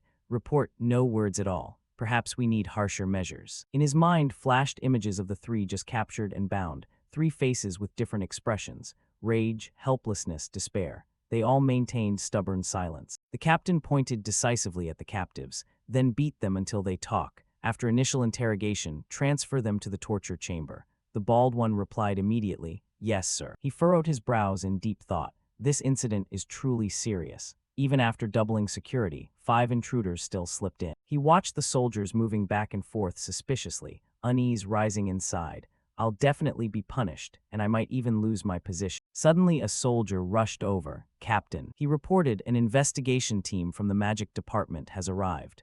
The captain was extremely surprised. What, they're here already? He pressed his hand to his forehead and rubbed it, face full of irritation.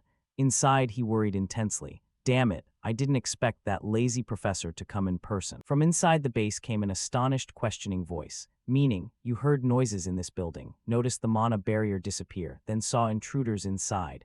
The captain affirmed immediately, yes, sir. Dinabo felt puzzled. Strange, the mana barrier of Saul Hangston isn't easy to break. His eyes turned toward the bound group, extremely curious. If they're capable of that, why did they get captured so easily? The captain closed his eyes slightly, face showing clear dejection.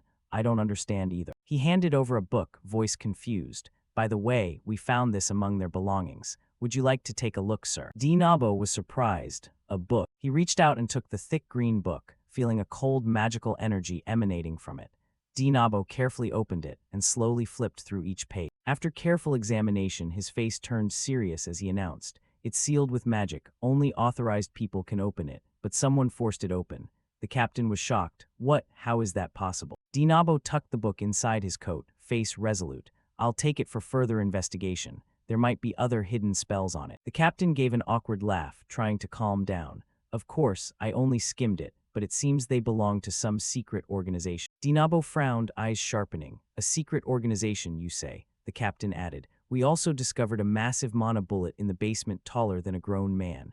Dinabo asked, puzzled. "A mana stone, but the basement should be empty." The captain felt doubtful too. "We found it strange too. Why is there a gigantic mana stone in the restricted zone?" Dinabo parted his lips slightly, pondering for a moment as his mind quickly pieced together the unusual detail. Finally, he decided and ordered, "Take me there. I want to see it myself." At the academy fountain, many students were buzzing excitedly about the latest topic. "You hear anything? Trouble in the restricted zone again. The guards are running around like crazy. Why so many incidents lately? Feels really unsettling." Priscilla stood on the veranda listening and couldn't help feeling troubled. Good grief, since yesterday that place has been in chaos because of the mess. Knowing her current mood was quite bad, Dane smiled and changed the subject. "Priscilla, did you find anything yet?" Sure enough, she shifted focus immediately. "Yeah, they say the magic department's team captured them. Even Professor Drenavo came in person."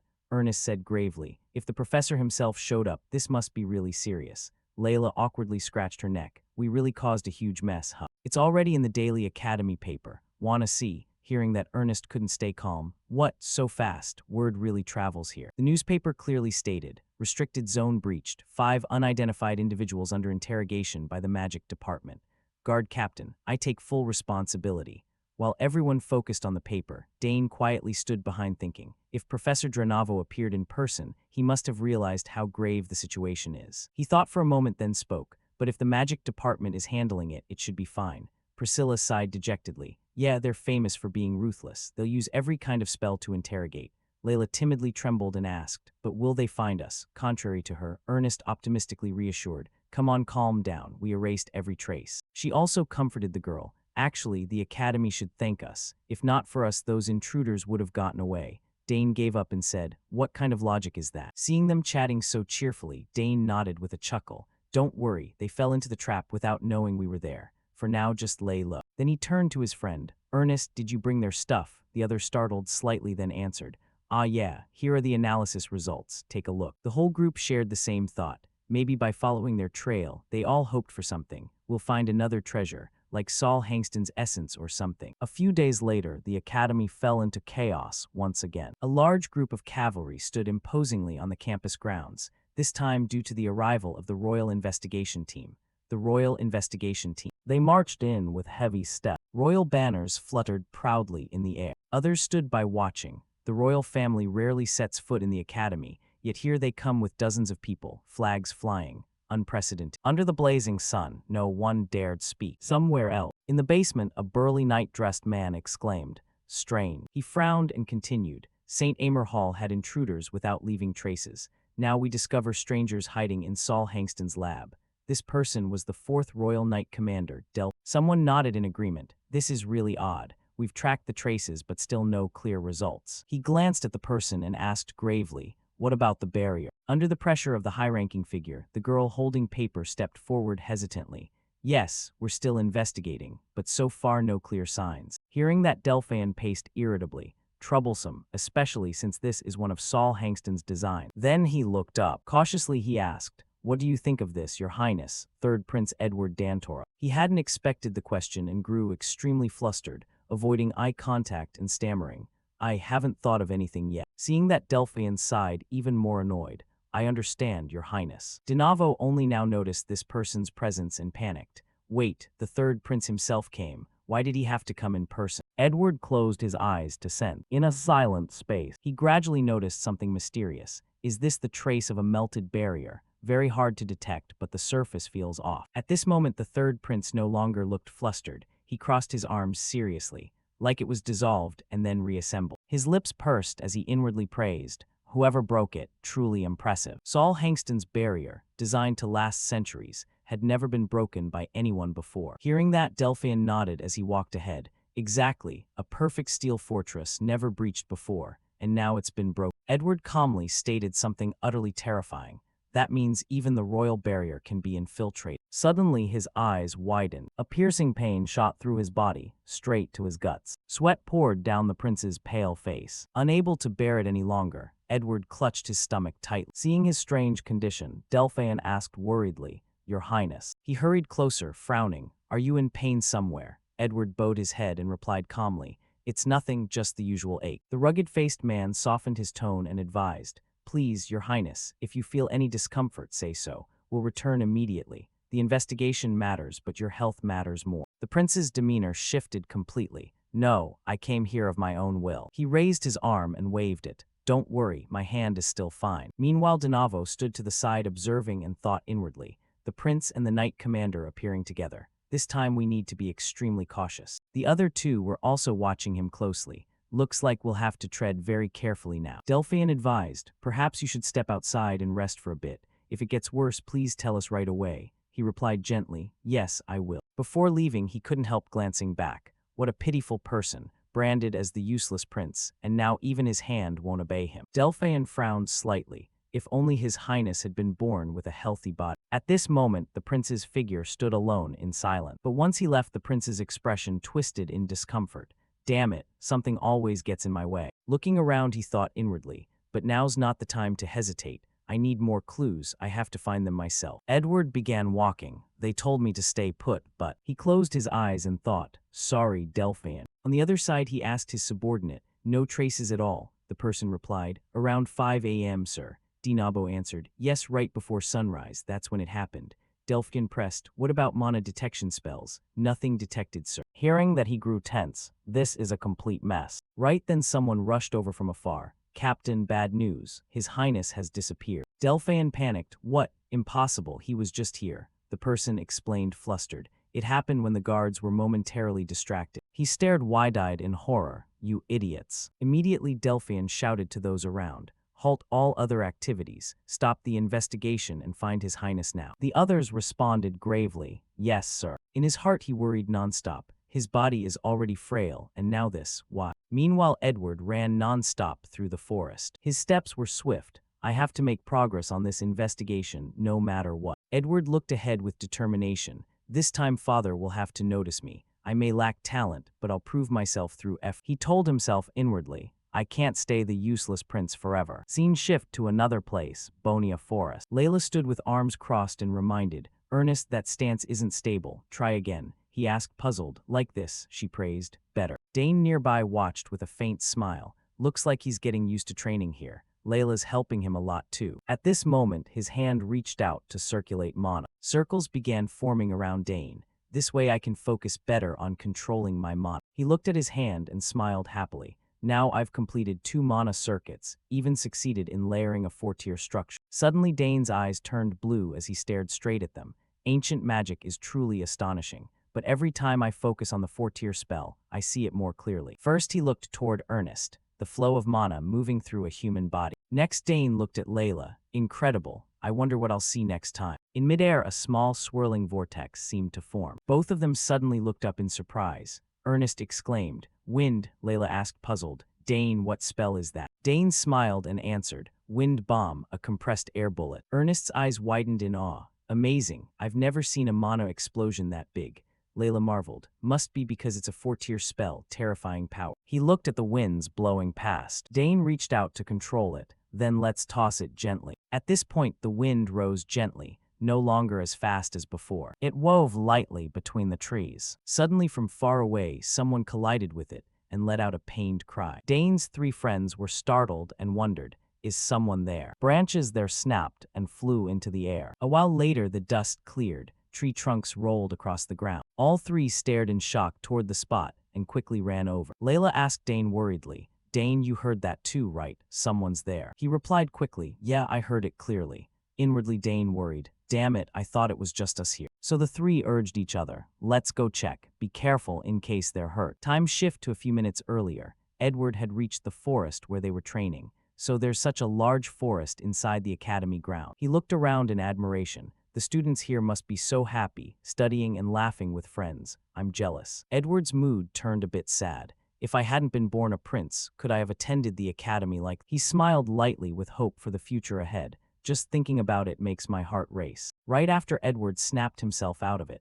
No, daydreaming again. Focus on finding traces of the intruder. From far away, he heard strange sounds and approached curiously. What was that noise? Then Edward stopped in a clearing to observe. Someone in the forest. In midair, something seemed to be rushing toward him at the same time. That place was exactly where Dane's group was training. Edward watched curiously. Students training. They look about my age and really skilled too. Over on this side, Layla turned to ask Dane. Dane, can you check my sword form again? This transition feels awkward. He walked over and suggested, adjust your footwork after the spin. Step back half a pace with your rear foot. She adjusted and said, got it, let me try again. Meanwhile, Edward watched them train from afar. Here we go. He stared intently at where they stood and jolted. She just said Dane, wait, Dane Sagar. Edward immediately recalled Dane's identity. The freshman who's causing a stir across the academy. It's him. This was famous news everyone knew. Dane Sagars, the name even the royal family recognized. Admitted to the research department, excelling in 4 different fields. At this his mood sank. And me, I can't even handle something small, still watching his every move from over here. Edward felt a surge of envy.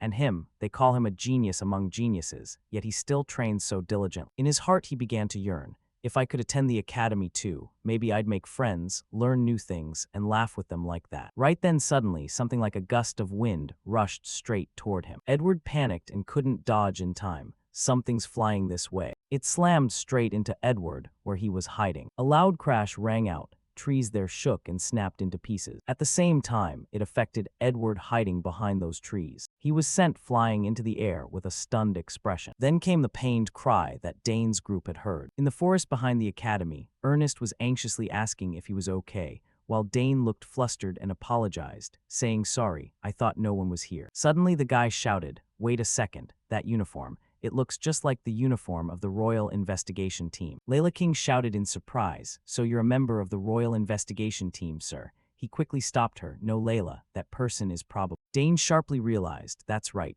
that's the uniform of the Royal Investigation Team, and that red hair, the hairstyle of the royal family. Ernest guessed, could it be, sir? You're really from the royal family. The words had barely left his mouth when he fell silent, and the girl next to him started sobbing quietly. At that moment, the person finally reacted and began to stand up. Then he shouted angrily, you idiots, you all. Dane quickly knelt down. I am Dane Sagars, eldest son of Count Sagars, respectfully greeting your highness the prince. Right after that he immediately confessed, I am terribly sorry, your highness. I have committed a grave offense. He was just as panicked. I am Ernest Dillon, eldest son of Baron Dillon, first year in the exploration department. She trembled. Layla Termian, eldest daughter of Duke Termian, first year in the swordsmanship department. Please forgive our rudeness, your highness. The prince laughed. It's fine, I wasn't hurt at all, just a little surprised, that's all. He even admitted, more importantly, it's really nice to meet you guys like this, Dane Sagars. I've heard a lot about your reputation. On top of that, the prince also mentioned, the Dillon family is famous in the field of exploration.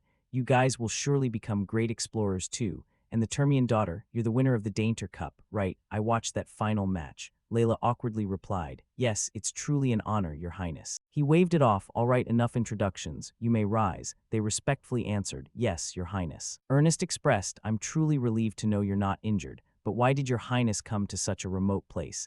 This spot is so out of the way that even academy students rarely come here, which makes it perfect for training. Now it was the crown prince's turn to look embarrassed. Actually, I came with the Royal Investigation Team to inspect the academy, but I went for a walk alone and got lost. He proactively brought it up, you know about those strange incidents happening in the Saul Hangston dormitory building. Right, we're investigating that case but still haven't found any leads. It's really frustrating, they asked curiously, so you came here to investigate. They revealed, we've also noticed a few odd things, but it's hard to say for sure. Dane thought to himself, they discovered something, an ordinary person probably wouldn't notice, but it seems they're not that confident either. He guessed, so that strange phenomenon was actually discovered by your highness himself. The prince hesitated. You could say that. Ernest whispered to her, we're so screwed, everything's connected to us. If this gets found out, we'll all be done for. Meanwhile, he just stood there, silently observing. Dane secretly evaluated. Unlike the first 2 princes, this youngest prince, the 3rd prince, is around our age.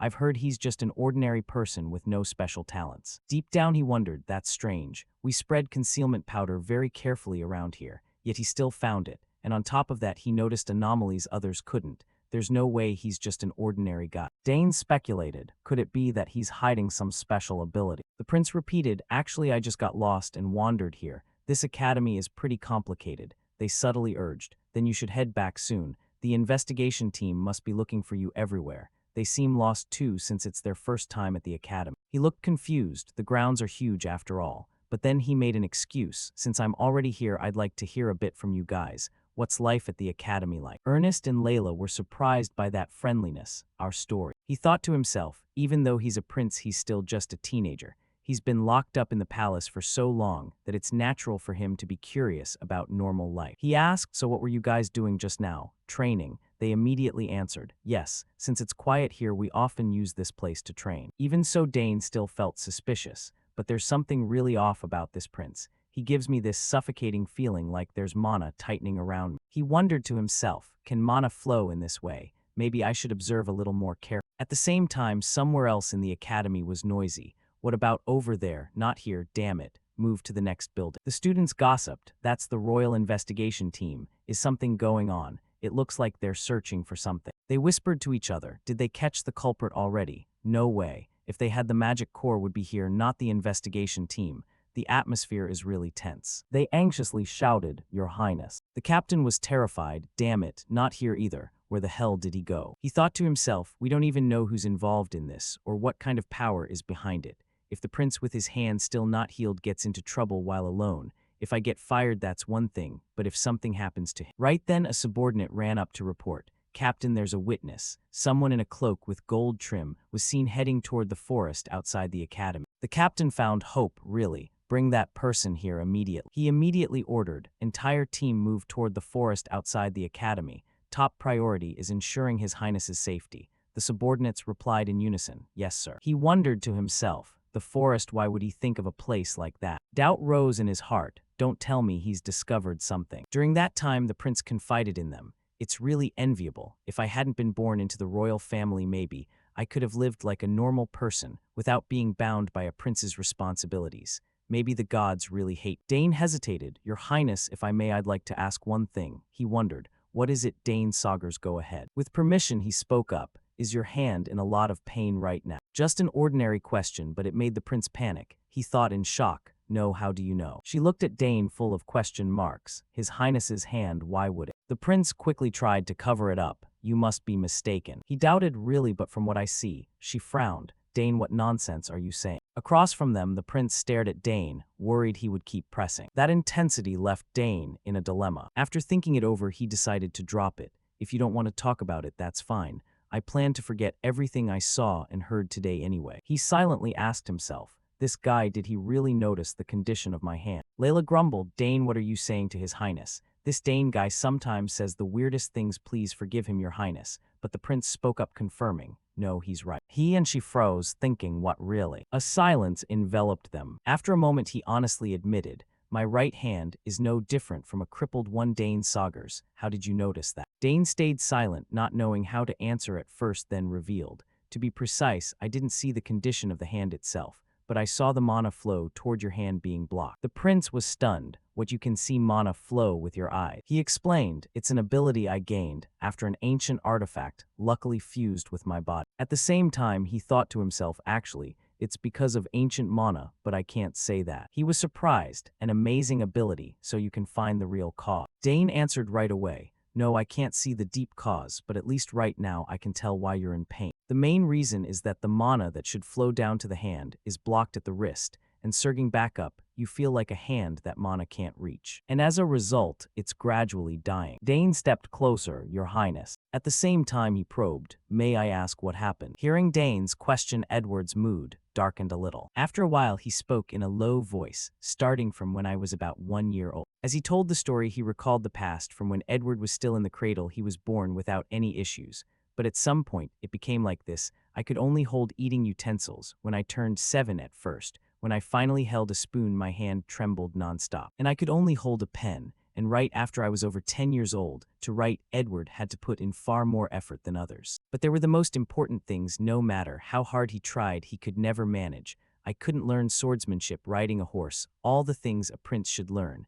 and magic was even more impossible. Just touching them made his hand shake uncontrollably. This was the greatest worry and torment in Edward's life. At this point, his eyes shone with loss and disappointment. Edward turned his face away, not daring to look straight at Dane, and the others, his voice cold and self-mocking. I've lived like this, until now, a shameful prince who didn't dare let others know. After hearing the whole story, Dane felt some sympathy, silently thinking, so he's had this problem. Since he was very young, that's why he's not as famous as the other princes. In contrast, Layla and Ernest, after hearing it, were in chaos, panicking, holding their heads in fear. Layla stammered, asking Edward, "But your highness, is it okay that we heard that story?" Ernest also trembled, adding, "You told such a big secret." Edward looked calm, shook his head casually, but firmly said, "It's fine, I think you'll keep the secret." However, he continued briefly, "Moreover, today my mood is really good, even though all the royal physicians and mages did everything they could, they never found the cause. But in the end, I finally found it." Right after Edward finished, Dane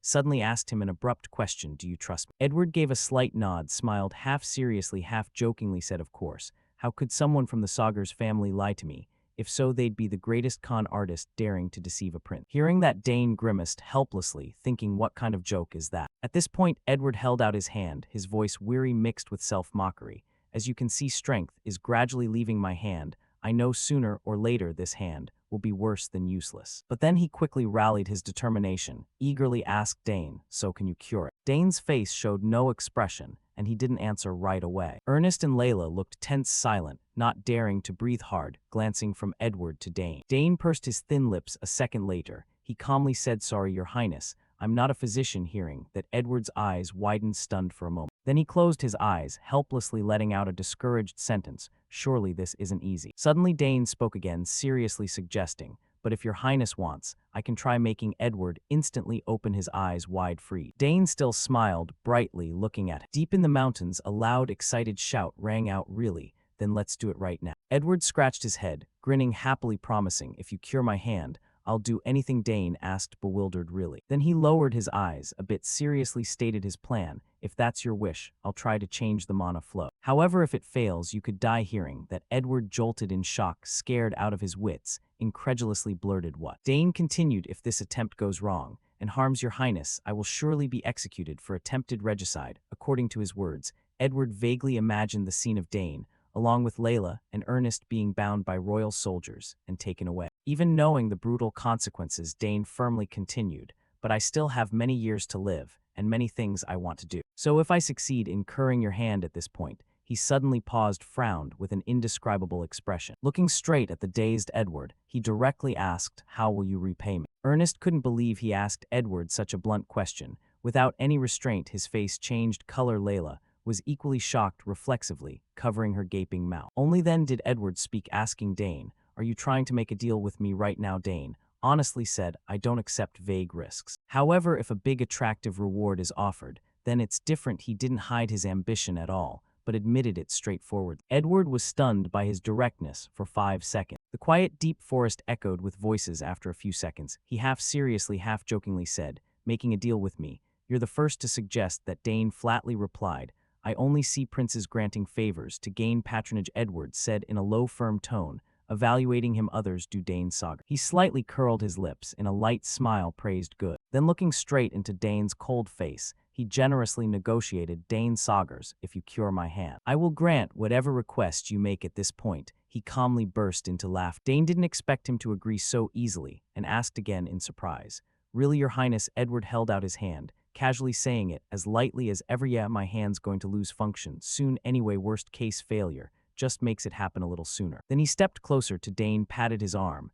and gave his word, "So go ahead and try. Even if it fails, I'll at least leave a will stating you're innocent." Dane stiffened, not knowing whether to laugh or cry. Layla let out a few awkward, dry laughs. Ernest closed his eyes slightly and let out a heavy sigh. Edward's other hand was still resting on Dane's arm. Finally, Dane said shortly, "I'll give it a try." Edward sincerely thanked him. "Good, thank you." With that, he placed his hand over his own left chest, making a gesture. Though he'd boldly proposed it to him, Dane couldn't help but worry inwardly. This could be the biggest event of my life. If it succeeds, it's a huge victory. If it fails, it's a disaster. Then he quickly regained his composure, determinedly told himself, "Then I have to succeed no matter what." Thinking that, Dane told Edward first, "Your highness, please sit down And relax, he complied, simply saying, all right. Edward sat on the stone ledge, thinking to himself, I've trained controlling mana flow since I was a kid, so I'm very confident. All three, Dane, Ernest, and Lila, stared at him tensely. Edward tilted his head, closed his eyes, relaxed,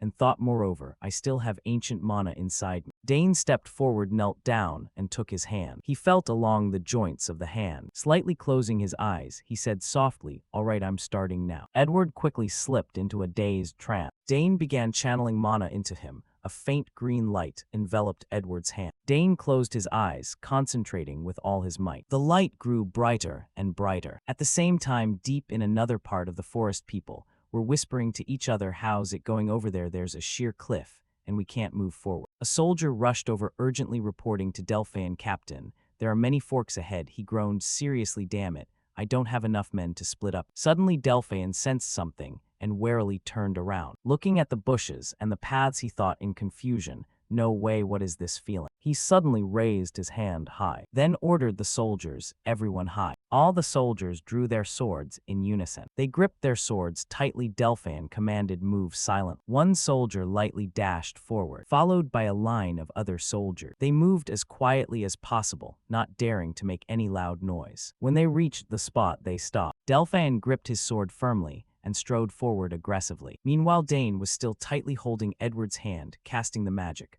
while Layla and Ernest beside him only dared to watch, not making any noise that could interfere. Suddenly, a strange sound interrupted Dane, and Edward slightly opened their eyes. Layla and Ernest turned to look tensely as well. Delphin led the troops, his face furious, coldly, questioning the three. Dane, Layla, and Ernest, you bastards, how dare you do this to His Highness? Suddenly, a man charged toward Dane's group. You scum, what are you doing to him? He glared fiercely at them, raising his sword high. Layla screamed in fear, the knights are surrounding us. Dane panicked, inwardly thinking, damn, they're closing and I need to explain. Thinking that, he raised his hand to cast magic. Meanwhile, the man had rushed in with his sharp sword. How dare you touch His Highness? Dane quickly charged forward, he's too fast. Seeing the blade coming down, he thought, if this keeps up, I'll be defeated. Just then, the red-haired prince suddenly appeared, blocking between them. Stopped Delphin. Delphin's eyes widened, exclaiming, Your Highness. Edward fixed his gaze firmly on him. After a moment, Delphin stood facing him, asking worriedly, Your Highness,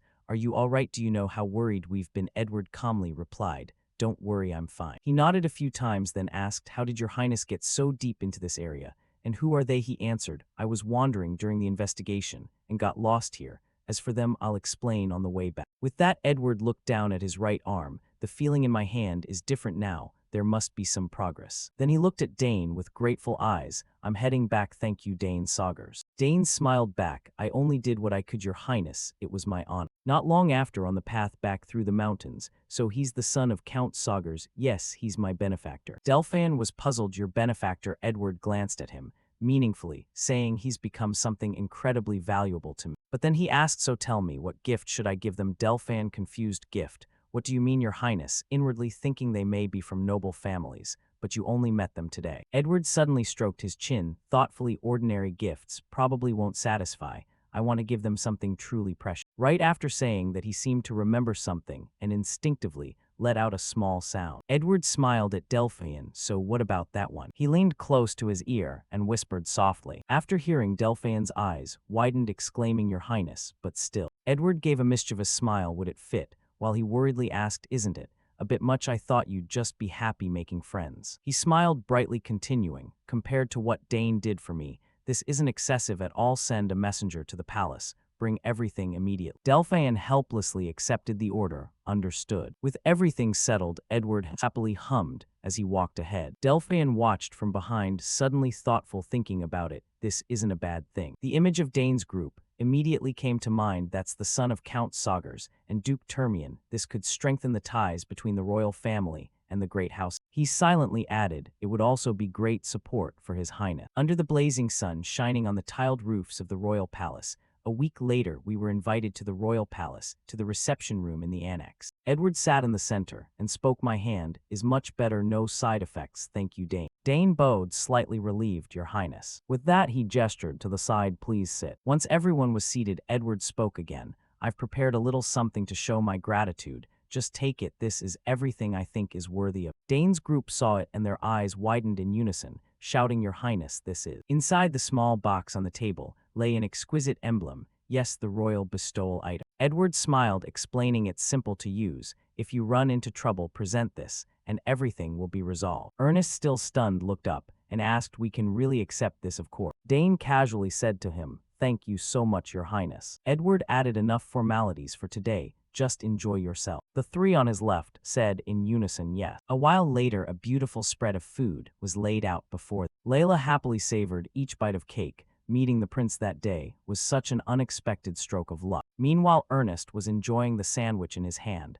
but the identity of those intruders is still a mystery. Dane slowly chewed his food, no one among us suspects anyone, and the strange incident gradually faded into silence. Edward sat in the main seat happily, enjoying the delicious food. The sky outside the window was still as blue as when they first arrived. Then after some time, midterms arrived below the academy. A joyful voice rang out, "Finally, the exams are over." Dane looked at Layla, asking, "How are you?" She waved her hand, saying the major subjects weren't too hard, the general ones should be fine too. Priscilla clutched her paper, frustratedly yelling, "As for me, I wish the whole world would just burn. How can the test be this hard, even after memorizing the entire scripture?" Dane, seeing her, could only smile, wryly thinking, so the theology department isn't easy either. Ernest spoke up anyway. "It's done," Dane quickly added. "We're free, everyone hang in there. We have a few days off. What are you all planning to do?" Ernest grinned, saying, "I'm thinking of joining the bodybuilding club, the one focused on physical training." "What, you, Ernest?" Priscilla stroked her chin, eyeing him. "Yeah, looks like you realized your weakness after those combat simulations.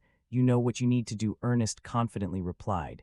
"Yep, just wait for the results," the blonde girl added. "Don't get hurt, okay?" Next, Layla smiled lightly, saying, "I think I'll go home for a bit. My mom has wanted to see me for a while." After saying that, she looked at Dane. "What about you, Dane?" He hesitated a bit, then answered, "Probably spend time in the library, studying after exams." Dane lowered his eyes a little. "Actually, there's nothing else to do. I'll wait." The image of him as a child facing the Duke suddenly appeared. Layla's words reminded. Back then, little Dane was staring intently at the gift in his hands. "When I was 7, the Duke gave me a gift, the Termian Forge emblem." He thought to himself, "I'm planning to make a new sword, so maybe I'll stop by that forge." Meanwhile, Layla and Priscilla beside him exclaimed, "It's been a while since you mentioned that. You're really diligent, huh?" Under the blue sky, Dane suddenly spoke up. "No, Layla, I'll go with you to my house." "Yeah, sure, but why so suddenly?" He rubbed the back of his neck, explaining, "I just thought I'd like to see what your family's forge looks like." Layla suddenly turned her head, muttering, "You're the only person in the world who could call it just checking it out." But at that moment, Ernest suddenly asked, "Can I come to the Termian Forge? That would definitely be an amazing experience." Amid the rows of tiled roofs, a cheerful voice rang out, "You want to come too? Sure, the more the merrier." A while later, on the road leading to Layla's house, the Termian ducal family, "I'm so nervous. Just don't touch anything, okay? Got it, I'll just look." Layla suddenly turned her head, speaking with a regretful tone. "It would be more fun if Priscilla Senpai could come too, but the top student of the month doesn't get a break." Dane looked at her and replied, "Yeah, can't be helped. I heard she was summoned to the temple." But Ernest suddenly got curious. "Layla, how long does it take from here to the Termian territory?" Layla quickly answered, "Less than an hour by carriage." Ernest exclaimed, "That close? Wow, I live way out west. It takes almost a month on horseback to get." The three stopped in the middle of the road to chat. "So it must have been really tough for you when you first enrolled, huh?" Ernest suddenly turned to Dane. "What about you, Dane?" he replied. "I only took one day to get here. My family has a teleportation gate." Layla shouted in surprise, "A teleportation gate?" She spun around, hands on hips, in disbelief. "You really used that to get here in one day?" Dane didn't hesitate. "Yeah, didn't I mention it? This is the first time I'm hearing it." Layla suddenly remembered those two prominent golden heads. "Yeah, that makes sense. Your sisters probably use that gate too, right? They help you a lot with academy stuff. I'm so jealous." She took a few steps forward, while complaining, "I wonder how my brothers are doing these days." Dane and Ernest stood behind, watching her thoughtfully. "Come to think of it, she's never really talked about her siblings before." One of them suddenly asked Layla, "What are your brothers like?" "The weather today is really nice for coming home," Layla chatted as she walked. "My eldest brother is really great. Before he left for the East, he played with me every day." She mentioned each one with different expressions. "And my second brother just loved teasing me, though he made me so mad sometimes." Dane smiled, listening, thinking, she must be really loved by her brother. Ernest, listening, chimed in, "Your second brother lives in the mansion too." Layla grimaced and waved her hand. "No, he's the overly free-spirited type. Even as his little sister, I don't really understand why one day he just up and left home. No one knows where he is. He said he was going out to train or something, but I don't really believe it. That answer was really hard to believe for someone living normally. He ran away from home. Layla's brows furrowed tightly, her tone dropping a bit. Ever since he became a knight, he's lived away from home. I really don't understand why he did that. Ernest interjected with a sigh of admiration. So he's a young knight, your family's full of extraordinary people. She didn't deny it much. My eldest is diligent, and my second is unpredictable. Dane glanced at the pink-haired girl with a thoughtful look. Sibling disputes are common in noble families. He clearly noticed this doesn't seem to happen in their family, but obviously the Termian family doesn't come off as the rigid type. Maybe there's a deeper story behind it. Before long, after walking and chatting, they arrived at their destination. Three knights suddenly approached. The one in the middle spoke. Young Monsieur here. Layla recognized him, sir, a smart. He smiled warmly and bowed respectfully. It's been a while. You're doing well. I heard you were coming back and came right away. The grand doors of the Termian family swung open in welcome. Come in, everyone. The little daughter of the house immediately ran up. The father greeted cheerfully. You've grown taller since last time. How's life at the academy? She happily boasted to her parent. It's great, Dad. I studied really hard. You'll be surprised when you see my grades. The Duke laughed sincerely. Haha, I'm looking forward to it. Then he turned his gaze to the others. Come and see who this is. Dane. Dane stepped forward smiling and bowed. Duke, it's been too long. Great to see you again. The Duke sized him up. You look much sturdier than before. Ernest shyly introduced himself. Honored to meet you, Duke. I'm Ernest Dillon. It seems he remembered what his daughter wrote in letters. So, you're the friend Layla always mentions in her letters. Our family has a few artifacts discovered by the Dillon house. Layla, your friend, how impressive. Praising Layla's friend is basically praising her. Of course, he's my friend. The Duke turned, urging them inside. Don't stand out here, come in. We've prepared a small banquet to welcome you all. Hearing that, the three said in unison, really, thank you so much. In Layla's sparkling, excited eyes, he turned to lead the way. Follow me. Dane smiled interestedly, teasing the girl. Last time, I really liked your family's tart. Can I have some again this time? Layla grinned, as if she'd anticipated I knew it. So I told them to prepare strawberry tarts. You'll love them for sure. Inside, the banquet wasn't exactly small. After eating their fill, wow, that was amazing, Dane said, utterly satisfied. It's been ages since I ate something this good. Ernest scratched his head, understanding now. I get why Layla was so excited. Layla was still stuffing cake in her mouth. Too bad Senpai couldn't come. They promised each other next time we'll all meet up together. Suddenly noise erupted as a group of people entered. He couldn't hold back his curiosity, leaning in to whisper. Layla, who are they? She replied, they're knights from my family. Dad invited them to the banquet. I heard others are coming too, since they knew you'd be here. Dane's tone became vaguely uneasy. Really? Why do I have this bad feeling? As if reading his thoughts, they approached to greet Quanta's daggerweld. Greetings, young Master Dane Sagar. Dane politely greeted back. Pleased to meet you. Layla has told me about you all. You're the Duke's knights, right? The leading older man smiled amiably. Yes, that's right. We've heard a lot about you, young master. It's an honor to meet you in person.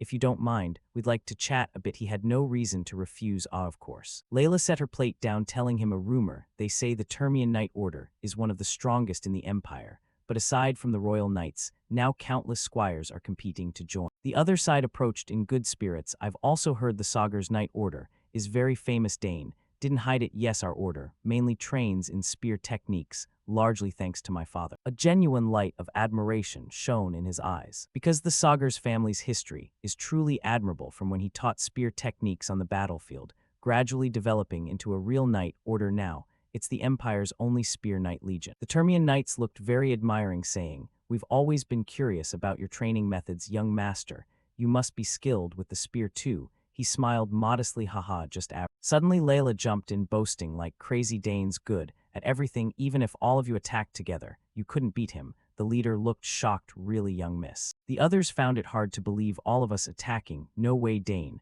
felt something off. Layla, don't say things like that. Then they lined up straight and declared, so young Master Dane. They bowed in unison, issuing a formal challenge. We officially request a friendly spar, please. Instruct us a little. Dane's face hesitated, not answering right away. Wait, fight right here. Why is my bad feeling always right? Layla's face stayed calm. No big deal, it'll be fine. Show them what you can do, Dane. He turned to look at the expectant faces of the knights. Now forced into it, he reluctantly agreed. If that's what you want, I'll accept. They immediately headed to the training grounds. The Termian knights lived up to the rumors, almost the best team. Dane alone had to fight 5 at once, yet his spear control remained incredibly fluid. Moreover, his movement speed was highly agile back and forth. His stance stayed solid without losing any strength. His focused face exuded an extraordinary aura. The only spectators were the Duke and his two friends. Yet the Duke's face was full of astonishment watching the match. Dane's footsteps stomped firmly on the ground. From the start, he hadn't taken a single hit. The spear in his hand knocked the swords from the knight's hand. One by one, losing their weapons, they became the defeated. The last sword was sent flying into the air. Victory was completely decided,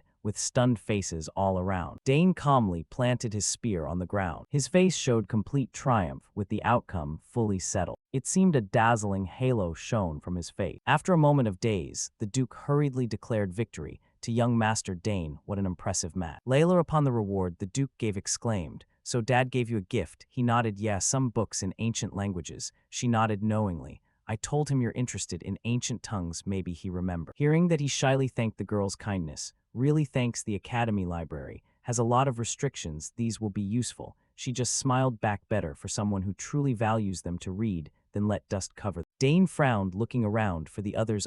Where's Ernest? Layla knew he'd been invited somewhere. He went with the butler to the artifact vault. He looked really excited. Hearing that Dane got curious too. "Really, I'm curious too." Suddenly her face worried, urging him, "Aren't you tired? Rest a bit. It's vacation." He stammered, "I'll rest after visiting the forge tomorrow." Hearing that, she relaxed, feeling the atmosphere here again. "It's so nice." Exams over, coming home, seeing family. Dad was openly thrilled seeing your spear skills. People might think you're his real son. Dane looked apologetic since he'd brought up her second brother, but the Duke's expression completely changed. "When mentioning your second brother, what's that about?" Mentioning it suddenly made Layla go quiet. After a long while, she finally explained, "That's what bothers me. My eldest occasionally sends letters, but my second has gone completely silent. Dad won't say why." This made her previously bright face droop again. No contact, no explanation at all. Before he could speak, there was a noise from the trees. Layla, with sharp eyes, noticed something. "Wait, what's that? Something's moving over there." Dane followed her gaze, observing. Suddenly he agreed with her sharpness. "Yeah, I sense it too." At that moment, a surge of magic roiled in the air nonstop. Dane warily looked ahead. "Come out, before I have to come over there myself." His hand gradually moved magic toward the bushes. Then from inside a voice replied, all right, I'm coming out. Don't get mad." Hearing that voice, they froze. Layla hesitated, saying that voice. From inside the bushes came rustling footsteps and leaves. A man slowly stepped out, saying, "Tense situation, huh?" Leaves flew in the air. The voice continued,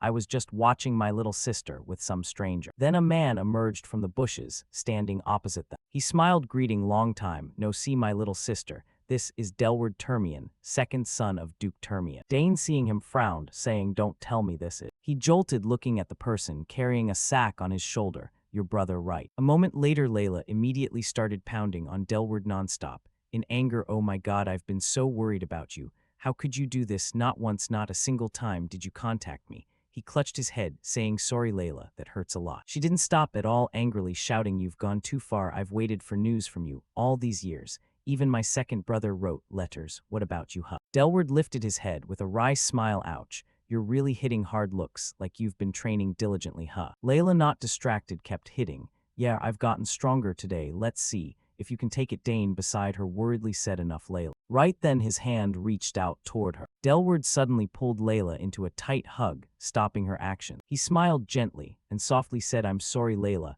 I've never forgotten our family." Delward's words were full of sincerity. "I had my own reason." He added, "Sorry for leaving you alone all this time." Delward continued, gently coaxing, "I'll tell you everything, so calm down, okay?" Only then did she tear up, asking, "Really? So it wasn't because you didn't want to see the family?" He immediately affirmed, "Of course not, Layla. I've never forgotten our family, not even for a second." Those words moved Dane too. After that, Delward gently let go of Layla. Then she stood straight, asking, "So tell me, where have you been? And what have you been doing all this time?" He crossed his arms, reminding, "First, could you give us some private space?" Unexpectedly, Delward quickly ran over and hooked his arm around Dane's. "No, Dane will listen with me. He knows how to keep secrets, don't worry." She looked straight at Delward, affirming, "Just say it, he's fine." Layla, "No, it's okay." Delward looked at Dane, then couldn't help evaluating. He knew who he was. "Your Dane Sagar's right. I've heard a lot about you. They say there's an outstanding new student at the academy." Delward assessed his appearance, that striking silver hair. "So you're her friend, huh?" At this point, he thought again, "Our families are quite close anyway." So Delward patted his head, saying,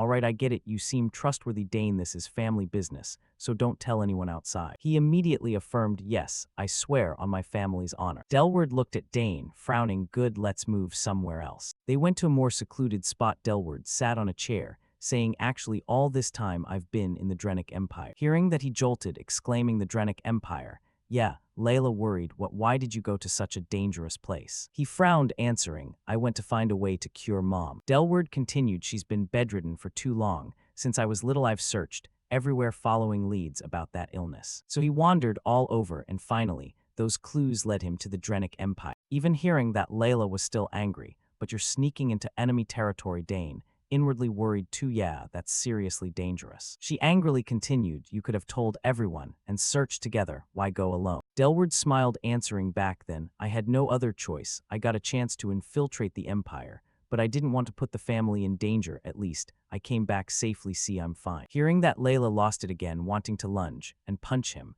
What are you saying? Dane quickly stopped her. Layla listened to him a bit more. Only then did she calm down, saying, fine, so why did you only come back now? Delward's face, saddened, looking down, as if something weighed on his heart. He continued, actually, I found what I needed to cure her, but those ingredients aren't in the Empire, so I came back here. She was confused, if not there then in the Altian Empire. He answered, yes, for now I only have a few leads, but I'll follow them step by step. Delward lowered his voice, I've also discovered something in the Drenic Empire. His face grew grave, what Mom has isn't an illness, it's a curse. The two were stunned. Curse. He needed to explain further. Yes, gradual loss of strength, trembling limbs, dizziness, vomiting blood. Then purple marks appearing on her back, all of it matches perfectly with the symptoms of a curse. Those words hit Layla like lightning. She whispered, oh my God. Layla murmured, repeating, Mom's illness is a curse. He silently nodded, confirming it. Then Delward said, at first, I didn't believe it. Curses don't just appear naturally, meaning someone deliberately cursed Mom. She felt puzzled who would do that. Delward answered, I'm not sure who holds a grudge against us. Truthfully, our family has quite a few enemies. At this point, he held her shoulders. Layla, we can find the culprit later. The important thing now is to break the curse. By now she was teary-eyed, asking, is there a way? He answered, yes. Delward smiled faintly. I've found both the ingredients and the ritual. Most of the materials aren't too hard to find. He continued, they're just expensive, but obtainable. The only problem is one thing. The most important ingredient here is the tear of Roxana. Hearing that, she asked what the tear of Roxana is. Delward answered, a legendary material, said to purify almost any curse. It exists in the Haverox Mountains between the two empires. The two were shocked at the location, the Haverox Mountains. He confirmed, yes, rumors say it's in ruins guarded by an ancient creature. Hearing this, Dane couldn't help thinking something over in his mind. He recalled that place, ancient ruins. This story smells suspicious. Delward affirmed, Layla, I'll go find it. I know it's dangerous, but there's no other way. She worried, what, you're going alone? What about the Termian Knights? He answered, now I'm as strong as someone with 5 cores, well, exactly 4. Delward added, more importantly, if the Knights marched there, it could spark another war between the empires, so the safest is for me to go alone. She said, even so, I can't let you go alone. He smiled, I'm not rushing in blindly. I'll prepare properly. Dane suddenly spoke up, if it's ancient ruins, there's one person who knows more about that stuff than anyone. The two turned, shocked, asking who. He smiled mysteriously, looks like this time I'll need help from our club. In the dark night at some mansion, someone suddenly exclaimed, an ancient entity, and ruins too. If we're lucky, this could be a huge discovery. Dane propped a hand on his hip, probing, you think so too, right? Ernest excitedly replied, yeah, I want to go right now. Delward opposite frowned, you two aren't scared at all, huh? He furrowed his brows, lecturing, I get you're excited, but this is really dangerous, not child's play. Dane immediately countered, going alone to Mount Haverox isn't dangerous. You have to go with a group, can't stay solo forever. Layla beside Delward agreed, yeah, the Dillon family are all explorers. If you go alone and get lost, it'll be disastrous. Hearing them say that, he hesitated a bit. You're not wrong, but Dane, seeing Delward's expression, thought inwardly, his mind must be a mess right now. The image of him standing silently by his mother's sickbed suddenly appeared. I can't imagine how much he suffered wandering years in enemy territory just to cure Mom. Sometimes his back, sometimes his serious face made Dane admire him, yet he gathered info and returned safely. He's definitely no ordinary warrior. Outside the nearby door, the Black Knight still quietly enveloped everything. Delward reluctantly said, all right, going together is fine, but absolute secrecy before, during, and after the trip. As soon as he finished, the 3 faces lit up with bright smiles. Yes, of course. A while later, a small box was suddenly placed on the table. Layla curiously asked, "What's this?" Delward smiled lightly. "A gift, open it." Layla narrowed her eyes, suspiciously trying to bribe me with a gift. How I won't forgive you that easily. Ernest, watching, awkwardly laughed. Layla's really mad Hudane turned, advising his friend, "Don't say more, she was scarier earlier." On the other side, Layla slowly reached for the small gift box. As she opened it, a melodious sound rang out. "If it's something silly, I swear." The lively, cheerful music danced lightly in Layla's ears, cutting off her unfinished sentence. She looked surprised at the two figures inside the music box. "This is..." The two figures looked similar, one big, one small. Layla hesitated. "Mom and me." The small figure had a face eerily like Layla's, smiling in the gentle music. Delward beside confirmed, "Yeah, from when our family was happiest, I had a craftsman in the Drenic Empire make." The mother and child figures stood on a golden base in the music box, holding hands, dancing. "He made it when remembering when mom was still healthy. How is it?" Following the music, the two figures moved slowly, seeming more alive. Little Layla back, then smiled joyfully nonstop. Layla, now overwhelmed with emotion, tears welling up. She softly exclaimed, "It's so beautiful." Delward pursed his lips slightly, looking at Layla with tender, loving eyes, silent, saying nothing more. Dane and Ernest, standing aside, smiled in the music, happy for her. Layla suddenly turned to him, saying, "Looking at it makes me feel like mom's healthy again." She squinted, smiling, tears finally falling. "Thank you, brother." The music continued with the image of mother and child holding hands. Delward hugged his sister, closing his eyes, smiling gently. "I'm the one who should thank." Layla in his arms quietly shed tears, listening. Delward continued, "Thank you, Layla." Dane and Ernest, watching from afar, were touched too. Ernest couldn't hold back his tears. In that scene, the small music box kept playing its clear sound. At the same time, at the banquet venue, Duke Termian looked around, puzzled. "Wait, thinking about it, where did our main guests go?" He tilted his head suspiciously. "Where did they all disappear to?" Back to Dane's group, they were now gathered in the mansion courtyard. Layla said regretfully, "You can't stay, you should meet Dad too." Delward firmly refused. "Sorry, Layla.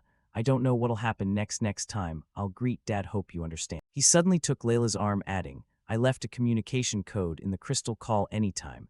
I'll be in the Empire a bit longer. If you need anything, I'll come back right away." Layla bowed her head a bit shyly. "Okay, but be careful." Delward firmly replied, "Of course, I'll be back soon." He suddenly spoke up, as if remembering something, making Layla look up. "Ah, this too." Delward held out a small, carefully wrapped pouch. "Take this, it helps ease mom's symptoms." He looked at Layla gently and carefully instructed, "Remember to give it to mom regularly, and don't tell Dad what I told you." Layla stared wide-eyed at Delward for a few seconds before snapping out of it, "Okay, I'll take good care of mom." Hearing that, he suddenly went quiet, staring intently at Layla without looking away. But Delward still smiled, entrusting, "Take care of my little sister for me, okay? When I get back, we'll head to the mountain together." Dane enthusiastically replied, "Of course, be careful out there." Right after that, he immediately turned to gain momentum. Delward leaped high enough to clear the mansion. "While I'm off, take care, Layla." With those words, he stretched out, soaring over the mansion, while his signature family-colored hair fluttering in the wind. In just a few short seconds, Delward's figure vanished from sight, leaving only the starry sky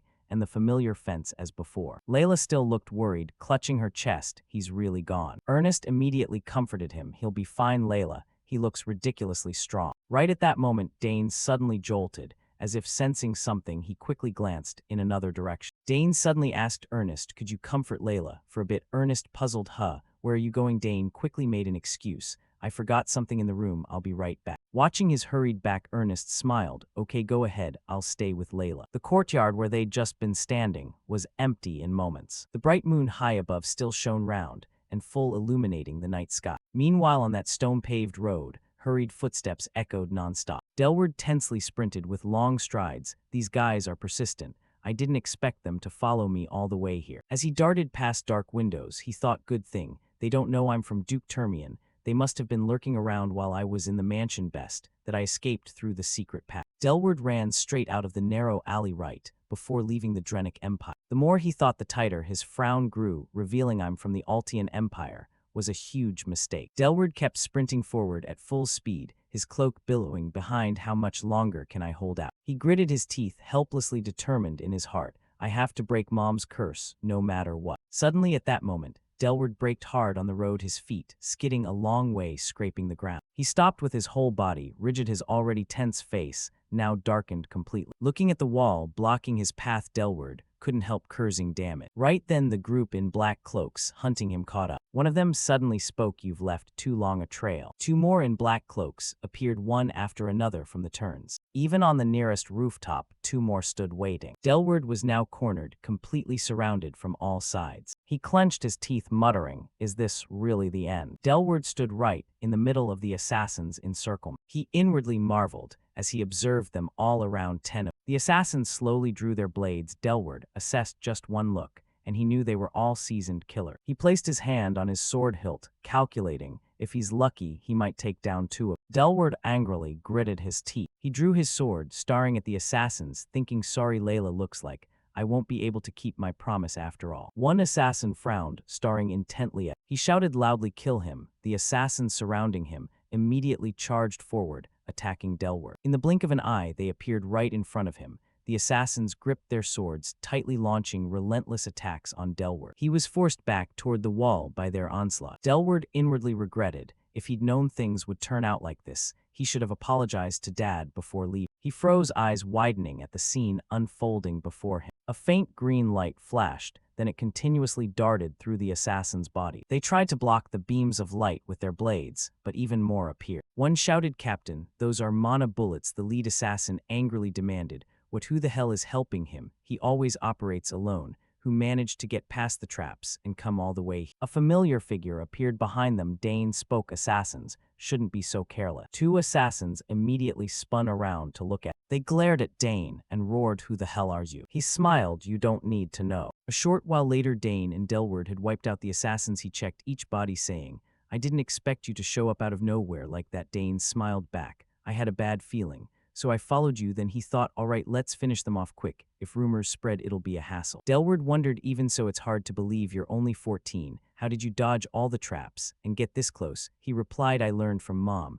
She taught me how to disarm traps and infiltrate." He laughed, "So that's how thanks to you I kept my life." He continued, "These are the ones who have been hounding me nonstop. Turns out this is how I shook them off." A moment later, Delward slung his bag over his shoulder, saying, "Layla is really lucky to have a friend like you." Dane smiled. "It was nothing," he added. "They've been tailing me since the border." He scratched his head, sighing, "I don't know why they keep picking up my trail." Dane pondered, in cases like this. He channeled mana to his eyes, thinking, usually there's something placed on the target. Before him were the mana veins on Delward's body. He lowered his gaze to his feet. Dane looked at his right foot and spotted a strange circular mana flow. He realized, there it is. Dane spoke, "I think I know why. Check the sole of your shoe." Delward took off his shoe, asking, "What do you mean?" He said, "There's a mana signal device attached here." He froze instantly. Delward stared at the flashing light on the shoe's sole, muttering, "It's real." Dane explained, "Assassins often use these. It's so small you wouldn't notice, but the tracking ability is insanely strong.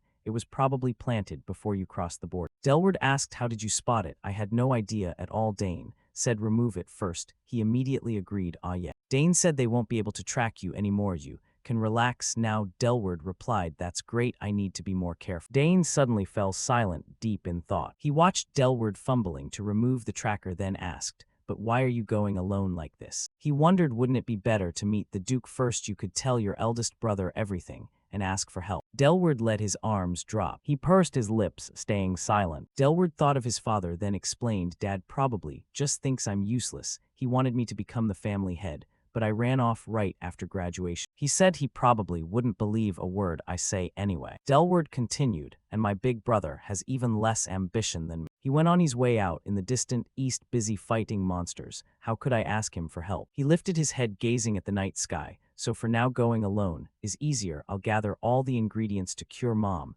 and prove myself to the family." He said, "Now isn't the time yet." Dane replied, "I understand," inwardly thinking, "If that's what you want to do, I respect." After that, Delward put his shoe back on. He smiled, "All done. I've removed everything. This debt I'll definitely repay." Dane smiled back, "Sure, I won't say no to that." Then he handed him a piece of paper, saying, "Here's my communication code. Call if you need anything." Dane said, "You have to stay alive to repay me." He laughed loudly. "Exact." He took the paper from his hand. Dane said, "Thanks, I'll keep it safe." Delward hesitated. "And please take care of my little sister." He replied, "Got it, don't worry." Delward forced a bright smile. Dane smiled back. Then as he walked away, He muttered to himself, tonight's events can't be told to Layla. He smiled, thinking if she heard, she'd definitely chase after me. The faint moonlight trickled down onto the main road. Dane smiled, murmuring, I should head back. The nearby street lamp cast a soft, warm yellow glow. The next day at the academy, Dane asked Layla how's mom doing. She replied,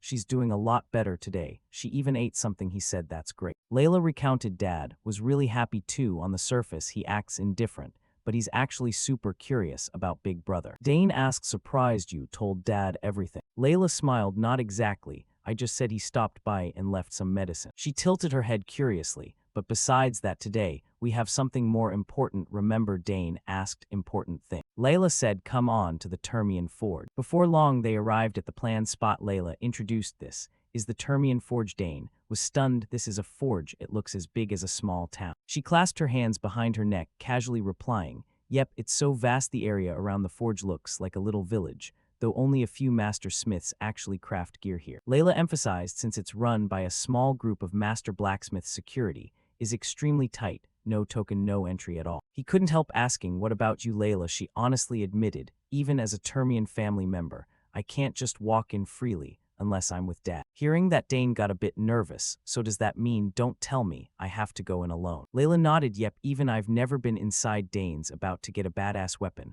all by himself. Ernest looked at him, full of envy. I'm so jealous. Dane. He swallowed hard, stepping forward. No choice, I'll go in quick, so wait for me. Dane walked alone into the forge area. Along the way, two people stood chatting. Though the place was huge, there really weren't many people around. He couldn't help inwardly exclaiming, the scale is seriously massive. Dane scanned everything around, from the forges to the crafting workshops. His gaze drifted toward the display area full of weapons, wondering what kind of weapon he'd end up getting. Suddenly, the ground shook violently, accompanied by a loud booming noise. Dane looked up in confusion. What the heck? That sound like the earth itself is trembling. His eyes narrowed as he spotted something. No way. Right in front of him, a giant figure was approaching, carrying a massive hammer. He could confirm in his heart those were footsteps. That was the blacksmith Volbak. He looked down at Dane. So it's you, the kid who received the forge token? Dane felt a surge of panic inside a person. This huge really exists. After a few seconds of freezing, he awkwardly greeted, yes, I'm Dane.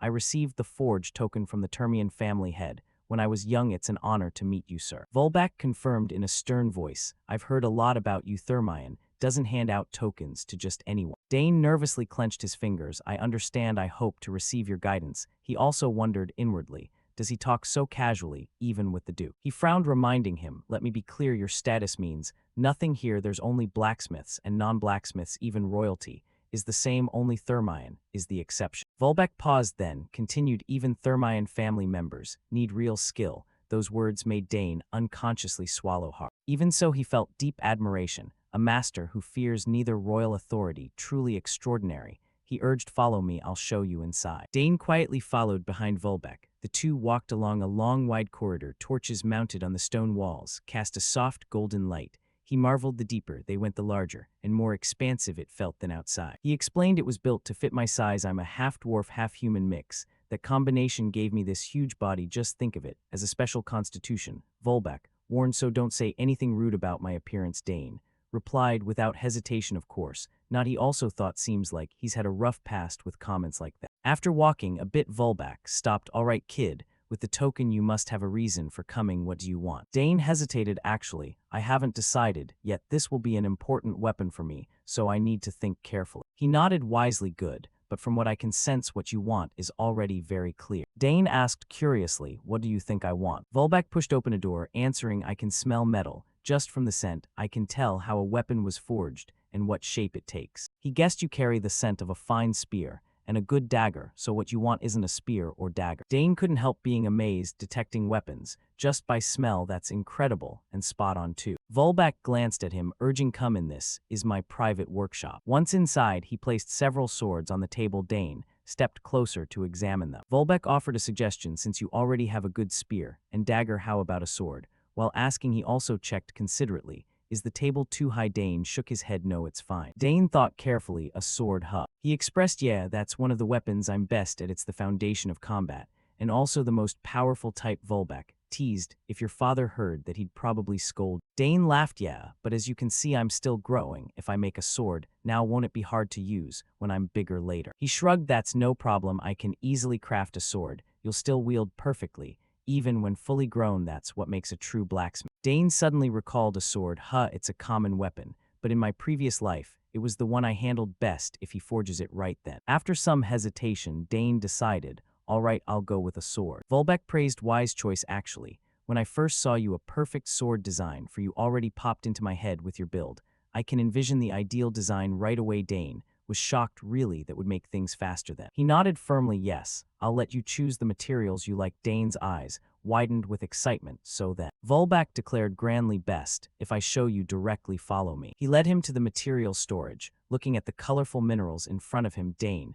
couldn't help exclaiming in awe, "Amazing, all these are used for crafting." Volbeck said proudly, "With pride you could say every type of mineral in the world is here." Dane excitedly asked, "Can I look around?" He didn't refuse. "Sure, go ahead, pick freely." With permission, Dane didn't hesitate to step closer and examine this. "One looks extremely rare." Looking at it, Volbeck was a bit speechless. "You have a good eye, kid." The colorful minerals kept shimmering with light. Dane stroked his chin, thoughtfully. "Impressive. Not just rare minerals, but many I've never seen before, so many interesting ones." He reached toward a blue stone. Volbeck spoke, "That's Terragan." He introduced, "It's light, durable, and can reflect impacts, better for armor than weapons, though right now, there's not enough to make a full set." Dane nodded understanding, then shifted to a red stone. "I see, what about this one?" Volbeck quickly stopped him. "Ezendanio, don't touch, it's poisonous. You need neutralizing gloves to handle it." Dane jerked his hand back, swallowing hard. "That's dangerous. I can't use that." Suddenly, Dane was drawn to something. His eyes locked onto a black mineral that when it feels strange. Dane quickly approached the pedestal, holding the stone, asking, "What's it called?" Volbeck stood behind him, his gaze deep and unfathomable. He didn't answer right away. After a long moment, he slowly spoke, "That's arcanium." Dane jolted hearing. He stammered, "Arcanium? Don't tell me it's from the ancient magic kingdom Arcana." Volbeck stroked his beard, confirming, "Yes, excavated from the ruins of the royal castle in that ancient kingdom. It's extremely rare now, almost nothing remains of the old palace foundation." He added, "But beyond knowing it's a metal, no one has figured out its properties or composition." Dane asked why. Volbeck explained, "Because it can't be melted or analyzed with current technology. No one can smelt or test this ore, so it's treated as nothing more than a rare collectible." Hearing that, Dane fell silent, seeing no reaction. Volbeck reminded, "It's practically unusable. You should look at something else." Dane startled, "What about the one next to it?" He replied, "That's Artma, only found in the deep veins of the Haverox Mountains." Volbeck kept talking, but Dane seemed to hear nothing else. He pursed his lips slightly. "What is this feeling?" Dane's gaze was pulled back to the black stone, as if it was calling to him. The sensation grew clearer, like a silent whisper. "Choose me." He stood frozen, completely captivated. Suddenly, the stone trembled faintly, as if moving. Dane was stunned. "No way is it reacting to me." Before he could think further, the stone burst with a beam of light. Dane's eyes widened in shock. The light from the stone spread powerfully, even startling Volbeck. The glow quickly enveloped Dane's body. He panicked, shouting, "Hey, kid." At the Termian Forge master blacksmith Bolvark, with his impressive beard, couldn't hide his shock. "What the hell is going on? The arcanium, a metal that's never been forgeable before, is actually reacting in his hands." Dane Saugers, the young man with his distinctive white red hair, thought to himself. He only looked at it, and it already reacted. Doesn't that mean it really can be forged after all? Bolvark was so stunned he broke out in a sweat. Dane's extraordinary mana perception had triggered a phenomenon with no precedent. From the stone, Bolvark could clearly smell the metal in this state. Forging it might actually be possible. He still couldn't believe it. Arcanium was the metal no one had ever been able to use before. While Bolvark stood there dazed, wondering who this kid really was, Dane looked incredibly excited, as if he'd already foreseen the outcome. After a while, the arcanium gradually cooled and returned to its solid state. Bolvark looked at Dane and declared firmly, "You said you wanted to forge a sword, right? Then let's do it. I'll forge it myself." Dane cheered in joy, showing absolute trust in Bolvark's skill. But that was the only time the arcanium reacted. No matter how many times they tried afterward, the metal refused to melt, leaving every attempt deadlocked. While everyone was still scrambling, Karna's, Dane's small dragon-like companion, looked worried too. Dane suddenly remembered what melted the arcanium in that instant was Karna's brilliant flame. The terrifying heat from that fire was the key to solving the problem. Back to the present, Dane was chatting with his two friends, Ernest, the bespectacled scholarly boy, and Layla, the enthusiastic pink-haired girl. He explained, we've decided to seal Karnaz's flame inside an artifact. That artifact is a lantern containing Karnaz's powerful flame. With this heat, Source Bulwark can continue the forging process. Layla happily said, awesome, you're getting help from Karnaz again. A sword made from arcanium, it'll definitely be incredibly powerful and beautiful, so romantic. Dane nodded firmly, his eyes shining with determination and anticipation for the legendary sword about to be born. With everything arranged, the group decided to head back to the academy, but first lunch. Of course, the whole group cheerfully headed into town. A week later at the academy, students were buzzing in front of the bulletin board. A major event was about to begin, one reserved for the most outstanding talents, and even sponsored by the royal family. It was the announcement for recruiting members to the Academy's periodic monster suppression team. This operation would be under the command of the 4th Night Squad. With huge rewards and fierce competition, it drew everyone's attention. Dane's group was there too. The whole academy was fired up about this monster suppression. Dane smirked. He knew it wasn't just about the rewards. This was a royal-sponsored event, a chance for everyone to shine. Layla suddenly remembered something. Wait, the 4th Night Squad. She narrowed her eyes, trying to connect the dots. Isn't that the squad led by the man who was with the 3rd prince last time? What a coincidence. Priscilla, the blonde from the theology department, confirmed. You mean Sir Delphian went right? Layla turned teasingly.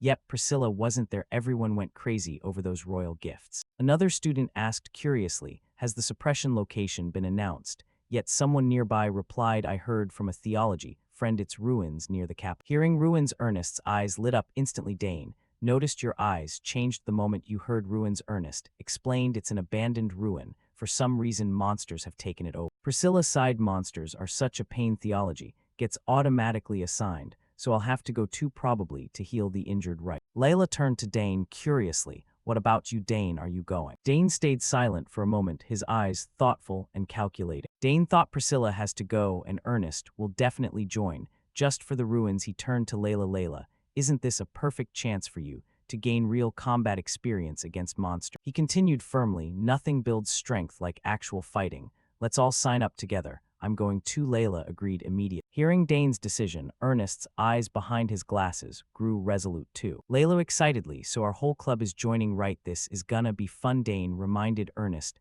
don't let your guard down. Ernest, they're still monsters, and the selection test won't be easy either. Ernest looked a bit nervous but agreed. Dane smiled confidently. He knew even if Ernest seemed weak in combat, his knowledge and skills about ruins were the best. Ernest would definitely get his chance to shine. Then let's start special training. Today, the group was pumped, arranging to meet after classes, determined to give it their all this time. The scene shifted to the academy's grand majestic hall, where students stood in neat rows, signaling a major event about to begin. A few days later, the monster suppression team selection officially started, one of the academy's biggest annual events. Students gave their all to impress, hopping to catch the eye of the Royal Knight Squad and noble. For the professors and important figures like Sir Delphian and the 3rd prince on the stands, this was a chance to witness the students' growth firsthand. Sir Delphian Wunt, the respected commander, turned to report to the 3rd prince, Your Highness, all preparations are complete. The 3rd prince, a dignified royal with red hair, smirked. Good, let's begin. A horn sounded, officially kicking off the grueling selection. The academy flag was raised,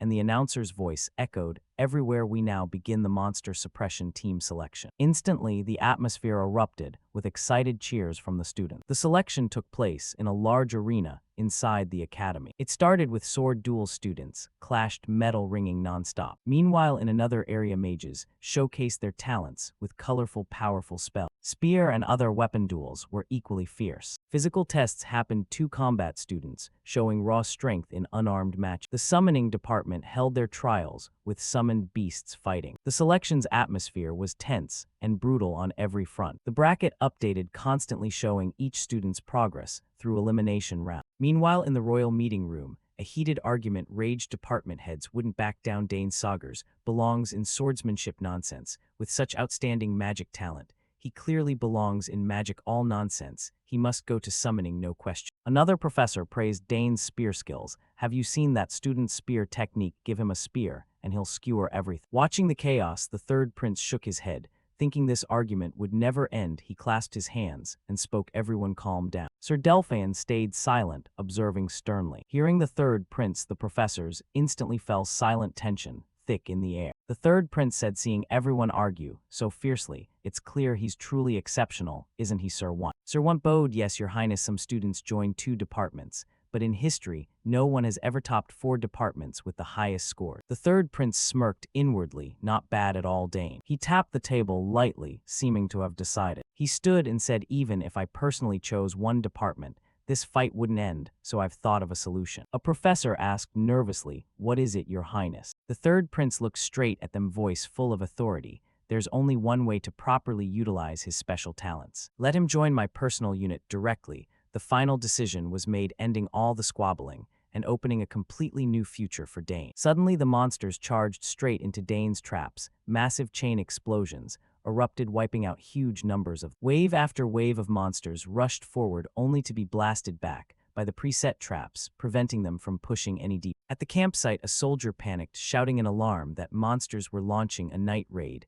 Everyone was ordered to arm up and assemble immediately. Chaos broke out. One terrified student yelled. He had no real combat experience, while the knights scrambled to prepare. The knight squad quickly assembled. A commander bellowed everyone into battle formation. This was real combat now. A guard soldier rushed off to find the deputy commander with urgent news. He panted, reporting to the deputy commander. A massive number of monsters were approaching from Ruwa Mountain, estimated at around 200. Hearing 200, the deputy commander was stunned, speechless. The soldier added, "Luckily, the explosive traps were slowing them down, and it seemed some students were holding the front line." The deputy commander, shocked, asked about explosive traps. He had never ordered any installed. He suddenly realized, sweat pouring down, thinking, could it be Dane Saugers who set them up? Meanwhile, outside, Dane's traps kept working, sweeping away each charging wave of monsters. Goblins and black wolves littered the mountainside, unable to breach the trap line. Up high, Dane's group watched. One friend cheered happily.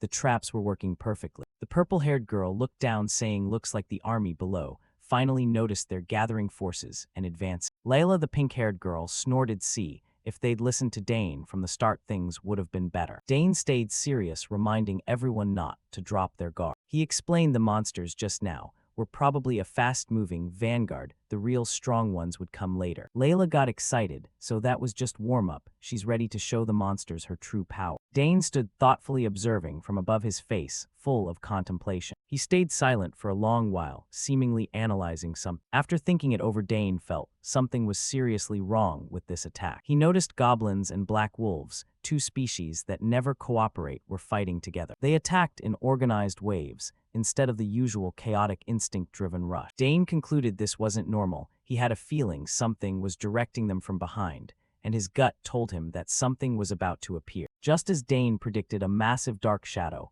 emerged, signaling the second wave. Layla and Ernest got into fighting stance, faces tense. Ernest shouted to Dane, "They're coming." Far larger, more ferocious army appeared, including huge orcs roaring. As they charged, Dane ordered everyone hold formation. The massive horde of monsters surged straight toward Dane's group. The blonde girl, along with Ernest and Layla, stood ready, declaring, "Round 2 begins." Dane, with full confidence and resolve, commanded the team wipe them all out. Immediately, Dane began chanting, preparing his trump card. A colossal pillar of magical light shot skyward, signaling a powerful summon was about to appear. Dane ordered it heed the call. Far away, the Night Army and other students felt an immense surge of mana drawing their attention. The deputy commander asked, stunned, "What is that?" A soldier wondered if it was another explosive trap, but the guard from earlier recognized the difference. He stammered, "That's a Tier 4 summon, Etherak." The deputy commander and others were speechless in shock. Right after Etherak, a massive wolf wrapped in purple energy appeared, roaring with overwhelming power. Etherak charged into the monster horde, tearing them apart effortlessly with its sharp claws. Goblin after goblin was ripped to shreds under Etherak's claws. Even the huge orcs were no match for it. Etherak rampaged alone, clearing a wide swath of the monster army with ease. Seeing that, the purple-haired girl exclaimed in awe, "The monsters can't move." Ernest realized it was Dane's summon and said, "It's insanely strong." The purple-haired girl reminded Ernest, "Stay alert." Ernest confidently replied, "Don't worry, I won't let a single one through." With that, Ernest drew his bow, firing a magic-infused arrow at the monster. His arrow easily pierced through a massive orc. Layla fought with everything she had, slashing monsters to pieces with her sword. But the monsters kept coming in endless waves, overwhelming even Ernest. He couldn't help being shocked at their never-ending numbers. Suddenly, the attacking monsters all turned and fled at once. Ernest shouted to Layla they're running away. Layla, with sharp eyes, wouldn't let them escape. She immediately gave chase. She quickly caught up to the fleeing horde. Layla's pink hair flew in the wind as she charged forward. She yelled they won't get away and swung her sword attack. She dove into the midst, slashing down one after another with masterful strike. Her cuts were sharp and powerful. No monster could withstand them. Layla's sword flashed in the night, creating a deadly dance. She fought passionately, monster blood splattering everywhere. Watching from above, Dane smiled satisfied,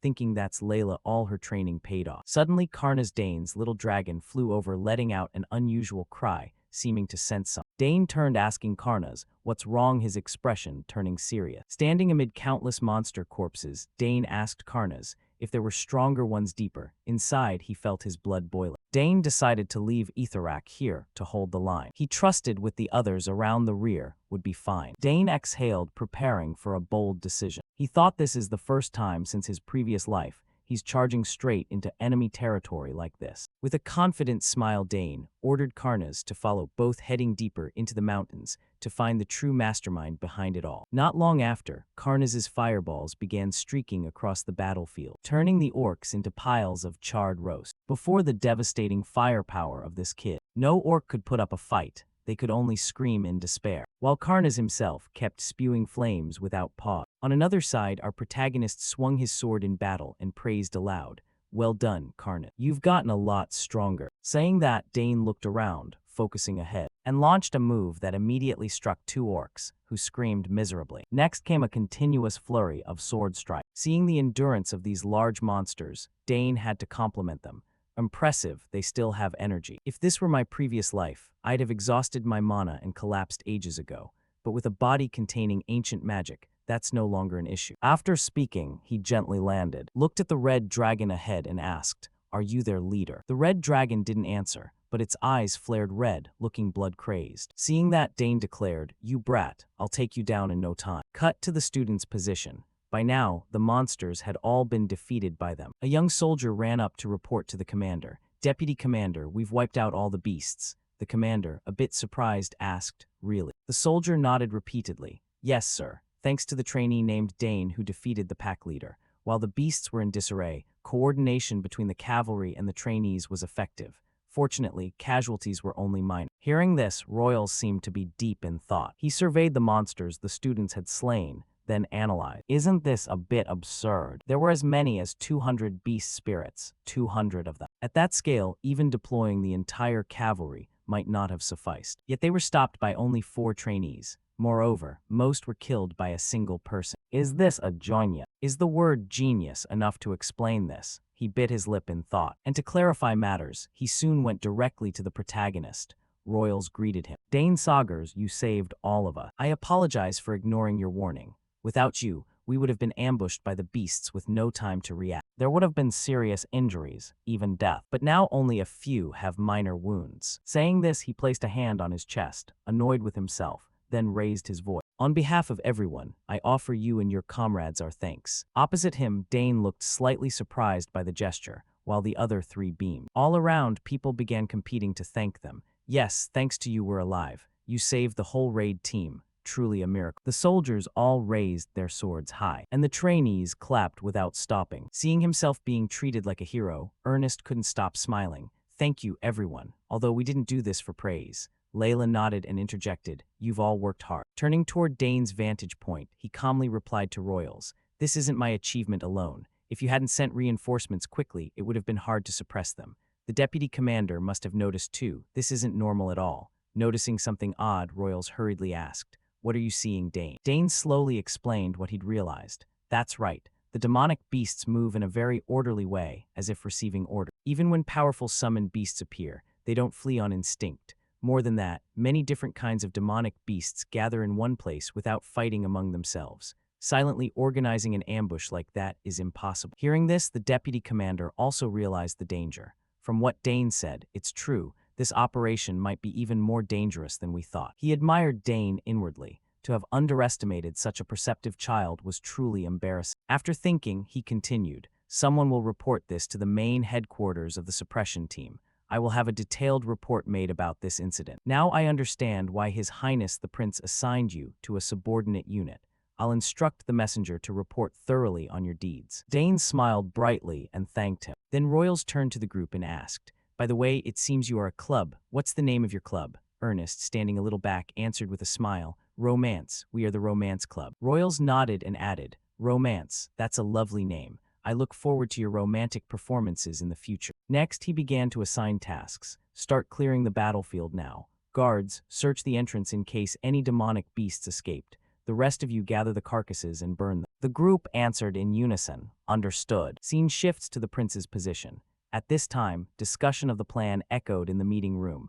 "Position the martial arts division over here. The spear division will take the front line, then the martial artists will engage. Because Point A has a concentration of demonic beasts, we must encircle and eliminate them in one strike." A commander spoke up, "Your Highness, how about unleashing a magical surprise attack at Point B?" The prince heard this and shook his head. "It's a good idea, but it's best to have the reconnaissance unit observe the situation accurately first. That area has difficult terrain. We probably don't fully understand it yet." Witnessing his sharp words, those in the meeting couldn't help but be surprised. What is going on? Not long ago people said he was cursed. How has he changed so much now? Isn't he supposed to be the most lackluster prince? What on earth happened? Has he been hiding himself all this time? Standing to one side observing, one couldn't help but curl his lips into a faint smile. "Excellent, Your Highness. Not long ago those hands trembled when holding a spoon, and now you are authoritatively giving orders to command. I don't know how His Highness recovered, but he has completely regained his confidence." Unaware of his thoughts, the prince's voice rang out.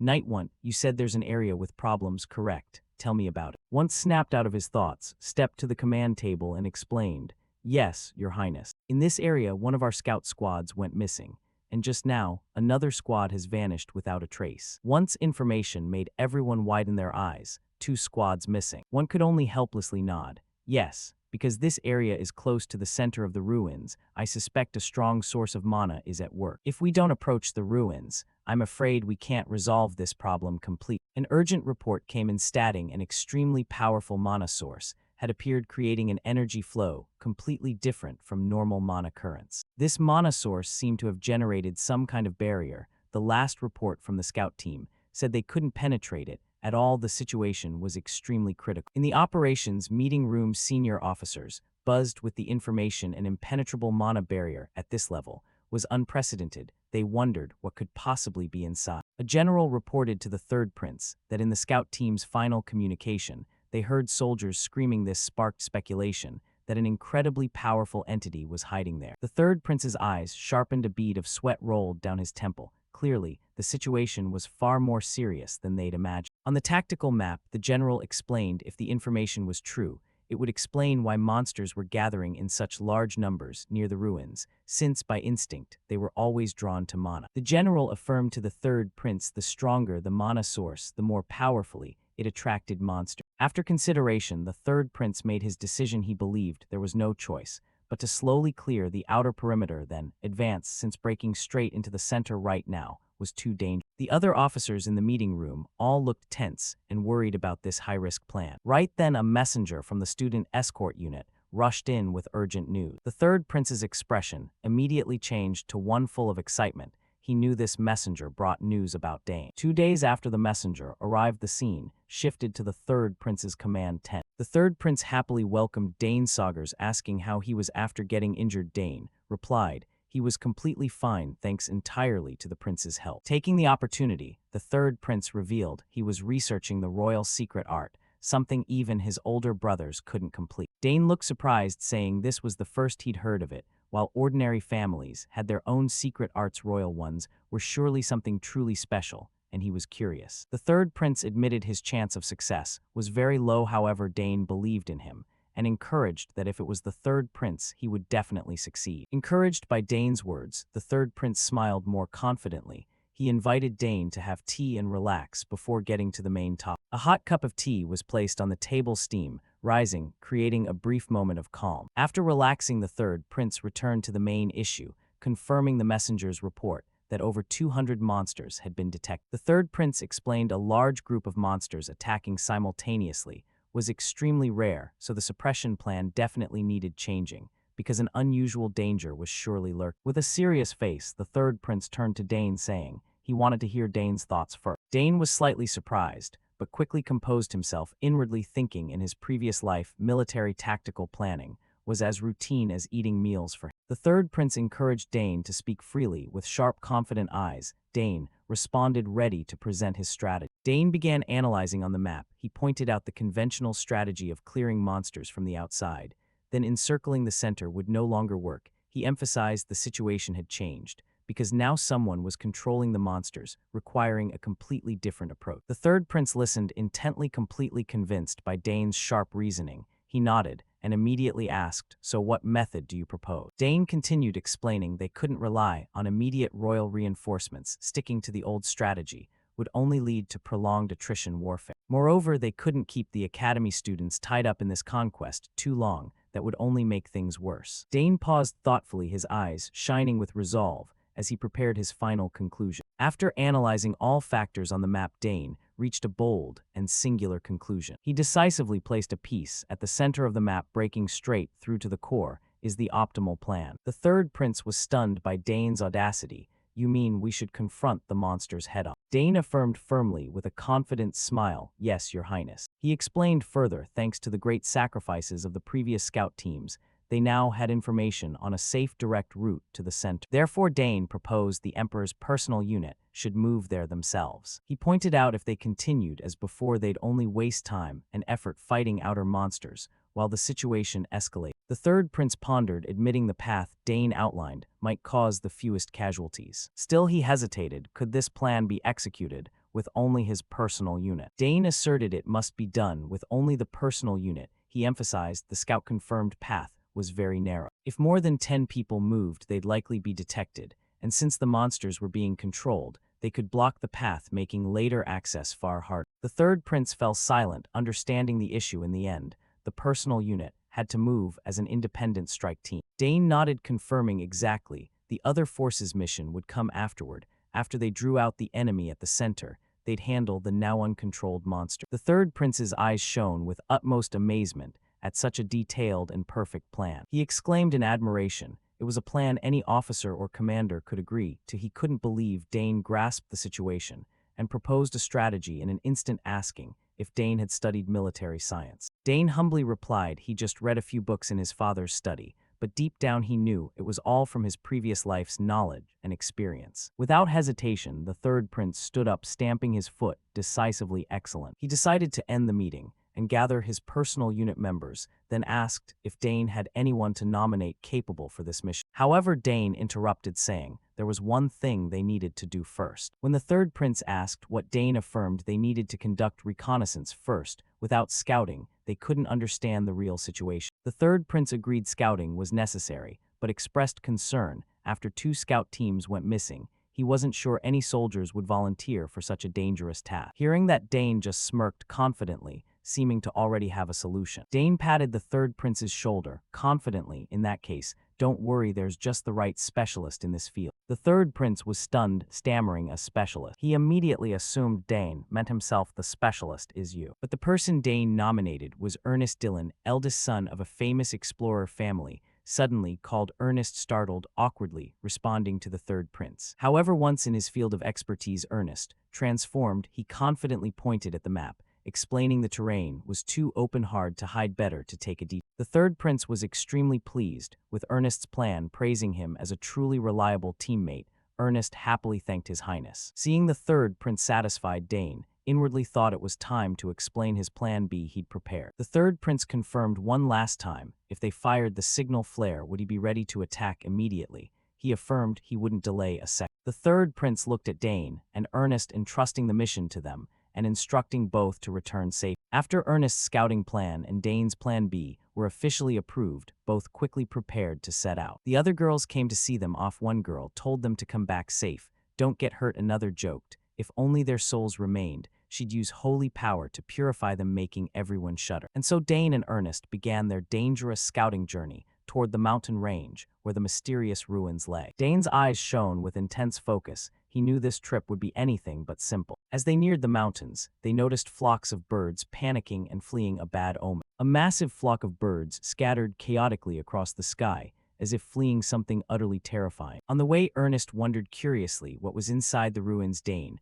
reminded him the important thing now was to learn as much detail as possible about what was at the center. Ernest asked what next. Dane added, if possible, map the entire surrounding terrain, and if the scouts' bodies were still there, at least collect their belongings. Ernest couldn't help being amazed and admiring. He never expected Dane to think so thoroughly and far ahead. The majestic yet perilous mountain scenery unfolded before them. The two continued along a narrow path through dense forest. A faint mystical light filtered through the leaves, signaling they were nearing a special place. Finally, they arrived. Ernest stopped, pointing ahead. Wait, Dane, this must be it, the path into the ruins. Dane suddenly halted. He sensed a familiar energy. Yes, I know what you mean. This familiar feeling enveloped his entire body. Dane instantly recognized. It was similar to the mist guard. Dane and Ernest began advancing deeper into the ancient ruins. The dim space filled with terrifying growls from monsters lurking in the shadows. Dane reminded Ernest to stay extremely cautious and stick close to him. Ernest let out a deep breath to steady himself, but his eyes behind the glasses still couldn't hide the worry under the surrounding pressure. In the hazy mist, massive sleeping monsters lay about, resembling ferocious beasts waiting for prey. The monsters' raspy breathing echoed through the corridors, adding to the suffocating atmosphere. Dane noticed far more monsters than expected. Both had to move silently, holding their breath to avoid making any sound that could wake these creatures. Ernest suddenly stopped, pointing in one direction. He noticed a flow of mana mist drifting from that way and suggested they follow the trail. The thick, murky mist swirled at their feet, obscuring the uneven paths of the ruin. The deeper they went, the denser the mist became, severely limiting their vision. Dane concluded there was a mana core concentrated at the ruin's center. With that ancient energy source controlling the monsters was entirely feasible. He suspected someone was using mana indirectly, perhaps channeling it into mana stones for easy manipulation. A vivid green mana stone appeared in Dane's mind like an answer. But the biggest question was who possessed such immense mana capable of creating a vast mist covering the entire area like this. Suddenly, a horrifying scene unfolded before them. Figures in armor lay scattered across the ground. Dane froze, his green eyes widening in shock at the tragic sight. Ernest started to rush forward, but Dane quickly held him back. Ernest, stop! His voice rang out firmly. Ahead lay the corpses, their unfortunate comrades, who fell right here in the ruins. One soldier's hand still tightly gripped his sword, showing they fought to their last breath. The bodies were no longer intact, bearing witness to the brutality of the monsters lurking. Dane silently identified them as scouts from the Academy's suppression team, not a single survivor. Ernest bowed his head, his voice trembling. All killed, so savagely, no body left whole. He couldn't believe this tragedy had happened. Suppressing his grief, Dane decided to collect the bodies and personal belongings. He asked Ernest to check the surroundings for safety. Ernest nodded, trying to hold back his emotions to continue the mission, as Dane instructed. Dane quietly knelt beside a fallen soldier, solemnly praying rest in peace. His eyes lowered, a deep sorrow flashed through, but quickly replaced by determination. He wouldn't let these sacrifices be in vain. Through the mist, a colossal mana barrier suddenly appeared, glowing with a deep blue hexagonal structure. This was the final magical boundary, separating them from the ruin's core area. Ernest stood stunned by its scale, eyes wide in amazement. The more he examined the barrier, the heavier the surrounding atmosphere felt. Ernest felt the mounting mana pressure weighing down his body, a sticky, oppressive sensation only present with enormous mana sources. He told himself he had to report this to Dane immediately. By now, Dane had finished gathering the scouts' remains. Ernest called him over to examine what he'd found ahead. Both discussed their current position. Ernest believed they were very close to the ruin's center, but it seemed some force was deliberately interfering with their senses. Ernest's face paled, breathing heavily. He admitted his body felt increasingly heavy now. He understood why previous scout teams couldn't survive under this terrifying pressure. Dane was extremely surprised, since he felt no discomfort at all. He realized this mana pressure had weakened the scouts, making them easy prey for monsters without resistance. Ernest inwardly admired Dane's strength,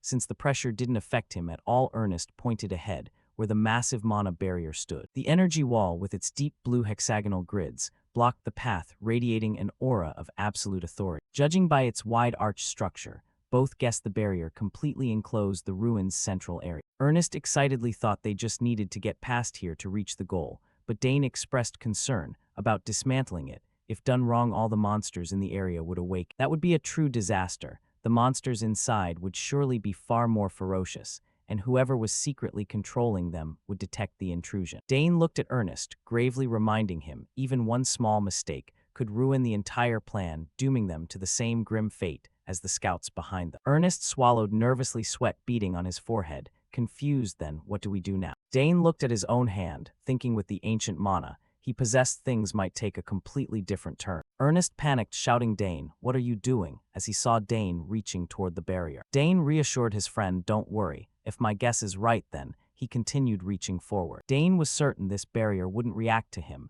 since both shared a certain mana similarity. Dane's hand began sinking into the energy wall, meeting no resistance whatsoever. Dane's body gradually passed through the mana barrier under Ernest's utter astonishment. A green light enveloped Dane as he stepped fully to the other side. Ernest stared wide-eyed, unable to comprehend why the barrier remained completely silent. Ernest exclaimed excitedly when he saw Dane cross safely, with no reaction from the monsters. He truly couldn't believe his eyes. Dane nodded, confirming just as he thought. Because he possessed ancient mana, the barrier built from similar energy didn't identify him as an intruder. Dane clearly sensed this was raw, unrefined mana carrying an ancient aura of immense power. Though happy for Dane, Ernest felt a bit down since he couldn't pass through himself. He worriedly asked if Dane could go alone. Seeing Ernest starting to worry about himself, Dane gave a warm, confident smile. He firmly declared he'd never leave his friend behind because he'd come up with a bold plan for both to proceed. While Ernest was still confused about Dane's intention, Dane reached out decisively. "Ernest, give me your hand for a moment." Dane grasped Ernest's hand, enveloping him in his mana. Then both stepped through the energy barrier. Ernest exclaimed in disbelief when this unthinkable method actually worked. The brilliant green mana from Dane's hand spread powerfully, forming a protective membrane around Ernest, allowing him to fully synchronize with the magical wall. Successfully crossing the barrier, Dane calculated they could use this method to bring reinforcements inside later. He didn't forget to ask if Ernest had carefully memorized the route, receiving his confident nod. Now inside the central area, Dane began outlining the next step of the plan. They needed to find a way to open the barrier from within so the suppression forces could advance smoothly, breaking the deadlock. Dane explained the barrier was maintained by special devices placed around it. Destroying them would open the path for the army to enter unimpeded. Ernest fully agreed with the plan, inwardly thinking, whoever erected the barrier never imagined someone could pass through with just a light touch like Dane. A meaningful smile appeared on Dane's lips.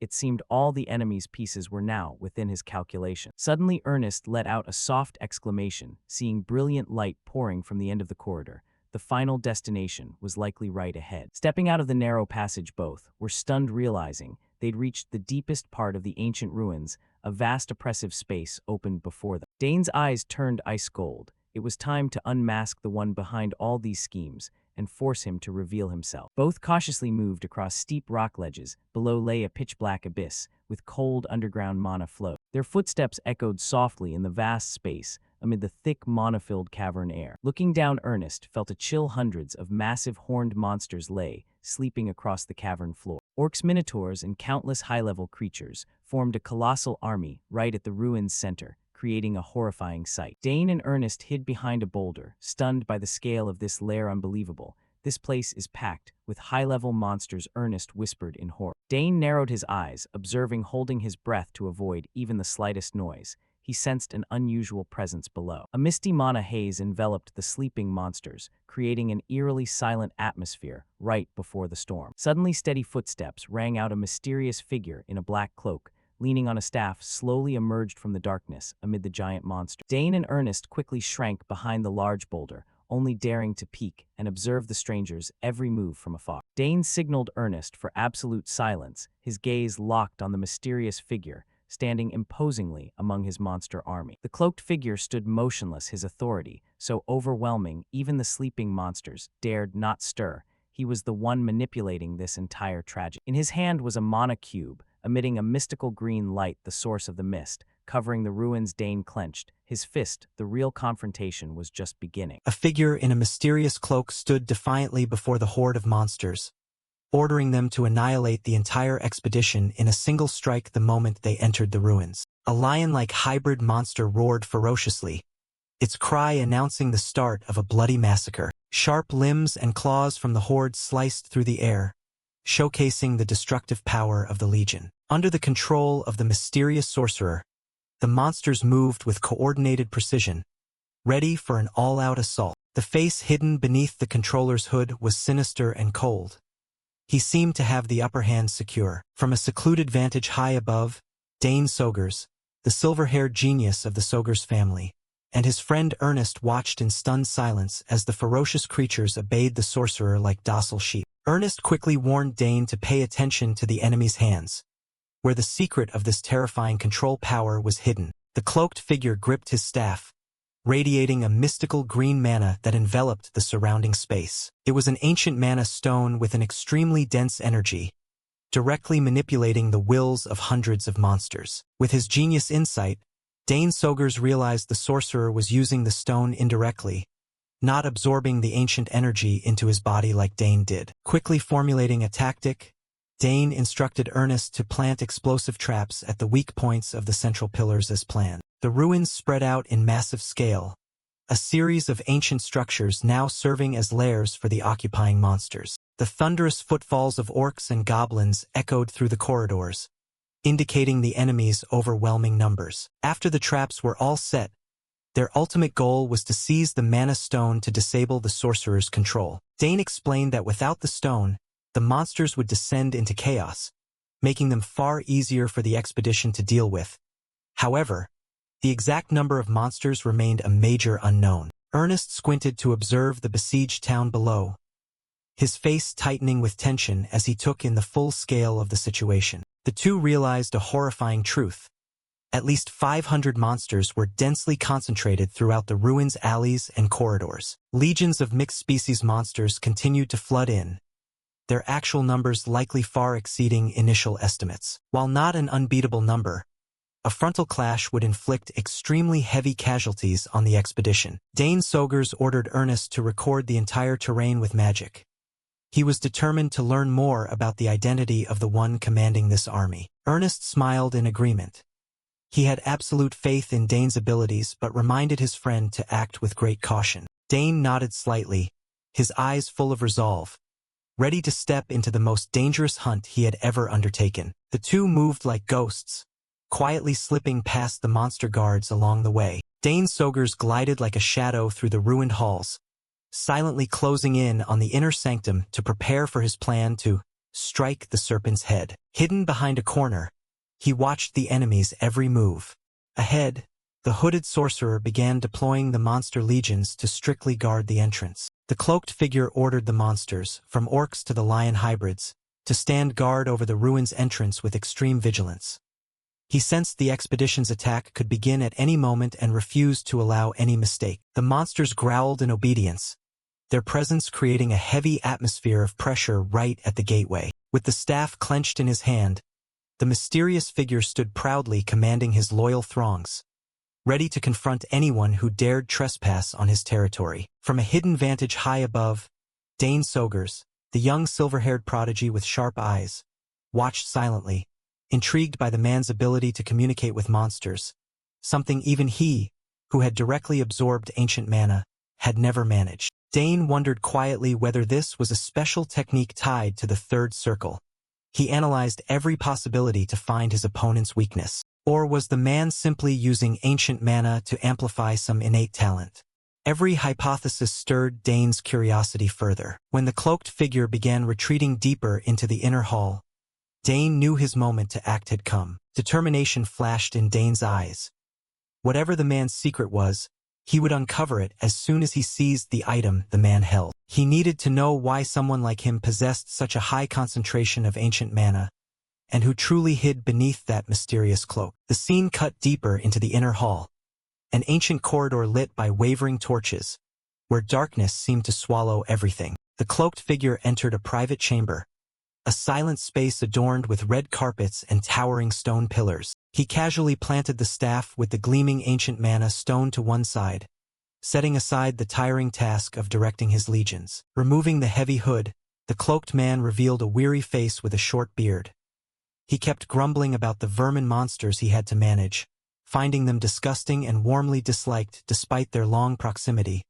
cursing that he was the only compatible for this troublesome power. He muttered in frustration, wondering how long he'd be stuck in this remote, dark place before he could return home. Just outside the corridor, Dane Sogers was perfectly concealed, listening to every line of the target's monologue to gather more information. Dane analyzed silently. If the man called himself the compatible one, that meant this monster control power wasn't innate but granted by his organization. A cold glance from Dane slid through the crack of the door as he calculated the smallest movements to ensure the assassination would go smoothly. Fortunately, Dane sensed no other presence in the room, and all the monsters had been withdrawn per the man's earlier orders. This was a godsend opportunity. The steady sound of wine pouring into a glass broke the chamber's silence. The mysterious man was trying to savor a rare moment of rest. The cloaked figure tried to console himself by telling himself this was fate and a noble mission assigned by his organization, and that he must accept it willingly. But deep down his true fear was that irrational fellow. He raged at the one who had foiled his plans and was terrified of the man's insane power, wondering how one person could single-handedly slaughter such a massive number of monsters. The image of Dane Sogers with his radiant silver hair brutally slaughtering the monsters in an instant played vividly in the wizard's mind. Although he had never confronted or seen the true face of that silver-haired genius, rumors of a monster in human guise were enough to make him shudder in fear. The monsters fell at his feet like grass being cut, a horrific sight beyond any calculation of the secret organization. His face showed extreme worry and unease at the mention of the name Dane Sogers. Little did he know that the grim reaper he feared most was standing right behind him. In his heart, the cloaked figure remained haunted by the power of the famed silver-haired Sogers family. He shuddered at the thought of that irrational genius, a man whose power far exceeded everything he understood about magic. To soothe the fear closing in, he poured another glass of wine, trying to regain his composure in the silent room. He muttered that he had to report the existence of that silver-haired man to the organization, for he was an extremely serious threat. The wizard slammed his glass on the table beside the staff mounted with the glowing ancient mana stone, the weapon that let him command the monster legion. From a nearby hidden corner, Dane Sogers, the calm prodigy of the Sogers family with his signature silver hair, watched silently. He confirmed that this man had commanded the monster legions outside. Dane's sharp gaze never left the target as he carefully calculated every scenario to make the assassination go perfectly. The mana stone on the staff radiated a strange pull, seeming to resonate with the abundant ancient mana inside Dane's body. Dane realized that by seizing the staff, the wizard would completely lose control of the monsters, and he could use it to break through and form another ring of mana. Meanwhile, the cloaked figure carelessly continued pouring his wine, unaware that death was steadily closing the distance. "All right, let's begin," Dane murmured, slipping from his hiding place as he prepared to deploy his infiltration technique. This time he decided to use illusion, a supreme technique learned from his mother to absolutely conceal his identity in case the plan went awry. The moment Dane's hand brushed the floor, a brilliant, intricate magic circle appeared, sparkling in the dark room. A hazy smoke began to spread from the circle, seeping through the cracks and quietly enveloping the space. Dane explained that the smoke was colorless and odorless, capable of inducing powerful hallucinations that made anyone who inhaled it confront their deepest fears. To ensure he wouldn't be affected, Dane took a small antidote pill from his coat pocket. He quickly swallowed the antidote to block the magical smoke's effects, keeping his mind fully clear throughout the assassination. "Now, it's time to make you spill all your secrets," Dane said coldly as he advanced toward the target once the illusion smoke had done its work. The cloaked figure, about to drain his glass, suddenly felt a chill of murderous intent run down his spine. He froze mid-motion, wine sloshing from the glass as he sensed an intruder in his room with no sound to warn him. The wizard broke into a cold sweat when he turned and saw Dane Sogers standing right behind him with eyes as cold as ice. Before he could collect himself to resist, a keen blade pressed to the cloaked figure's throat, rendering him completely motionless with fear. "Don't move," Dane's low voice warned. He said the blade was laced with a potent poison that would end the man's life instantly if he so much as twitched. The wizard trembled, sweat streaming down his pale face, as he realized he was utterly at the mercy of this terrifying teenager. All his former arrogance dissolved, replaced by overwhelming fear that began to suffocate his thoughts. How unexpected, the cloaked figure whispered in horror, unable to believe a guest could have penetrated so deeply without his knowledge. He stared at his opponent, desperate for an explanation for this impossible intrusion that threatened his life. The cloaked man stared into the void in terror, stammering to ask the identity of the miraculous intruder. He couldn't believe someone had bypassed layer upon layer of guarding monsters to reach him so easily. In response to that utter fear, Dane Sogers offered a cold, arrogant smile. His terrifying composure made the wizard keenly feel the breath of death filling the entire room. With the poison-coated blade pressed to his throat without a gap, Dane Sogers issued a commanding declaration. "Shall I say that death has come to take you?" The chapter closes on the monster controller's utter horror as he faces a true monster disguised as a man. Asir felt deeply unsettled by the appearance of someone calling himself Reaper. What was a high-ranking Reaper from the organization doing, sneaking into this heavily guarded location? The young man emphasized that Asir should know better than anyone how impossible it was to infiltrate this place, so he'd better not try to ignore the situation. Asir broke into a cold sweat, his face draining of all color. He couldn't fathom how the person standing before him had managed to bypass the barriers and the dense swarms of monsters. Dane pressed his blade against Asir's throat, coldly reminding him not to underestimate the circumstances. "This isn't a game, your life is currently in my hands." Asir gripped the edge of the table, his heart filled with suspicion. He wondered who this youth was and what methods he had used to sneak in here alone. Dane tilted his head, watching him, his voice dropping into a threatening tone. He ordered Asir to speak the truth if he still wanted to keep his pathetic life. Asir could only remain silent, sweat dripping down his face. The overwhelming presence of his captor left him choked, unable to utter a single word of protest. Meanwhile, Dane secretly felt smug that his voice acting and Reaper aura had successfully fooled the old man.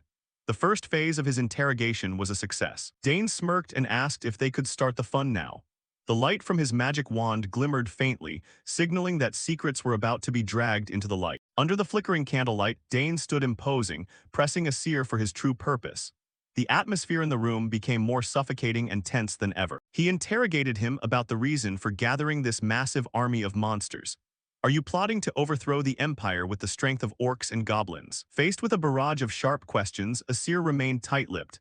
He kept his head bowed, trying to stay calm, but his trembling shoulders betrayed him. Dane shouted, demanding an immediate answer. He suspected Asir was either running a deranged experiment or following orders from someone else. Hearing the word orders, Asir paused for a beat, trembling. This small reaction didn't escape the keen eyes of the genius from the Sogers family. The blade pressed closer, emitting a bizarre, dangerous violet smoke. The immense pressure made him feel the Reaper's breath right behind his back. Dane's eyes flashed with icy coldness as he realized his opponent's reaction. In the blink of an eye, he had grasped the deep-seated fear in the man's heart. In Dane's mind, images of mysterious hooded figures surfaced. He wondered if the organization behind Asir was connected to those people. He asked point-blank if Asir was a member of some secret organization. The direct question caused Asir to freeze, his face turning ashen gray. Asir was stunned, his eyes rolling back in disbelief that his secrets had been exposed. Panic began to consume his mind as he looked at the Reaper. Asir stared at the other person's uniform and insignia, filled with confusion. He couldn't understand how an outsider could know about their existence. He screamed, insisting he wouldn't say anything, that he would take it to his grave. But Dane remained calm, as if he had anticipated this reaction all along. Dane wore a cunning smirk behind his mask, looking extremely dangerous. He knew exactly how to make even the most stubborn people open their mouths voluntarily. His hand slammed down on the table, a sharp noise shattering the silence. It was time to switch to a more brutal method of interrogation. Dane leaned in close to Asir's ear, whispering about a proper greeting. Seeing the youth smile, the man could only shiver, a chill running straight down his spine. He looked at Dane with wide, terrified eyes. Dane warned him coldly that he wouldn't repeat himself, forcing Asir to choose between spilling the beans or facing a bitter end. Dane's glowing red eyes peered straight into Asir's mind. A gaze filled with bloodlust made the man feel as though his soul were being throttled by a terrifying entity. Dane, in his half-human, half-demon form, issued a cold threat. He asked if Asir wanted to spill everything right here or experience what it was like inside the dungeon. Asir collapsed to the ground, trembling as he asked where this youth had crawled out from. He couldn't believe someone had infiltrated this place without anyone knowing. Dane felt smug that his illusion was working effectively. If a seer was in the same boat as the others, everything would become much easier. With the blade pressed close, Dane ordered him to reveal his true objective. The room was deathly quiet, save for a seer's ragged, panicked breathing. Dane stepped forward, each footfall striking the floor like a hammer against a seer's heart. The panicked old man retreated, stuttering and begging the youth to stay away. The sound of heels clicking on the floor was heavy with pressure.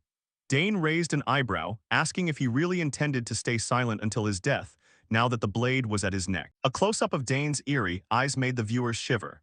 The invisible pressure radiating from the youth made the air in the room feel thick enough to solidify. Asir screamed in desperation, claiming he'd rather die than have anything to confess. His willpower was completely shattered before the terrifying threat of the Reaper. Dane's cold gaze seemed to want to pierce through every lie. He was waiting for a crack in his opponent's psyche to finish the conversation. The short blade once again proved to be an effective tool for pressure. Dane knew exactly what he needed to do to make this old man volunteer his secrets. Dane suddenly recited the organization's regulations regarding the priority of security over life. The youth smirked, praising Asir for being different from the other idiots. Asir froze, his face pale as he asked how the youth knew those classified details. The core secrets of the organization were clearly held by a stranger. Dane secretly smirked because the man's reaction was exactly as he had predicted. The notes he had collected beforehand were indeed the key to manipulating this man. Under the flickering candlelight, Dane continued to play the role of a powerful superior.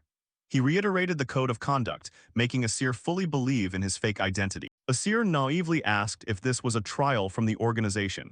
He thought the incident at the academy was just a trap to test him. Dane seized the opportunity, asserting that only now could they speak properly. He laughed inwardly because the prey had completely fallen for the illusion trap he had set. Asir suddenly changed his attitude, feeling incredibly honored to receive the challenge. His previous fear now transformed into a laughably blind devotion. The youth retrieved his short sword, preparing for the next step of his plan. The other's blind trust was the strongest weapon he had at this moment. Dane silently assessed that Asir was indeed a fanatic and decided to play along to the end. He pretended to praise Asir for safely passing through the dense horde of monsters. Asir knelt on the ground, swearing to dedicate his entire loyalty to the organization. He was ready to do anything if he received orders from his superiors. A close-up of Asir's bowed head showed complete submission. He had no idea he was kneeling to the greatest enemy he had ever hoped to destroy. Dane looked down with an emotionless expression, thinking that this had turned out well for him. A fanatic would be an endless source of information if one knew how to exploit them. Dane smirked, knowing the prey had fallen into the trap. The psychological game was over. The victory had been in the hands of the Sagar's family genius from the very start. The youth switched to a cold tone, scolding him for losing hundreds of important monsters. This was the finishing blow that made Asir scramble to make amends with classified information. Asir knelt at the feet of the one he thought was his superior, repeatedly apologizing for the appearance of an unidentified enemy that had ruined all their plans. Dane, in the guise of the Cold Reaper, declared that he would deal with the responsibility later. He ordered Asir to focus on completing the immediate task to atone for his sins. Hearing this, Asir felt like he had won the lottery, hurriedly pledging not to let his superior down ever again. This old man is truly easy to fool. Dane secretly smirked because his clumsy acting was having an unexpectedly effective result. He winked in satisfaction, knowing the prey had fallen completely for the trap. The youth continued to lead the conversation, asking Asir to reconfirm the true objective of this mission to test his loyalty. Asir looked slightly stunned by the unexpected question. He couldn't understand why his superior would ask something so obvious, but he still didn't dare to delay his response. Dane raised an eyebrow, his sharp gaze reminding him of the test. The pressure from the youth made Asir break into a cold sweat, hurriedly clasping his hands to confess everything clean. He confessed that the primary mission was to incite the monsters to cause utter chaos for the entire empire. A vicious and brutal conspiracy. Additionally, they wanted to test the limits of the magic staff he was holding and report back all the data collected. The staff emitted a strange green light. Dane realized this was what allowed an ordinary person like Asir to control an entire army of monsters. Dane pressed him on how much he knew about this weapon.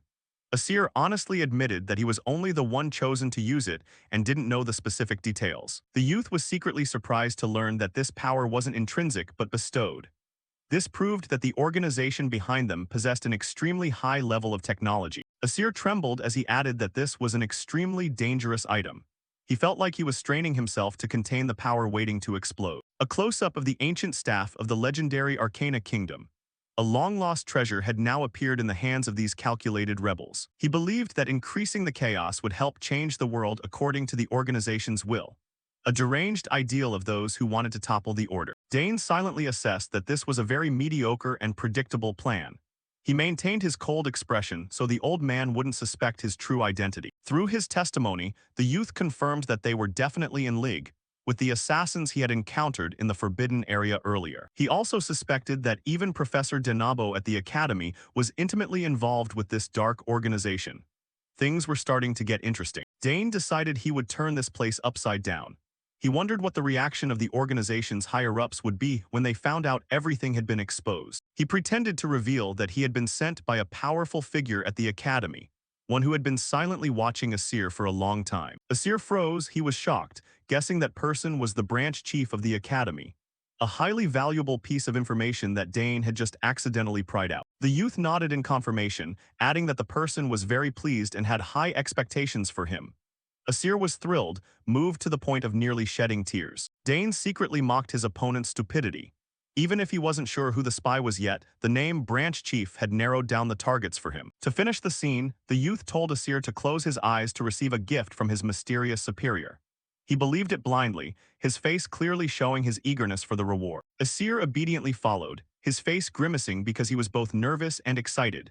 He was holding his breath, waiting for an honorable gift from his superior without knowing the disaster about to befall him. Asir squeezed his eyes shut, his face twisted in a mix of nerves and excitement. He was holding his breath waiting for an honorable gift from his superior, unaware of the calamity about to strike. Dane smirked meaningfully as he held a small white rectangular object in his hand. With half his face still in the terrifying shape of a reaper, he prepared to grant this sinner an ending he could never have expected. Dane Saugers appeared amidst the desolate ruins after finishing his work.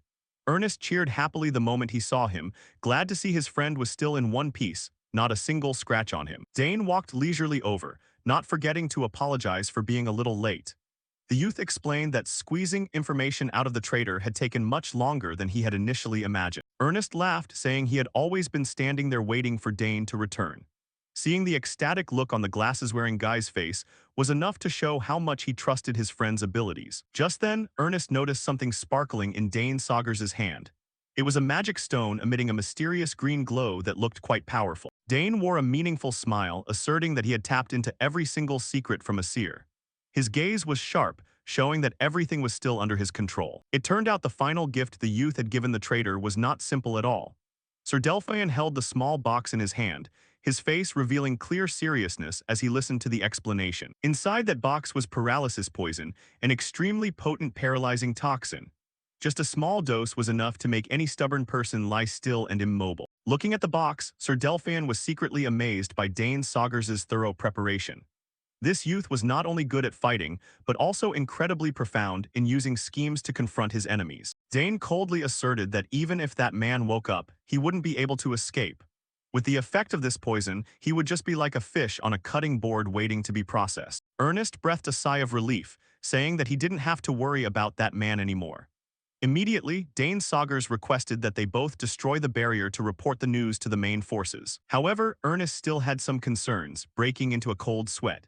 He feared that once the barrier vanished, the monsters would lose all control and fall into a state of absolute frenzy. Dane Saugers smirked, saying that was the exact opportunity he had been waiting for. When they lost the will to control them, the monsters would tear each other apart until they were wiped out completely. Hearing this sit on the mountain and watch the tigers fight plan, Ernest finally understood. He excitedly nodded in agreement, preparing to join Dane in destroying the seal of the hateful magic barrier. Both quickly set to work. Ernest confidently stated he was ready. The final preparations were complete, now they just had to wait and watch the interesting spectacle unfold. A moment later, the night sky suddenly lit up with brilliant magical fireworks. Explosions echoed everywhere as if signaling the glorious victory of their side was near. Multicolored light rays danced continuously in the sky, illuminating the entire region of ruins. The sight looked quite artistic, signaling that the dangerous mission had finally been completed smoothly. Exactly 6 hours since Dane Saugers and Ernest had entered deep into the ruins, everything had been settled. The time hadn't passed long, but the results were truly beyond expectations. The magical fireworks weren't just for show, but were a victory signal for the entire army. The group of knights standing below looked up, everyone revealing immense joy. Observing from afar, the third Prince Edward wore a look of immense satisfaction. He was extremely pleased to see the plan go smoothly, just as he had expected from the very beginning. Immediately, Edward ordered a full-scale attack to sweep away the final remnants.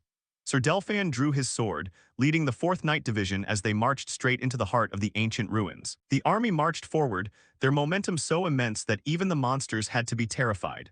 The plan to destroy the enemy in one go was progressing smoothly. The ancient ruins now became a battlefield for the largest sweep ever. The old stone structures shook with each heroic step of the army. The battle turned extremely fierce as the soldiers faced off directly against the aggressive orcs. The sound of weapons clashing echoed sharply amidst the debris, and smoke and dust obscured the vision of the combatants. A soldier yelled loudly, ordering the entire squad to hold their formation against the enemy's pressure. No matter how crazy the monsters were, they couldn't pierce the defensive line. The command voice drowned out the roar, ordering the entire team to focus all their strength. The battle was extremely intense, and everyone was exerting themselves to finish off the persistent monsters. The battle at the ruins grew hotter than ever.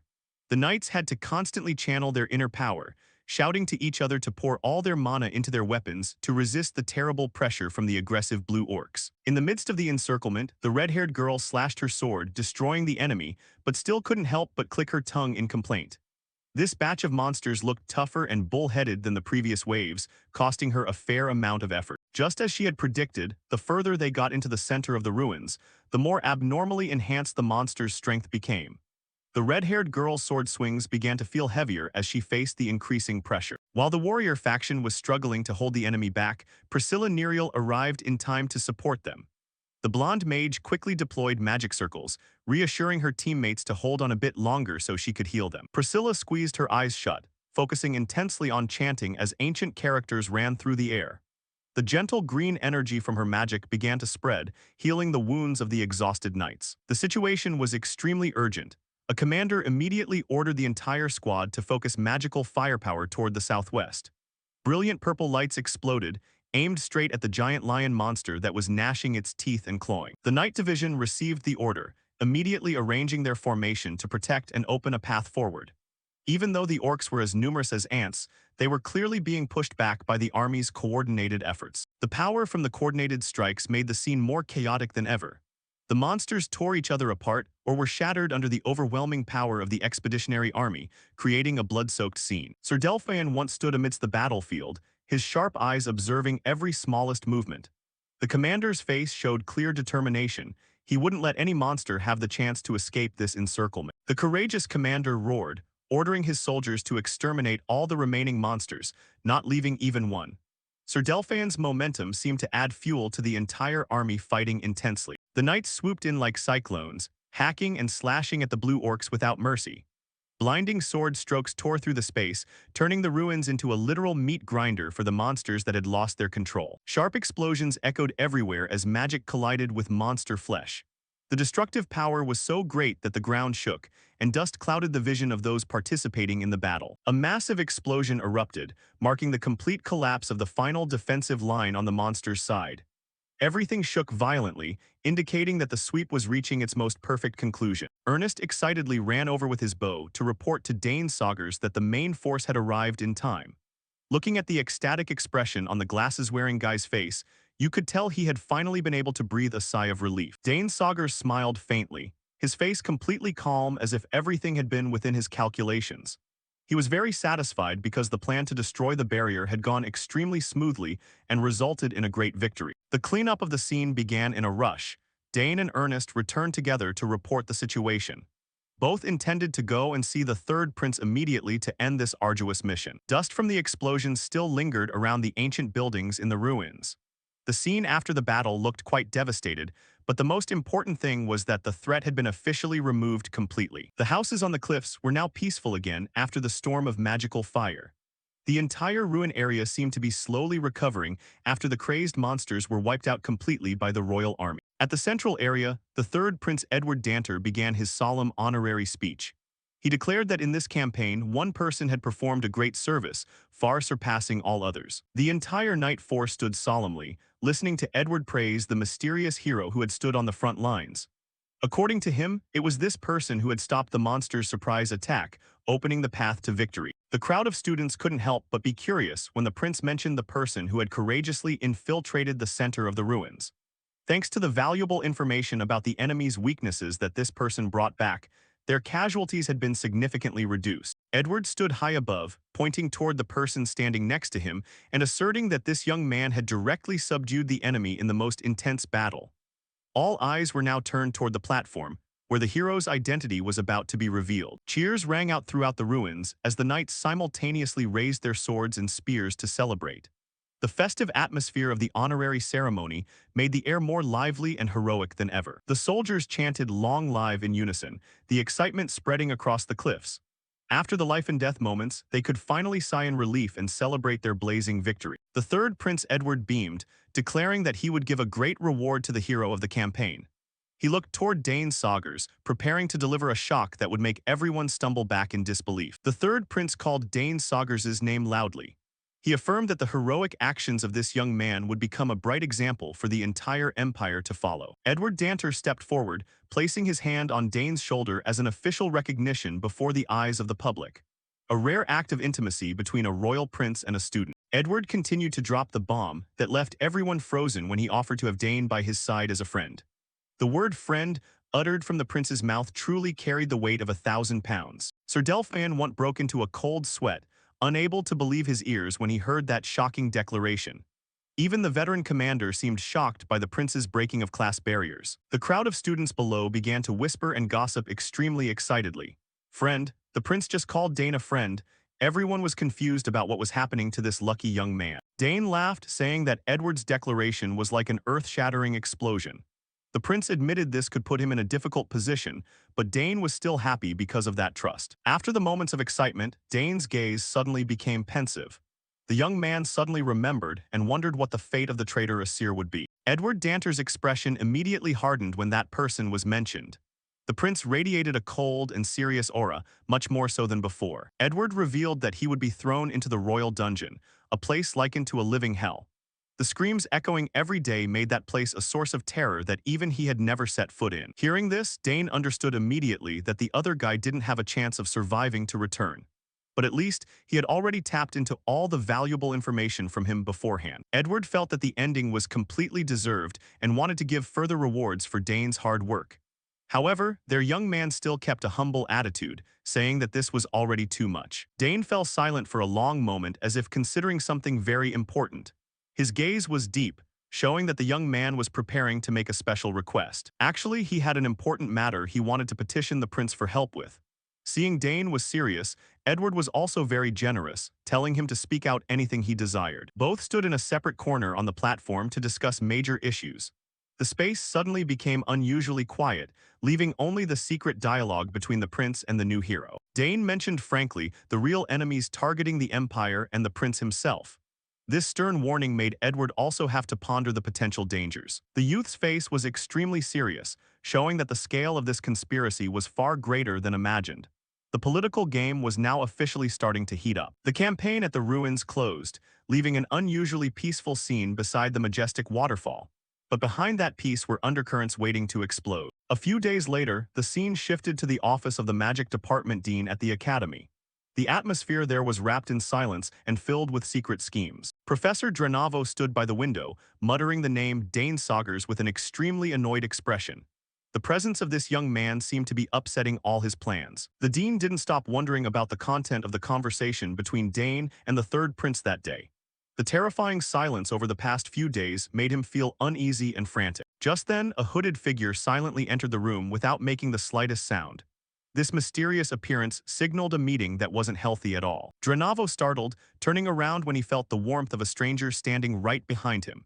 His face showed clear shock at being infiltrated in his own lair in the middle of the night. The intruder asked sarcastically what the professor was so engrossed in thinking about that he looked so serious. The atmosphere in the room immediately became extremely tense. A bearded man wore a cunning smile under his cloak, telling Drenavo there was no need to be surprised at all. The chapter ends with the appearance of the Dark Faction, promising extremely lit developments coming up. Arthur walked down the hall, wondering if the professor was still inside. He intended to report his scheduled details for tomorrow before heading home for the night. Just as he reached for the door, Arthur froze upon hearing a voice inside asking if there were any irregularities. He stopped in his tracks, realizing the professor was receiving guests at this late hour. Arthur peeked through the gap in the door, sweat beginning to trickle down his face from the tension. Inside, a gloomy atmosphere permeated the enclosed room. Professor Denabo was standing with a figure draped in a black cloak, who remarked that the dead could not speak. The old professor sneered, confident that even if the other guy confessed everything, he wouldn't know a thing about him. The cloaked figure smiled with satisfaction, asserting that Denabo's position would remain secure. Denabo's eyes gleamed with a sinister light in the dim glow. The cloaked figure promised to dispatch personnel soon to assist with the next phase of their plan. Arthur hid behind the door, stunned and unable to believe what he was hearing. The conversation shifted to mention the investigation team and the recent conquest. Arthur narrowed his eyes in suspicion.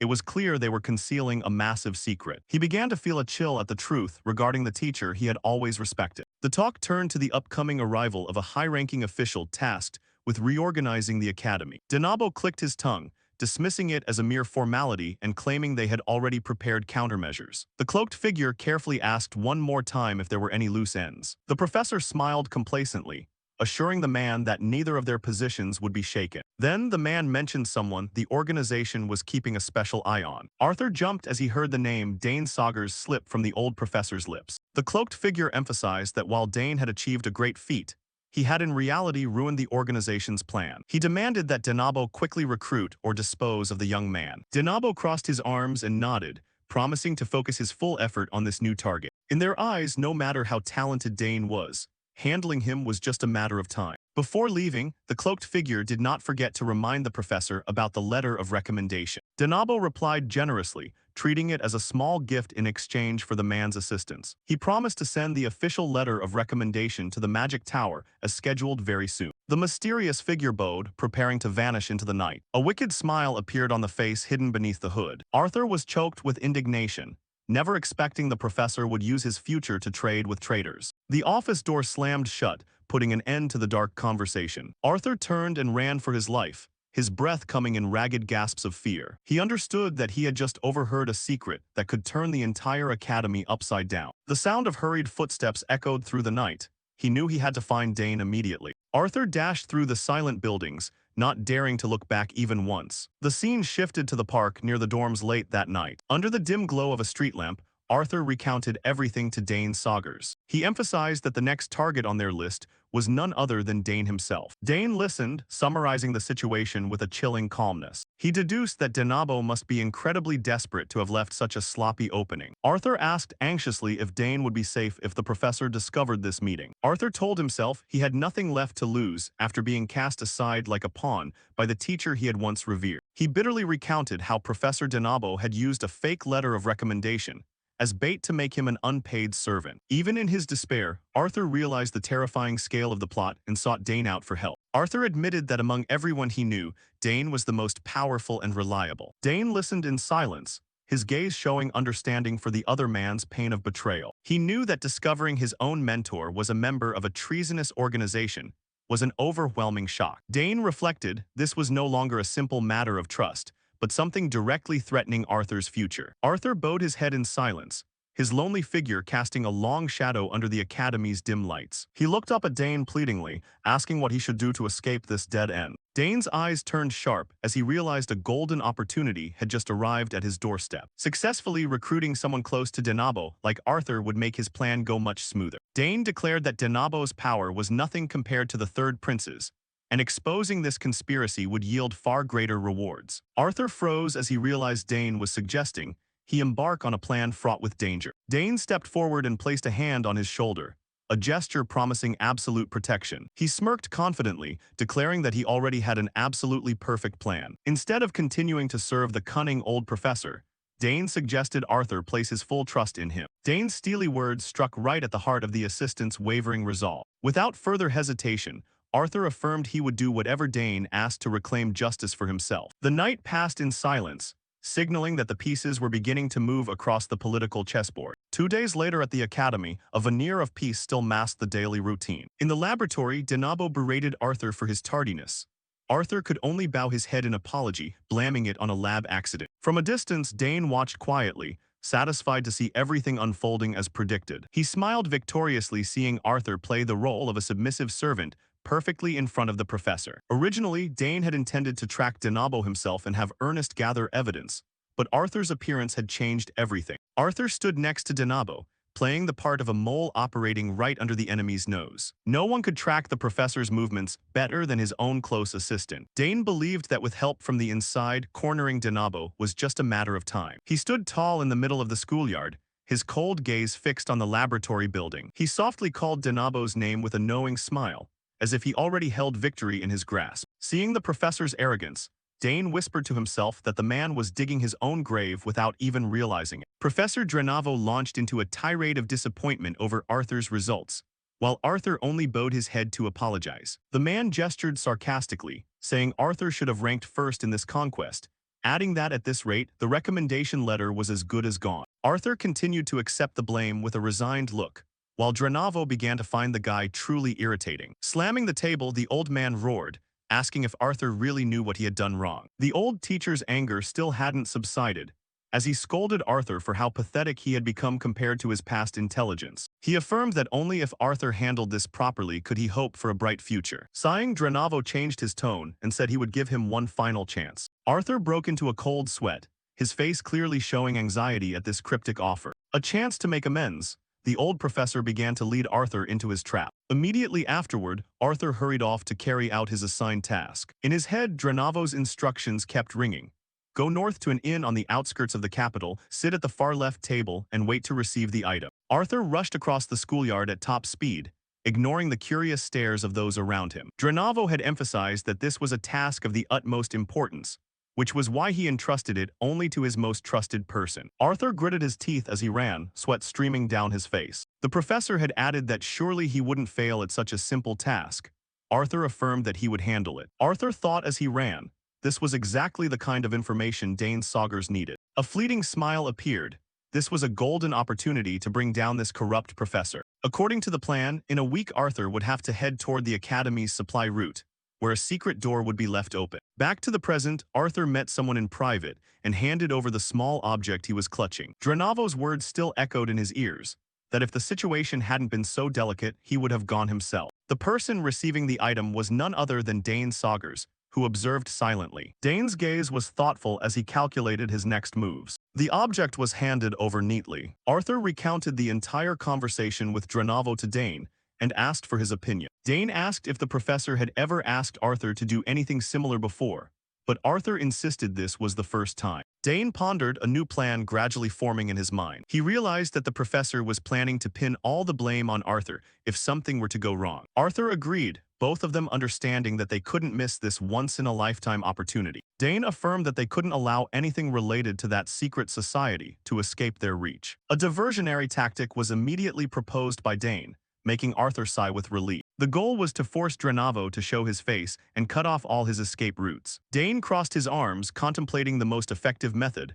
Arthur waited in silence. He turned to Arthur and asked if he was brave enough to execute this risky plan. Under the sunset, Dane affirmed that he himself would be the one to set the stage. Arthur smiled confidently, swearing he would use every means necessary to complete the mission. Dane was satisfied and told him to prepare, nodding that they would be in touch soon to finalize the details. The determination in Dane's eyes showed he was ready for the hunt. Arthur also showed equal toughness. Everything seemed to be going more smoothly than expected. We should probably inform the prince about this too, Dane said, surveying the academy grounds. A week later, on the academy's supply route, Arthur, dressed more discreetly, moved silently through the dark of night. Drenavo's instructions came back to him.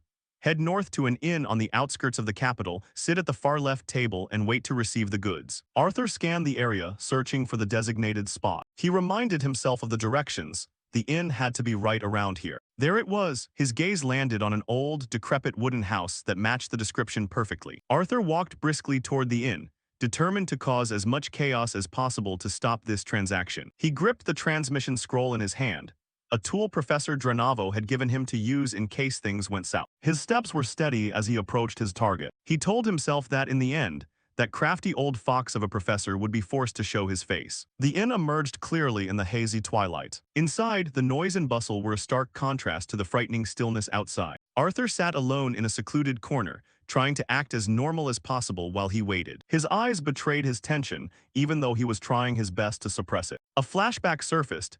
Dane Saugers had handed him a box of poison needles, saying it would be very useful for the mission. He gripped the secret weapon tightly, Dane's words of encouragement still ringing in his ears. Dane hadn't forgotten to remind him that he wasn't alone, as Prince Edward would always be watching and supporting from the shadows. Suddenly, Arthur noticed a change in the atmosphere of the inn. The wooden door creaked dryly as someone stepped inside. A strange man with dark purple hair and a dangerous air appeared at the entrance. Arthur held his breath, immediately recognizing that this guy was no ordinary guest. The stranger smirked, letting his eyes sweep across the smoky room. He walked leisurely past the tables and chairs, heading straight for the corner where Arthur was sitting. Finally, he stopped right in front of Arthur, creating an invisible pressure that engulfed the space. Arthur looked up, silently confirming that this was the person he needed to meet. The stranger's footsteps ceased, and silence fell between them. Arthur's hand twitched, ready to deal with any unexpected situation. The purple-haired man narrowed his eyes at Arthur for a long moment, then muttered that he had never seen this face before. However, he let out a scoff and shrugged it off, saying that didn't matter much at the moment. In an old, dilapidated inn, the place where conspiracies begin to take root, a brown bag was thudded onto the wooden floor. Arthur flinched slightly, his face revealing clear anxiety. In the corner of the table, Dane Saugers in disguise sat across from Arthur to conduct an underground transaction. Arthur insisted that this was the very item he needed. He instructed Dane to wait a while after he left before heading out, and to move the item immediately. Dane looked at the bag of items and appeared completely astonished. In his mind, a completely different plan was forming. Arthur stood up to leave and Dane called out, asking if he was intending to just head off now. Dane's hand silently clenched around a paralytic poison vial he had prepared in advance. He intended to strike right at this moment. Taking advantage of the moment Arthur turned his back, Dane decided to act. He couldn't let this opportunity slip away. He glanced at the people around him, realizing he needed to attract the attention of the crowd. A powerful blow to the back of Arthur's neck caught him completely off guard. Dane's eyes turned cold and sharp, completely contrasting with the gentle appearance he had held moments ago. The sound of impact rang out dryly in the middle of the inn. The attack left his opponent stunned. A nearby maidservant looked at the scene in panic, staring intently at what had just happened. Arthur collapsed onto the floor, completely motionless. Dane felt triumphant that the paralytic poison had been extremely effective. Everything was going according to plan. He feigned a hurried rush over, calling out to him as if deeply concerned. His plan was to create as much of a commotion as possible to ruin this transaction. Dane shook Arthur, shouting for him to wake up and asking if he could hear him. Arthur began to foam at the mouth, completely losing consciousness. The play began to turn dramatic. Whispers and gossip broke out from the surrounding tables. All eyes were fixed on the pair. Hurried footsteps approached. The innkeeper had been drawn in. The innkeeper ran over to ask what was going on. Dane pretended to be naive, saying the other man had suddenly fainted. He looked at Arthur's body lying there with a face full of suspicion and tension. Dane continued to play the role of a panicked academy student, trying to act innocent. But the innkeeper's gaze suddenly changed, staring at Dane with a threatening look. He had realized something. From behind his back, he silently drew a dagger. He did not intend to let Dane leave this place. He lunged and shouted that he shouldn't think he could use those cheap tricks to fool him. It turned out that this entire inn was full of professionals. Dane dodged, still trying to shout that he was an academy student and demanding he stop. He glanced around and saw the others starting to make their move. Both the male server and the maid simultaneously drew their weapons. They were all assassins in disguise. Sharp blades were drawn from their sheaths, ready to silence witnesses. Dane feigned shock upon realizing the entire inn was a den of criminals. He was trapped in the middle of their encirclement. The innkeeper clicked his tongue in annoyance, as things were becoming more complicated than anticipated. He gritted his teeth in anger seeing a fly like Dane dare to ruin an important transaction. He threatened that Dane would pay with his life for what he had done, and he wouldn't be allowed to die an easy death. The assassins surrounded him with sinister smiles, confident the prey had walked into the trap. Dane feigned fear, thinking to himself that this situation was truly not good, and he had no escape route left. But immediately, his attitude changed. Dane realized this was the perfect scenario for him to drag another figure into the mix. He had prepared to stage the scene as a student being attacked by a secret organization colluding with Professor Denabo. Dane pulled out a magic scroll, preparing to activate the final trap to drag Denabo down into the abyss. Amidst the encirclement of assassins, Dane Saugers remained calm, holding the ready-to-use magic scroll. He challenged them to see who was the one about to be in trouble. Dane began to activate the scroll, and a powerful surge of mana flared up right inside the inn. He declared that it was time for that person to appear. A brilliant blue light radiated from the scroll, enveloping the space. The displacement magic had been successfully activated. The innkeeper and his henchmen were stunned, unable to understand how a student could possess and use a teleportation signal scroll at a time like this. He panicked, wondering if Dane was calling in backup. The mana from the scroll poured out uncontrollably, leaving everyone present terrified by its power. One of them screamed in disbelief, questioning if Dane was actually a mage. Dane curled his lips into a sinister smile. Everything was playing out perfectly according to the script he had painstakingly arranged. A massive magic circle appeared, glowing brightly, ready to pull the target to the scene. The blinding light prevented the assassins from looking directly at it. The innkeeper broke into a cold sweat, realizing this was not simply summoning a person. He gasped as he felt the pressure of the teleportation spell. The assassins panicked, realizing this was forced displacement magic. They couldn't believe a student could pull this off. Amidst the brilliant light, a silhouette began to take shape. The plan to expose the mastermind had reached its decisive stage. Professor Denabo appeared right in the middle of the inn in utter confusion. He still didn't understand what was happening to him. Dane stared intently at the professor, secretly pleased that his biggest prey had fallen into the trap. The scenario he had been waiting for had finally begun. Denabo looked around in shock, realizing he was standing in the middle of a dilapidated inn full of armed people. He was dumbfounded to find himself suddenly teleported there. The magical light gradually faded, revealing the chaotic scene before everyone's eyes. A silence fell over the room for a moment. The innkeeper realized the person who had just appeared was Denabo and gasped in astonishment. The connection between them was now exposed in front of Dane. Dane immediately went on the verbal offensive, loudly questioning Denabo why he hadn't come himself, but instead sent someone like Arthur to do it. He added a suggestive question about whether this commotion was also part of his plan. He curled his lips into a cold smile, secretly mocking Denabo for appearing so quickly just as he had intended. All accusations were now directed toward the professor. Denabo froze, unable to digest what the student was saying. He demanded to know what kind of absurd nonsense Dane was spouting. Arthur still lay sprawled on the ground, motionless after being poisoned by the paralytic toxin. He became the living evidence of the assault that Dane had staged. The hands of the assassins still gripped their weapons. They were in a bind as events had gone too far. The blades now looked truly ironic in front of the professor. Dane held up the bag, which was glowing brightly in his hand. This was the merchandise Denabo was craving, now acting as evidence to convict him. Denabo's face turned pale. He gritted his teeth in fury, realizing he had completely fallen into the sophisticated trap of a student. His career and reputation were hanging by a thread. The entire inn became the stage for a shocking exposure. Denabo screamed for an explanation of what was going on when he saw Arthur lying there and the henchmen surrounding Dane. He realized he was in an impossible position. Dane stood tall, holding the glowing bag, his eyes fixed firmly on Denabo.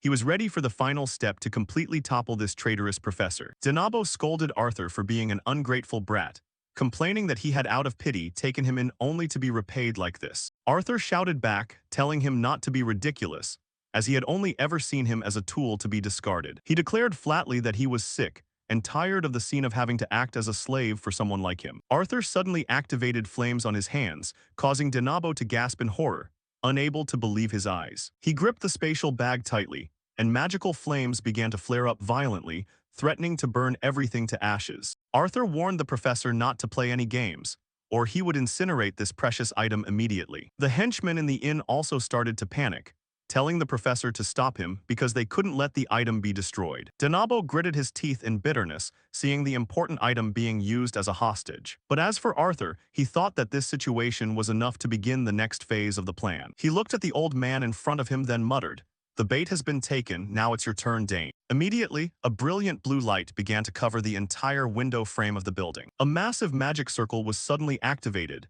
enveloping the entire inn from the outside. The blue mana stream swirled violently, sealing off every corner so no one could escape. The light intensified, penetrating even the smallest cracks in the inn walls. The entire structure was submerged in a sea of brilliant mana as seen from afar. The view from above showed that the magic trap had been successfully set, fully encapsulating the inn area. Inside, the light began to filter in through the glass windows, leaving everyone astonished. Everyone in the inn was stunned, feeling the massive magical pressure weighing down on them. The bald innkeeper also widened his eyes, feeling the ground beneath his feet suddenly shake violently. Denabo tried to channel mana, but was met only with helplessness as his hands trembled incessantly. The professor broke into a cold sweat, vaguely realizing what this terrifying thing sealing the place was. Arthur smirked, confirming to him that it was a high-level mana disturbance field. This magic turned the entire building into a perfect no-magic zone, eliminating every escape route. Arthur added a fatal line saying that now no one could escape,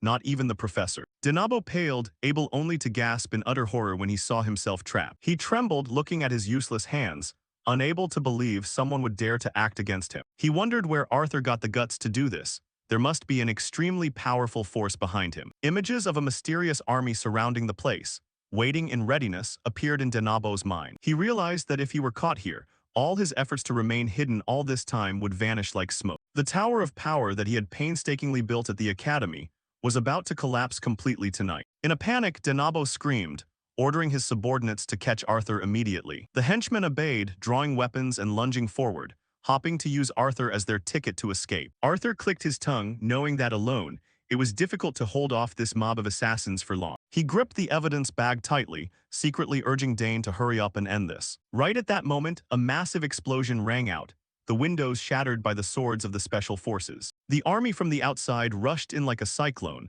surrounding those intending to attack Arthur. Dane Saugers appeared at the head of the ranks, his cold gaze fixed straight on the professor. Amidst the smoke and dust, armored figures claimed every strategic position. Their swords were raised, emitting an aura that completely overwhelmed all the sinners in the room. The knights with their characteristic blue cloaks simultaneously drew their swords, ready to suppress the entire scene. The innkeeper stuttered incoherently when he realized the identity of these powerful guests. Arthur smiled brightly, pointing straight at Denabo and loudly declaring, "It's the Royal Knights, Professor." A loud explosion rang out as the door was blown apart, dust billowing through the entrance. Heavy footsteps of the night squad began to move rapidly inside the inn. The lines of knights solemnly advanced, leaving no gaps for the criminals to escape. The knight commander leading them ordered everyone to stand still, followed by the appearance of Dane and Prince Edward. He declared that from this moment on, all of them were arrested in the name of the crown. The henchmen and assassins in the inn were stunned, sweat pouring down as they were hit by the surprise attack. Dane smiled in triumph,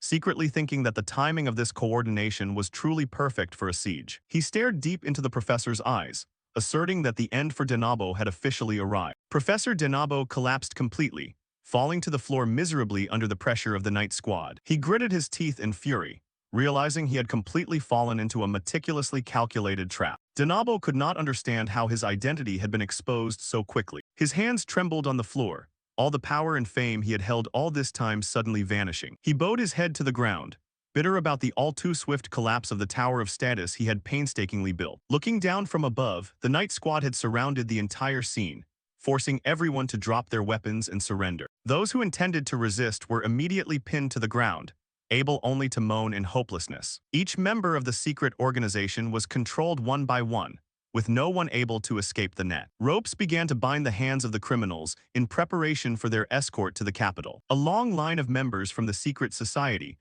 was led away under the strict escort of the Royal Knights. Dane looked around the scene, feeling satisfied that this harvest was even greater than he had anticipated. He and Prince Edward discussed the results.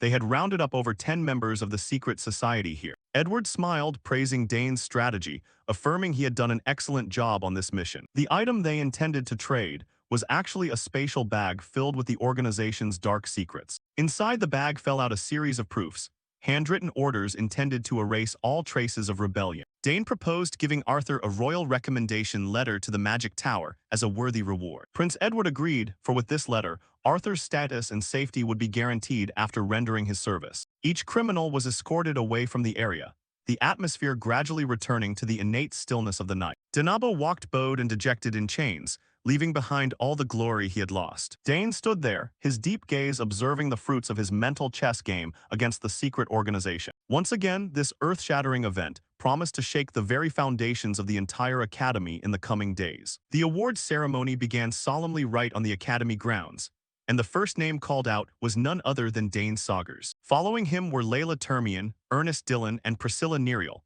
the members who had stood by his side during the recent mission. The third Prince, Edward, presided over the ceremony in person, declaring that this group of students had achieved great feats and were shining examples for the entire school. Ernest and Priscilla both looked visibly relieved, as the mission had finally concluded smoothly after Professor Denabo's arrest. Prince Edward handed the certificates of achievement to the group's representative, and thanks to Dane's efforts, the entire club shared in this honor. The crowd of students below began to murmur, with rumors spreading that Dane had single-handedly taken down over 200, perhaps even 500 monsters. The female students were still in shock upon learning that such a respected professor as Denabo was actually a spy.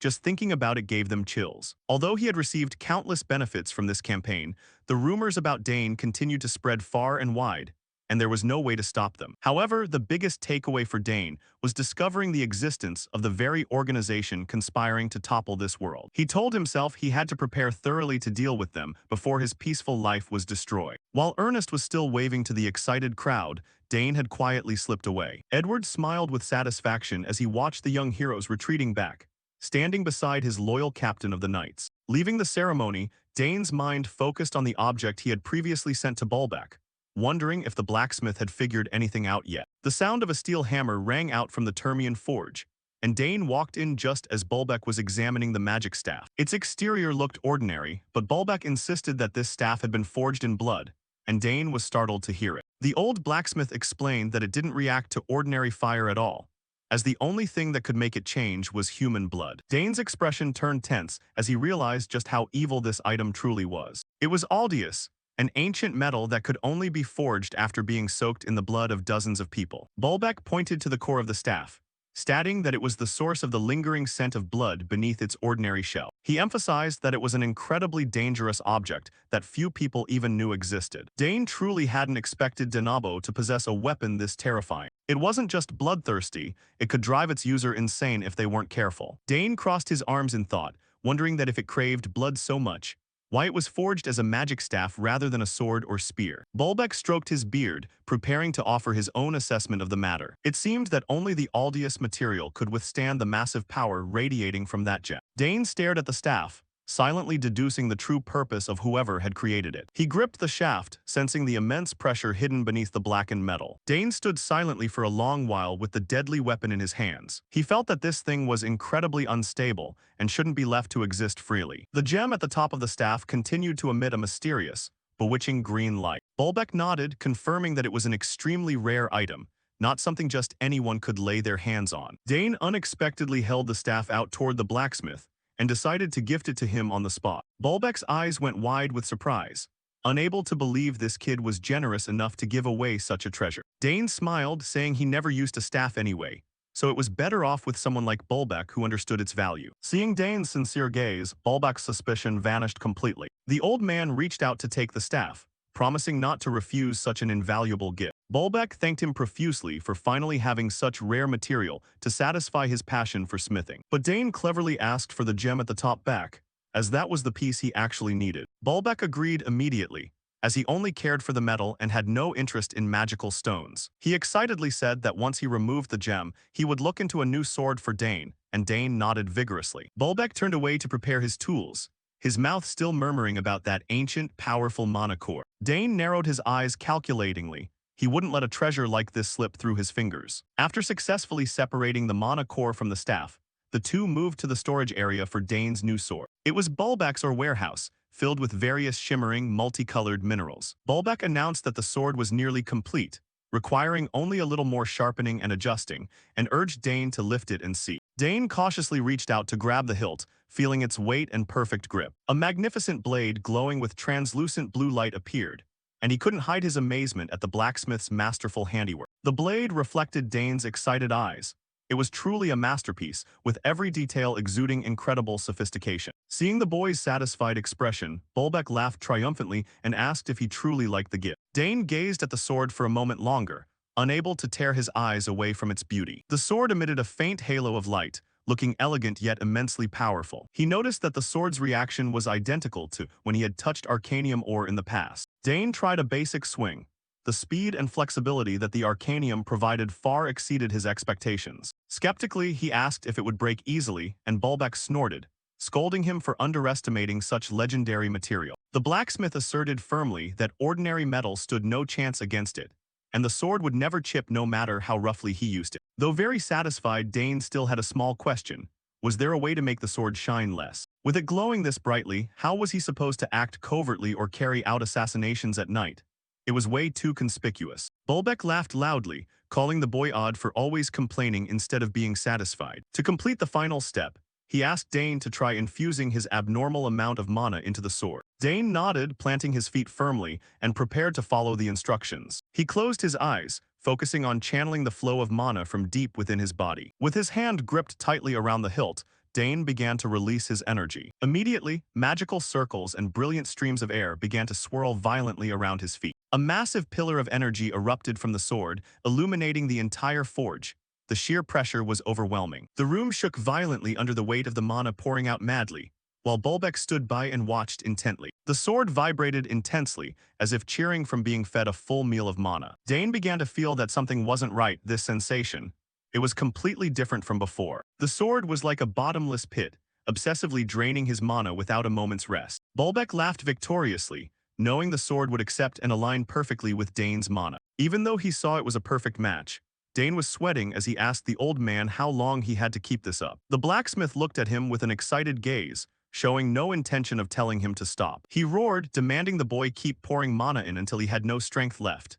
Dane could only groan at this absurd request. A blue stream of mana began to roll powerfully around the blade. Dane gritted his teeth as the sword drank up nearly half of his mana. He tried to keep his grip steady, feeling the magical pressure growing heavier by the second. His eyes narrowed, focusing intensely on every movement of the energy flow. The sword shone brilliantly, reacting violently to its new source of power. Bolbec, standing nearby, remarked that only this weapon could be strong enough to hold Dane's special type of mana. Dane was slightly surprised by the blacksmith's affirmation. He added that because it was made of arcanium, once it finished absorbing the mana, it would become truly terrifying. Hearing this, he began to ponder its true destructive power. With this momentum, Dane was certain the sword could cut through anything in the world. He glanced around the shop, looking for something hard enough to test it on. His gaze landed on the Aldius staff, and he decided to use it as the guinea pig. Dane pointed directly at the target, signaling he was about to strike. Bolbec yelled out, thinking the brat was about to destroy his precious item. But he just laughed, saying that chopping it up for analysis was a good idea anyway. The blacksmith grumbled in defeat,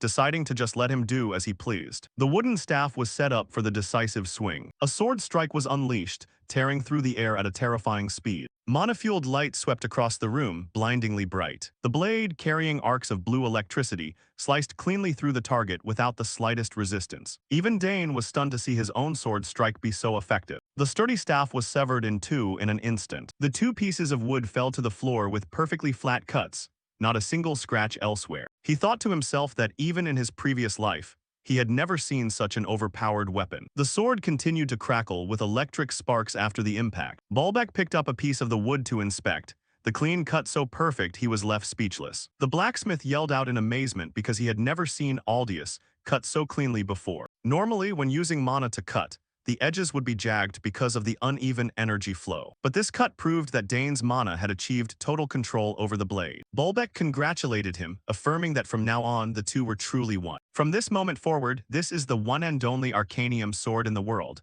forged exclusively for you. A confident smile bloomed on the genius young master's face. He gripped the hilt tightly, clearly feeling a powerful connection to his new weapon. Dane nodded in satisfaction as he looked at the result of his and Bolbec's hard work. It was the only sword capable of bearing the load and reacting to his ancient mana flow. Finally, every preparation was complete. He smiled faintly, his heart filled with excitement at having gained such a formidable friend to accompany him. In the shimmering mana light, Dane raised the precious sword high as a declaration of the triumphs to come. The razor-sharp blade reflected the light, ready for any journey fraught with peril. As he walked out the workshop door, he reached back to ask the old man to sharpen the edge one last time to make it perfect. The blacksmith grumbled that the kid was incredibly fussy, but happily led him back inside. The sound of the forging hammer, kang-kang, echoed through the corner of the street, marking the birth of a new legend. A few days later, we returned to Arabella's laboratory. She was ecstatic, praising the data Dane had brought back as a massive boost for her research. Dane remained humble as usual, saying he was the one who should thank her. On the table lay the ancient mana core from the Arcana Kingdom. He stared at the glowing orb, telling himself, "All right, now it's my turn." Dane took a deep breath and began to channel his power, preparing to absorb the entirety of this source of strength. Immediately, rays of green mana began to dance around his body. As soon as his hand touched it, the energy from the mana core erupted violently as if to explode. He squeezed his eyes shut, trying to stay calm in the face of the frantic rush of power. The laboratory space began to shake violently, causing the surrounding furniture to creak. Waves of mana spread powerfully, enveloping the entire spacious room. Dane stood amidst the flow of light, his back still proudly bracing for it all. The magical power began to soak into his palms and spread throughout the veins in his body. After a long moment of straining, everything finally began to settle and stabilize. Arabella stood outside observing, her mouth agape in astonishment. Dane's face showed clear relaxation as he felt the miraculous changes within him. He felt every beat of the new mana source surging right against his chest. A brilliant mana circle had officially and perfectly formed. Dane smiled faintly, his whole body feeling strangely refreshed after this breakthrough. His eyes snapped open, sparkling with a powerful deep blue magical light. And that was it. He had officially broken through to the third circle level. A few more weeks passed in the blink of an eye, and the atmosphere at the academy began to liven up considerably. Everyone was buzzing with gossip because the final exams were just around the corner. Layla Thermion and Priscilla Nerial were excitedly planning a trip. Priscilla even intended to go on a trek to the north for some fun. Just as they were having fun, the communication device in Dane's pocket suddenly buzzed uncontrollably. He paused slightly, wondering who on earth would be calling him at this hour. Pulling out the device to check, Dane still couldn't guess who was looking for him. As soon as he picked up, the voice on the other end rang out with a hearty greeting. "Hey Dane, long time no see, I'm almost back at the capital." Just by hearing the voice, Dane knew immediately it was an acquaintance, and the other person was even asking if they could stop by the academy to meet him for a bit. It turned out to be Dayward Thermion. The unexpected appearance of this adventure brother definitely meant something important was up. Layla scolded Dayward incessantly right in front of the building for having disappeared for so long, without sending her any word. She began to take action, punching and shouting, asking what Dayward thought Dane was that he only reported back to him once he arrived. Dayward could only grit his teeth and take the beating, not daring to utter a single word of protest to his younger sister. Watching from afar, Ernest shook his head in frustration, as this torture had been going on for 10 full minutes. The boy laughed and insisted that this time it was entirely Dayward's fault for his lack of communication. Dane looked at Dayward with understanding. He guessed the man must still feel guilty toward his sister, which was why he was shy about sending word beforehand. Layla still hadn't cooled down, threatening to hit him even harder if he dared to drag his battered body back again. Seeing the situation getting too tense, Dane stepped forward to intervene, telling Layla to calm down since he had returned safely after all. Turning to Dayward, Dane kindly asked if he was truly all right after his latest expedition. Dayward immediately grinned, raising his hand to greet Dane enthusiastically as if nothing had happened. Layla crossed her arms and scoffed, remarking that he had returned earlier than expected, while Dane announced that all preparations were ready. With a confident expression, Dayward asserted that he had gathered enough of the necessary things for the plan. But immediately after, he changed to a serious tone, mentioning the one most important item that was still missing. The group turned their curious eyes toward Dayward to hear what could be so important. The rare materials lay scattered on the table. Now they were only missing the Roxana's tear for it to be considered complete. Ernest admitted he wasn't well versed in alchemy, but one look told him this pile of materials was extremely hard to find. Dayward tipped his head back proudly, bragging that he had had to spend quite a lot of effort just to collect all this. Layla suddenly remembered and asked for clarification. Was Roxana's tear located somewhere in the Havarask mountain range? It was a sparkling crystal, but beyond the rumor that it lay in an ancient ruin, there were no other clues. Dayward planned to hand this pile of precious materials to a known alchemist, which made Ernest wonder why Dane didn't craft it himself. Ernest was slightly worried about entrusting the group's hard-won achievements to a stranger. Dayward explained that the curse was inherently very complex. One small slip would cause an immediate backlash, so they had to find a true expert. Seeing Dayward guarantee that the person was very trustworthy, Layla nodded in agreement and asked further about the expedition plan. Looking toward the snow-capped mountain range, she worried that the ruins, hidden so thoroughly, would cause the group to spend too much time searching. Dayward admitted that there was very little information about that border region, which was why he had come up with the idea of asking Dane for a favor. Dane started sensing a bad omen when he was targeted by this adventurer brother. As expected, Dayward could only offer a meaningful wry smile at his younger brother's sensitivity. That night, Dane began to consider using his relationship with the third Prince Edward to search for information. The scene of the magnificent royal palace appeared, and Edward curiously asked what special request Dane had for him. Dane stated the issue frankly.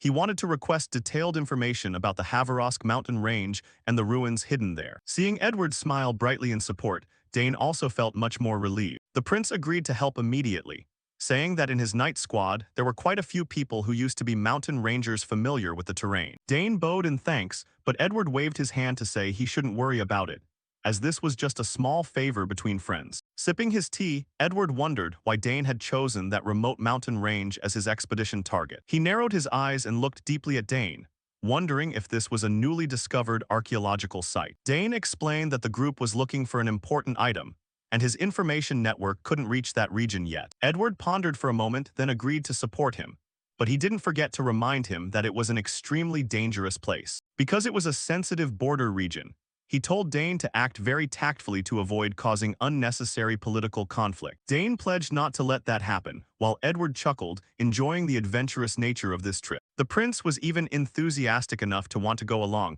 if he weren't so busy with royal duties at the capital. Dane smiled back warmly at the enthusiasm and sincerity of the young prince. The meeting ended, and Edward promised to contact Dane soon once there was news from the Royal Ranger Squad. Once all the information was set, it was time for the group to buckle down and prepare thoroughly for the trip. Dayward began to pass on his expedition experience, telling everyone to prepare as much dry food as possible because it was hard to light a fire on the mountain, and they had to avoid letting the rangers discover their trail. The guy even personally checked their climbing gear, explaining that the soil terrain there was very soft, so anchors easily popped out and required specialized types. The pile of large and small bags was packed neatly, and Dayward reminded them to choose dry food with little odor that was filling to ensure stamina while climbing high mountains. Ernest looked at his adventurer brother with admiration, believing that with this knowledge, Dayward could completely go and teach at the expedition department. Just as they were busy, the magical communication device suddenly glowed.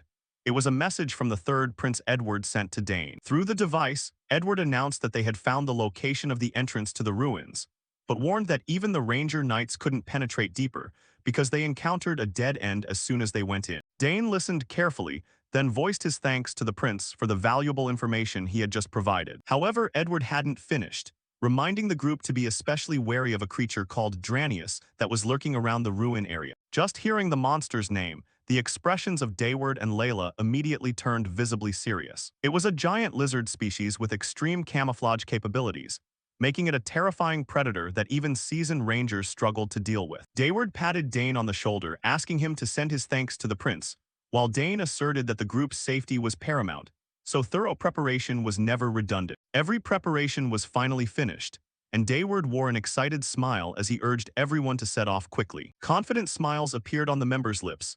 Everyone was ready in mind and spirit for the challenging journey ahead. Dane nodded decisively, his eyes showing a high level of determination for this expedition. The adventure officially began with the ultimate goal of finding the Roxana's tear, even though Layla didn't forget to remind Ernest not to get too excited and become complacent. The group moved urgently, deciding to use displacement magic to reach the city closest to the mountain range to save time. Time passed, and after 3 long days of riding horses from the displacement point, finally, the gloomy Oliva Marquisate territory appeared before their eyes. The group urged their horses into the territory, the sound of hooves clattering dryly on the deserted road. Layla looked around with curiosity as she set foot in this borderland for the first time. Dayward suddenly halted.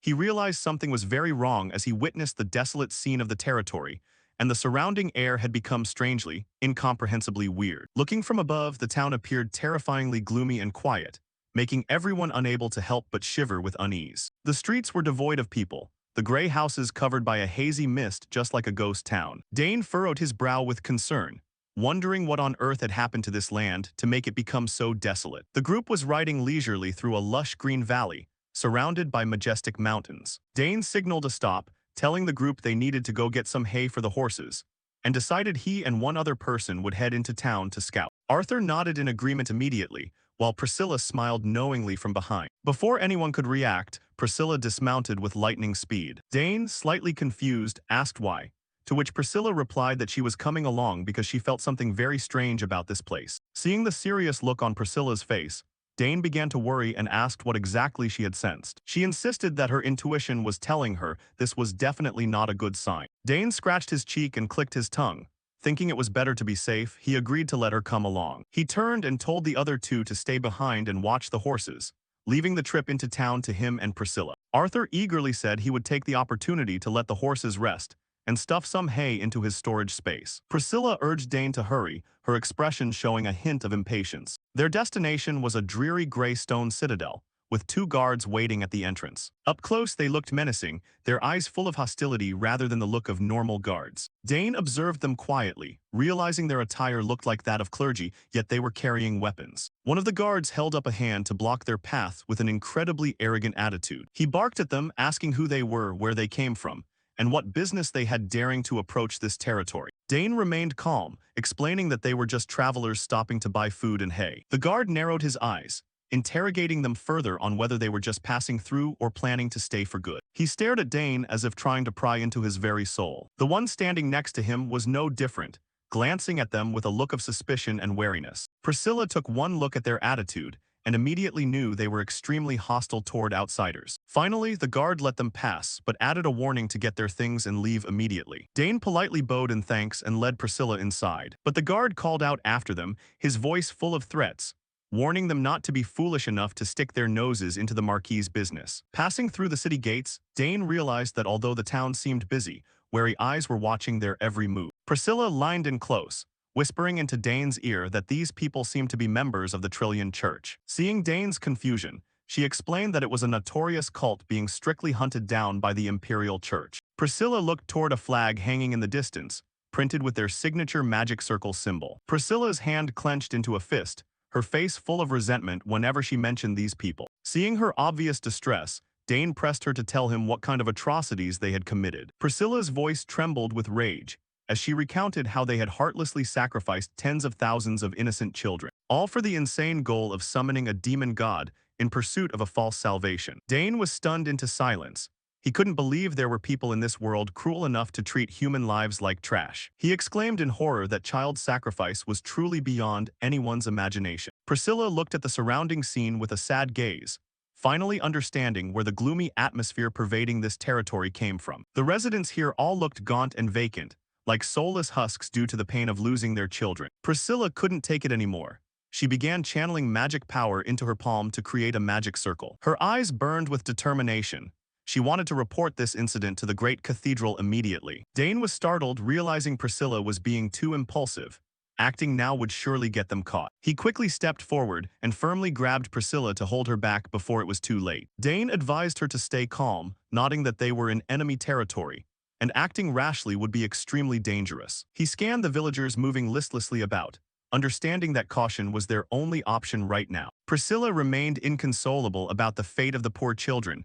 "But what about the children?" she whispered softly. Dane looked deep into her eyes, his voice lowering with a reminder. "Priscilla, look closely around you." Throughout the town, the people moved listlessly like shadows, the air thick with fear and gloom. Priscilla realized the harsh reality of this place, her face revealing her profound shock. Her gaze hardened, her fury still smoldering beneath her calm exterior. Dane reiterated that their primary goal was to find a cure for Layla's mother. They couldn't risk everyone's lives for a single rash act. He nodded slightly, signaling her to compose herself. Priscilla finally softened her tone, agreeing that they should buy the hay first to avoid suspicion. The two began walking down the gray cobblestone street. The stillness was eerie, with only the steady sound of their footsteps ringing out. Dane told her he understood how she felt, especially as a true priestess of the cathedral. They passed by ancient, gloomy houses, lacking any sign of normal daily life. "But we cannot act without thinking," Dane continued, his voice heavy with warning. The surrounding residents seemed to be trying to avoid every gaze from the two strangers. Dane never stopped observing, his sharp eyes silently recording every detail of the area. He suggested that while they were out buying supplies, they could also quietly scout the enemy's strength. Priscilla paused for a beat, seemingly considering Dane's proposal. She narrowed her eyes at the black-robed figures lurking all over the street. Dane suddenly broke into a cold, dangerous smile. "Fine then, let's see just how evil these guys really are." Priscilla regained her spirit, brushed her hair back, and smiled in response. Agreed. The sky above was gray, with dark clouds gathering like an omen of an approaching storm. Seen from above, the market looked strangely deserted, with people moving stealthily like ghosts. Everyone here was in a rush, with no one daring to meet another's eyes or strike up a conversation with a stranger. Dane asked for directions to buy hay. A middle-aged man with a haggard face pointed in the opposite direction.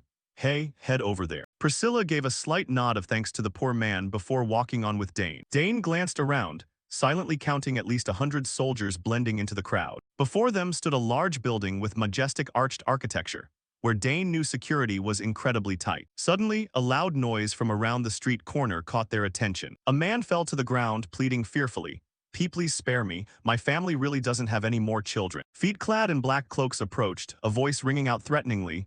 "No children, you say?" A man with dark purple hair stepped out, his expression incredibly arrogant. It was the purple-haired priest of the Trillion Church.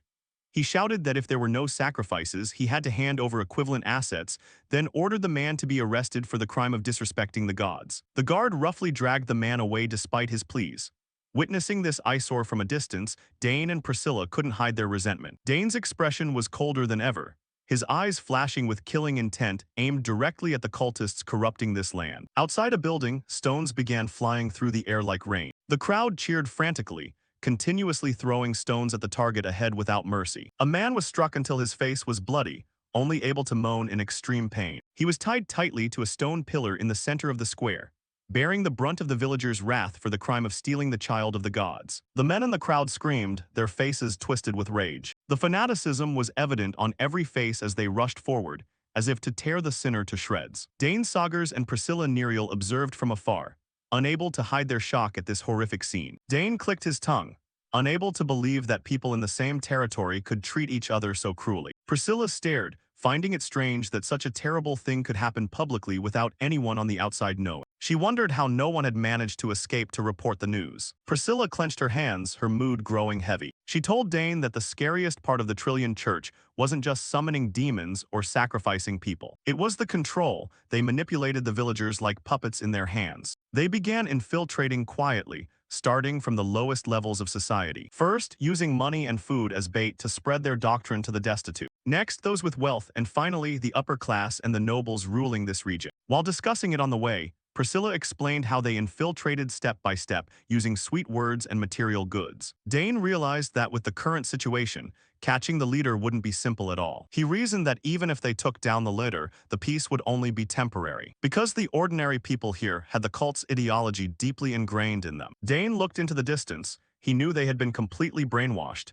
He had seen this scene far too many times in his past life. In times of war and chaos, such groundless religions always sprang up everywhere. He scanned the town, fearing that if left alone, this rot would soon spread elsewhere. Dane asked Priscilla for more information, especially about the rumor that they frequently sacrificed living children. Priscilla confirmed that it was rumored they performed the ritual once a week. Dane placed his hand on his chin, lost in thought about the severity of the problem. His gaze became sharper and more focused than ever. Suddenly a couple appeared and caught Dane's eye. He unexpectedly grabbed Priscilla's hand, urging her to go buy the hay first. Priscilla was startled, not understanding what was happening, but Dane signaled her to act natural and walk normally. Glancing behind them, Dane discovered there were more people silently following them. The sound of footsteps trailing them rang out steadily on the street. Sharp, probing gazes from behind were glued to them. Dane realized that information here was tightly locked down.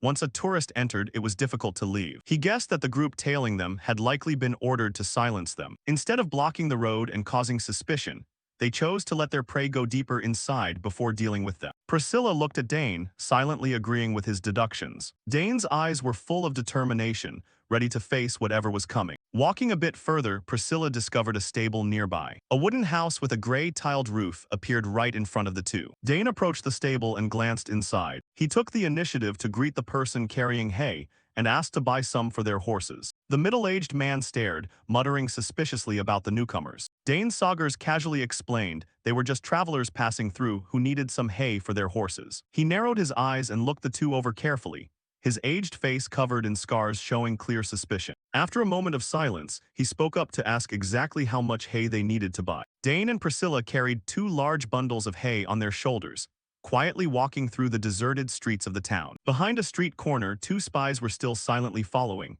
their sharp gazes never leaving their targets. Their shadows were cast on the rooftops, persistently tracking their every step from above. As they walked, Dane calculated that their next step must be to prioritize finding a way to rescue the children first. Priscilla looked over, slightly startled.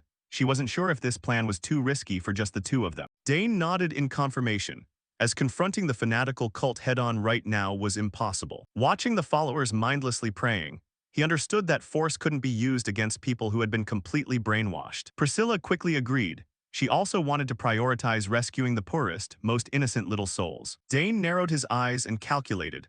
The most important goal now was to pinpoint the location where the children were being held. But first, they needed to find a safe hiding spot to protect the children after a successful rescue. A confident smile flashed on Dane's lips.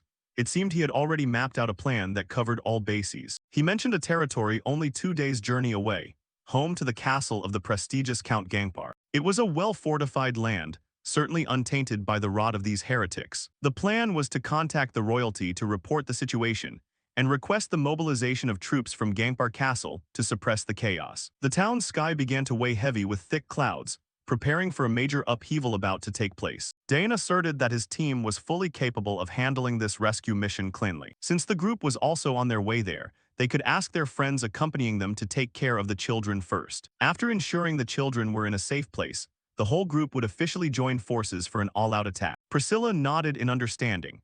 She suddenly noticed the presence of knights and priests belonging to the royal church very close by. Dane was slightly surprised, wondering if a secret resistance force was hiding here. He decided he had to find them to coordinate, turning this into a surprise attack. Priscilla smiled radiantly, the previous anxiety giving way to a fighting spirit. She glanced behind them, signaling to Dane about the tail that was still persistently following. Looking down the dark alley ahead, Priscilla asked if they should deal with the followers right now. The two spies kept their distance, completely unaware that they had fallen into their target sights. Dane curled his lips in a dangerous smile. He decided to lure them deep into a deserted alley to finish them off once and for all. Layla asked if they should step in to help, while Dane, now disguised with blue hair and wearing glasses, asserted that he would go save the children. He needed to pinpoint the exact location to plan. Layla anxiously asked again to be sure about this risky intent. Dane calmly replied that he had a rough idea of the location, and now it was time to map out their moves. Dane took out a magic positioning device, explaining that if they all charged in, it would only expose their objective. He wanted to give everyone another equally important task. He instructed Dayward and Layla that to reach the Havarask mountain range, they had to pass through Count Gangpar's castle. He wanted them to escort the children there safely. Dane revealed a shocking detail. He had already contacted and reached an agreement with the royalty to clear the path for this plan. Layla and Dayward were stunned by his terrifying work speed. Dane felt a bit guilty because this might delay things for Layla's mother a little. Layla smiled gently, asserting that she would never abandon the children either. She told Dane not to feel guilty, as this was the right thing to do. Dane gripped the magic device tightly, whispering thanks to Layla for her understanding. The preparations were effectively wrapped up at lightning speed. Dayward also nodded in agreement, believing that in this situation, no one could just stand idly by. Everyone was fired up to resolve this as quickly as possible. Layla's eyes lit up with determination. She was ready to stand alongside Dane in the risky mission ahead. Once unified, Dayward urged Dane to set the rally point coordinates. They needed to move there immediately before the enemy could react. Dane nodded, promising to contact everyone again soon. The group prepared to split up to carry out different prongs of the attack. Dayward couldn't help but marvel at Dane's ability to assess the situation and act decisively. He silently praised his younger brother's drive and talent. But looking back at the town, Layla couldn't help but feel heartbroken. This place was now filled with heretics and ruins after endless conflicts. Dayward narrowed his eyes, gazing into the distance, pondering the fact that the aftermath of the war was even more lingering and heavy than they had imagined. They saw miserable people sitting listlessly by the side of the road.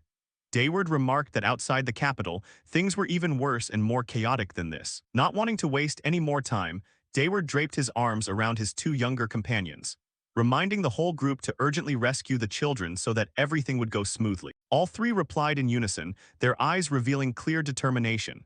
Brotherly love and mutual trust were their greatest strengths at this moment. The whole group walked quickly across the green grass toward the horses waiting at the edge of the forest. As they climbed into their saddles, each carried their own thoughts about the upcoming mission, but the common goal was already crystal clear. Layla silently thought about Dane's greatness. He always appeared at the right time and solved every difficulty like a miracle. She recalled how Dane had saved her last time. For her, his presence brought an absolute sense of peace. Dayward looked at Dane's back, silently marveling at the potential of this young lad. He believed that one day he would lead the Sagar's family to the pinnacle of the empire. A confident smile spread on Dayward's lips. He knew he was betting on the right person, and his Termian family would not be left behind either. Under the sun, the group spurred their horses and rode off, leaving the devastated town behind them. A new journey full of hardships had officially begun. A panoramic view of the town from above appeared bleak under the shadows of withered trees. signaling a gloomy atmosphere hanging over everything. Changing the scene to another area, Priscilla asked Dane if he had found any new clues yet. He had just stepped out of a dark alley. Dane, now back to his true form with silver hair, calmly replied that they talked much more easily than he expected.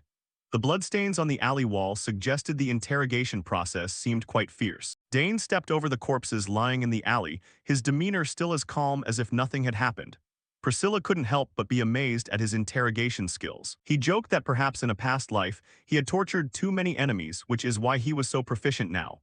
Priscilla heard this and could only be speechless at his somewhat heavy sense of humor. Priscilla was impatient to know the important information Dane had just extracted from the church's lackeys. Dane's gaze became cold as he started on the main business.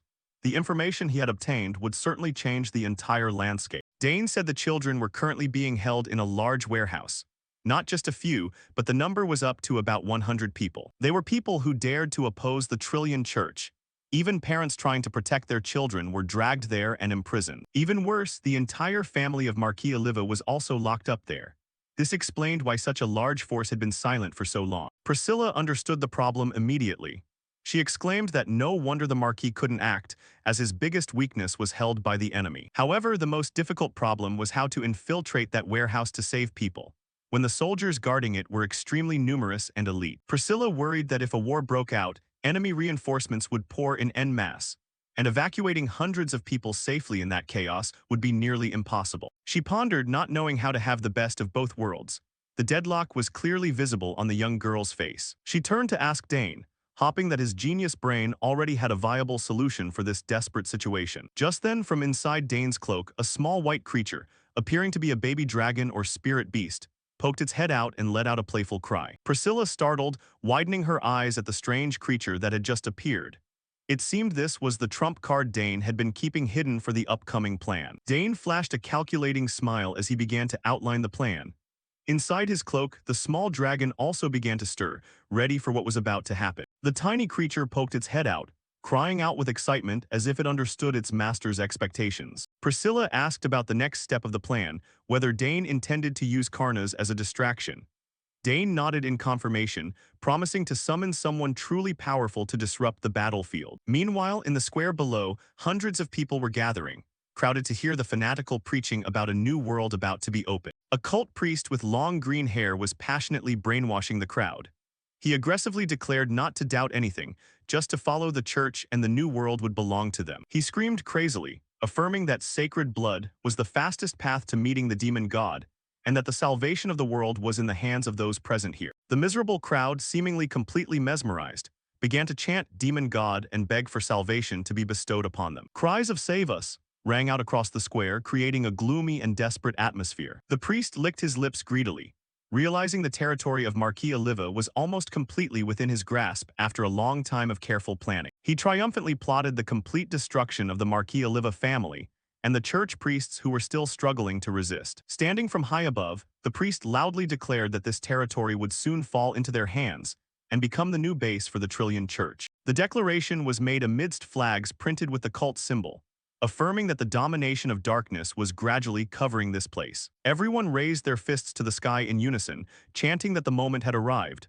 Fanaticism had reached its peak among the populace. The square was filled with hysterical cheers, everyone believing they were about to have their lives changed thanks to the protection of the heretical church. The priest looked up at the sky, sending a petition to the leader to witness this glorious moment until the very end. His face showed extreme excitement, as if he were drunk on the intoxication of victory, seeing everything go according to his expectations. With eyes wide with madness, he shouted with determination that he would definitely succeed and no one could stop him. He reached out as if wanting to embrace the whole world, while laughter broke out in a bizarre and terrifying way. However, a massive pressure suddenly descended from the air, causing the entire square to shake violently. Powerful tremors tore through the air, dust and dirt began to fly everywhere, signaling a catastrophe drawing near. The surrounding buildings were shaken to the point of collapsing, causing the cheering crowd to suddenly become panicked. The pressure from above grew greater by the second, leaving the church guards stunned as they looked up at the blackened sky. The crowd looked on with wide, confused eyes.